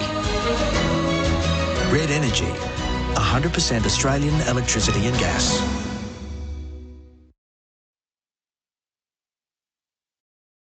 Amazon's Boxing Day sale is live now. Shop epic deals on electronics, homewares, beauty and more. Shop Amazon's Boxing Day sale now at amazon.com.au. The SEN app is now compatible with Apple Watch. Download it today. Liberty Home Loans hit different. They're for the free thinkers, the go-getters and the creatives. So if you're a free thinker, you'll be right at home. Liberty, loans for free thinkers. Visit liberty.com.au. That's how we want. Approved applicants only. Lending criteria apply. Vasily Midov in place. Maharaj bowls. Smith dances down the pitch and clubs him over long on. It carries for 6. It's full of intent. Warner on strike. Pulls down towards the boundary, and he gets it there all the way to the rope. Dave Warner salutes, celebrates. The crowd celebrates with him. He's up there with Australia's all-time greats. Interesting to see how Dave Warner responds now he's got it. Maharaj into Warner, and he drives this off the front foot. Through mid-wicket for 4. There's your answer, Jonty Rhodes. The drinks break for Bundaberg Ginger Beer, the great Australian brew. So well are these two batters going that the subs brought plastic chairs out for them to have a little sit on while they had their drink and their cool towels. We'll get some thoughts on that in a moment. Let's just check in with Adam Collins. The Warner century is full of milestones along the way for Laurenex Cleaning. Google Laurenex Cleaning today. Colo, hello. Hello, Gerard. Yes, so the 10th player in their 100th Test match to record 3 figures out of the 73 to get there, David Warner. Good list to join.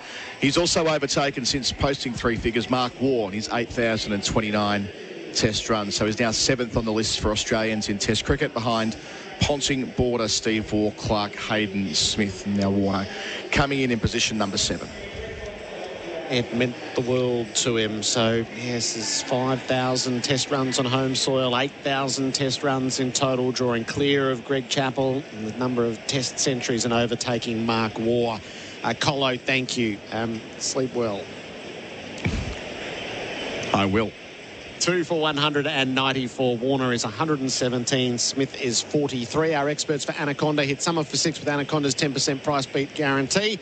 Ian Smith, did they ever bring a plastic chair out to you? Never. Absolutely never. The thought of... I had to clean the eyes and refocus when I saw those 2 plastic chairs coming out. It's a first for me.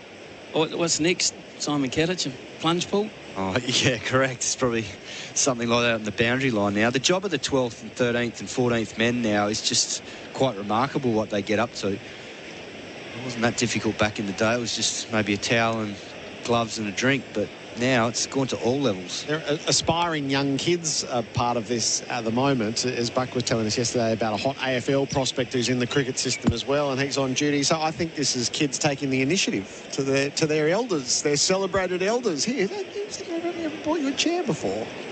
It's remarkable stuff. It's not the only weird thing that's happened, because Unrik Nortje was hit by the spider cam.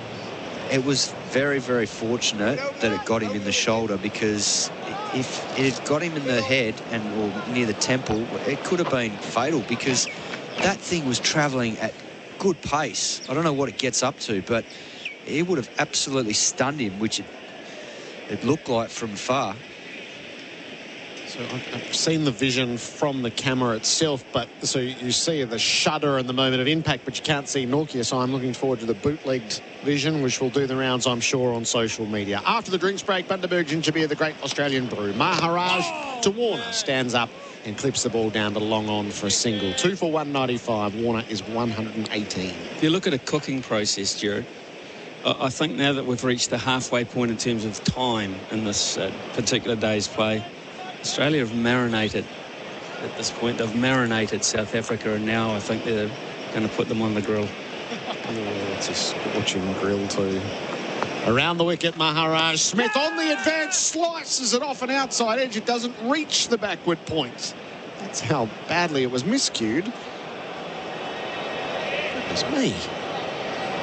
It's been Steve Smith's day. That had no right to drop short of Ngidi at backward point, given the way he tried to heave that over the leg side, sliced it to backward point. I believe that hasn't carried. Smith more circumspect as he picks off the single down to long off and goes to 44.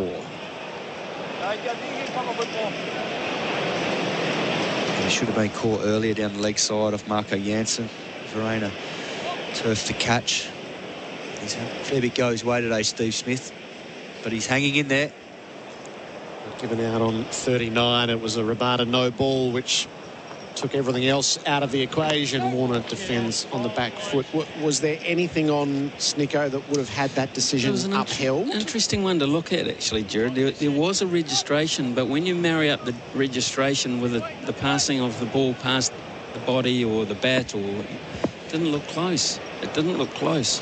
Maharaj to Warner from the crease defence. Yeah, there was conjecture about whether it might have just brushed the part of the wristband that's attached to the glove, which technically means it's out, but it was hard to be definitive about it. It would have been a really interesting one for the television umpire to definitively overrule. Warner goes back, tucks around the corner, rolls it through square and takes a single to complete the over. He's 119. Australia 2 for 197. The Liberty scoreboard, Liberty loans for free thinkers. Introducing the Drive Car of the Year. The Kia Sportage. Awarded for its new turbo engine that gives you progressive performance. The Kia Sportage has a boldly sculpted sportsback design and soft touch leather interior, making it a natural leader. Kia Sportage, the drive car of the year. To find out more, visit kia.com.au or visit your nearest Kia dealer. Kia, movement that inspires. SEN Test cricket, this middle session on day 2 for Lawn Hub Fertiliser. 2 for 197, Warner 119, Smith 44. We might take the over to revel in the deeds of Dave Warner with Ian Smith and Simon Katich. It was a century for all the circumstance tied in that meant as much to him, probably more than any that had happened previously. His celebration was so heartfelt. He blew kisses off the blade of his bat to his family in the crowd. And he really did take the time to soak it in his 100th test to come up with a century, which means a lot in the longevity of his career, both for all that has been and really for what comes next.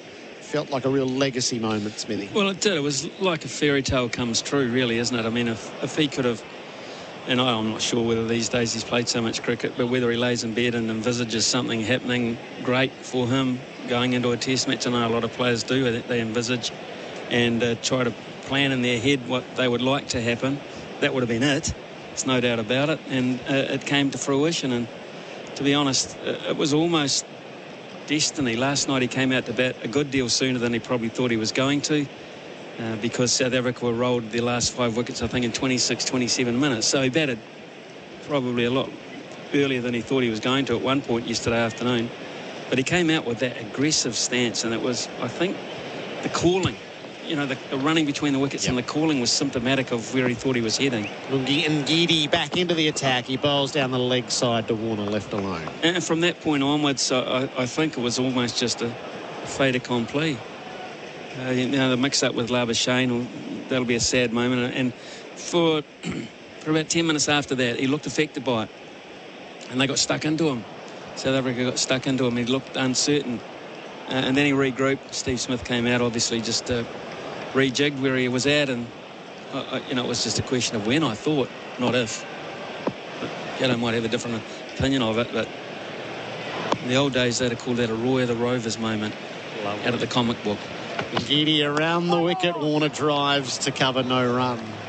Yeah, I think it was a fantastic Test match 100, because when you add everything up in terms of how unsettled he's been with what's gone on with the botched hearing, and then his anger towards Cricket Australia around that, speaking about it the day before this test started, then the fact that he's at Boxing Day, it's a huge test in what's the biggest day in Australian cricket, there's no doubt about that on the calendar, and then he gets a chance to bat late in the day, and he played that little period beautifully.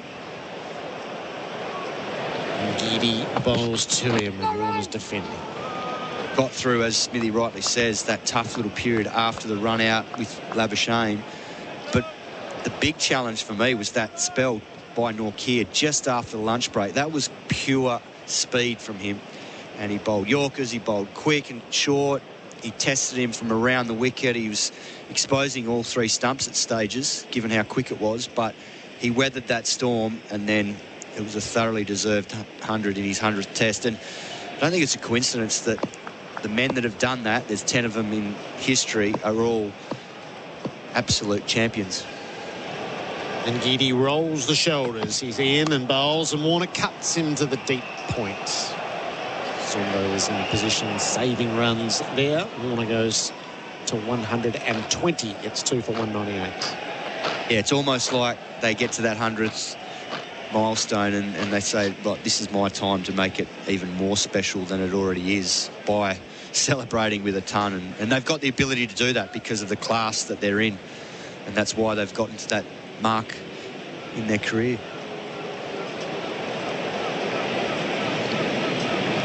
Great moment to share with 40,000 at the MCG. This is the ground where he announced himself in that T20, which was front page news the next morning. It was a revolution for cricket. He was the central figure of it. And here he is after 100 tests, back on the ground with a century to his name. Smith defends Ngidi to mid-on, no run. It's What a funny sort of a moment. We and Fox interviewed Candice, Mrs. Warner and some of the kids. And one of the questions was, what did you say to Dad this morning? And one of the girls had said, go and get 100, Dad, like Marnus. I love that. He might not even be the favourite cricketer in the family. No. Last ball of Ngiti's first over of a fresh spell. He's in and he bowls to Smith down the leg side. In fact, it hit the pads and it rolls away for a single. 2 for 199 on the leg by. That bowling change made by Dean Elgar. Start your journey in Mildura. Plan it at visitmildura.com.au. Liberty Home Loans hit different. They're for the free thinkers, the go-getters and the creatives. So if you're a free thinker, you'll be right at home. Liberty, loans for free thinkers. Visit liberty.com.au. That's how we want. Approved applicants only. Lending criteria apply. Guess who's been a leader in kitchen and laundry appliances for over 110 years? Whirlpool. Using patented 6 Sense technology, Whirlpool guarantees outstanding results while saving precious time and energy. So, have you got a Whirlpool? Visit whirlpool.com.au. Liberty scoreboard, Liberty loans for free thinkers. 2 for 199. Smith has the strike. He's on 44. Maharaj bowling around the wicket from the members' end. Flights it up. Driven away to long on for a single. Smith is 45. The 200 up in the 54th over of this Australian innings. The lead is 11. To you, Smithy, so you would have called really most of Warner's career on an international front. What's his place in the revolution of modern cricket, do you think? It's a very good question, actually, because few players in the time that I've been commentating cricket have been involved with as much controversy. And it's on the move, but defending when he gets there, there's a shout for LBW. It's not out. And I guess off the field stuff, and some of it's been self-driven. And you know, if he had his time again, there would be excursions with the media he probably would have tried to avoid rather than take head on. And we all know what happened in South Africa. So he's viewed, I think, I won't say in a lot of places as public enemy number one, but a lot of players, a lot of people around the world. Warner plays back, turns to leg, no run. Look at David Warner. I think there's a great degree of respect for what he does and how he's gone about doing it. And there's the other side. It's it's a hard one for a lot of people to weigh up. It's true on home soil as well. Warner turns the mid-wicket. He'll get the single just to the left of Bavuma and move to 121. Yeah, you'd say that polarising is the word, isn't it? Yes, you would. I think it's probably, you got the old Collins dictionary out in years to come, and you saw the word polarising, you might see David Warner's name in it, because that is exactly right. That pad goes in. Maharaj to Smith, who defends back down the pitch. 2 for 201 at the end of the over. No, stand by. My miscount. Thank you. One to come. Maharaj bowls and Smith is forward and defending. So 2 for 201. Liberty scoreboard, Liberty loans for free thinkers. That is the end of the over. I always wanted kids. Having a family was the dream. I guess I just never found the right person to do it with. For a while, it did really upset me. But then I thought, you know what? I can do it on my own. So What happens next is up to you, because the only way her story continues is with you. Donate sperm at Monash IVF and make the dream of having a family more than just a dream. Visit monashivf.com today. Dave Warner is bound to be the player of the day thanks to Bing Lee, a century, 121 to his name. Smith is 45. Australia 2 for 201. Khawaja out last night. Caught Verena bowled Rabada for 1 and a run out in the opening session. Labuschagne gone for 14. 21 and 75 the fall of wickets. This is the 5th century stand in Test cricket between Smith and Warner. They've added 65 in this session thus far. And they're about to toss South Africa on the grill. The perfect analogy from Ian Smith, who's alongside Simon Katich. I'm going to toss you on the grill in a second after this first delivery. Can I? And Geedy, 9 overs, 2 maidens, none for 20. He's bowling from the worn end with the rowdy patrons. He delivers, and Warner meets it with a full face of the bat to mid-off. So what does this 100 mean to the longevity now of David Warner's career? How do you think it's affected the way he's thinking about the future? There's only one question I've got for you first, Smithy. You didn't marinate me first, like the South Africans. You don't throw me on the grill without being marinated. I'm going to stick to that plate. I gave you 15 seconds warning. The man of your intelligence, that's an ease. That's an longevity. Yeah, no, look, I think it does change things, because I think if he wants to keep going on, then he's earned that right to with 100 here. He has the strike 2 in the deep on the leg side, and Giddy bowls to him, and Warner plays the full ball out to point no run. And I think given where Australia are going, India and then potentially a World Test Championship in England in June and then the Ashes, I think they're 2 massive series for Australian cricket. Is there anyone else standing up at the moment? It's hard because they're going to the Big Bash and taking a hiatus from Sheffield Shield cricket, and that Indian tour starts early February, so realistically he's on that plane. If he wants to, that is. Like, he might have different thoughts, we don't know. Had you gone through the summer, Smithy, with sort of clear eyes thinking that he was probably at the end, or that he had this reprise in him? Well, my understanding was, from what I'd sort of gleaned and read in between the lines, that this was his last home summer. I was thinking perhaps the end of the Ashes, and that would be his swan song over there. But then again, if he plays well there, one last tour of duty at home around his favourite grounds, I don't know. Giddy bowls to him, and Warner clips it. I hope Varane hasn't dropped him again. He dived away to the right. He hasn't gloved it. He is lying like a man who has just dropped his second catch of the day. And Ngidi is almost down on his haunches as well, and I think he's got 2 hands to that. That's a genuine mistake, and it nearly went on to hit the helmets as well. So, yeah, he stayed down. Genuine edge down ski.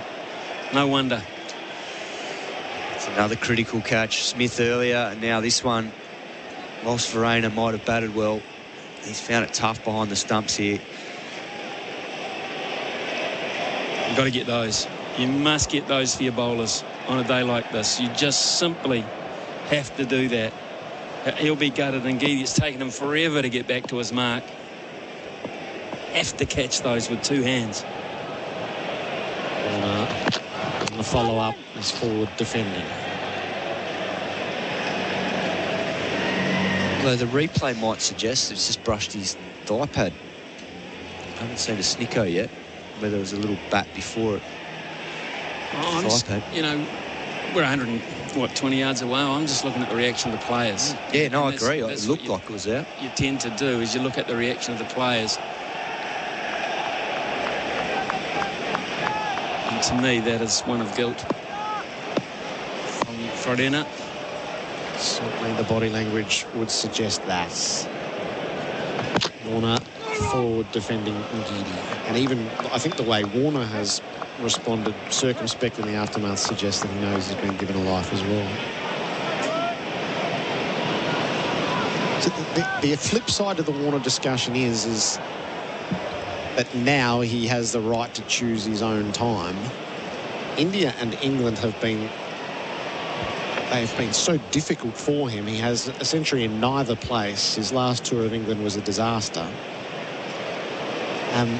You make your century in your 100th test, and then you go and take your final bow at the SCG in your home test, and you get chaired off on shoulders as close to a hero as he'll get the chance to be in his career. And Geedy bowls, and Warner flicks him away off the face of the bat this time through the leg side. He takes a single, holds his hand up to Smith to leave it at that. He's 122. And Bingley's biggest Boxing Day sale ever is on now with huge deals on TV, tech, fridges, laundry, cooking and more. Head to bingley.com.au. Better living every day. The SEN app is now compatible with Apple Watch. Download it today. Kicking a goal might get your strut on. Getting the stuff you want gets your Snaffle strut on. Get what you want when you want with Snaffle and pay over 1, 2 or 3 years. Visit snaffle.com.au. Terms, conditions, fees, charges and lending criteria apply. Credit provided by Walker Stores Proprietary Limited. Australian Credit Licence 393023.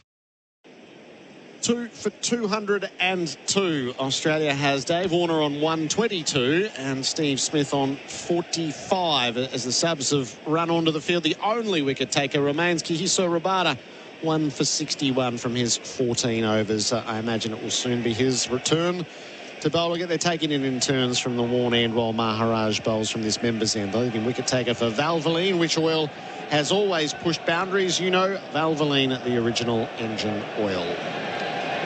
Ian Smith and Simon Katich, our experts at the moment for Anaconda. Hit summer for 6 with Anaconda's 10% price beat guarantee. Maharaj 12 overs, no maidens, none for 40. Field has been cleared. Maharaj begins the new over and across the line goes Warner. He flays it out into the deep. Janssen with some ground to cover. He gets around to his right and saves the boundary. It's 2 for Warner, who moves to 124. We do the maths now, gentlemen, and it's 55.1 overs bowled, so 25 overs to the new ball. That's a couple of hours cricket at today's rate. We're not going much more than 13 overs an hour, so we're looking at a couple of hours cricket. So well into the last session, the question is, if they don't break through, how much energy will they have left to take a new ball? Would they bother? Warner defends Maharaj. So the future, or the immediate future of the game, is at Australia's disposal, not South Africa's, I'm afraid. Yes, they can sort of make as many as they want to, the way this is unfolding. Warner jumped down the pitch, defends to what is now a short mid-on, no run. Yeah, when you get situations like this, you make the opposition bowl you out. It's a tough lesson to learn. When you haven't grabbed your chance, first day of a test with the bat, you made to pay. Warner from the crease, down on one knee, swings it to the leg side, but he doesn't beat the field. And he will not get a run as Rabada's on the spot. Ngiti's on the spot, tumbling there to do the fielding. And that's an excellent save from a big guy who's probably disheartened. He had an opportunity to go down, hands on knees, and he sprawled away to his right, which is exemplary stuff. Hands on his knees in the aftermath. Well, they'll be on their knees when they look at the big scoreboard, because at the moment it's flashing up who's still to come for Australia. Oh, Warner's toppled over here. Is he? Cramp. I reckon cramp in the left leg has got him. He's had to endure a lot in this knock. He got hit flush in the head. He got banged on a finger, which looked like it had done some damage, and then he's just toppled over with cramp. Well, thank goodness it's that. Because when you first said it, and I was looking at this big scoreboard, I was thinking maybe the heat had got to him, because it's been extremely so, and he's wearing a lot of equipment, and I was genuinely worried for that. So let's just hope it is the latter. Yeah, looks like he cramped up when he set off for a run there with the Ngiti strike. That was almost Mark Richardson-like, wasn't it? It was. In Mahali. Goes down for the sweep shot. Yeah, but he had the histrionics with it. Yeah. God, it was funny, though. It was funny. It's like it's been picked off by a sniper. It's 36 degrees out there, so they're all doing it the hard way. It's probably the right moment for us to clear the decks anyway. We're due a commentary change at the end of the over. So let's do that now. Australia 2 for 204. Warner is 124. Smith is 45. There's half an hour till the tea break for Bundaberg. Ginger beer. Dwayne Russell will take you toward that as Dave Warner, who is the player of the day thanks to Bingley, needs this injury timeout in the middle of the G. Harvey Norman stores open until 7 p.m. tonight. More time to shop and save. Harvey Norman super deals on now. Stores open until 7 p.m. tonight. Plus, get 60 months interest free. No deposit, no interest from Latitude Financial with 60 approximately equal monthly payments and monthly service fee of $8.95. Finance only available if you have or are approved for a participating Latitude credit card. Minimum financed amount $1,000. See T's and C's. Interest applies for non-compliance. Product exclusions apply. Trading hours may vary. Harvey Norman super deals on now. Stores open until 7 p.m. tonight. Go! Visiting the city this New Year's Eve? Large crowds and delays are expected. Plan ahead and check transport and crowd movement changes. Search Melbourne New Year's Eve for details. The SEN app is now compatible with Apple Watch. Download it today. Want to build a new home but need to move in now? Henley has fixed price completed homes and townhomes ready to buy with premium inclusions in the best locations. Get the Henley Everyday Advantage. Buy a completed home and move in now. Henley.com.au. SEN Test Cricket for Host Plus. That's a plus 37, 38 degrees here at the MCG. And I'm sure there's plenty of people listening to this laying down at the beach on towels. We've got a bit of a beach scene here. There's people laying on the ground everywhere, trying to overcome cramp, overcome the heat. Damien Fleming is back with Simon Katich. I'm okay. I'm not cramping. You're okay? Have you got a bowl? Have you got an over or two in you? No, it's too hot. Pitch is too flat. Actually, I might bowl to Stephen Smith. Smithy's struggling a bit. Cato, much cramping in your batting, illustrious batting career? I didn't bat long enough, Flem. I loved it when it was hot. We're not falling for that, Dwayne. Loved it when it was hot, but yeah, no, thankfully I was pretty good when it came to that. It didn't cramp too much. The worst I ever saw, we were playing in Darwin pre-season game, Tasmania versus Victoria. Their wicketkeeper, Mark Atkinson, remember Atco? Not a tall man. He started cramping, and the more he moved, he was cramping in different areas, and we didn't have any stretchers or anything, so we unhinged a door, right, and put him on the door to take, and he's just howling and he's laughing and it's hurting. Oh my God, he was in so much pain. Yeah, there's Australian heat, there's Melbourne heat, which is this we've got now, 37 degrees, and then there's Darwin heat, which that's a different level. I agree with that. Maharaj with the ball in hand. Warner's on strike on 124 and defensively pushes down the pitch. So still plenty of time left in the day. A lot of overs left. What does Dave Warner have left in him? And what do these bowlers have left in them, given how taxing it's been so far? Maharaj in. He's going to have to bowl a large number of them as Warner pulls it on the onside, but no addition to the 2 for 204. Yeah, I mean, I think Nortje has been the best of the bowlers. We'd want to see him soon. And it is the end of the over, by the way, for Liberty. Liberty loans for free thinkers. ROBOT Robot Building Supplies. The Man Cave, shed, garage, sports room, home office, whatever you want to call it, Robot Building Supplies has everything to renovate or build it. Robot's got it. Metal roofing, cladding, wall panelling. Robot's got it. Structural steel, timber, insulation. Robot's got it. With 24-hour delivery, get it done fast with Robot Building Supplies. Notting Hill, Sunshine, Preston, Dramana, Pakenham, Coldstream and Darnham. RobotBuildingSupplies.com.au. ROBOT Robot Building Supplies. Jansen about to continue from the Shane Warne stand end, but yeah, what have the bowlers got left? And Warner's already got an injured hand or finger. Yeah, he got one off Nortje that basically crushed it up against the bat handle at probably 150 k's an hour, and they're nasty.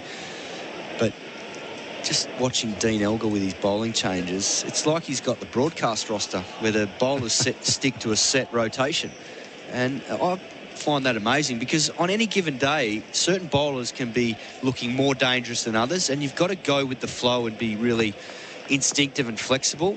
Jansen was probably the pick of their bowlers with Nortje in the first session, and now he's bowling just before tea. It's unbelievable. So Smith on strike on 45, and he drives to cover. No addition to the score. It was along the deck. It wasn't really middled and not into the gap.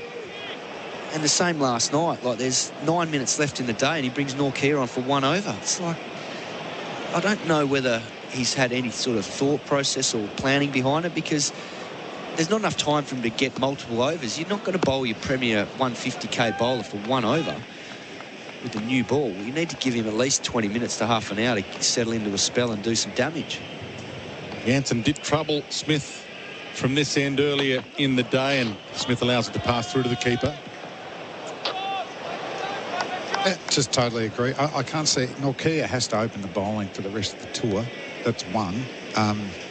Jansen, as you said, Dwayne, he troubled Stephen Smith.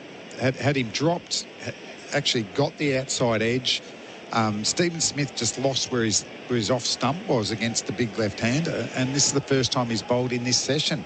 I would have gone with the 2 most potent bowlers, and then you start to defend a little bit and rotate when you get the spinner on.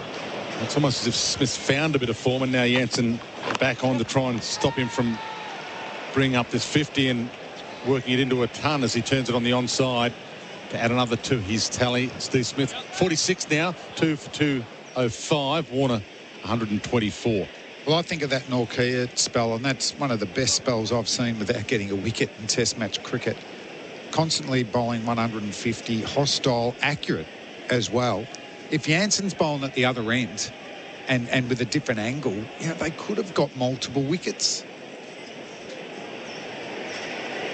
Yeah, I think there'll be questions asked of his captaincy, because since he's become captain, he hasn't got a Test 100. His average is just over 30, well below what he was as a player in the first 65 Tests he played. So, and even today, like the fields early on weren't ideal for Norkia to bowl a fuller length of that new ball. Jansen to Warner, who tries to pull this, pulls it fine, but there's a leg slip in place and it bounces its way 2 leg slip. Got a couple to the boundary that way, though, during the course of the afternoon, Dave Warner. It's like a lot of things, though, Caddo, isn't it? Options. You know, who does it if Algo? I mean, they really, that's a lottery, their top 5. It is, and that's where the decision not to pick Aiden Markram, who I think is a long-term Test player for them and potential leader, because he's the only South African to captain them to a title-winning under-19 World Cup. Warner on strike again, and he late cuts that nicely for a single. 125 for Warner, 2 for 206. I think if Australia go on and whitewash this series 3-0, I'd be very surprised if there isn't ramifications, because we know they've got the weapons at their disposal with this attack. And yes, this is a flat wicket, but there's still enough there. We saw a little bit of reverse from Jansen when he came around the wicket to Smith when he hit him on the pads just outside the line. But in the way that he's used them and then in the way that he's set fields, he's been way off the mark. Smith on strike, and he late cuts it and gets it all the way to the boundary stylishly. Gets that to the rope for Rotaflex by Blunston. Stability meets the freedom to move, and that brings up his half-century Steve Smith. He gets a pat on the shoulder for Dave Warner, who's got 125 next to his name, and that would feel good given he was a little scratchy at times, Steve Smith. Certainly so. I mean, it's been tough work. I can't remember him being so bogged down. It was probably a couple of years ago against New Zealand, and on the basis of Wagner bowling a lot of short deliveries. It hasn't been fluent, but I tell you what he done. You know, great play. He's hung in there. He's hung in there. He's got a guy at the other end whose innings is flowing. Strike rate at 65, so that's fine at Test match level. And there's no reason to suggest once Stephen Smith gets going that he can accelerate himself. So Maharaj back on. Warner on strike on 125, and he drives this off the front foot through mid-wicket. It was a cross-bat shot that finds its way to the rope. And it was delightful to watch. He stepped down the pitch and then swiped across the line. 2 for 214, 129 now, Dave Warner. Yeah, that's something you normally see in the evening at the BBL. The slog sweep came out against the left-arm spinner, and that's right where David Warner wants it. Drag it from outside off into that vacant, deep mid-wicket region. Played it beautifully. And a place out there that he can hit it without having to worry about being caught. Pushes this one back down the pitch. Yeah, that's the bonus of how big the field is, isn't it? Like backward square leg and long on.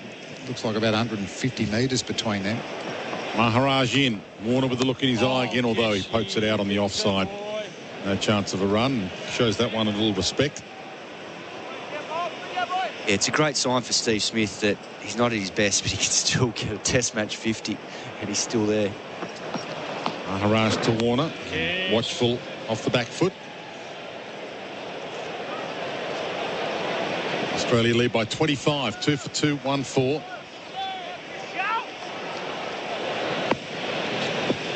Maharaj to Warner. Outside half of the bat, but it rolls its way to point for a single.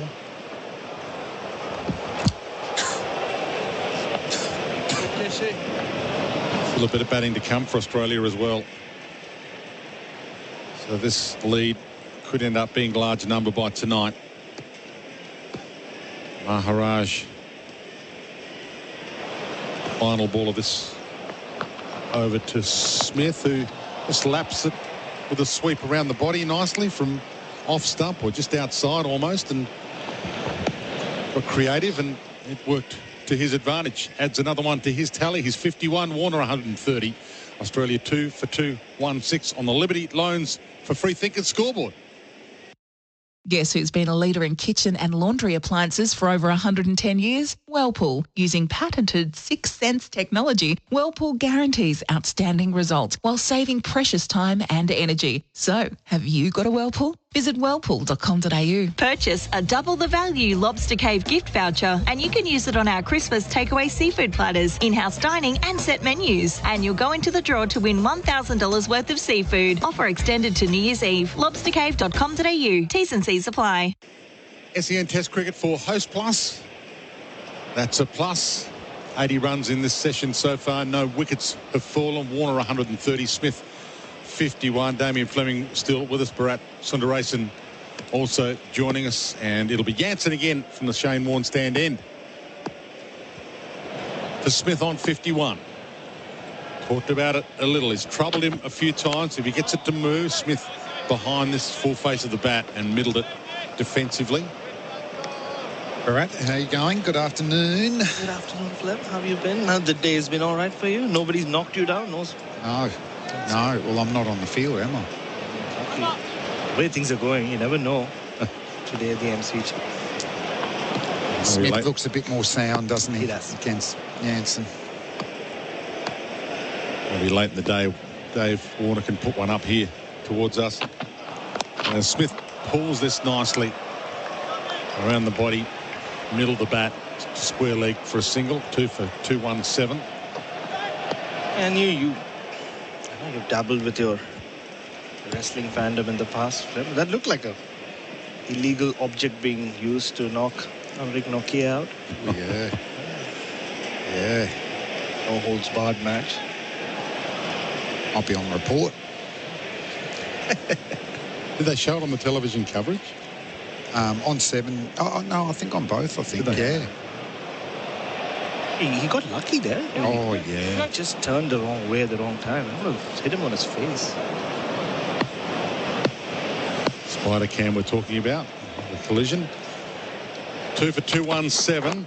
And Warner defensively with Jansen continuing to probe these two, give them something to think about. Yeah, I mean, there's still plenty of overs till the second new ball, isn't it? Spin is really, Maharaj is just getting the ball into play. I don't think there's any feeling that he's going to get wickets unless it's a batsman error. So unless it starts reverse swinging to a great deal, these two look very settled. Even Stephen Smith, he seems so fidgety early on. Yeah. He seems to have settled a bit. Well, there has only been one wicket fall today, and it was batter error that caused that fall. It was Labuschagne run out for 14. Africa's put a few catch opportunities down, and Warner caught on the thigh, and did he catch a little bit of bat handle? No. Yeah, but just listening to you and Simon earlier, the captaincy has been, I mean, Elgar's captain, like he bats very defensive. Jonty Rhodes was here earlier and he said as well, like he hasn't used Keshav Maharaj like an attacking option at all. He's not given him enough chances to get a wicket. Spread the field out very early on in his spell. Let these two settle down. One slip in, Araya waiting in the gully as Warner drives straight back past the bowler, and they only will get one. Didn't time it that well. Jansen threw a foot out to try and stop it. It was a half-hearted foot, not the one that you want smacking on the top of the foot and forcing you off the field. Yeah, Simon Katich was talking about proactive captaincy flexibility, and in each test match, even by innings, some bowlers just hit a bit of form and are the more likely to get wickets. So today it's been Nokia and Jansen, and they haven't bowled together in the second session together. Warner's 131, Smith 52 on strike. Jansen in again Australia leading by 30. And Smith compact in defence behind it off the back foot. And we've seen a lot of visiting captains over the years get into this mindset, Flem, on Australian soil. The fact that they went into that mindset so early on. I understand if Australia were 2 for 300 when he succumbed to the pressure and started using a lot more of Maharaj to defensive field. But there were opportunities. Steve Smith was looking fidgety. Smith, Jansen into him. Smith pulls it around the body, but forward a square, through mid-wicket for a couple. And just held up on him a little, so he had to almost wait on the ball to get to him before he could play the shot. He's starting to find the middle at least again. Steve Smith moves to 54. Warner is 131. Australia 2 for 2-2-1, and that is the end of the over for Liberty. Liberty Loans for free thinkers. Have you got a dream renovation, a dream man cave? Robot's got it. Robot Building Supplies can help you get the job done. Robot's been servicing the building, fencing, engineering, roofing and cabinet making industries for over 70 years now. So when it comes to experience and reliability, Robot's got it. With 24-hour delivery, dream one day, build the next. Robot Building Supplies. Notting Hill, Sunshine, Preston, Dramana, Pakenham, Coldstream and Darnham. robotbuildingsupplies.com.au. ROBOT Robot Building Supplies. SEN Test Cricket for Host Plus, an industry super fund for all Australians. Maharaj to Warner, who dances down but defensive to the bowler. 2 for 2-2-1. Australia lead by 32. South Africa all out for 189 if you're unaware. And Warner pulls this upishly initially and then didn't really have the meat and the carry to be a catching chance and dropped safely for a single. 2 for 2-2-2. Yeah, I thought that was why David Warner didn't hit it too well. He realized that if I hit it for 4, you won't get a chance to say that to him.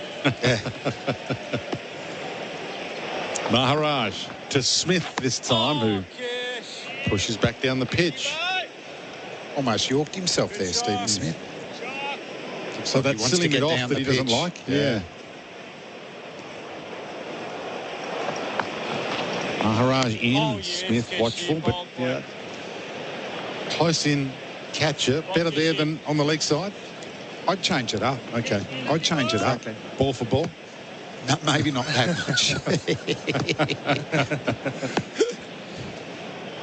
Maharaj to Smith, who drives down to long off for a single.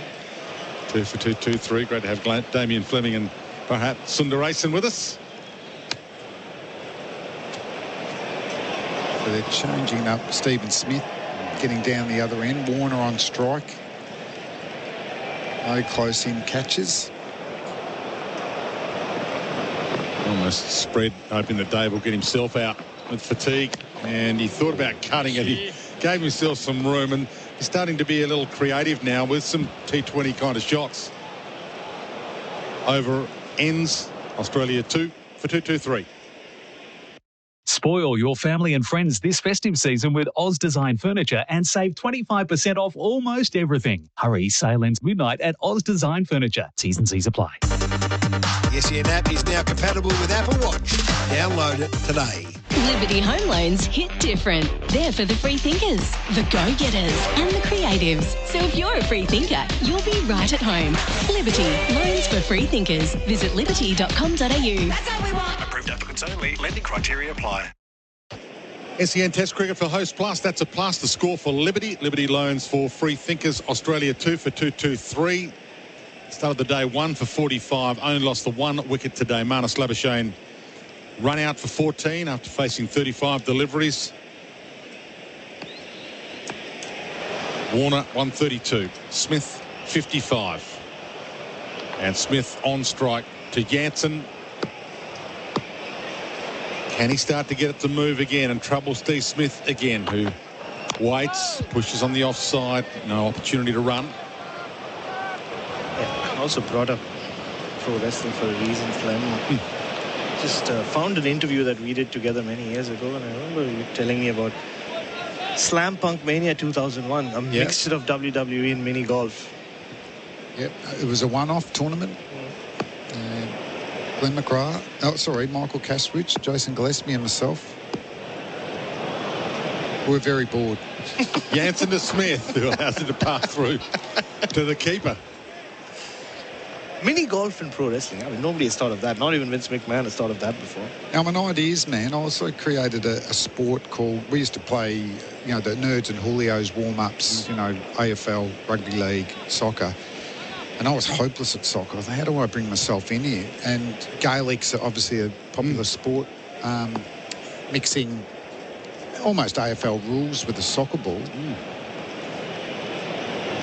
Jansen in, Smith on strike and drives off the back foot this time, but down to mid-on, no chance of a run. How did it go? So I created up a new sport called Focker, which is soccer with an AFL ball. Right, and how did it go? Was once the predictable becomes unpredictable because of the bounce of the ball, well, it brought Gilchrist and the War twins back to the pack, didn't it? Because of the unpredictableness. And the first place we played it, of all places, who appreciated it big time, was in Ireland. Right.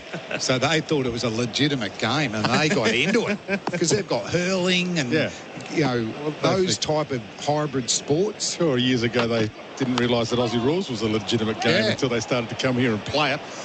Australia 2 for 2-2-4. Quick single, almost a chance of an overthrow. Warner 132. Smith 55. The lead up to 35 now for the Aussies. So Fokker was massive. Massive for a tour. And then, of course, it got too competitive. Batsmen mainly were wearing their cricket spikes and diving in. And, of course, it gets banned by the fitness staff. As they do. But for one golden English summer, well, for one day in particular, on a wet day in Dublin, it was the greatest game they'd ever seen. Warner on strike, and he pulls this. And it bounces its way to square leg for a single.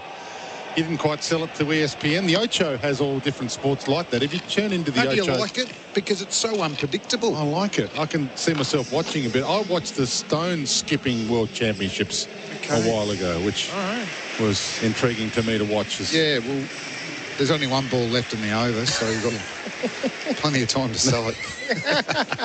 Well, the intriguing thing to me was they had to get to the actual venue early to pick their own stones. You couldn't bring yours from home. Yeah. To be honest, that's common sense.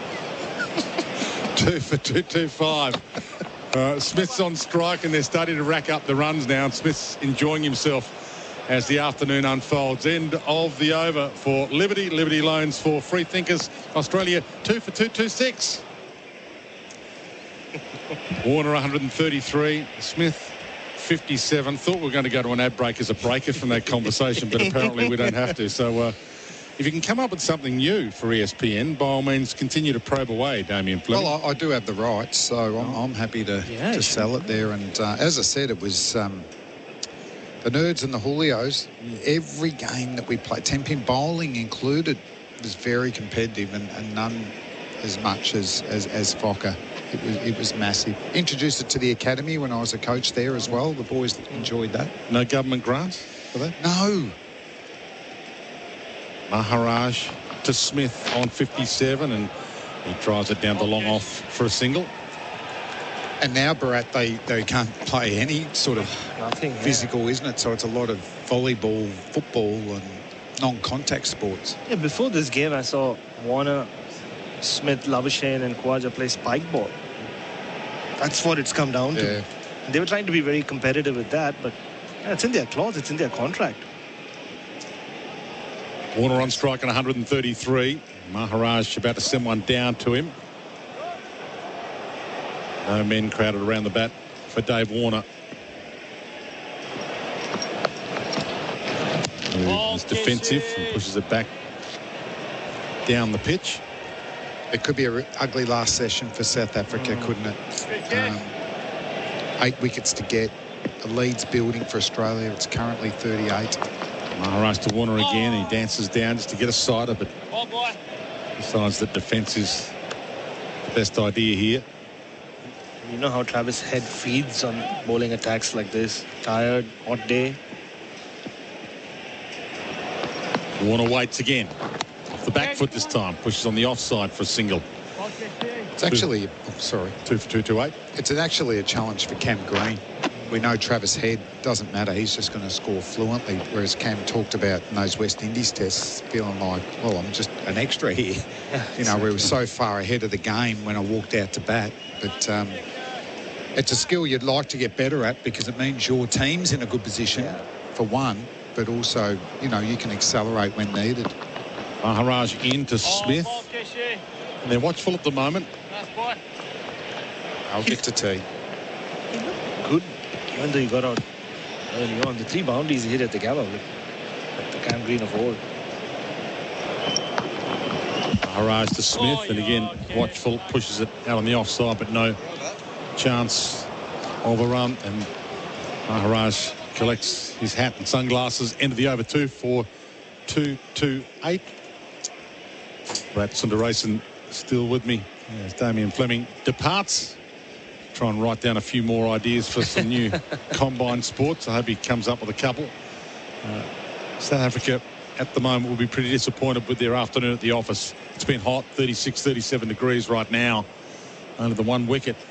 Labuschagne run out for 14, so it was batter error that allowed that to happen.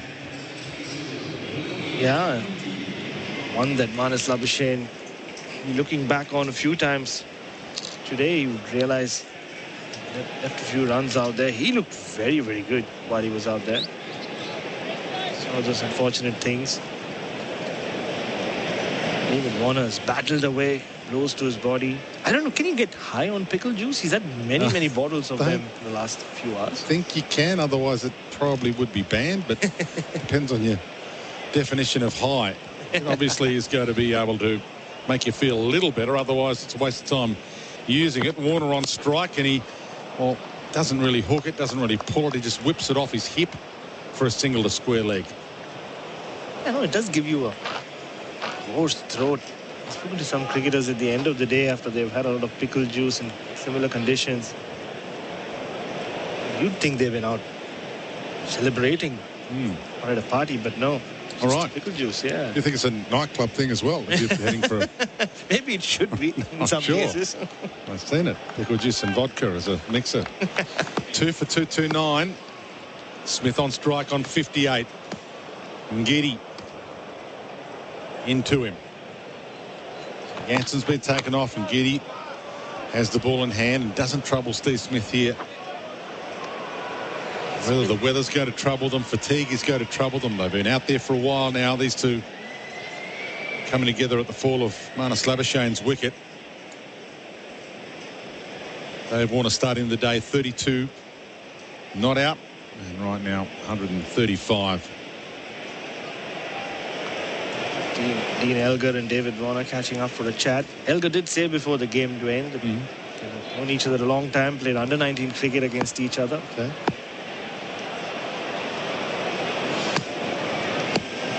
What's Smith got in him here? 58 not out, and Ngidi into him, and Smith ducks out of the way. Gets under that short ball. South African team showing their appreciation for that delivery. Yeah, I don't think Ngidi's delivered the way his team would have wanted him to throughout the series. 4 days of cricket we've seen so far. Especially today, they need a big spell from him. Rabada has looked threatening at times. Nokia has been by far the most impressive. Jansen's and Steve Smith in 2 minds a couple of times, but Ngidi needs to step it up. Still 21 minutes from tee, and Ngidi in down the leg side. A little wayward with that direction. And Steve Smith couldn't probably hit it even if he wanted to, but he had no interest in attempting to. Sorry, it's a minute till tee, I should say. 10 past. It's all these test matches starting at odd times. Dwayne, a couple we were at started at 10:20. Gerard wants to start at midday, which probably got some merit, to be honest. Starting the day at midday, Boxing Day. Gives you more time to recover. Oh, you can tell the fathers with young children having a big day for Christmas Day. And Ngidi in, and Smith defensive, pushes back down the pitch.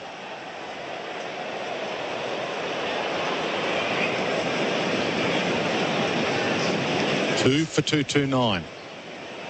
Warner 135, Smith 58. South Africa all out yesterday for 189. Warner and Smith been a little quiet in the last 3 or 4 overs. Shut up shop. Content to go in at tea, have a rest, and get it cranking again after tea, you suspect. Neither have taken too many chances, and South African bowlers haven't really troubled them. Smith edges this off his hip for a couple, maybe. They scramble through for 1 and get through for 2 with relatively easy last steps from Steve Smith, but he pulled up about mid-pitch thinking he had it covered, and then all of a sudden realised, hang on, if that's a direct hit, I'm in trouble. And that was the last delivery of the session. So it is T, 2 for 231. Warner 135 not out. Smith 60 not out. Australia lead by 42 runs. The one man out today was Marnus Labuschagne, run out for 14 of 35 deliveries this session. 95 runs for Australia. No wickets for South Africa. It's the numbers for Lauren X Cleaning. Lauren X Cleaning. Google Lauren X Cleaning today if you want to find out a little more about it. We'll run you through the full scoreboard during tea for Liberty. Liberty loans for free thinkers. And it's great to have your company on SEN Test Cricket in Melbourne. Day 2 at the Boxing Day Test in bright sunshine, 37-degree heat. SEN Test Cricket for Host Plus and Industry Super Fund for all us. Smith dances down the pitch and clubs him over long on. It carries for 6. It's full of intent. Warner on strike, pulls down towards the boundary, and he gets it there all the way to the rope. Dave Warner salutes, celebrates. The crowd celebrates with him. He's up there with Australia's all-time greats. Maharaj into Warner, and he drives this off the front foot through mid-wicket for 4. Smith on strike, and he late cuts it and gets it all the way to the boundary stylishly. But that brings up his half-century. Steve Smith, Maharaj back on. Warner on strike at 125, and he drives this off the front foot through mid-wicket. It was a cross-bat shot that finds its way to the rope. The tea break for Bundaberg Ginger Beer, the great Australian brew. David Warner's century in his 100th Test match, the highlight of the middle session of play, as Australia have taken the lead 2 for 231 in reply to South Africa's 189. No wickets and 95 runs in the session. Warner is unbeaten on 135. Smith is on 60. This is the tea break for Bundaberg Ginger Beer, the great Australian brew. South Africa have only bowled 51 overs in the day's play so far. They are wilting in the heat. Chris Rogers is part of our call team for Bundaberg Ginger Beer. Hello, Buck. Hello, Jared. Hello to our listeners. What a great moment for Dave Warner. So iconic images, kissing the bat and blowing those kisses off the blade to his family and the crowd. Yeah, there was a fair bit of emotion in that celebration, and it's been a long time for him for that century, and to do it in your 100th Test is something quite special. And his back was against the wall. I mean, there was a lot of talk about whether he'd actually get past the Sydney Test with the way his form has been going, but he answered his critics today and showed people again, I think, just the value he brings to the side. You know, in a match that it's been a little bit tricky to score for just about everyone, he's gone out and scored at a run rate quicker than anybody else. So that's been quite special. Why don't we have a little listen to Candice Warner, his wife, who was in the stands with their 3 daughters, about Dave Warner's 100. This is from Fox Cricket. I think it'll mean so much to everyone that's here, that's come down to support him. His mum and dad are here for his 100th Test, his school friends, family, just everyone. It's such a big milestone, and for him to be able to do it while his back's against the wall means it even more. I was just about to say that. It was typical David Warner, wasn't it? Back against the wall, huge occasion, milestone match, and he delivered. Well, you think by now writing David off is probably the wrong thing to do. So, you know, he thrives on that, and just seeing today the class batsman sportsman that he is, and to be only the 14th person for Australia to make 100 tests is a testament to himself. He's always so competitive and strong in our eyes, but what's he like behind closed doors? Because it's been a pretty difficult few weeks for him, both on and off the field. It's been incredibly tough, and people don't take those things into consideration. It hasn't been easy, but he never uses it as an excuse. He uses it as motivation, and he's just dad. Like, to the 3 girls, he's just dad, and they said before this game, just score 100 like Marnus does. So no pressure, just like Marnus is a bit of the favourite, so just score 100 like Marnus. Lovely insights from Candice Warner in the stands here at the MCG, with Dave Warner on 135. So Australia's position, Chris, is, Smithy had the lovely analogy, they've marinated South Africa and now it's time to throw them on a hot grill. Yeah, absolutely. I mean, it's just going through that, the kind of run rate that they had throughout that session, and it wasn't really littered with big overs. It was just consistent scoring, 3, 4, the odd 6 and over kind of thing. But all they did was really grind South Africa throughout that session. They knew if they keep getting these bowlers bowling numerous spells, it's going to hit them hard at some stage, and they're going to get their rewards soon, because you can see South Africa are finding it very, very difficult. And yes, the South African perspective. So they had Maharaj in operation as the spinner from the members' end right throughout, and they rotated their 4 quicks through. They don't have a wicket to show for their efforts at all today. There's the run out of Labuschagne, and that's it. So Rabada's 14 overs, 1 maiden, 1 for 61, and Giddy's 11 overs, 2 maidens, none for 24. Janssen is 12 overs, 1 maiden, none for 39. Nortje 10 overs, no maidens, none for 39. And Maharaj 16 overs, no maidens, none for 52. Yeah, look, I just think that they missed a trick after lunch. I mean, they were behind the game anyway, but that first half hour, it was going to be crucial just because their energy levels would have been okay at that stage. They were going to dip away in the heat as the session went along, and so they had to make the most of that first half an hour. And to start with Maharaj, I get it. They're so far behind the over 8, they're going to catch up. Otherwise, the captain Elgar will be suspended for the next test. But you can worry about that later in a game. I think you could sense what's going to happen, perhaps even after tea.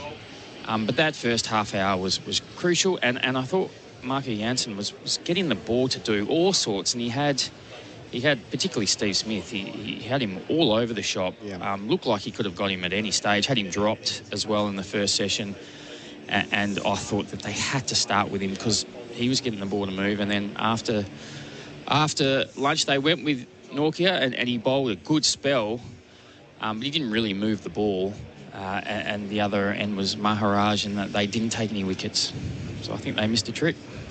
The only wicket taker for Valvoline at the original engine oil, Kisa Rabada, 1 for 61. The leading run scorer for Victoria Police made for more. That's Dave Warner, who's on 135. And the wickets have fallen at 21 and 75. So the fall of wickets for Valvoline, which oil ensures you're never caught out. Valvoline, the original engine oil. So plot me Australia's perfect scenario here. 91 runs in the first session, 95 in the second session. It's almost do as you please in the last 2.5 hours, isn't it? Well, I don't think they need to do anything different. There's so much time left in this game. It's not like they have to push the run rate. I think there's this kind of expectation. You've got to get on with it, but they don't really. They could just have another session exactly like that. That's absolutely fine. So a bit of fill your boots time really for the batters.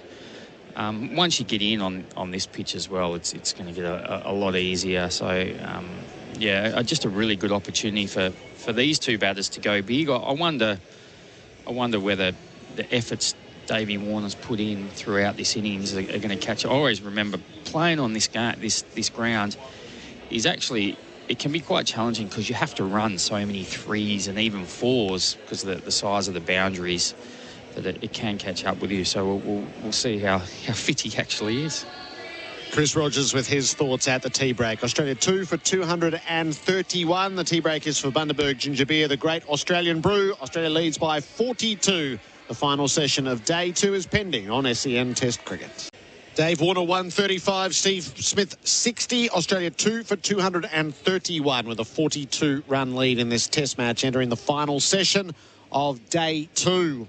This session is for Before You Dig. Lodge a free inquiry online. Peter Lalor was with you at the start of play just beforehand. He had 3 storylines for you. 1 had come to fruition, Cam Green's 5-fer. 2 was the suspicion that Mitch Stark's injury was going to be long-term, and so it was.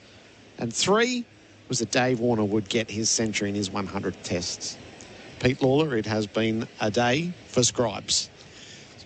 Been a great day for cricket fans, frankly. I'm sorry, if you can't get behind David Warner on a day like this, 100th test, 100, one of 10 batsmen in history to do that, one of 3 openers to play, Australian openers, to play 100 games. A guy under the pump, dead set under the pump, couldn't take a trick this whole series. When was his last 100, Gerard? Against New Zealand in 2020, wasn't it? Long time ago. Fantastic. What a great story. It has elements of that defiant Steve Waugh perfect day 100. What a shame that the stands aren't completely full for it. But in a way, I think it's a classic Warner century too, wasn't it? It was a bit of an up yours to the critics, to those who wrote him off. But he goes as he came. His entire career has been thus, proving people wrong. People that said he wouldn't play Test cricket, people who never actually imagined that he was an opener.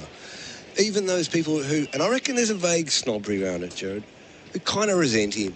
He's a little bit of a, he's a suburban rough nut, and this is Test cricket. It's the gentleman's game, well. It was a great moment, and it was a fantastic one for the scribes. We were able to rock off lots of words, lots of stats. If you like stats. Lots of stats. Like beautiful very stats. Beautiful stats. That's right. So go on. Have you got a favourite of them? I think I love the fact that it's the 100 in the 100th test. I think it shows a sense of showmanship. I mean, to get to 100 tests is enormous. Only 70-odd players have done that, haven't they? But to get there and to perform like this, that far down the road into your career, and in that moment, he is a bit of a showman, isn't he? He always has been. And at the Shane Warne test, Shane Warne was a great showman too. So well done, David. Very, very pleased about this. Gerard, do we now have to factor him in among the greats? I think so. So I have no question he's one of the great openers, but so these two batting together right now actively are 7th and 8th on the all-time Australian batting list. They are next to each other, which is all rather perfect. So Ponting, Border, Steve Waugh, Clark, Hayden, and then it's Smith, Warner. 85-18. 80-57. So they're both in the 8,000s. They're batting here together. Warner went past Mark Waugh to join him. So there they are as a pigeon pair, neatly inside the top 8 run scorers for Australia of all time. You can read. You can't stop reading things into it. But that embrace with Smith was very emotional, wasn't it? And it spoke of a journey, and let's not forget that this is their second test against South Africa since that incident that they were both involved with, but grew up in New South Wales, played cricket together in New South Wales all their lives. Very different. Like, Steve Smith will have a better set of numbers when he's finished, but Warner's are special because they come at the top of the order and they come in such a way. What's his strike rate? Around 80 on. Only Virender Sehwag, I think, goes better at the top of the order or goes better for that many runs in Test cricket. 6th and 7th all-time, batting together in the middle of the MCG. Warner sees the first ball after tee and he knocks it away into the leg side and ambles through for a run to square. 2 for 232. And you know what I like about it too? They didn't gift him one. He really had to work. Like that hour after lunch, that was great cricket. South Africans were asking a lot of questions of Warner and he was lucky to survive a few times, as was Smith. But they both hung in there. So it wasn't a freebie. Norcia clocking 1:55 in that spell. Maharaj around the wicket to Smith, who's back and cutting. He doesn't pierce point. They go for the quick single. Janssen throws it in, hits the stumps. Warner looked like he was home. And I don't think they'll even refer it to the DRS. BizCover business insurance made easy. Is it true that one of his children said, before play when interviewed on television, what did you say to Dad this morning? He said, make runs like Marnus does, Dad. Make a century like Marnus does. So Candace told that story on behalf of the kids, and did she? Yeah, she confided that Dave's not even the favourite Australian cricketer in the family. They all love Marnus. I hope he's Candace's. I'm sure he is. They're a great family, those three. Four, sorry. So some repairs done to the stumps by Paul Rifle, who's an unhurried figure. Strolls back to square at the city end. Maharaj is ready and he bowls, and Warner is back, knocking the ball out of the stumps to the short cover. Elgar dives and fields for no run. And then we have him collapsing with cramp soon after in very dramatic fashion. He's very, very hot out there. 36 degrees at the moment. Warner from the crease for a minimum of footwork, knocks it away to Elgar again. So hit flush in the helmet in the first session, which rocked him, as you would. Got hit in the finger by Norcia at 150 clicks. And that hurt. That really hurt. Suspicion, you know, it could have been anything, and still could be. And then collapses with cramp.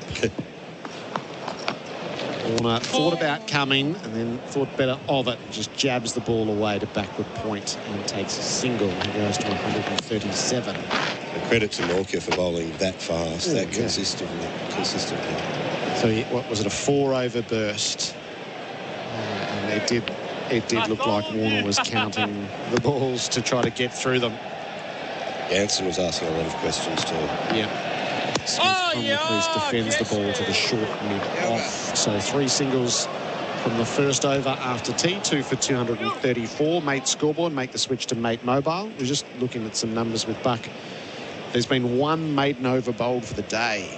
So Australia are having their way with South Africa. Notwithstanding, there's been some quality bowling. That's been absorbed, and then 91 in the first session, 95 in the middle session, and given that this will be extended by a half hour, unless something goes wrong, this will be in triple figures. Good lead. I'm hoping not to have to bat again in this match. That's the opportunity that's open, isn't it? The other opportunity that's open in the second innings is Cam Green, man of the moment, might have to pick up a lot more of the workload for a start. Yes, yep. 2 slips, no gully now. So a deep backward point, a point, an extra cover, a mid-off, a mid-on, 2 deep on the leg side. Kick Ngidi is by full toss, knocked away. Warner misses out there. Knocked it away to Pavuma at cover off the toe end. No run. An attempted slower ball there that has... Yeah, he got one just before tea at 112. What is Flem's word? Blancmange. Blancmange, yes, I saw that one. So one assumes that that's on purpose. Yeah, yep. So that was at 115. Kind of day when you want to bowl 115. But he hasn't really bent his back, has he? No, he's been the least threatening across the series so far. Warner just tucks him away to fine leg from a ball that is chest high. Rabada does the fielding down below us, and a single taken. And Warner goes to 138. His highest score on the ground, Pete, incidentally, is 144 against Pakistan in the Boxing Day Test of 2016. His 3rd century at this ground? It is. He's have at least 3 centuries at every major cricket ground. I'll have to check that. The vast majority of his centuries have been on Australian soil, which we've sort of spoken about throughout his days. All the stats and facts for Laurenex Cleaning. Google Laurenex Cleaning today. And Ngidi is bowling right arm over the wicket to Smith, who pulls across the line with disdain. Thumped it through the field and down to the boundary at wide mid-wicket for 4. Smith is 65. That sat there and demanded to be hit. A Rotoflex boundary for Blunston. Shock and half tracker, that thing. The other story of the day is, Jared, what's happened to Spider Cam or whatever that thing's called? Yes. Is it still up there broken? hasn't moved, has it? It's stunned by it. So is it stunned, or did they say, hey, no more flying that today? Once it hit Norcia, it was, yes. Understandable that it would hit Norcia because he's at a higher altitude than everybody else out there, but still knocked him over, didn't it? Oh, it hit him at pace in the shoulder. It's actually, when you watched it, it was bloody dangerous.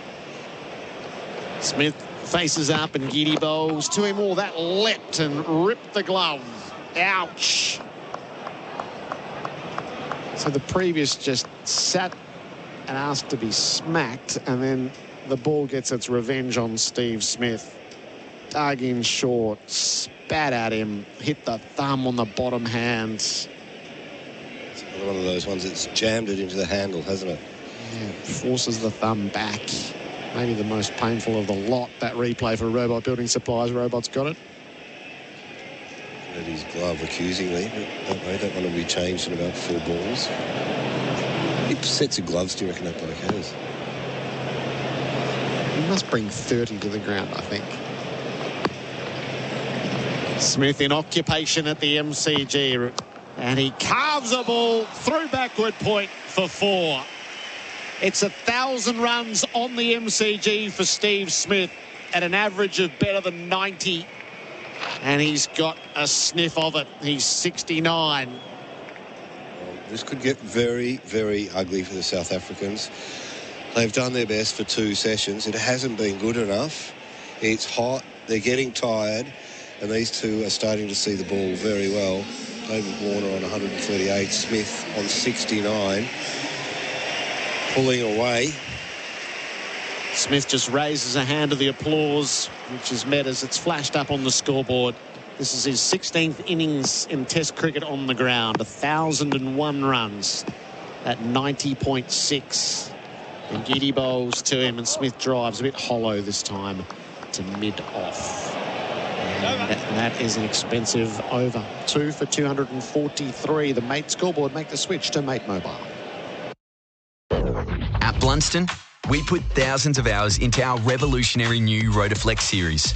That's hours of researching, hours of pressure testing, serious pressure testing, hours of pushing things harder, then hours of refining, creating the best and most comfortable fit. Because the more hours we put into perfecting these boots, the easier every minute on the job will be. Put our innovation to work. Rotaflex by Blunston.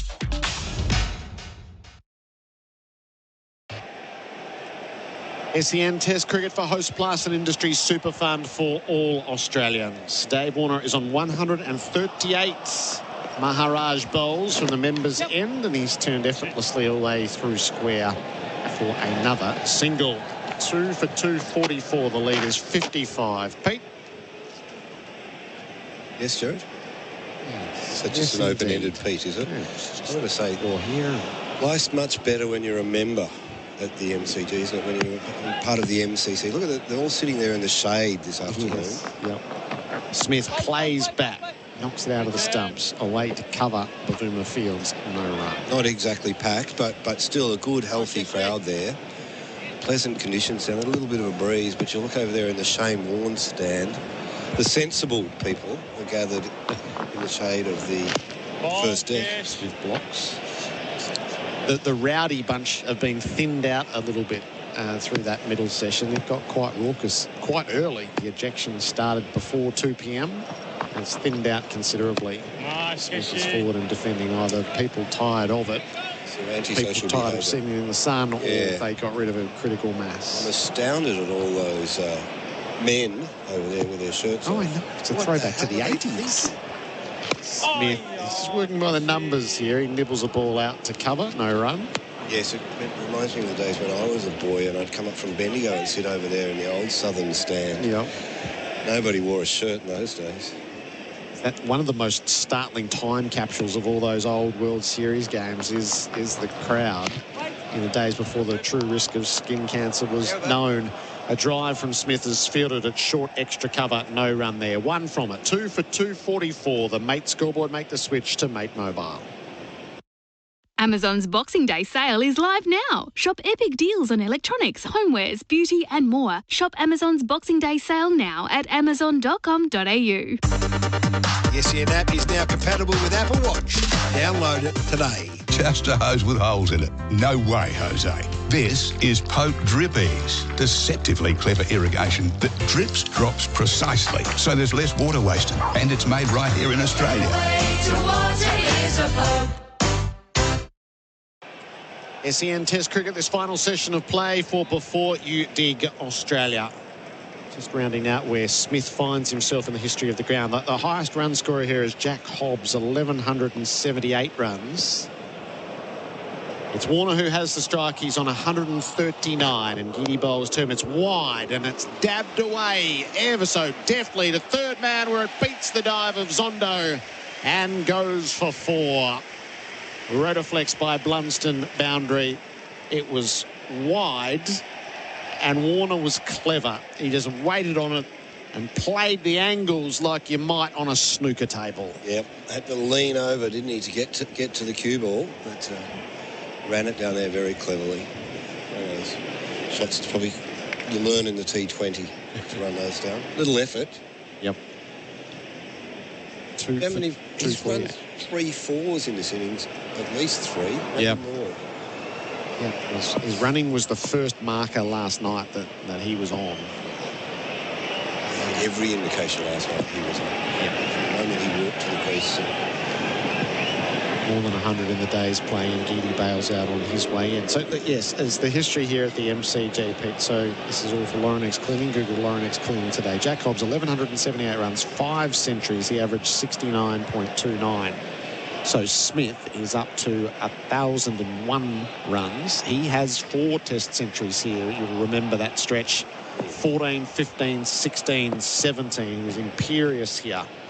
He's on 69, so he's got to look at another, and Giddy bowls. That leapt at Warner, and he was able to keep it down. A bit startled at how high that got. So just a trick or two at the start of this session. It's odd, isn't it? Because it's not a quick delivery, but it does seem to surprise me. And a few of the batters have been wrapped on the knuckles in the last couple of hours, on the fingers, I mean.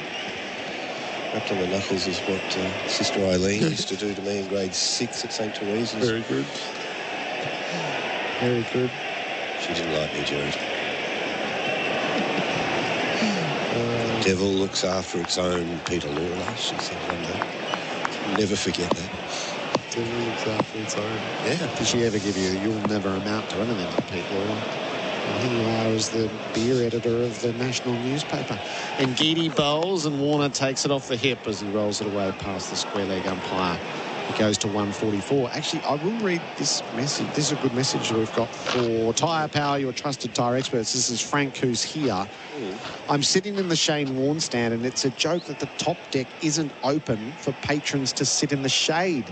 It's such a good point, as the whole top deck is in shade, but because the crowd was sort of measured at about 40,000, they don't open it for staffing reasons, but it does leave everybody on that side of the ground to swelter in the direct sun unless you go back right up underneath, and yet there's all this space which is shaded. Very good point. Frank, I'll take that one up for you. That's actually a really good query. And Giddy to Smith, and he pulls through backward square. 2 converge. They've got no hope. Smith's away here. As fluent as he's been in the innings, he's 73. Another boundary for Rotoflex by Blunston. Stability meets the freedom to move. And I'm afraid that Ngidi is just cannon fodder at the moment. So you got 9 from this over, 9 from the previous over. Yeah, they've got to get him off. They've got to find another way to go about this. Get the boy off.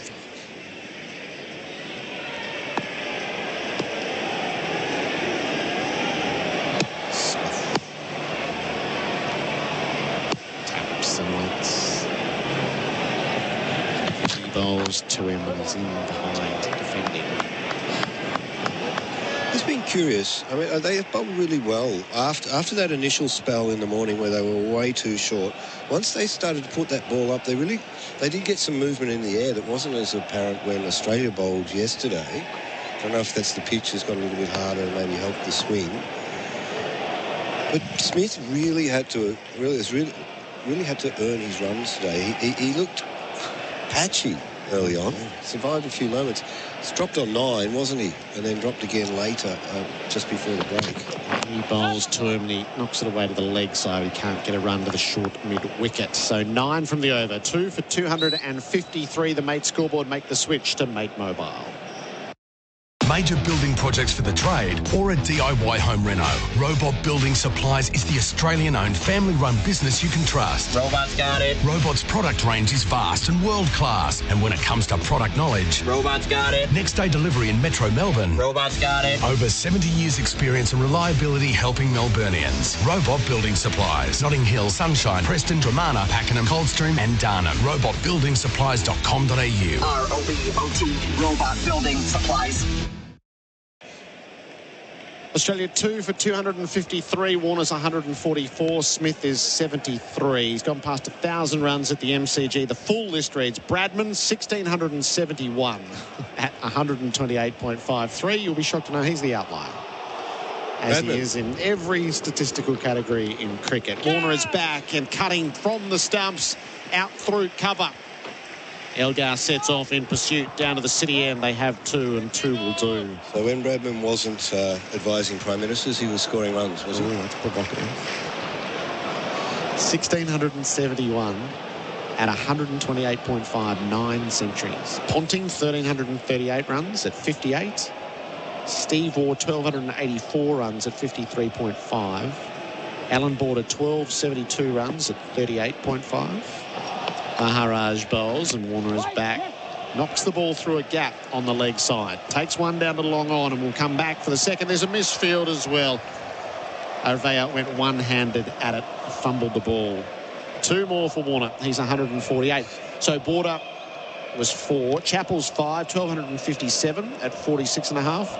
Hobbs of England, 1,178 at 69. Hayden, 1,103 at 69. Bill Laurie, 1,023 at 79.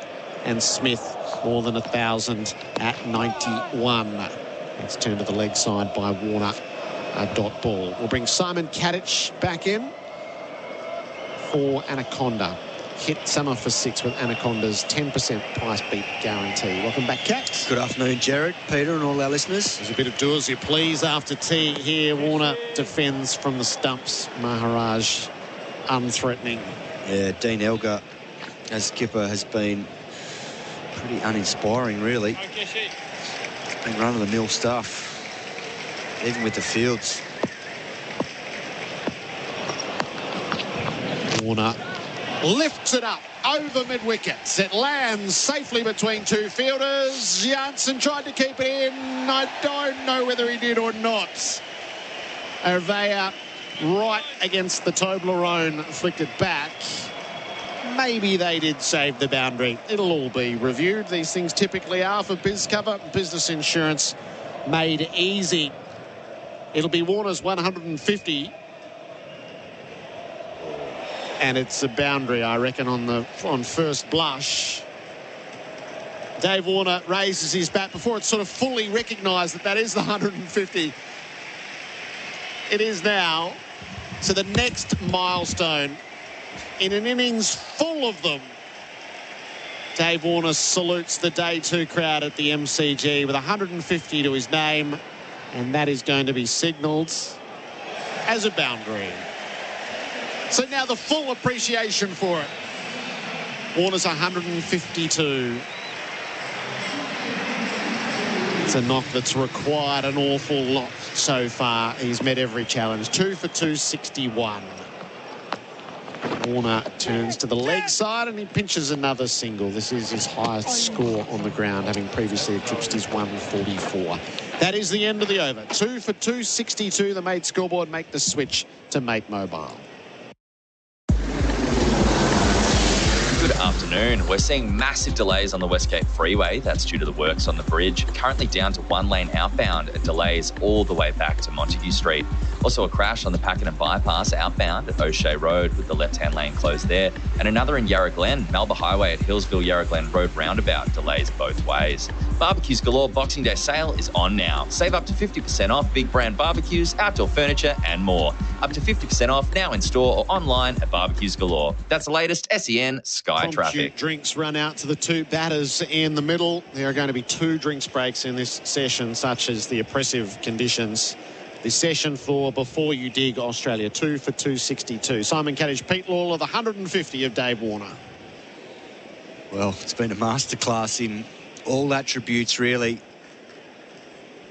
Pressure of what's happened in the last couple of weeks with no runs, the backdrop of the botched hearing with CA and the anger around that, and then today the physicality of batting in 37-degree heat and a couple of nasty spells from Norkia and Jansen.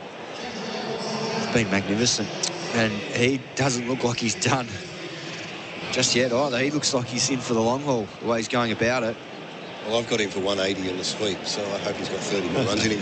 I think that's they brought the pickle juice out there, Gerard. Right. Yeah. Trying to avoid the cramps. Ngiddi's been replaced by Rabada. And Warner clubs him past the dive of Bavuma in at cover. And it races across the turf for 4. Warner went aerial, and he went with the full brute force. And he has yet another boundary to show for it. Rotaflex by Blunston. Placing the ball wherever they want at the moment. It's just quite a bad look for South Africa. Warner deserves this. He worked hard to get to this point in the game, but he's broken them, hasn't he? Oh, yeah. They're gone here. That was just a real loosener from Rabada, and he's made that same mistake a few times today. He's starting to spell, banging the ball into the wicket, and David Warner's just hanging back, waiting to smash it. Yes, the Rabada-Warner battle in this innings has been a total fizzer. He's around the wicket, Warner waited on it, and he just guides the ball down to Avaya at deep point and takes the single. I don't mind those singles to deep point because they can walk them. Yeah. I think even David Warner's not running as hard as he usually runs at this point. This bowling change, there are just so few choices for Elgar. Start your journey in Mildura. Plan it at visitmildura.com.au. Whether there was a moment after lunch where he might have done more, but there's been a note of concession to it for a little while now. Maharaj unchanged from the members' ends while they take their turn. Rabada gets past Smith, who shoulders arms outside the off stump. Well, it's taken until probably the last, 20 minutes of play for them to finally pull out a slip and move Jansen to second, because he's got such a big reach on this wicket, particularly to someone like Ngidi and to a lesser extent Rabada, because he's got a bit extra zip. The first slip was becoming pretty much non-existent. Rabada to Smith, short, pulled into the deep. Oh, so good. So good. There are 2 back there, and he picked the gap between the 2 and thumps that into the rope. Smith is 77, 2 for 271. Yeah, that was class from Smith. That was dismissive. Rabada's their premier quick, but on that occasion, Steve Smith just helped himself to a beautifully manoeuvred 4. Deep backward square leg. Swivel pull, he's borrowed that from a champion or 2. Robot Building Supplies replay. Just the swivel tuck around the corner, which might do the same task. A lovely dive in the deep. Avaya totally committed. Full stretched with the right hands. Knocked it back into the field of play and saved a boundary. Keeps Smith to 1. He's 78. Just steering that to the 2 men back on the ropes, and it's that point midway between them. That one was just probably a metre too wide, but you won't make that mistake again. I think at least 3 that he's got perfect there, he and Warner. That was a beautiful bit of fielding. Full stretch to his right. Smith had nearly got it through that gap. Rabada around the wicket when he bowls to Warner. He keeps the ball away from the off stump as he guides the ball to deep point. He's been gifted that run, and he's happy to take it repeatedly. He walks it through. Warner 159 on the board. Australia 2 for 273. The Mate scoreboard. Make the switch to Mate Mobile. The Rebel sale is now on. Get the Garmin Forerunner 745, half price, now $449. Offer ends January 15. Rebel, sport is calling. The SEN app is now compatible with Apple Watch. Download it today. Stop dreaming and start boating. Visit Streaker Marine's showroom packed full of Quintrex and Yellowfin boats. You'll love your new Quintrex or Yellowfin. Stock is available for delivery right now. Streaker Marine, 461 Mountain Highway, Bayswater. streakermarine.com.au. This partnership is worth 198 SEN Test Cricket for Host Plus. That's a plus. 2 for 273. Smith is 78. Warner is 159. Australia has scored 42 runs in 27 minutes since tea. And on the advance, Warner plugs the ball down to long on and takes a single. He's 160 and the lead grows quickly. Well, it's a bit of a worry when you take Ngidi off for being too expensive, and then Rabada's even more expensive than his first over. I think they're going at about, last 10, they're going at about 5.2. Maharaj to Smith, who treats it with respect and defends back down the pitch. So there's no need to do anything silly here. Just keep your foot on the accelerator, but don't go too fast. This is experience at its best here. They sense it too. Smith waits and then comes, but when he arrives, he defends back to Maharaj. The old bull and his mate. They're not going to. I'll milk this. No mercy here. This is what all the hard graft is about. Smith back and defending. And it just highlights the massive missed opportunity from all of the South African batsmen yesterday. There's nothing wrong with this wicket. Maharaj to Smith. He leans in defence. So a sequence of dot balls. The evictions continue over on the far side.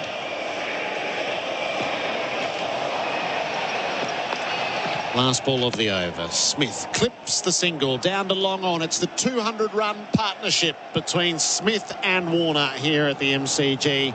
2 for 275. The Mate scoreboard make the switch to Mate Mobile. Dwayne Russell is coming in. Which oil keeps your business moving? Fleet managers with essential suppliers on a deadline? They know. Road crews who keep every motorist safe?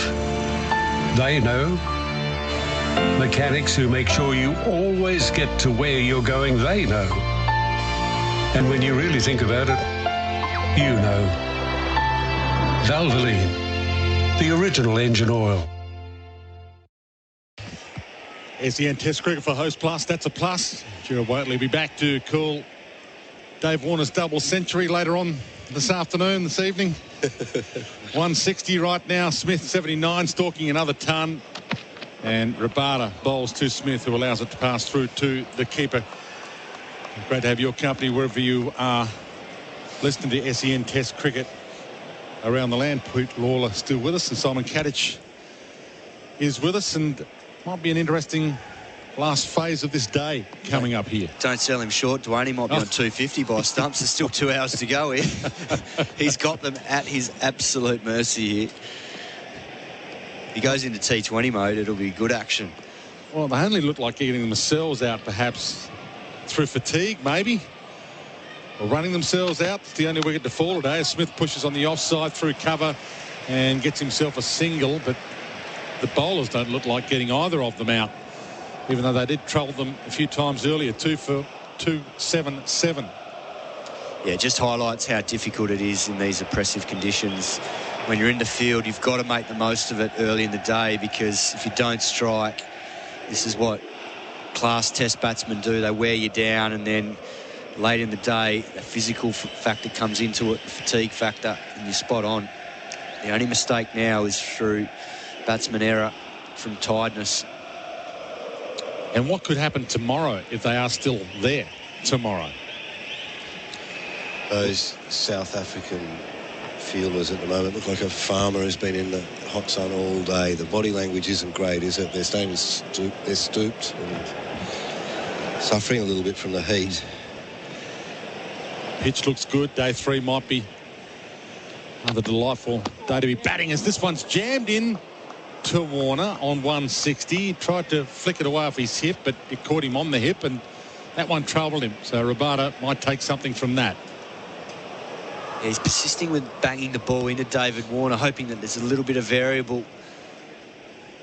On that occasion, just rushed David Warner, hit him waist region. Seem to keep low on him. It does look like there is a bit of variable bounce from that end.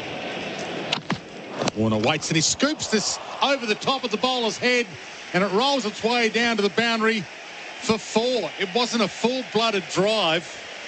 It was just a sweetly timed reaction to Rabada's previous ball. And Warner is looking dominant at 164 with Smith on 82 for 281. It was chipped beautifully over mid-off. David Warner liked the look of that and just basically hit through the line of the ball.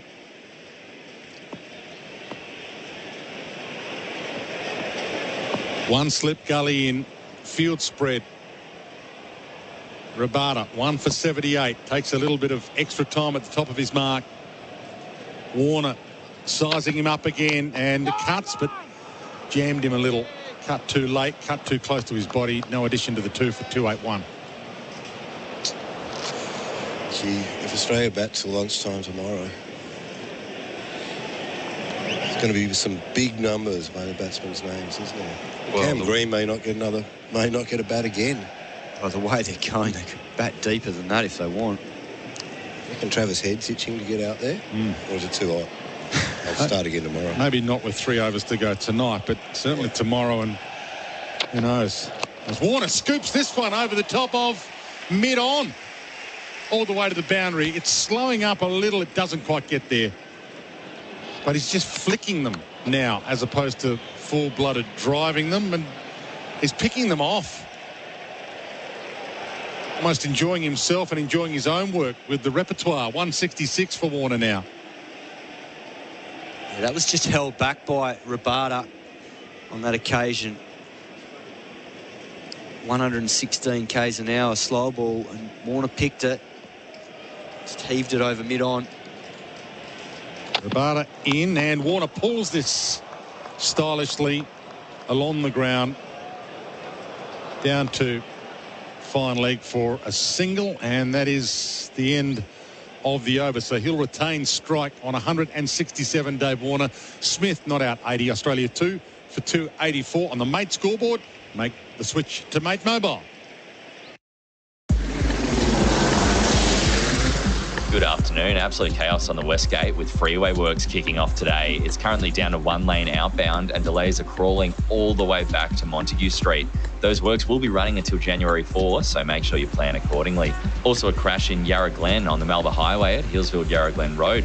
Harvey Norman Super Deals extended trade. Stores open until 7 tonight to give you even more time to shop and save at Harvey Norman. Stores open until 7 tonight. That's the latest SEN Sky Traffic. SEN Test Cricket for Host Plus, that's a plus. Pete Lalor, Simon Katich still with us, and keep an eye here on Warner, who smashes this over the top of mid-wicket for 6. Maharaj at his mercy. 200 perhaps at his mercy in the next hour. Dave Warner moves to 173. Steve Smith on 80. Got him where he wants him, Simon. That was sweetly timed. I thought he'd picked out deep mid-on there, but that cleared Avia comfortably. Good power. Maharaj into him again off the back foot, pulls it forward to square. Will only get the 1, and they stroll through for a single, whereas earlier today they would have been putting the pressure on the fielder to try and force an error and get 2. 7 off the first 2 balls of this over, and 21 off the first 2 overs from Rabada. This ship is sinking. Maharaj in. Smith on strike. He dances down, wants to join the party. He loops it on the onside, but he'll get away with it. He didn't time it, but he hit it into the gap. That was the main thing, and he gets a couple next to his name. He moves to 82. Yeah, this is good by these two because they're putting Maharaj and also the South African skipper Dean Elgar under pressure. He knows that he doesn't want to be going back so soon to his quicks and having to bowl them at both ends. He needs Maharaj to do some heavy lifting for him here before this second new ball. Maharaj in. Smith just sweeps it, sweeps it down to fine leg for 2 in the end, because they do hurry back for the second. Well run Australia's lead up over 100 now, 106. 2 for 2, 9-5. So you think that they would factor in the new ball coming, these batters? They're always, like David Warner never stops thinking, does he, strategise? Yeah, you're always looking at the overs to see when it's due. Whether South Africa take it or not is another matter, given that a lot of their bowlers would be absolutely knackered after a long day in the hot sun. Although, as we speak, the clouds come in and it's shaded. Yeah, it's magnificent, really. Maharaj in to Smith this late afternoon. Melbourne, hot day weather where the little breeze starts to blow and the cloud comes over and gives you some reprieve, but no reprieve for the South African bowlers at the moment. Maharaj in again and Smith defensive this time, and it's a dot. And he'll take that to end the over for Mate. Make the switch to Mate Mobile. Australia 2 for 2, 9-5. Find the find of all finds and save at Savers during their one-day sale. Save 50% off all clothing this Thursday only at Savers. Doors open 8 a.m. The SEN app is now compatible with Apple Watch. Download it today. At Chadstone Toyota, they're keeping you safe and on the road with some brilliant deals. Like an SUV service plus 30-point safety inspection for just $320. Visit chadstonetoyota.com.au. LMCT 8169. Oh, what a feeling. Toyota. So, Pete Lalor, Simon Katich, what have we got in store for the next half hour, do you think? More runs, Dwayne Russell. We've got 67 of them off the last 10 overs. Not troubled by anything. And I think this is really highlighting, the fact that the Australian batting lineup has a lot more class in it than the South African lineup. And we're seeing that in home conditions here. They're ramming home the advantage with that experience and knowledge of how to get through tough situations. Steve Smith's a great example. Hasn't been at his fluent best today, and he finds himself on 84. Not one of the South African batsmen did that yesterday in the same sort of batting conditions. David Warner under pressure coming into this test match comes out with 174 not out, and he looks like he's on his way to 200 plus, potentially 250 by stumps if he keeps going at this rate. So Nortje has been brought on enough. Nortje needs the wicket. They need a wicket. None for 39. He's bowled better than that from his 10 overs.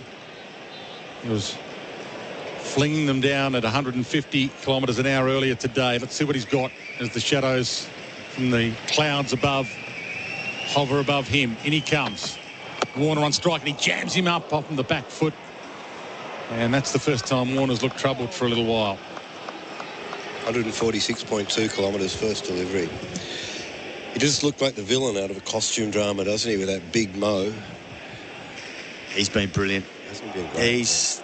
When you look at the way he's delivered today for his team, he's charged in every time he's had the ball in his hands, and he's looked the most threatening. Jansen wasn't far behind in that first session, but he's had limited opportunities since. Those two can hold their heads high, but the rest have struggled.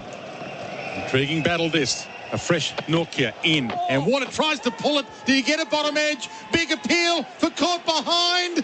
Turned down. Will they go to the DRS?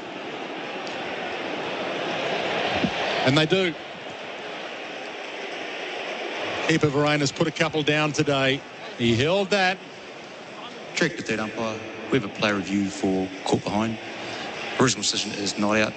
It is a fair delivery. Go to front to win available. Thanks. So fair delivery. Replay for Robot Building Supplies. Robot's got it. Your initial thoughts? Thank you. Yeah, initially watching it live, it looked like he got a bottom edge, but seeing the replay, I just wonder whether it might have just brushed his through hip. Looks like it's missed the bat. Have you got onside spot just to confirm everything? Looks like under the bat, just smack over and available. Let's hit the back hip. Just run that through just to make sure we don't have to check LB. I think it goes over the stumps. So can we just run that through, keep running? Thank you. It's gone over the bat, over the stumps, so I'll go back on field to pistol. It'll be not out. Or Rifle given the all clear to relay that information to the South Africans. All Rifle standing in a home test. Something you don't see very often. The battle resumes. Warner on strike. Nortje into him, and Warner rocks back and pulls this almost between the two fielders. They do have a lot that gets through almost. Wow, nearly scooting through Ngidi. Either of them could have grabbed it, but it was almost as if Ngidi was told, it's your ball, and then he nearly messed it up. Australia 2 for 297 now. Warner to 176. Smith 84. And Australia's lead 108. Australia stalking 300 here with Warner on strike. Norkia into him. And he waits, pushes through. Point defensively, but he knew the gap was there and there was a run on offer, so he was content to take it. 2 for 298. So asking a few more questions, Norkia, than Rabada and Ngidi had when bowling from the Shane Warne stand after tea. I don't know if Dean Elgar is operating his quicks in just giving them 2 overs at a time. I suspect he was pulling them off because they weren't doing the job that he wanted. Yeah, I think he ripped Rabada off because what he served up in that spell, 2 or 3 overs, whatever it ended up being, I think it was 3 maybe, wasn't good enough. Norkia. Smith on strike on 84. Hunting 100. Compact in defence, playing from the crease. Gave that ball a full amount of respect. 1 ball left in this Norkia over, which has been lively. And it just looks like these two know that this is the roll of the dice late in the day.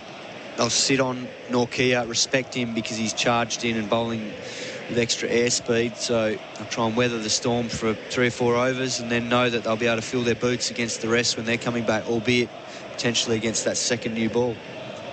Hear the chant from the shirtless brigade in the old Bay 13. The shirtless surrounded by plenty of yellow jackets and police. No trouble at the moment. Steve Smith not troubled by that either. It was a late attempt at fending it through maybe gully or point for a single to end the over, but didn't get enough of it, and that is the end of the over. 2 for 298 for Mate. Make the switch to Mate Mobile. Golf 24 Australia is the leading indoor golf simulator centre using TrackMan technology, designed to give golfers access to the most cutting-edge indoor technology 7 days a week, 24 hours a day for members. Practice, play and compete with more than 200 world-famous courses available and real prize money up for grabs. Work with one of Golf 24's PGA professionals to better your game and drive your handicap down. The brand new Golf 24 facility is now open at Princes Highway, Oakley East. SEN Test Cricket for Host Plus. That's a plus. It's been a bit of action today, but we might be able to see in this last phase of play the best of it. Maybe a Steve Smith century, maybe a Dave Warner double coming up. 2 for 298. The only wicket today, Marnus Labuschagne run out. Maharaj about to bowl to Dave Warner on 177. And he waits and off the back foot punches it to the boundary. Too long off. And that was a misfield and gives the indication as to how South Africa are faring in this heat. 2 for 302. The 300 up for Australia. The lead now 113. You're melting, Simon. That was literally and figuratively. That was stand and deliver from David Warner. He just cleared that front leg. And he waits again here, Dave, and he pulls this high over mid-wicket for 6. He is putting on a show, Dave Warner, in Test 100. The more he crams, the more dangerous he becomes. He is just standing and delivering. He's taking Keshav Maharaj apart here at the MCG.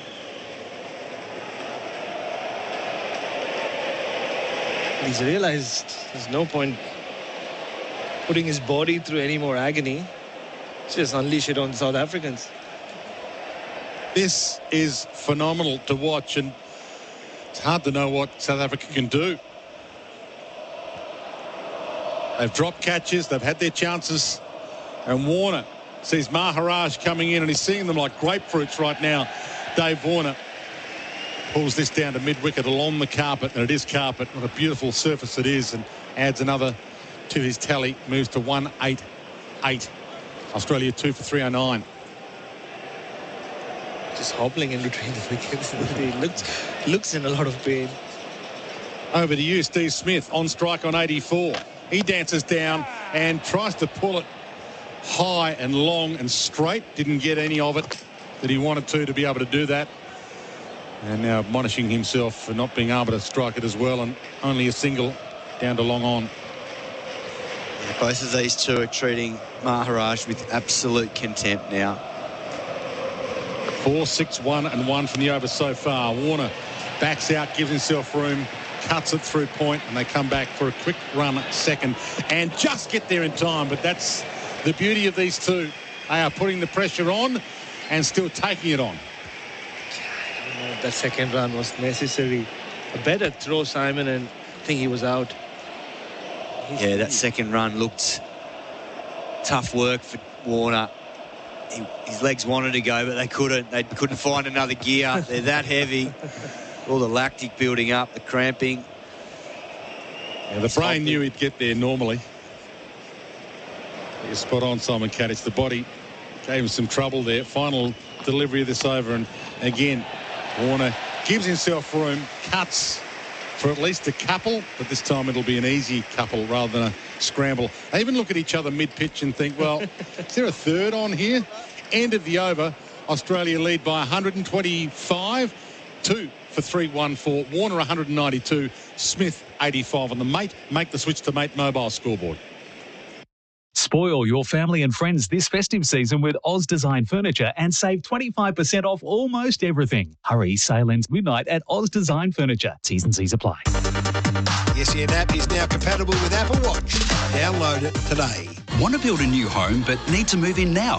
Henley has fixed price completed homes and townhomes ready to buy with premium inclusions in the best locations. Get the Henley Everyday Advantage. Buy a completed home and move in now. Henley.com.au. Puma Golf delivers comfort, performance and style, helping golfers of all levels to look, feel and play better. During December, Puma Golf has 10 pairs of their Ignite articulate golf shoes up for grabs. These are easier to win than a putting comp with your mate who has the yips. Tee up your Instagram, start following @Cobra Puma Golf AU, then like the competition post for your shot at winning. Articulate golf shoes by Puma Golf. Enter now on Insta @Cobra Puma Golf AU. The Victoria's Basement massive half-yearly clearance is on now with huge markdowns on cookware, kitchenware, dinnerware, glassware and cutlery. Shop online now at Victoria's Basement. The SEN app is now compatible with Apple Watch. Download it today. The GWM Ute is up for the challenge. Born tough and built smart to give you more. More features, reliability, comfort and safety for less. GWM Ute. Go with more. To Smith, and he pulls through backward square. Two converge, they've got no hope. Smith's away here.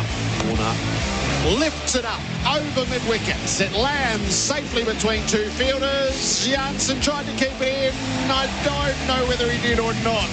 Dave Warner raises his bat before it's sort of fully recognised that is the 150. It is now. Keep an eye here on Warner, who smashes this over the top of mid-wicket for 6. And he waits again here, Dave, and he pulls this high over mid-wicket for 6. He is putting on a show, Dave Warner, in Test 100. SEN Test Cricket for Host Plus. That's a plus. Drinks break for Bundaberg Ginger Beer. Bundaberg Ginger Beer, the great Australian brew. Extra drinks break due to the heat in this final session. Australia 2 for 314, and they brought thrones out for the two kings at the crease. Warner and Smith out there in the middle, towels on, sitting in plastic chairs like a couple of prize fighters in the corner, waiting for the next round to start. Warner's on 192, Smith 85. You talk about prize fighters. This was billed as a heavyweight clash between number 1 ranked team Australia and number 2 ranked team South Africa. It wasn't a heavyweight bout, this. It was a heavyweight versus a bantamweight. South Africa have been knocked out 2 days at the Gabba and then almost 2 days here at the MCG. honest puts that second rank into perspective. Yeah. You need to read deeper into it. And maybe this says more about me than you, Dwayne. You spoke about prize fighters. For me, it looked more like they were sitting in a spa. Maybe, because they knew that they're well and truly ahead on points. And they're not going to be knocked out in a hurry, these two, given that Smith's stalking 100 and Warner a double. Well, the question now, Bharat, is has anyone ever got a double 100 on their in their 100th test? We have to find that stat out now. Adam Collins a task there, but that's he's snoring exactly by the now, stat isn't he, Colin? we need to be hunting down. So Australia's lead, 2 for 314, so 189. Sorry, the lead by 125. They started the day 1 for 45. Only one wicket has fallen today. Marnus Labuschagne run out for 14. So Warner 192, Smith 85. It's been a dominant performance. And this is only day 2. So the pitch will be perfect tomorrow, you would think, for another day. Australia might be down a bowler, given Mitchell Starc can't bowl. So they're going to put together a pretty big lead here, the way this is transpiring, especially if these two are still there as stumps. Yeah, in complete control. And what it does highlight too with that World Test Championship is the fact that it's hard to get a gauge because it's not even yet in terms of teams playing both countries home and away. So it can be skewed because of who you get at home, where they are in the rankings. So until it becomes like that, it's hard to get a real true gauge on the actual rankings. Yeah, I mean, to answer your question there, Simon, Joe Root did score a double 100 in very similar conditions. Flat pitch, hot in Chennai in February. Not as hot as it can be in May, March at times. Joe Root and now David Warner. You're right. They beat India when nobody gave them a chance, but this is also at a time the whole Virat Kohli fiasco was playing itself out in Indian cricket earlier this year. Not taking away from South Africa winning, but at least they had a few batters put their hand up during that series. They beat Bangladesh, won that one test in England. And it also highlights how hard it is to win in these conditions, particularly with the experience of the Australian top order and now this batting lineup, and given the form Travis Head's in as well. In these conditions, Australia very hard to beat. Drinks taken. Smith takes strike on 85. Nortje into him, and he plays this straight to second slip. Caught. Smith's out for 85. He cut that to the fielder, who was wider than second slip, probably third, and he placed it straight down his throat. Unbelievable, really. We had drinks, a break, and maybe a break in concentration from Steve Smith, and he's out for 85. And Nortje gets a massive hug from Kyle Verreynne because he dropped him earlier in the day off Marco Jansen, and Nortje deserved that. He's charged in all day. He deserves something to go his way. He hasn't had much luck today. Well caught by De Bruyn at that wide slip position. And Steve Smith trudges off. He goes for 85. And Australia now 3 for 314. Yeah, you're so right, Simon. He deserved it. It would have been so unfair if the only highlight of today for Henrik Nortje was being knocked down by the spider cam. He's bowled his heart out. It wasn't the best ball he bowled today. His shot kind of got stuck in the pitch almost. Steve Smith, like you said, Dwayne, called it perfect. He just guided it straight into the fielder's hands. This also kind of opens up the game even more, Simon, with Travis Head walking out to bat. We know how he feeds on attacks who are a little down. And he's in rich form. He comes in almost at a perfect time. He's got plenty of time tonight. Perfect conditions. Bit of cloud now hovering ahead. And he's got a bloke down the other end who knows what Dave Warner wants to do from here, given how much time we've got left tonight to finish day 2. So 3 for 314. The second wicket of the day falls. Earlier today, Marnus Labuschagne out, run out for 14. Warner's on 192. Australia lead by 125. It's going to be interesting to see the tactics to Head here, because they got him out both times at the Gabba, almost identical fashion, caught up with the glove down the leg side. So, well, they've learnt from what happened at the Gabba and really target in at his body, not give him any width. There's discussion going on now at the top of his mark with Elgar, and I think it's Rabada there, mid-on. Travis Head has been thinking about those dismissals, Simon. I overheard a conversation between Michael Divinito and him a couple of days ago at the MCG, where the decision was don't play at any ball that's kind of near your armpit unless you're trying to hit it for 6. Travis Head on strike. Nortje with his tail up and his first wicket in his pocket. He's got 1 for 42. In and into the body of Head, who turns it on the onside and will be off the mark with a single. He did let a couple go and then instinctively the third one reached. Well, this is a poor field, because if he's going to bowl that line, which is the right line to bowl to him, because they proved it up in Brisbane, they've got to get another fielder over and either have a leg gully or a square leg that's just behind or catching.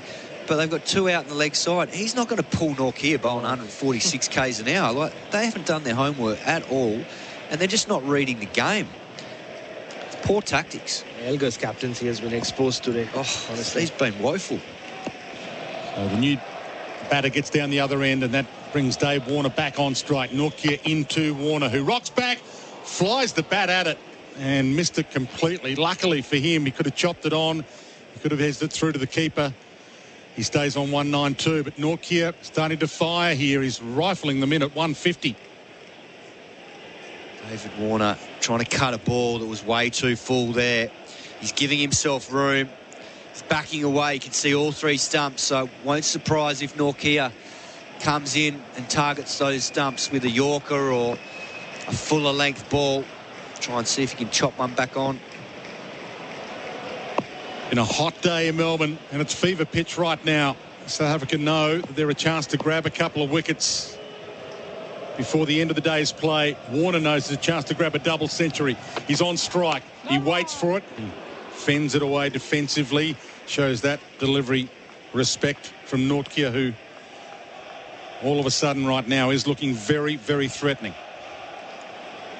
One thing, batting is all about partnerships. The one thing David Warner has going for him right now in his present condition is Travis Head is not someone who looks for quick singles all the time. One slip in for Dave Warner. Travis Head on 1 at the non-striker's end.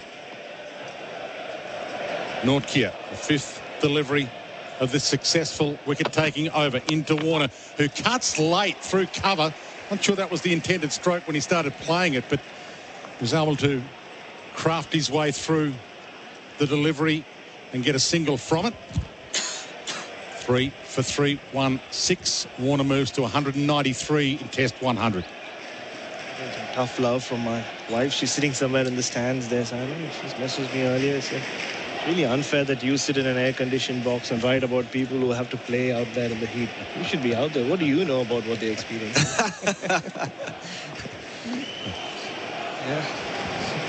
And win them all. Head back on strike.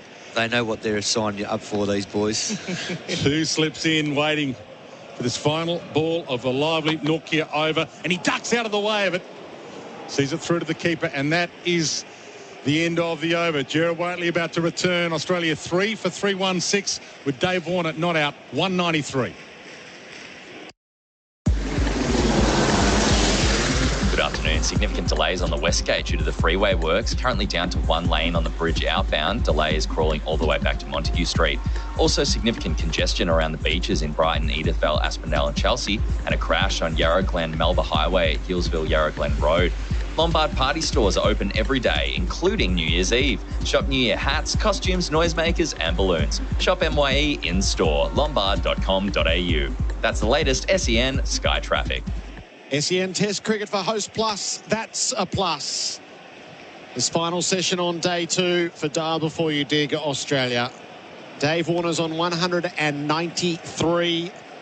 The extreme physical toll that the heat has taken on him. He's suffering cramps. He's in that phase of swing, and what will be will be. It's been thunderously entertaining. Warner, it's going to reverse sweep, but there's a fielder back for it. And he's held to a single down at what ends up being backward square.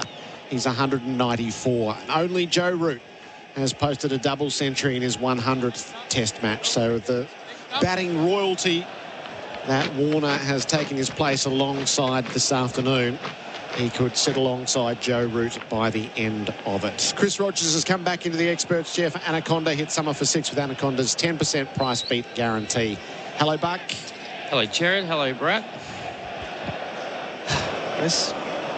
So the whole congregation has gathered in the lower deck of the Warren stand. They're the vocal fans. Head knocks this back down the pitch to Maharaj, who's got none for 95 in his 23rd over. He has bowled unchanged since lunch.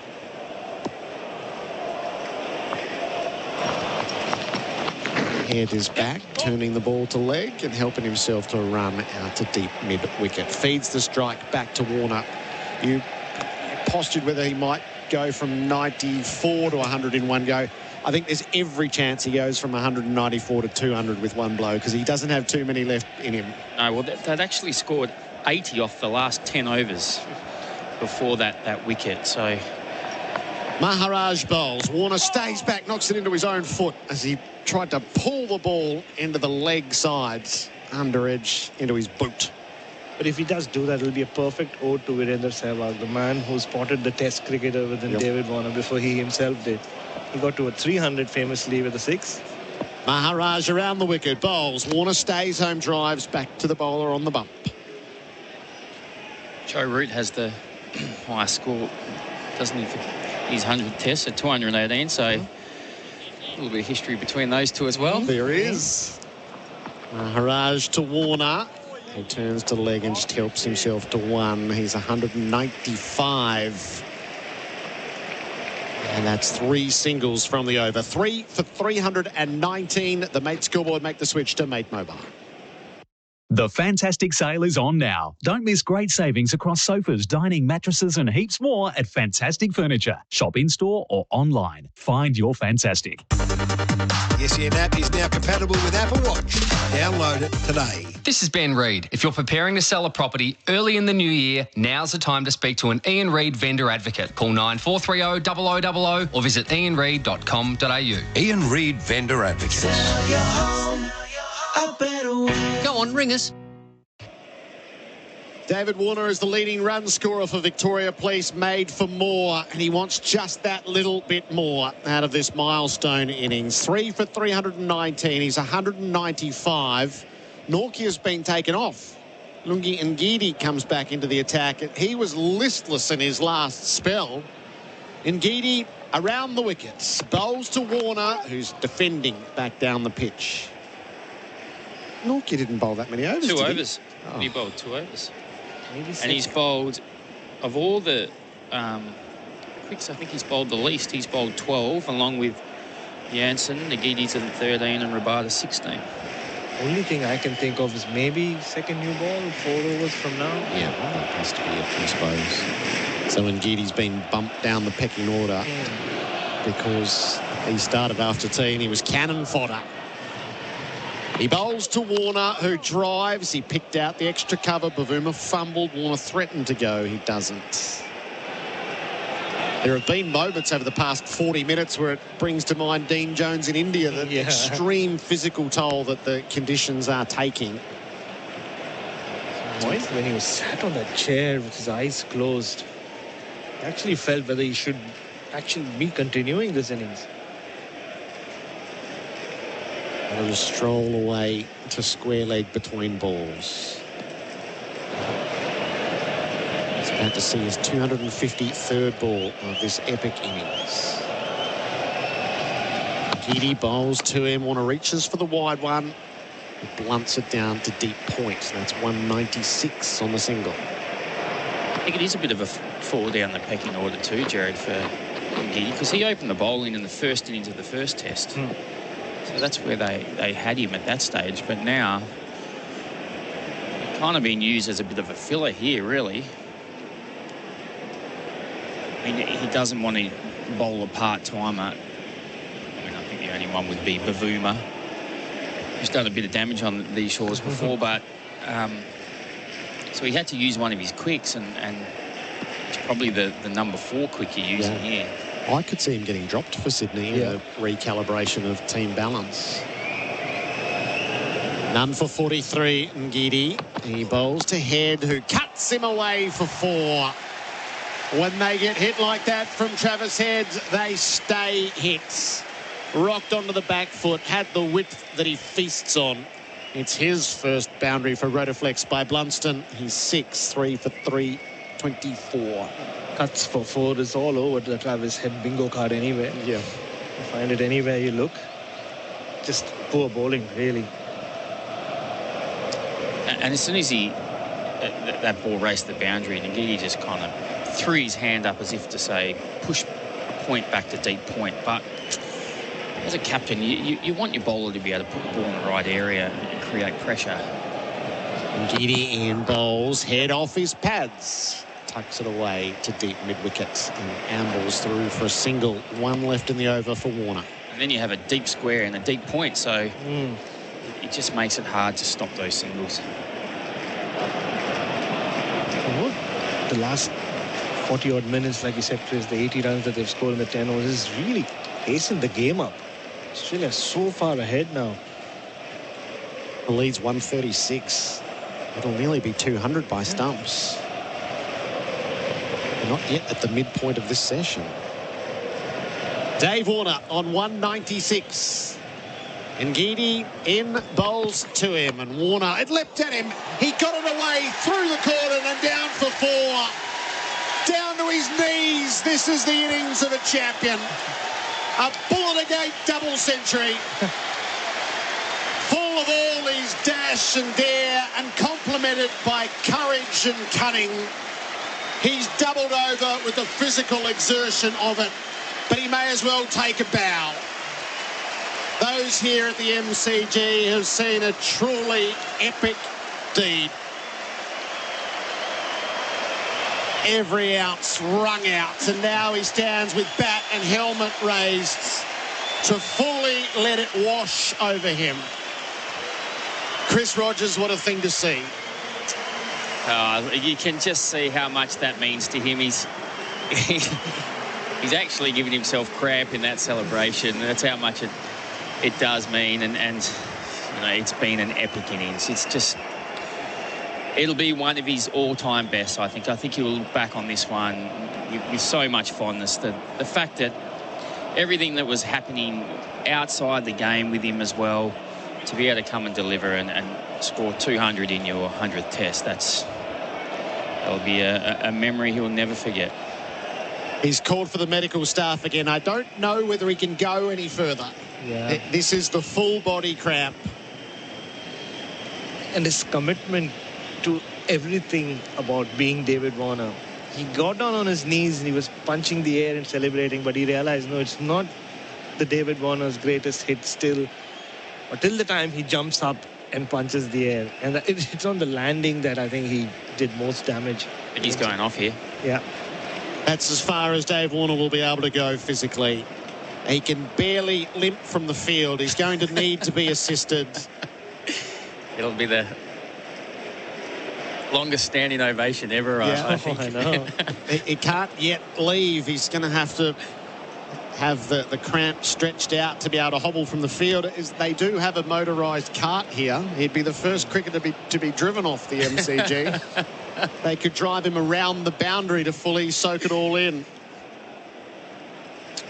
But he said before this game that he wanted to go back to batting like the David Warner of old. He's really rolled back the clock today.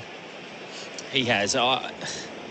Just even looking at the footage of the last game compared to this, you could see there was a little tinker he's done, and I think that was as much about his desire, his mindset to really get into the fight. He didn't want to be afraid of these bowlers, and I think that might have come into his game a little bit up in Brisbane with that pitch. This game he wanted to really take it on, and he has from ball one, hasn't he? The way he came out last night really set the scene for what was to come. He's the player of the day thanks to Bingley. It's an innings that That will last a lifetime. It's his second double century. Remember his 300 in Adelaide. The circumstances were vastly different. He was imperious at that stage. He is going to depart the stage here on 200 even. And he's going to need assistance to do so. A crippled Dave Warner with the medical staff under each arm. Help from the MCG. Whenever they say he left it all out there, they will be able to recall these images. Dave Warner with nothing left.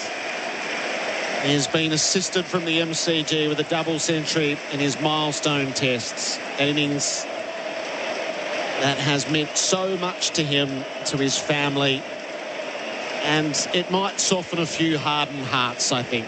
If we really are a sports-loving nation, as we would boast, it's impossible not to be moved by this. I mean, if this hasn't won over the Australian public, Gerard, nothing will.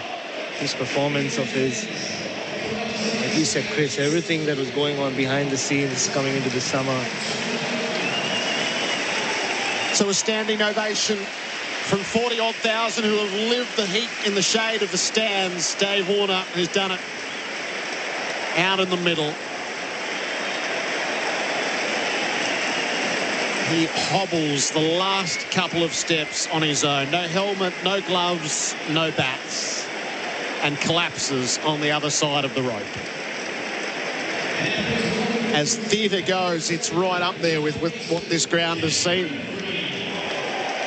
Cameron Green comes out into the middle. Dave Warner retired hurt 200 from 254 balls, 16 fours and 2 sixes. And he escalated once the physical cramps started to take over. It was the dynamic hitting that has made him the iconic player that he is. Maharaj to head, started a fresh over, knocks the ball away to cover Elgar Fields. It has a sense we could all go home now. Yeah, exactly. We could all go home completely happy. It's just getting to the race to head down to the rooms now. Head helps the ball around the corner, but there's a square leg in place, so no run. It feels like an anticlimax now. Yeah. Just watching the rest of this day's play out. Australia's lead is 140 as Head goes back and defends Maharaj. Well, they couldn't get him out, could they? No. Dave Warner. Head faces up and defends off an outside edge. It slips away past the slip. De Bruyne slides in, does the fielding. A single taken. It was the David Warner show. He was to decide when it was going to come to an end. Yep. 3 for 330.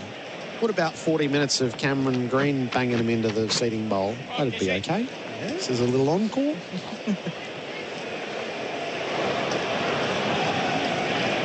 Bringing an extra helmet out onto the field. SEN Test cricket for Host Plus, that's a plus.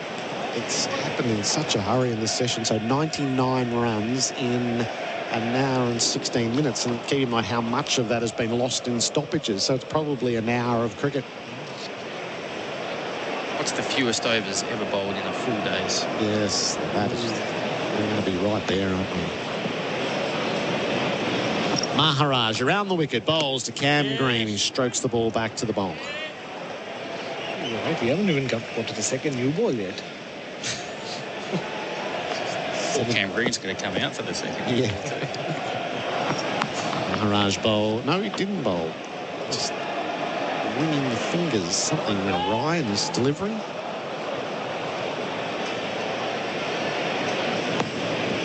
Maharaj has not bowled a maiden in his 24. Green drives back to him. And that is the end of the over. 3 for 330. The Mate scoreboard. Make the switch to Mate Mobile. Good afternoon. afternoon, a truck's broken down on the Monash Freeway outbound at Warrigal Road. The right-hand lane is currently closed and speeds are down to 40 kilometres an hour. The Westgate Bridge also looking hectic with the freeway works underway, currently down to one lane outbound and delays all the way back to Montague Street. Ready to become something new? A tradie, an aged care or mental health worker, or an IT expert? Visit boxhill.edu.au to book your one-on-one. RTO 4687. That's the latest SEN Sky Traffic. Replays of Dave Warner's 200 and then the full body cramps and the assistance from the field. They'll be the defining images of the summer for Robot Building Supplies. Australia 3 for 330. Head is 8. Green yet to score. And Geedy is bowling over number 79 of this innings. He's around the wickets and Head clips him up over gully and down to the boundary for 4. What happens if you bowl to him there? You give him width, he'll hit you for 4. Also, I don't know how long it'll take for David Warner to recover from cramps. He's retired. But he can I think come it'll back. take a while. I once played in a game for Prahran Cricket Club where a player, Steve DeBolfo, he got full body cramps. It's quite humorous, really, often. But it was a hot day. He got taken off. One of the mothers, Liam Murphy, mother, now works at Queen Victoria. Ebb faces up and goes again, this time forward of point. It scuppers across the turf for 4. The back foot drive. Travis Head's tuning the lot up. If there was ever someone to take advantage of what's been laid here, it's Travis Head in the form he's in. Back-to-back boundaries, Rotoflex by Blunston. Nobody feeds on fallen prey like Travis Head does. And they put him in the shower, in a cold shower, just to try and cool him down. And then this mother came in with an electric fan and put it in there as well. But poor guy, he said his throat was cramping as well. He could hardly breathe, he said. And Geedy's come over the wicket. He bowls to Head, drives straight back to the bowl. Oh, and Geedy throws and he hits Head's bats rather than the person, and that is going to make him public enemy number 1. And to finish that story, they called the paramedics because they were quite worried about him. And the ambulance turned up and they got out. They said, what do you want us to do? He's got cramp. That's pretty much it. Not much sympathy there. Actually, I can see a couple of the paramedics walking in that direction. Yeah, I think that he'll need to rehydrate at the very least. And what we saw, trying to think back, is Geedy bowls Head drives, didn't get it cleanly. Pat Rafter had to retire from a semi-final of the Australian Open against Andre Agassi with the full body cramp. It was a match that he was right in but just couldn't go on, and the toll of that over a period of time, not just on the night. Well, what he might have done is just avoided the second new ball, come back out tomorrow. Finish off. Yeah, get to 300. I never thought about that. Yeah. It's just pretty intelligent. The lead sits at 149. Geedy rolls in, he delivers, and Head turns him down to fine leg for a single. So that makes the lead 150. Let the mind wander. 3 down. Stack of time tonight. Go through tomorrow for a period. South Africa they'll be exhausted and defeated. And you could actually get something really ugly in the third innings. I think if this was the third test, Gerard, they're already 2-0 down. I think it could be all over in a session and a half, but they still have to hang in. They have to fight, knowing that there's still a test match to come. If I was wagering, I would say Australia is going to win this test by an innings from here. 2 slips and a gully in place. Green defends a well-pitched ball from Ngidi. Might have been the only one for the over that fell into that category. 3 for 339. The Mate scoreboard make the switch to Mate Mobile. I always wanted kids. Having a family was the dream. I guess I just never found the right person to do it with. For a while, it did really upset me. But then I thought, you know what? I can do it on my own. So What happens next is up to you, because the only way her story continues is with you. Donate sperm at Monash IVF and make the dream of having a family more than just a dream. Visit monashivf.com today. Our apparel sponsor is Ringers Western. Whether it's the paddock or the pub, Ringers Western has the kit to keep you cool this summer. Last over before a new ball is due. 3 for 339, head 17, green 0. If you wandered away from your radio, Warner retired hurt on 200.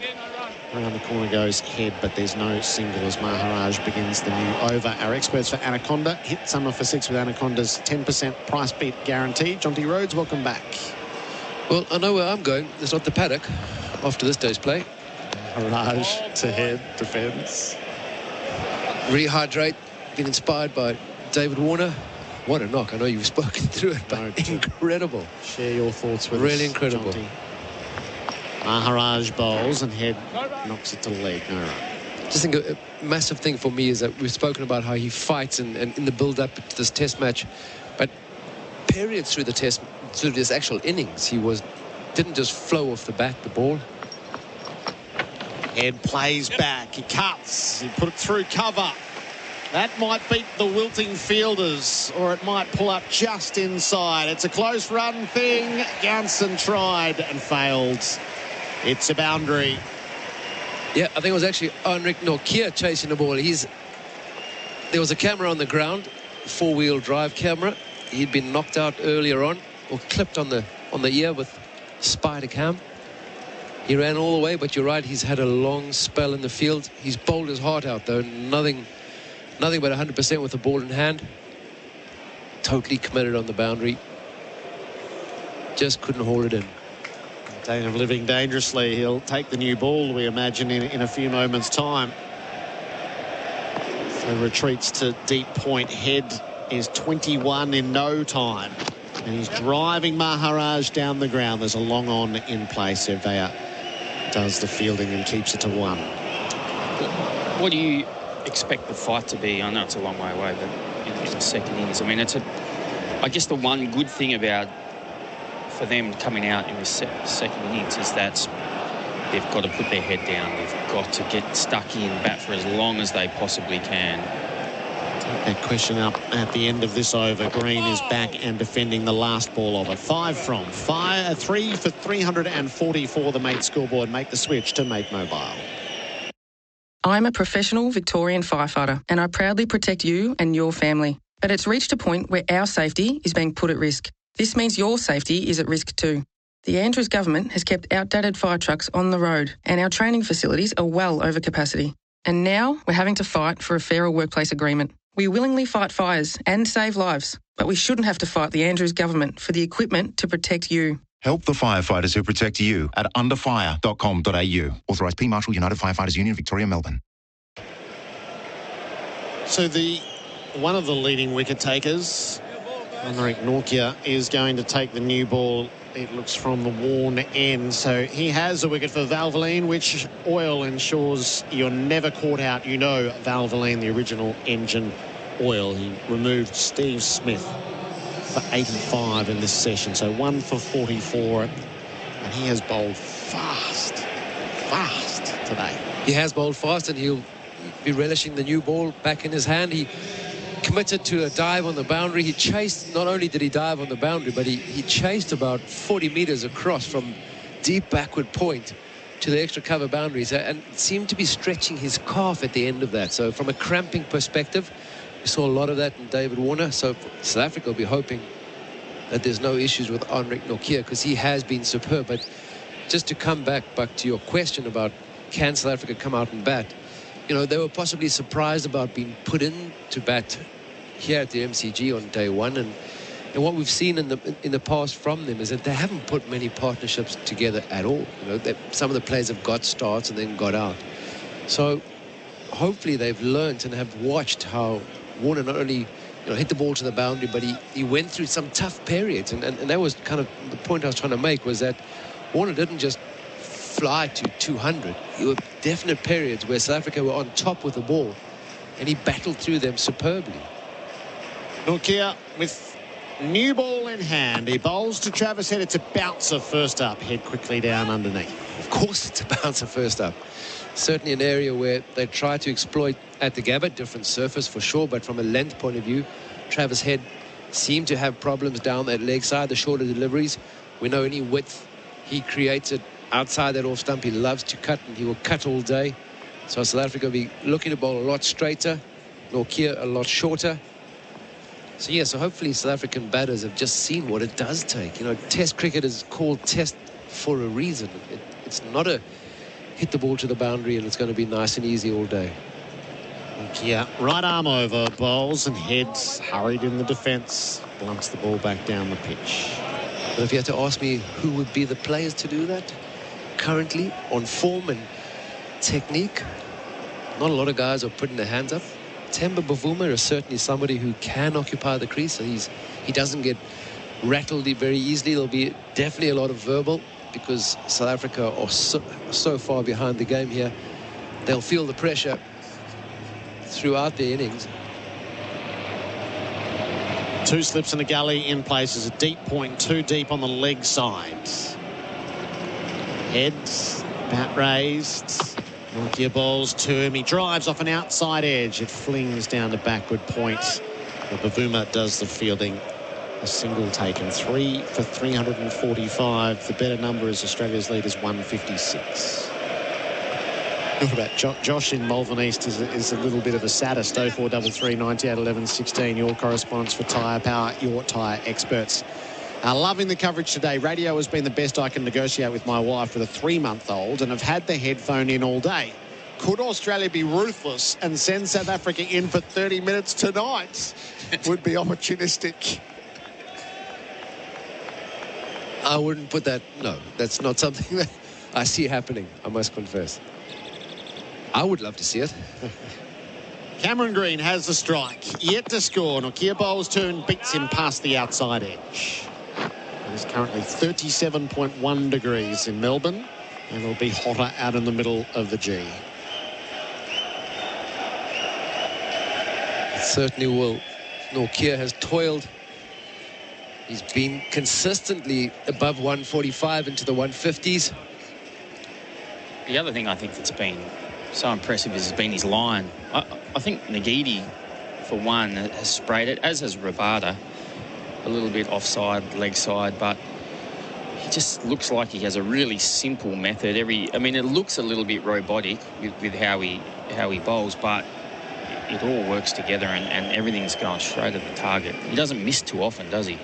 Yeah, so the difference with Rabada, everyone talks about Rabada being sort of a feel and a rhythm bowler. If your rhythm's out, you do tend to spray it, whereas he is more robotic. There's a technique to what he's doing. And if you get it right, you're on the money. Nokia bowls, Green leaves. The deep point sacrificed for a gully between balls there. Got to give him a bit of support with the new ball in hand. So 3 slips in a gully. Short leg. There's been a short leg in place for a lot for South Africa at times, I feel too. It's a position they seem to like. I know they got Davey Warner caught it short leg in the first innings of the Gabba test. I think the worry there is that it gives you an indication of what lengths they are bowling. So with a short leg in, they are trying to bowl a short around chest and shoulder height. Last ball of Nokia's over. He bowls and Green leaves. 3 for 345. The mate scoreboard make the switch to Mate Mobile. We reach the final hour of day 2. Dwayne Russell is coming in.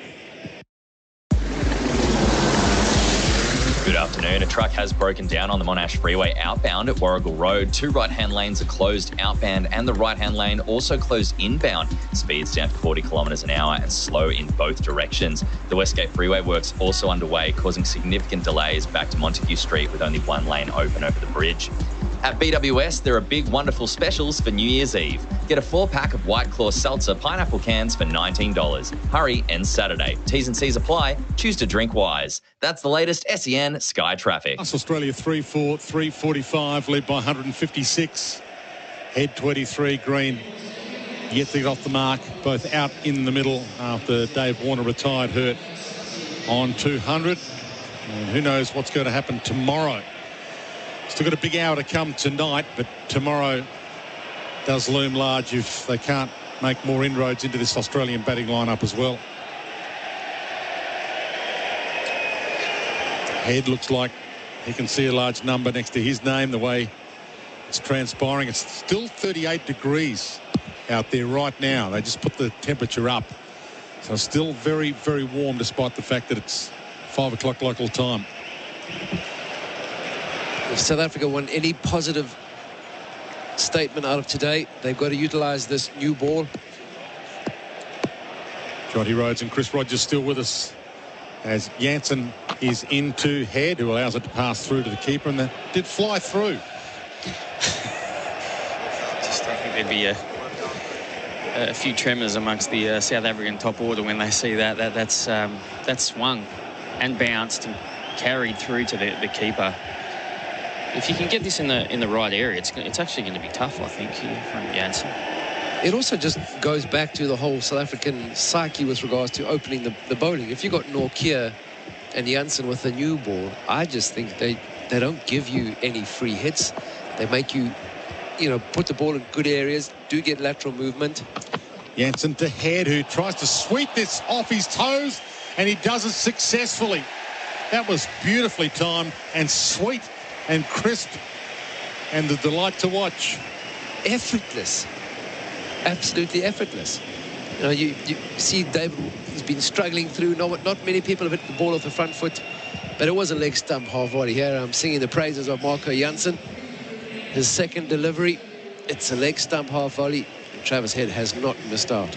So that's gone all the way over the boundary for 6 for Rotaflex by Blunston. Stability meets the freedom to move. And that was a delight. Head moves to 29, 3 for 3, 5-1. Jansen in. Head is watchful, plays, and misses through to the keeper. Again, that movement from Jansen. Yeah, Chris, I mean, that was late movement, wasn't it, too? It was just angling in a fraction and then went late and was quite full as well. So drew him into a defensive prod on the front foot. The other damning statistic for South Africa, they bowled 1 maiden today. That's got to be better as an international bowling attack, don't you? Jansen in. Head allows it to pass, and that one doesn't carry it. Double bounces to the keeper. Kept low. It's kind of what has been the strategy.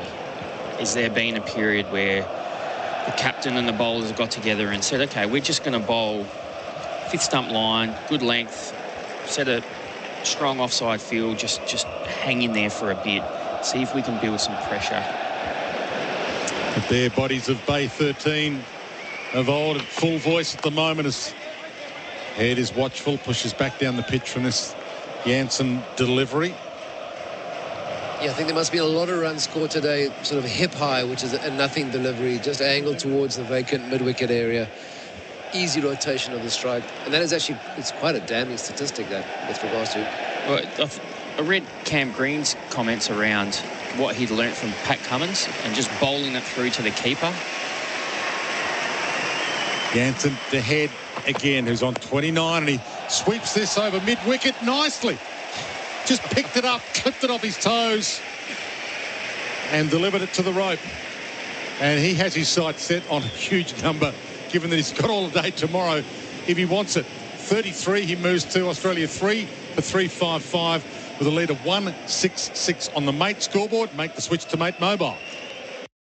Stop dreaming and start boating. Visit Striker Marine's showroom packed full of Quintrex and Yellowfin boats. You'll love your new Quintrex or Yellowfin. Stock is available for delivery right now. Striker Marine, 461 Mountain Highway, Bayswater. StrikerMarine.com.au. The CR-V is here to impress in all its delightful detail with Honda sensing, legendary Honda reliability and intuitive tech features. Order now with delivery from January. Visit honda.com.au to find out more. Honda Australia Pty Ltd. LMCT 4136. SEN Test cricket for Host Plus. That's a plus. Jonty Rhodes and Chris Rogers still with us. Travis Head, 33. Green yet to get off the mark. 3 for 355. And Cam Green is about to face the start of this Nortje over. Nortje has been firing them in at 150 kilometres an hour. In he comes. And Green defensive, but middled it back to the bowler. Jonty, I don't know about you, but I reckon that batting by Travis Head in the last over, that's the kind of batting you do when you're on 180. You've got nothing to lose and you're just standing and swinging. But that last shot, that was a good ball. That was top of middle and off. And he's put that one bounce over wide mid on for 4. It's kind of the summer he's having, and the way that he's stamped himself on this series, the game at the Gabba, match-turning partnership of which he totally dominated. Steve Smith, the last man out for 85. Green on strike and drives it straight to cover. No chance of a run. If you weren't with us about half an hour ago, Dave Warner brought up run 200 in Test 100 and retired. Hurt, cramped, had to be helped from the field. So we'll wait on a report on his health as well. But it's been a very hot day and it's still 37, 38 degrees with Australia 3 for 355, leading by 166. Leading by 166. Well, we have an injury with a finger. Mitchell Stark, that's a wicket. David Warner. South Africa. Yeah, so Stark clutching at straws. We are clutching at straws. Yeah. So Australia 5 down. Stark can't bat and Warner might not. As this one jams Cameron Green, but the big guy got down to the Yorker well. What kind of batting time would Australia want tomorrow if all things go to plan? Just keep on keeping on. What if Dave Warner wants to go back out and search for 300? I think Australia would want to do that as much as possible. We are only day 2 of the test now. So if you can insert South Africa in the last half an hour, if Australia is still batting. The lead stands at 166. Green on strike and he loops it just out of the reach of short leg. Lucky. Dug in short. Nortje thought he had a wicket for a split second.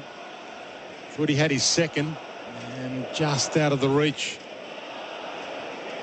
Just Zondo at short leg. I think because the ball was about chest height and it lobbed up. I think he thought it was going back over his head. So his first step was actually backwards.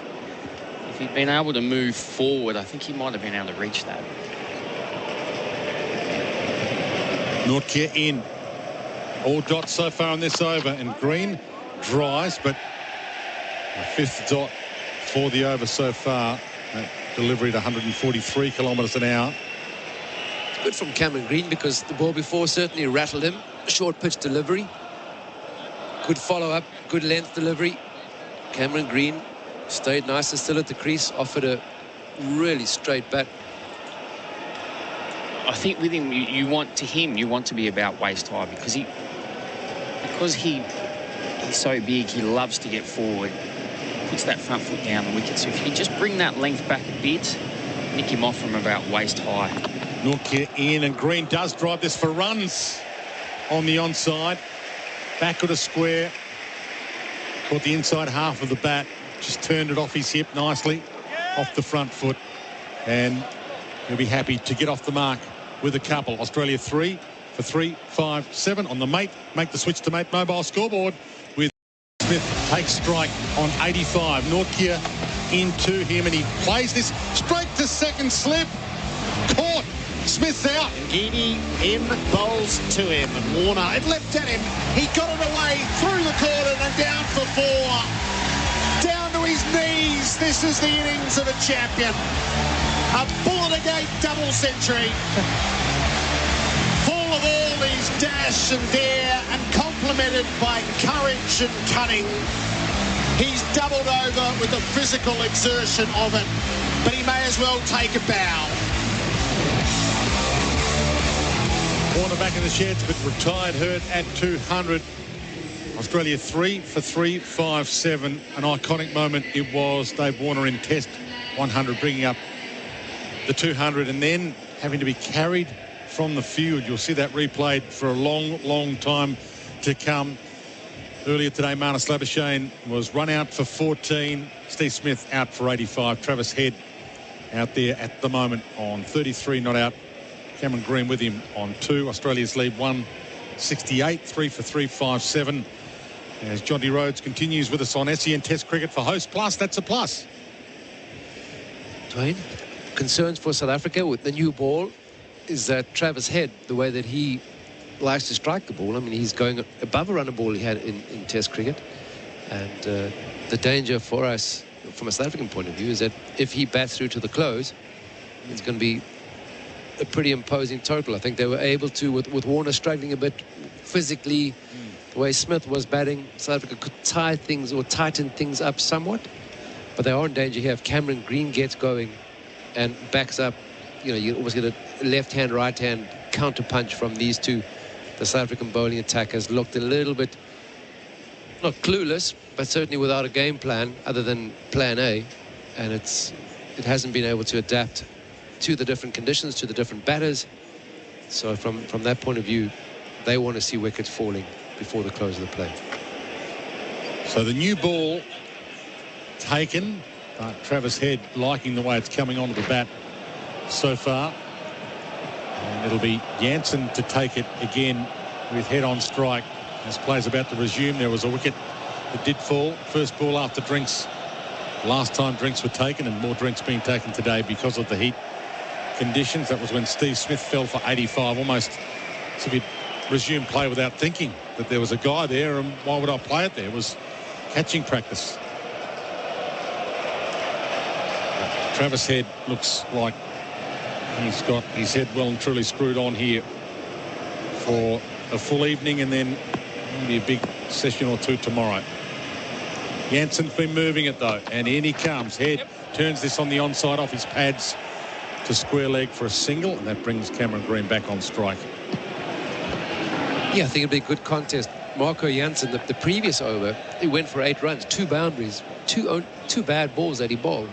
Travis Head did play a really good shot over mid-wicket, but the other 4 deliveries have got to give South Africa some sort of hope that there is a wicket out here with this new ball. There's still a little bit of swing for Marco Jansen. There's a little bit of bounce, and they need to utilize that, but they need to be bowling enough balls in good areas. 6 balls. Give Australia nothing to hit. So they bring in a catching fielder on the onside, so short leg will be in place for Cameron Green. 2 slips, a gully and a catching point.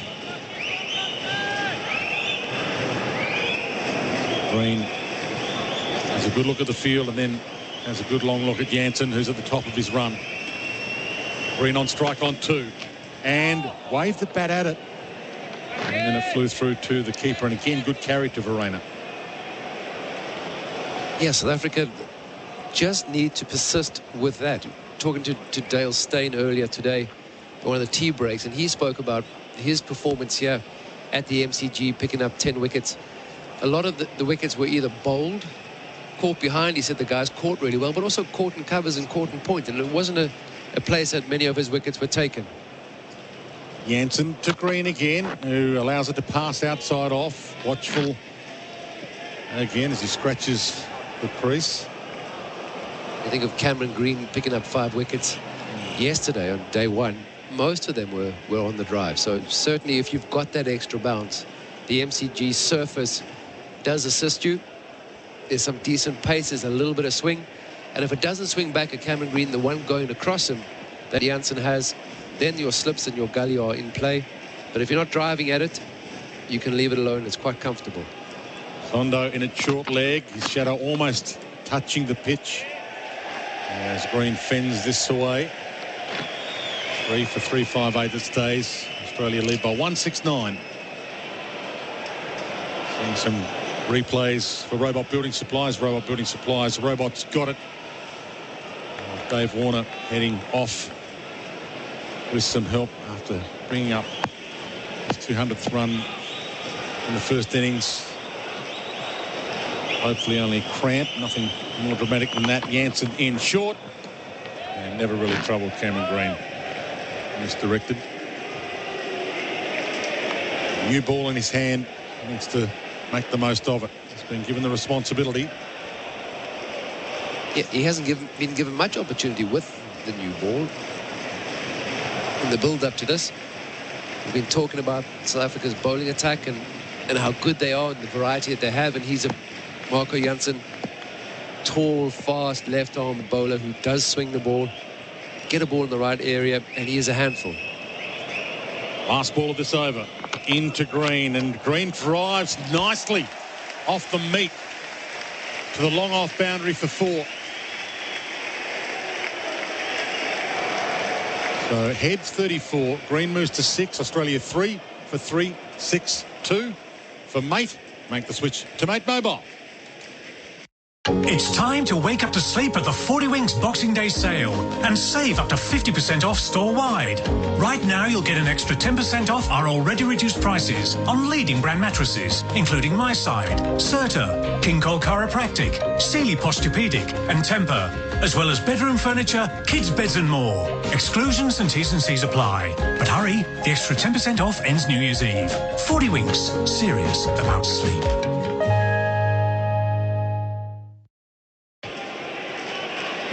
SEN Test Cricket for Host Plus, an industry super fund for all Australians.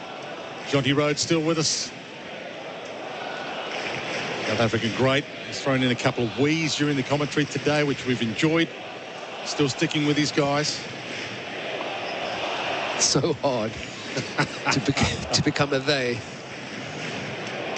3 for 362. Head on strike on 34. And from the crease, he plays defensively to that Nortje delivery. Only 139. I say only. It's been coming down a lot quicker from the hand of Nortje today. Yeah, it's the first time he's probably been under 140, and a little bit of concern. He stretches when he turned to walk back to his mark, stretching in the calves. It's quite a spongy outfield. It's quite soft. You've seen a few guys plug when they dive. The ball has plugged. Again, he's stretching his calves, and it's a real worry for South Africa. He's been a star performer, outstanding for South Africa, unrewarded at off many occasions. Can't lose him. Long day in the field for South Africa. Nortje in, and Head whips it off his hip onto the onside 4 to square for a single. And they might be in for a long couple of sessions tomorrow. It will be cooler. Won't be 37, 38 degrees. So that's the good news story. But the bad news story is Australia, the way they're going, can bat as long as they'd like to. 3 for 363 with maybe Dave Warner to come out tomorrow early. If he hasn't torn a calf, it's only cramp. Appeared to be an injury when he jumped in the air in celebration of his 200th run. Yeah, it's probably more cramp. I mean, it's incredible what he put his body through. 174, the Australian lead. Green on strike on 6. Nortje in to him, and he turns it on the onside but bounces it straight to Zondo. He's in at short leg still. Fielded it well.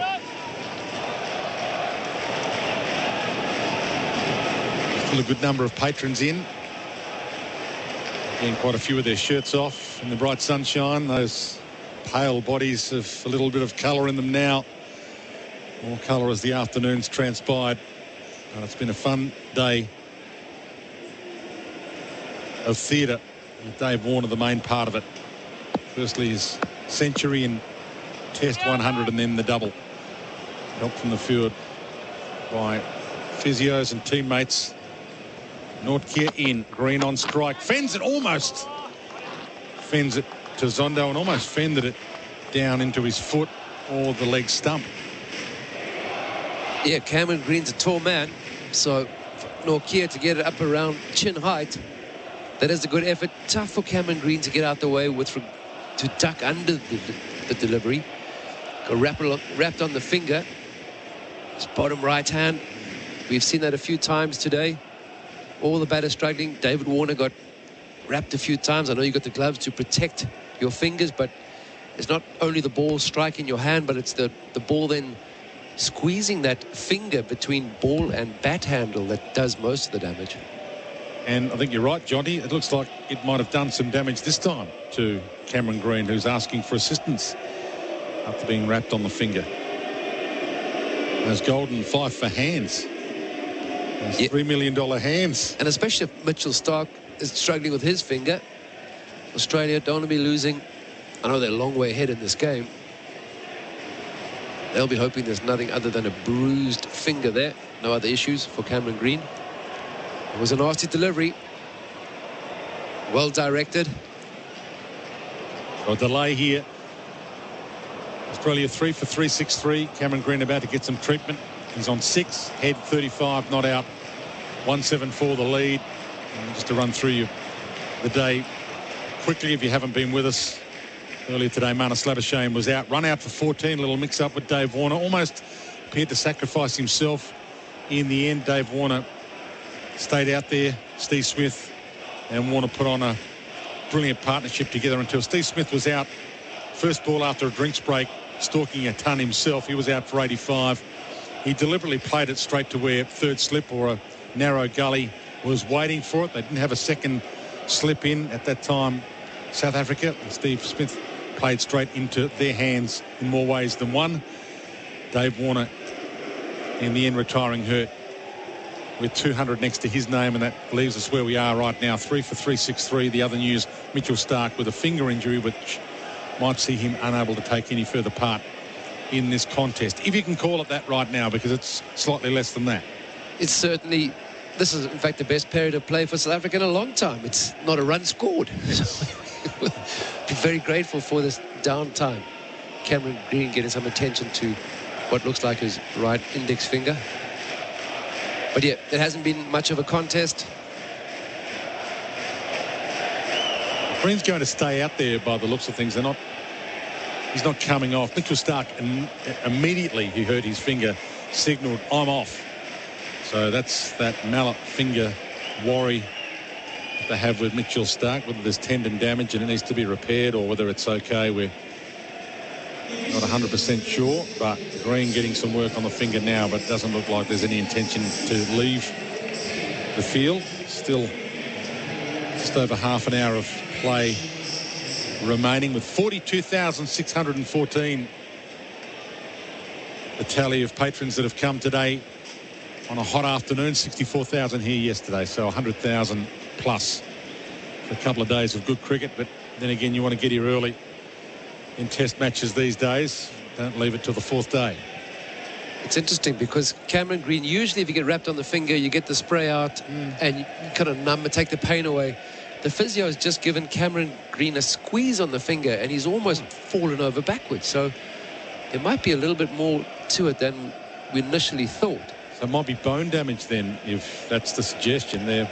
Well, it's the second time he's just given a squeeze and Cameron Green has reacted, pulled his head back. That is an indicator that it might be worse than just a bruise. You've probably had plenty in your time. You kind of know as a player if you've broken something, there's a chip there, don't you? Yeah, I think straight away, you kind of get in, the physio feels around and usually it just requires a bit of the numbing spray and you're good to go. But he had a lot of attention and it looks like he might be leaving the field. So, Cameron Green now departing. This amazing, bizarre, brilliant, but crazy day continues with Cameron Green retiring hurt for 6. The way things are looking right now. Travis Head is out there on 35. This will be the second Australian batter retiring hurt, with Dave Warner retiring hurt on 200. What that means for tomorrow and Australia's ability to bat on and Australia's ability to bowl in the South African second innings as well. Mitchell Starc might not be able to bowl, and if that's Cameron Green that can't bowl, that would be a huge loss. Well, it's definitely his bowling finger. It looked like his right index finger, so if that is in trouble, the bowling attack will be depleted from Australia's point of view. And that changes things, because if South Africa, I know it's a long shot, but Australia lead by 174 now. We saw what happened at the Gabba with a lead of 100. What it would have meant if you could get yourself a lead of 100. Yeah, because that's always an interesting thing. If you win the toss, you kind of think about batting first, bowling first. You think, well, what is a team going to score in the first innings, and what will we have to score batting second or batting last on a surface? So if South Africa can get 150 ahead, I mean, it is a big ask. Let's see. If you look at their stats in the last 2 years, only once have they gone past 400. They've been under 200 in the last 6 or 7 test matches. So from that point of view, Australia, not great concerns, but South Africa might start thinking positively for the first time in a long time since they hit the shores of Australia, and hold on, we're back in this contest, not through just good bowling, but more the aggression. Dean Elgar spoke about, standing toe-to-toe with Australia. We haven't seen that from South Africa, but Henrik Nortje, he is giving us all, because he looked like he was having cramp issues at the start of this over. Yeah, and the spider cam took him down earlier today. It's been an amazing day when it comes to occurrences that you wouldn't dare predict at the start of it. So, fresh batsmen out there. Alex Carey to the crease now for Australia, who are 3 down, but in some ways are 6 down, because Stark won't bat. Warner, if it's only cramp, can tomorrow, but if it's a calf, might not, and Green might not. So, Carey on strike. Nortje in, and he fires it straight in at his toes, and he drives it back down the pitch to get off the mark in style. It won't be 4 runs, but they at least get a couple out of it, and that'll be all. They'll take the 2. Didn't quite get to the boundary for Rotaflex by Blunston. Stability meets the freedom to move, but it was a stylish way to get off the mark. And it was 145 kilometres an hour. He's just seen Cameron Green wrapped on the fingers, having to retire hurt, and he's pushed it back. Rabada actually was sprinting at full speed. If it hadn't been for Rabada, it probably would have gone for 4. And that's why we love Test cricket. You never know what is around the corner. And 3 slips in the gully in now for the new batter. Carey on strike, pulls it. It's caught on, well, almost in the air to short leg. Just sat in the air for a second. Caught him on the hand, I thought, but maybe off the handle of the bat. And he's dodged a huge bullet there. So Carey on 2, head 35, Australia 3 for 365 on the mate scoreboard. Make the switch to mate mobile. Gerard Whateley in for what's going to be a pretty interesting last half hour. Good afternoon. There's been an incident on the Monash Freeway outbound at Warrigal Road. 2 right-hand lanes closed outbound and right-hand lane closed inbound. Speeds at 40 kilometres, slow in both directions. Also, lots of lights on flash. Camberwell, Canterbury Road at Stanhope Grove. City, corner of Flinders Street and King Street. St Kilda, corner of Chapel Street and Inkerman. And Mill Park, Mayfield Drive at Plenty Road. Harvey Norman's Super Deals Extended Trade. Stores open until 7 tonight to give you even more time to shop and save at Harvey Norman. Stores open until 7 tonight. That's the latest SEN Sky Traffic. Janssen begins the fresh over. He's in and down the leg side to head. It's through untouched to the keeper. A punishing day out in the middle of the MCG. The bowlers have worn the brunt of quite the assaults. Dave Warner is underneath with the full body cramp, the illness from the heats. He had to retire hurt. Cameron Green's had a finger split open. He's retired hurt. And it's 3 for 365. Australia with a 176-run lead. Head 35. Janssen in and bowls. Turners on the back foot defending. A fraction actually, but safely enough to ground. SEN Test Cricket for Host Plus, an industry super fund for all Australians. Damien Fleming is by my side for Anaconda. Hit summer for 6 with Anaconda's 10% price beat guarantee. Hello to you, Flem. Yeah, hello, Gerard. Hello, listeners. I'll tell you what, the South African batsmen will be quite happy that potentially Mitchell Stark and Cam Green might be charging in on.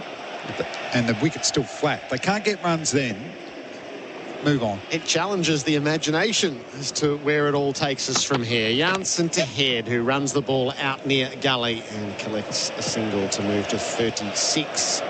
3 for 366. Yeah, I was happy Janssen got the new ball. I thought he bowled beautifully earlier on today, but it hasn't really happened with the second new ball. It's just been pushing the ball as opposed to bowling the ball. But Nortje, again, he just looks a little bit a class above in this Test match, and he's, even though he's got 1 wicket, he's doing damage to the Australian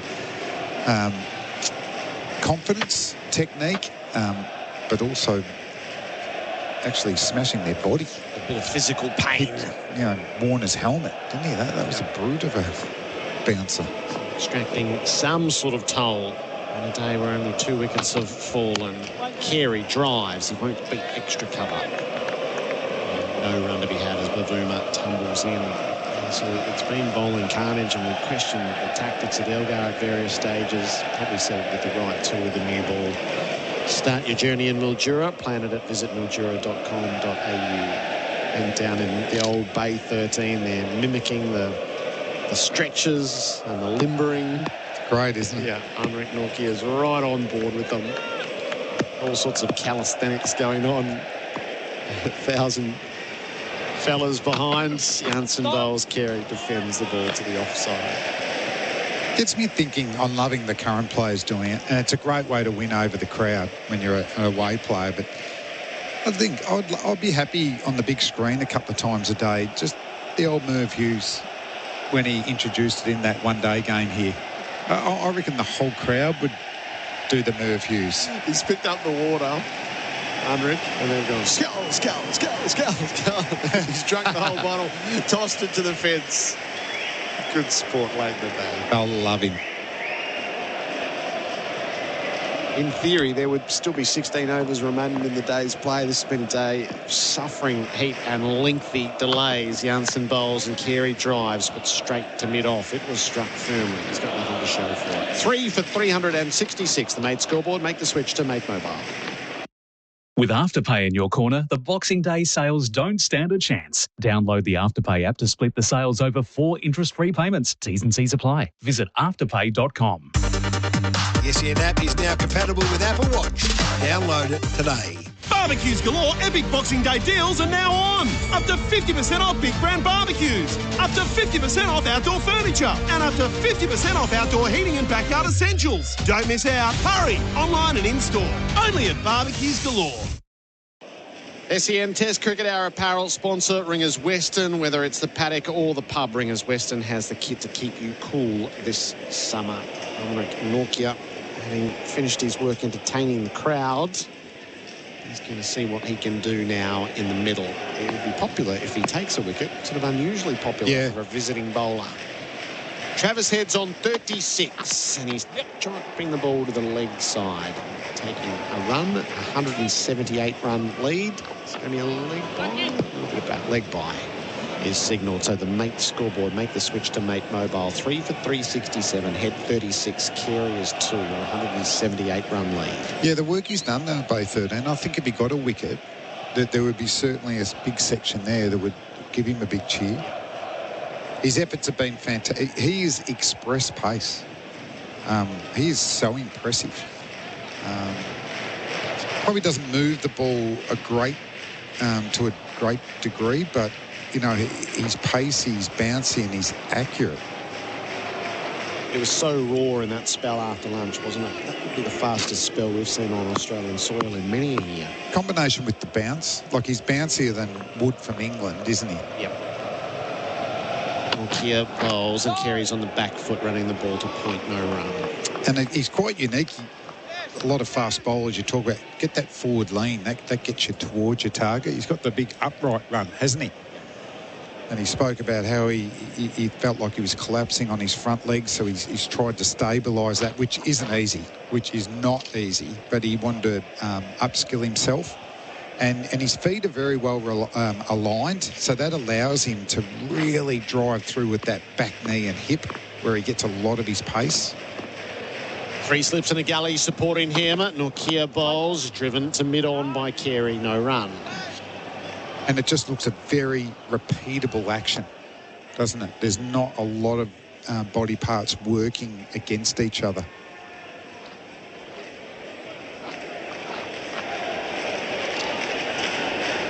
Doesn't quite have the figures to show for his efforts. There's no question that Dave Warner's the player of the day thanks to Bing Lee, and it's been a hard slog for all bar Nortje. probably wasn't bowled as much as he might have been either, certainly in that middle session. He's over the wicket in and bowling to Carey, who's cut in half by a ball that jags. Nortje is asking, and so too is the keeper on the inside edge. But they got bluffed a little earlier on a similar call, and won't take it any further. Now, we've spoken about Elgar's captaincy a little bit. It hasn't been inspiring, and I think after lunch, the two most likely bowlers to get the breakthroughs who created doubt with Smith and Warner were Nortje and Jansen, and they should have started together. Yeah. And if that didn't work, or you get a bit more defensive after that. And we're never building pressure at both ends. Do you know they've bowled one maiden over for the day in 65 overs?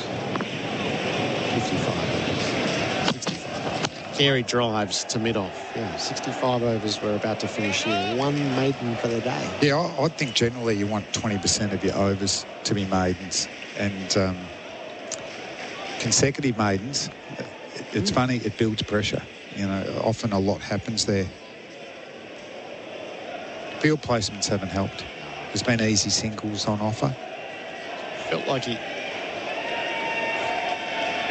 most years, I think, the visiting captain just doesn't have the local knowledge, and they seem to all fall into the same trap as soon as things run against them. It just makes me wonder about having a bit of a consultant locally to help you out. On the back foot, Carey defends the ball to point and won't take a run. End of the over. 3 for 367. The mate scoreboard make the switch to Mate Mobile.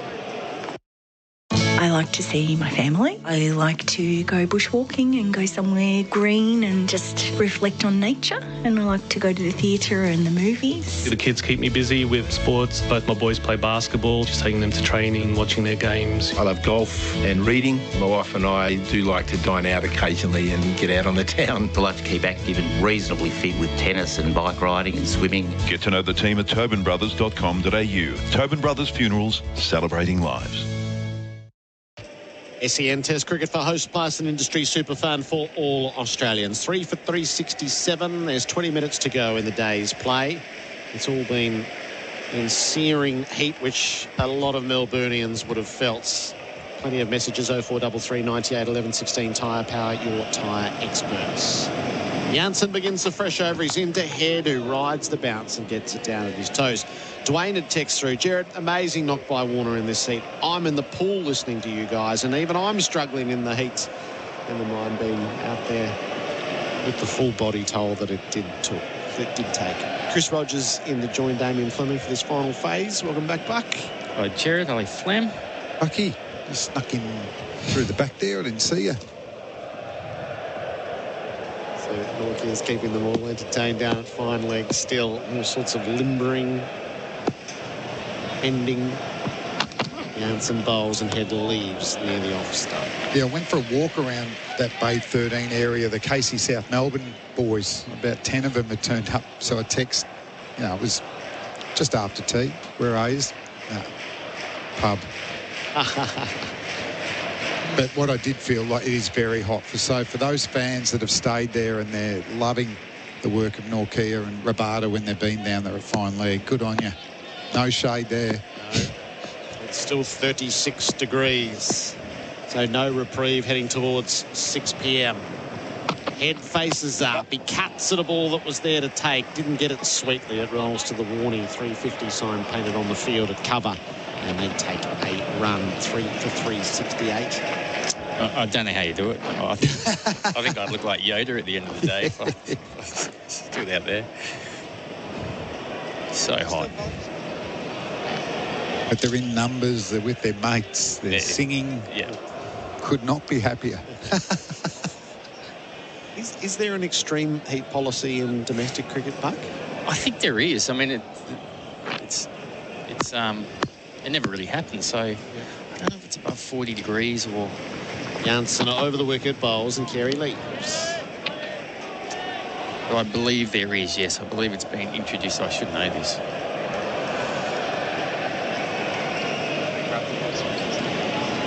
Would have been interesting. Like the tennis has that wet bulb reading that you can't even take a guesstimate at what that is and how it works. There wouldn't be too many days of Test cricket that have been hotter here at the G in recent years than this. The only help is it's been dry, not humid. Jansen trying still. He bowls and Carey flashes at one that was a bit too close. Rises and goes through the keeper. Carey looked up then about when Jansen was almost taking off. He was late to look up. I think he was a little bit startled and then just threw the kitchen sink at it. That just looked like his effort ball again. It gets through. I was going to ask you about, because his actions, he's quite round himself and he finishes off the pitch quickly. So there's not a lot of straight lines. Most like he bowls a bit of a slinging action.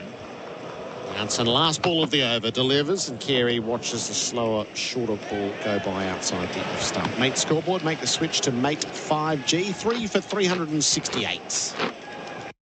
In a world of technology, gadgets and automations, Luno Electrical are the electricians of choice for homes and businesses throughout Metro Melbourne. As members of Master Electricians Australia, they partner only with manufacturers of quality materials while providing a lifetime warranty on workmanship. For split system and ceiling fan installations, lighting and power installs and upgrades, property rewires, fault finding, repairs and much more, contact Luno Electrical for your next project. Visit lunoelectrical.com.au. 3 for 368. He saw Rabada and has been brought back into the attack with a quarter of an hour to play.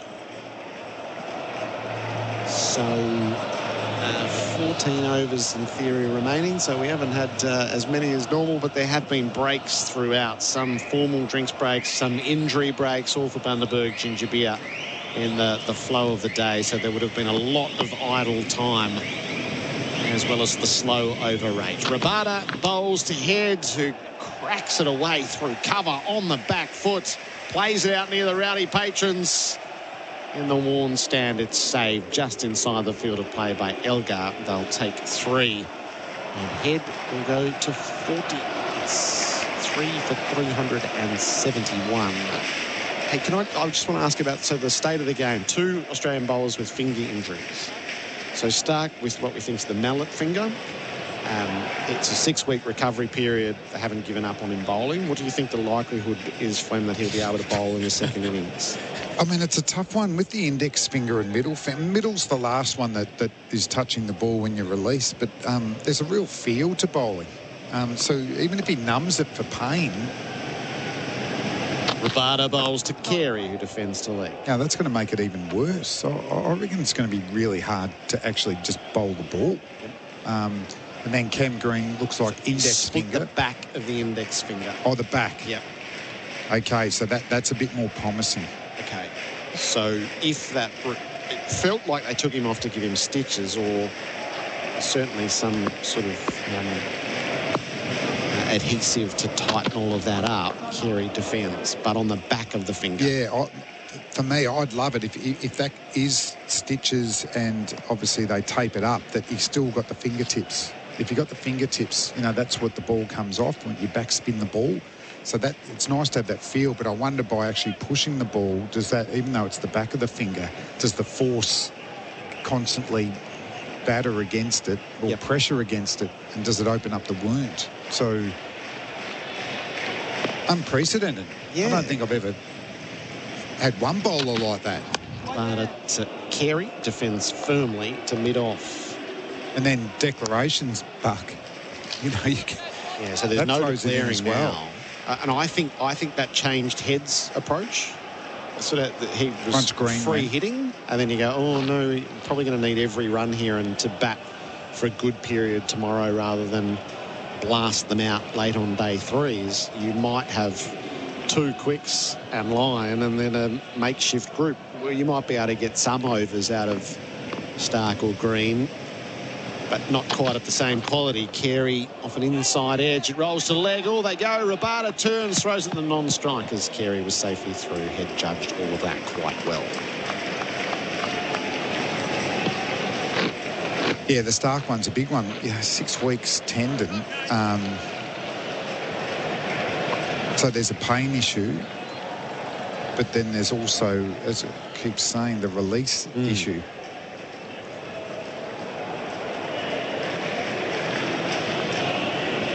So that's the predicament for the rest of the test. Rabada, last ball of his over. It's a head, rising delivery, popped up, falls safely. Took his eye off it. Didn't really know. There's no short leg, no silly points, and so it landed safely. 3 for 372. The Mate scoreboard. Make the switch to Mate Mobile. Bingley's biggest Boxing Day sale ever is on now with huge deals on TV, tech, fridges, laundry, cooking and more. Head to bingley.com.au. Better living every day. The SEN app is now compatible with Apple Watch. Download it today. Barbecues galore epic Boxing Day deals are now on. Up to 50% off big brand barbecues. Up to 50% off outdoor furniture. And up to 50% off outdoor heating and backyard essentials. Don't miss out. Hurry, online and in-store. Only at Barbecues Galore. 3 for 337, Mate scoreboard. Make the switch to Mate 5G. All about stats and facts throughout the day for Lauren X Cleaning. Google Lauren X Cleaning today. And there have been any number of milestones throughout this day, so many of them based around Dave Warner. At the end of the day's play, Damien Fleming will name the player of the day thanks to Bingley. Don't want to sort of put any suspense into it, but I think we all know. It won't necessarily be who you think. Okay. Okay. Ngidi is brought back into the attack. He's from the members' end. He bowls to Carey, who strokes the ball away to deep point. His fourth run. And Australia's lead is 184. There he is. Just 2 wickets for the day. The run out early, Labuschagne for 14, and then Smith caught the brain, bowled Nokia for 85. The one snaffle in the field. Get your snaffle strap on at snaffle.com.au. And it's Ngidi's turn to collapse. He's in trouble. He's cramped in the right leg. No one's in any rush to come and give him any assistance. The umpire's qualified to do this. It's umpire Richard Kettleborough, who was on the scene to sort of stretch his leg for him. Now the teammates and medical staff arrive to lend him a hand. You think you shouldn't be touching him? No compassion from you, Flem? Oh, no, it might be part of their training to help out, health reasons. This is farcical. Well, it's been a punishing day. I think so. We're getting correspondence. Is that one ball? One ball. Yeah. Norkia's down on the fence taking selfies with those patrons. Great work. Unrick, he's the man of the people. I reckon he's bowled 10 overs today too. He's bowled 14. He would have bowled 4 last night. He would have bowled 4 last night. He's bowled 10 overs. The other attraction for Australia in making South Africa bowl for multiple hours tomorrow is it will fry them for Sydney. Physically and mentally. Yeah. We've got a couple of options in Kutsia, who bowls quick as well. I think he clocked 150 in that game against the CA 11, and then Simon Harmer, if they feel that the pitch might spin, he's a right arm offie who's played a lot of county cricket over the last however many years, 10 years, and inevitably is on near the top of the list for wickets taken. Yeah, I'm intrigued to see what pitch we get up there in Sydney, though. I was talking about how we did the one-day international against England there, and it was bare. Yeah. But whether it's manufactured on the TV last night, there looked like there was a couple of grass pitches in the BBL. The other question, I'd love to see a turner. So would I. I reckon send that instruction. So knowing Stark won't play and Ngidi's going to leave the field here. So that's the third casualty of the session. Yep, Ngidi's hobbling off. Yes, with the enforced change that Australia needs to make with Stark out, and then who's to say what happens with Green? Just shear all the grass off it. I'll just burn it if you have to, and give us a raging turner on the way to India. I'd just love to see, just at least one pitch suit spin, and we always play 2 spinners, so we know who our second spinner is. And we do happen to be going to India, so our batsmen will have to play, obviously, a couple of spinners from South Africa. I just think it'd just bring a different tone to the Test match. Yep. So we had correspondence around changes before for tyre power. Your tyre experts 0433 98 11 16. Just say Sydney went, yep, Turner, 2-spinner Turner. Who plays alongside Lyon in Sydney?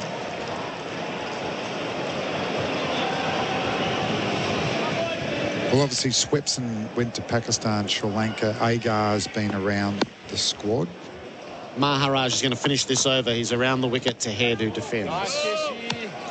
I mean, Todd Murphy, I'm a big fan of his, but obviously he's bowling off spin. So I don't think you'd play 2 off spinners. Why?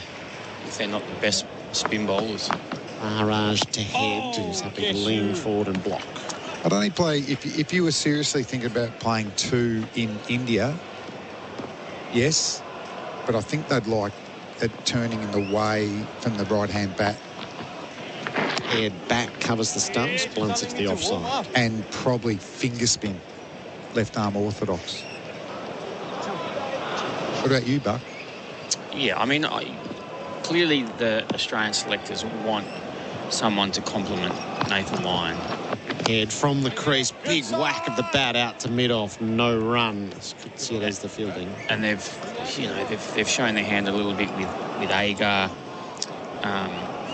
with Kuhneman, even with John Holland. They'd been speaking to him about potential for him to go to India. Head sweeps. He got this one through the field, and it'll run away for 4. Out at backward square.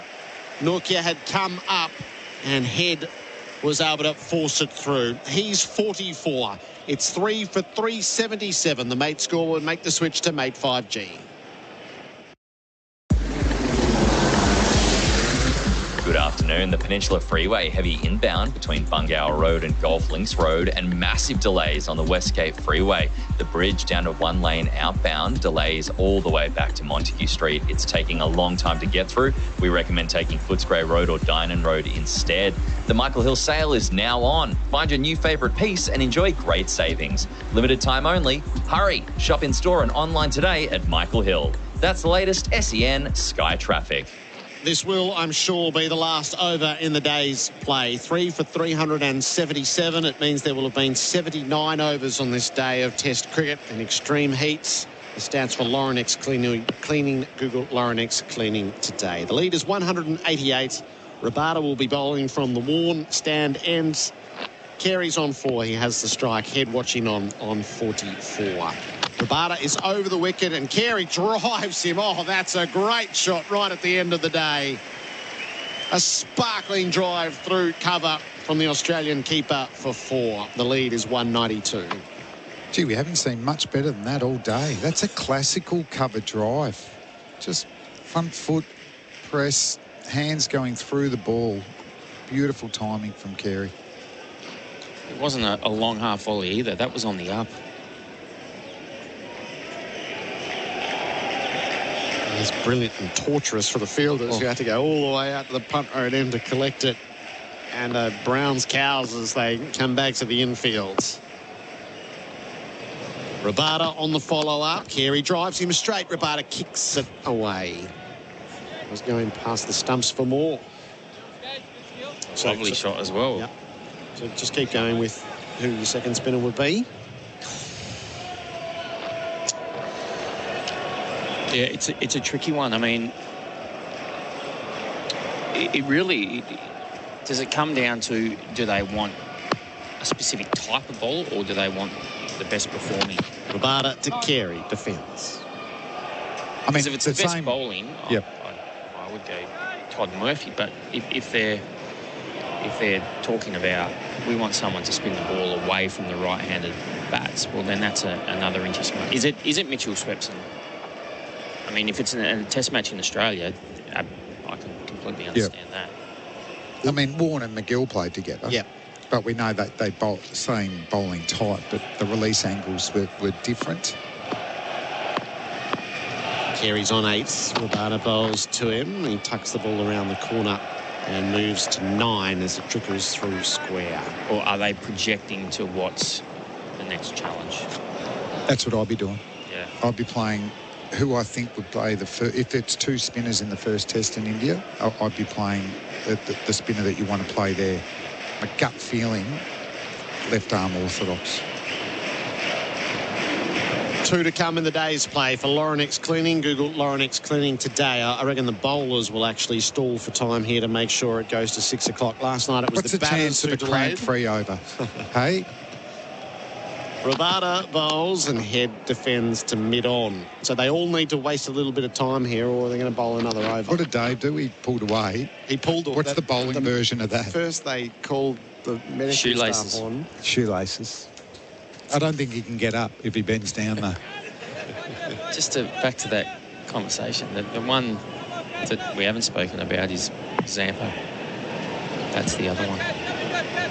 He played his first Shield game in however many years. I think it's his first Shield game for New South Wales. Yep. So Rabada in. He bowls to Head, who glances fine for 4 more. He's 48, Travis Head.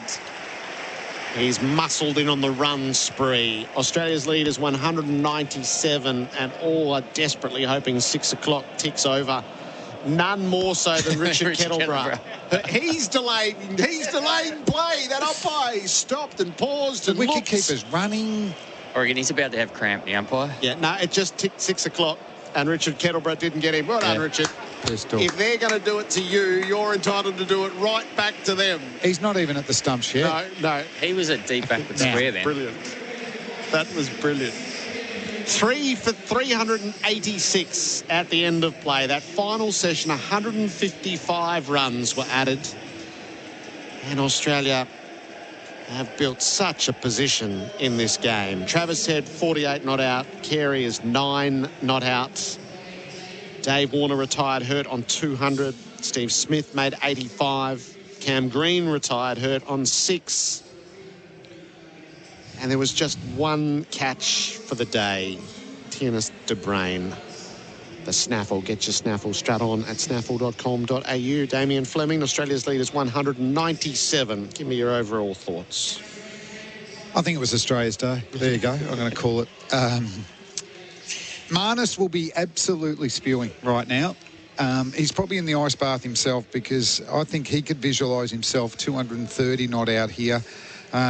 South Africa, I think the efforts of Jansen and Norkia were fantastic, but I just never felt like they were used at the right time or right opportunity. For Dave Warner, there was been so much pressure and chat about his spot going forward leading into the test match. On top of that, it's your 100th test match. So a great achievement, a lot of emotion. You're doing a lot of press, not only about your achievement, but also your lack of form. But that was absolutely brilliant. I thought he was aggressive. He was up for it. His shot selection was fantastic. He got into position very, very quickly. He was positive, running between the wickets. Well, in the end, it's hurt him. That was wonderful. Stephen Smith, I mean, it was painful. That was a painful knock, but he hung in for his teammate, so that was valuable. Travis Head, the summer of Head just continues. That's a run of ball regulation. We're not even really going overboard there.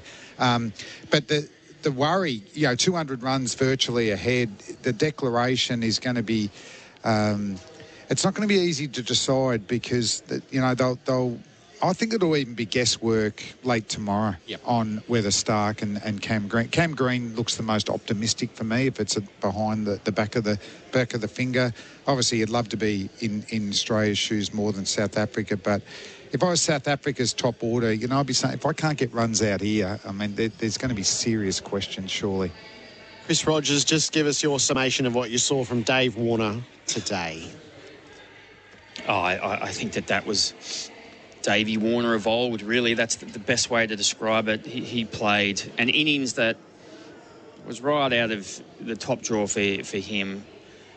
I think there was a recent article that talked about his best 2400s in order, and that one will be right up there. I think that will be in the top 3, and it has a lot to do with the the quality of bowling he was facing, but also to do with everything else that's been going on in his life and the issues he's having to deal with. So to come out and focus on what needed to be done, also at an older age against fast bowling, I think that really shows the fight he has and will always have. So it was one of the best innings he'll ever play, and credit to him to be able to do it in his 100th Test match.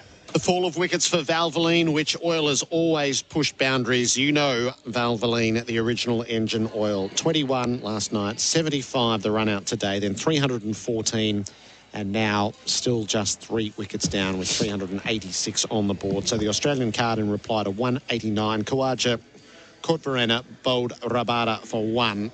Labuschagne run out for 14, and Smith caught De Bruyn, bowled Nortje for 8. Get your snaffle straight on at snaffle.com.au.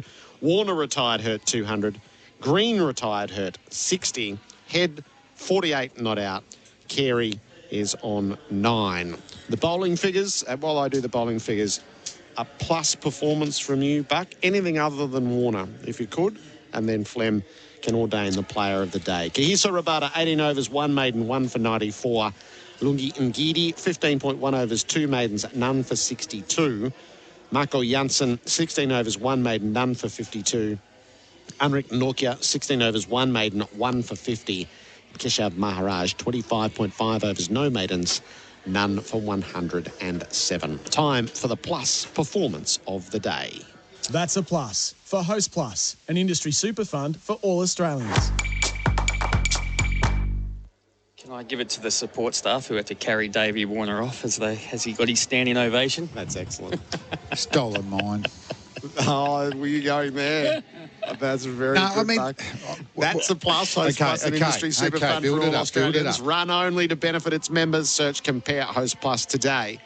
And this actually very specifically, regrettably, is the player of the day for Bing Lee. Okay. So player of the day for me. So most people would go Dave Warner. They would. For his 200. Yep. I'm with those most people. And I'm going to go Dave Warner. Well done. Very good. Damien Fleming and Chris Rogers finishing us off here at the MCG. Australia's lead is 197.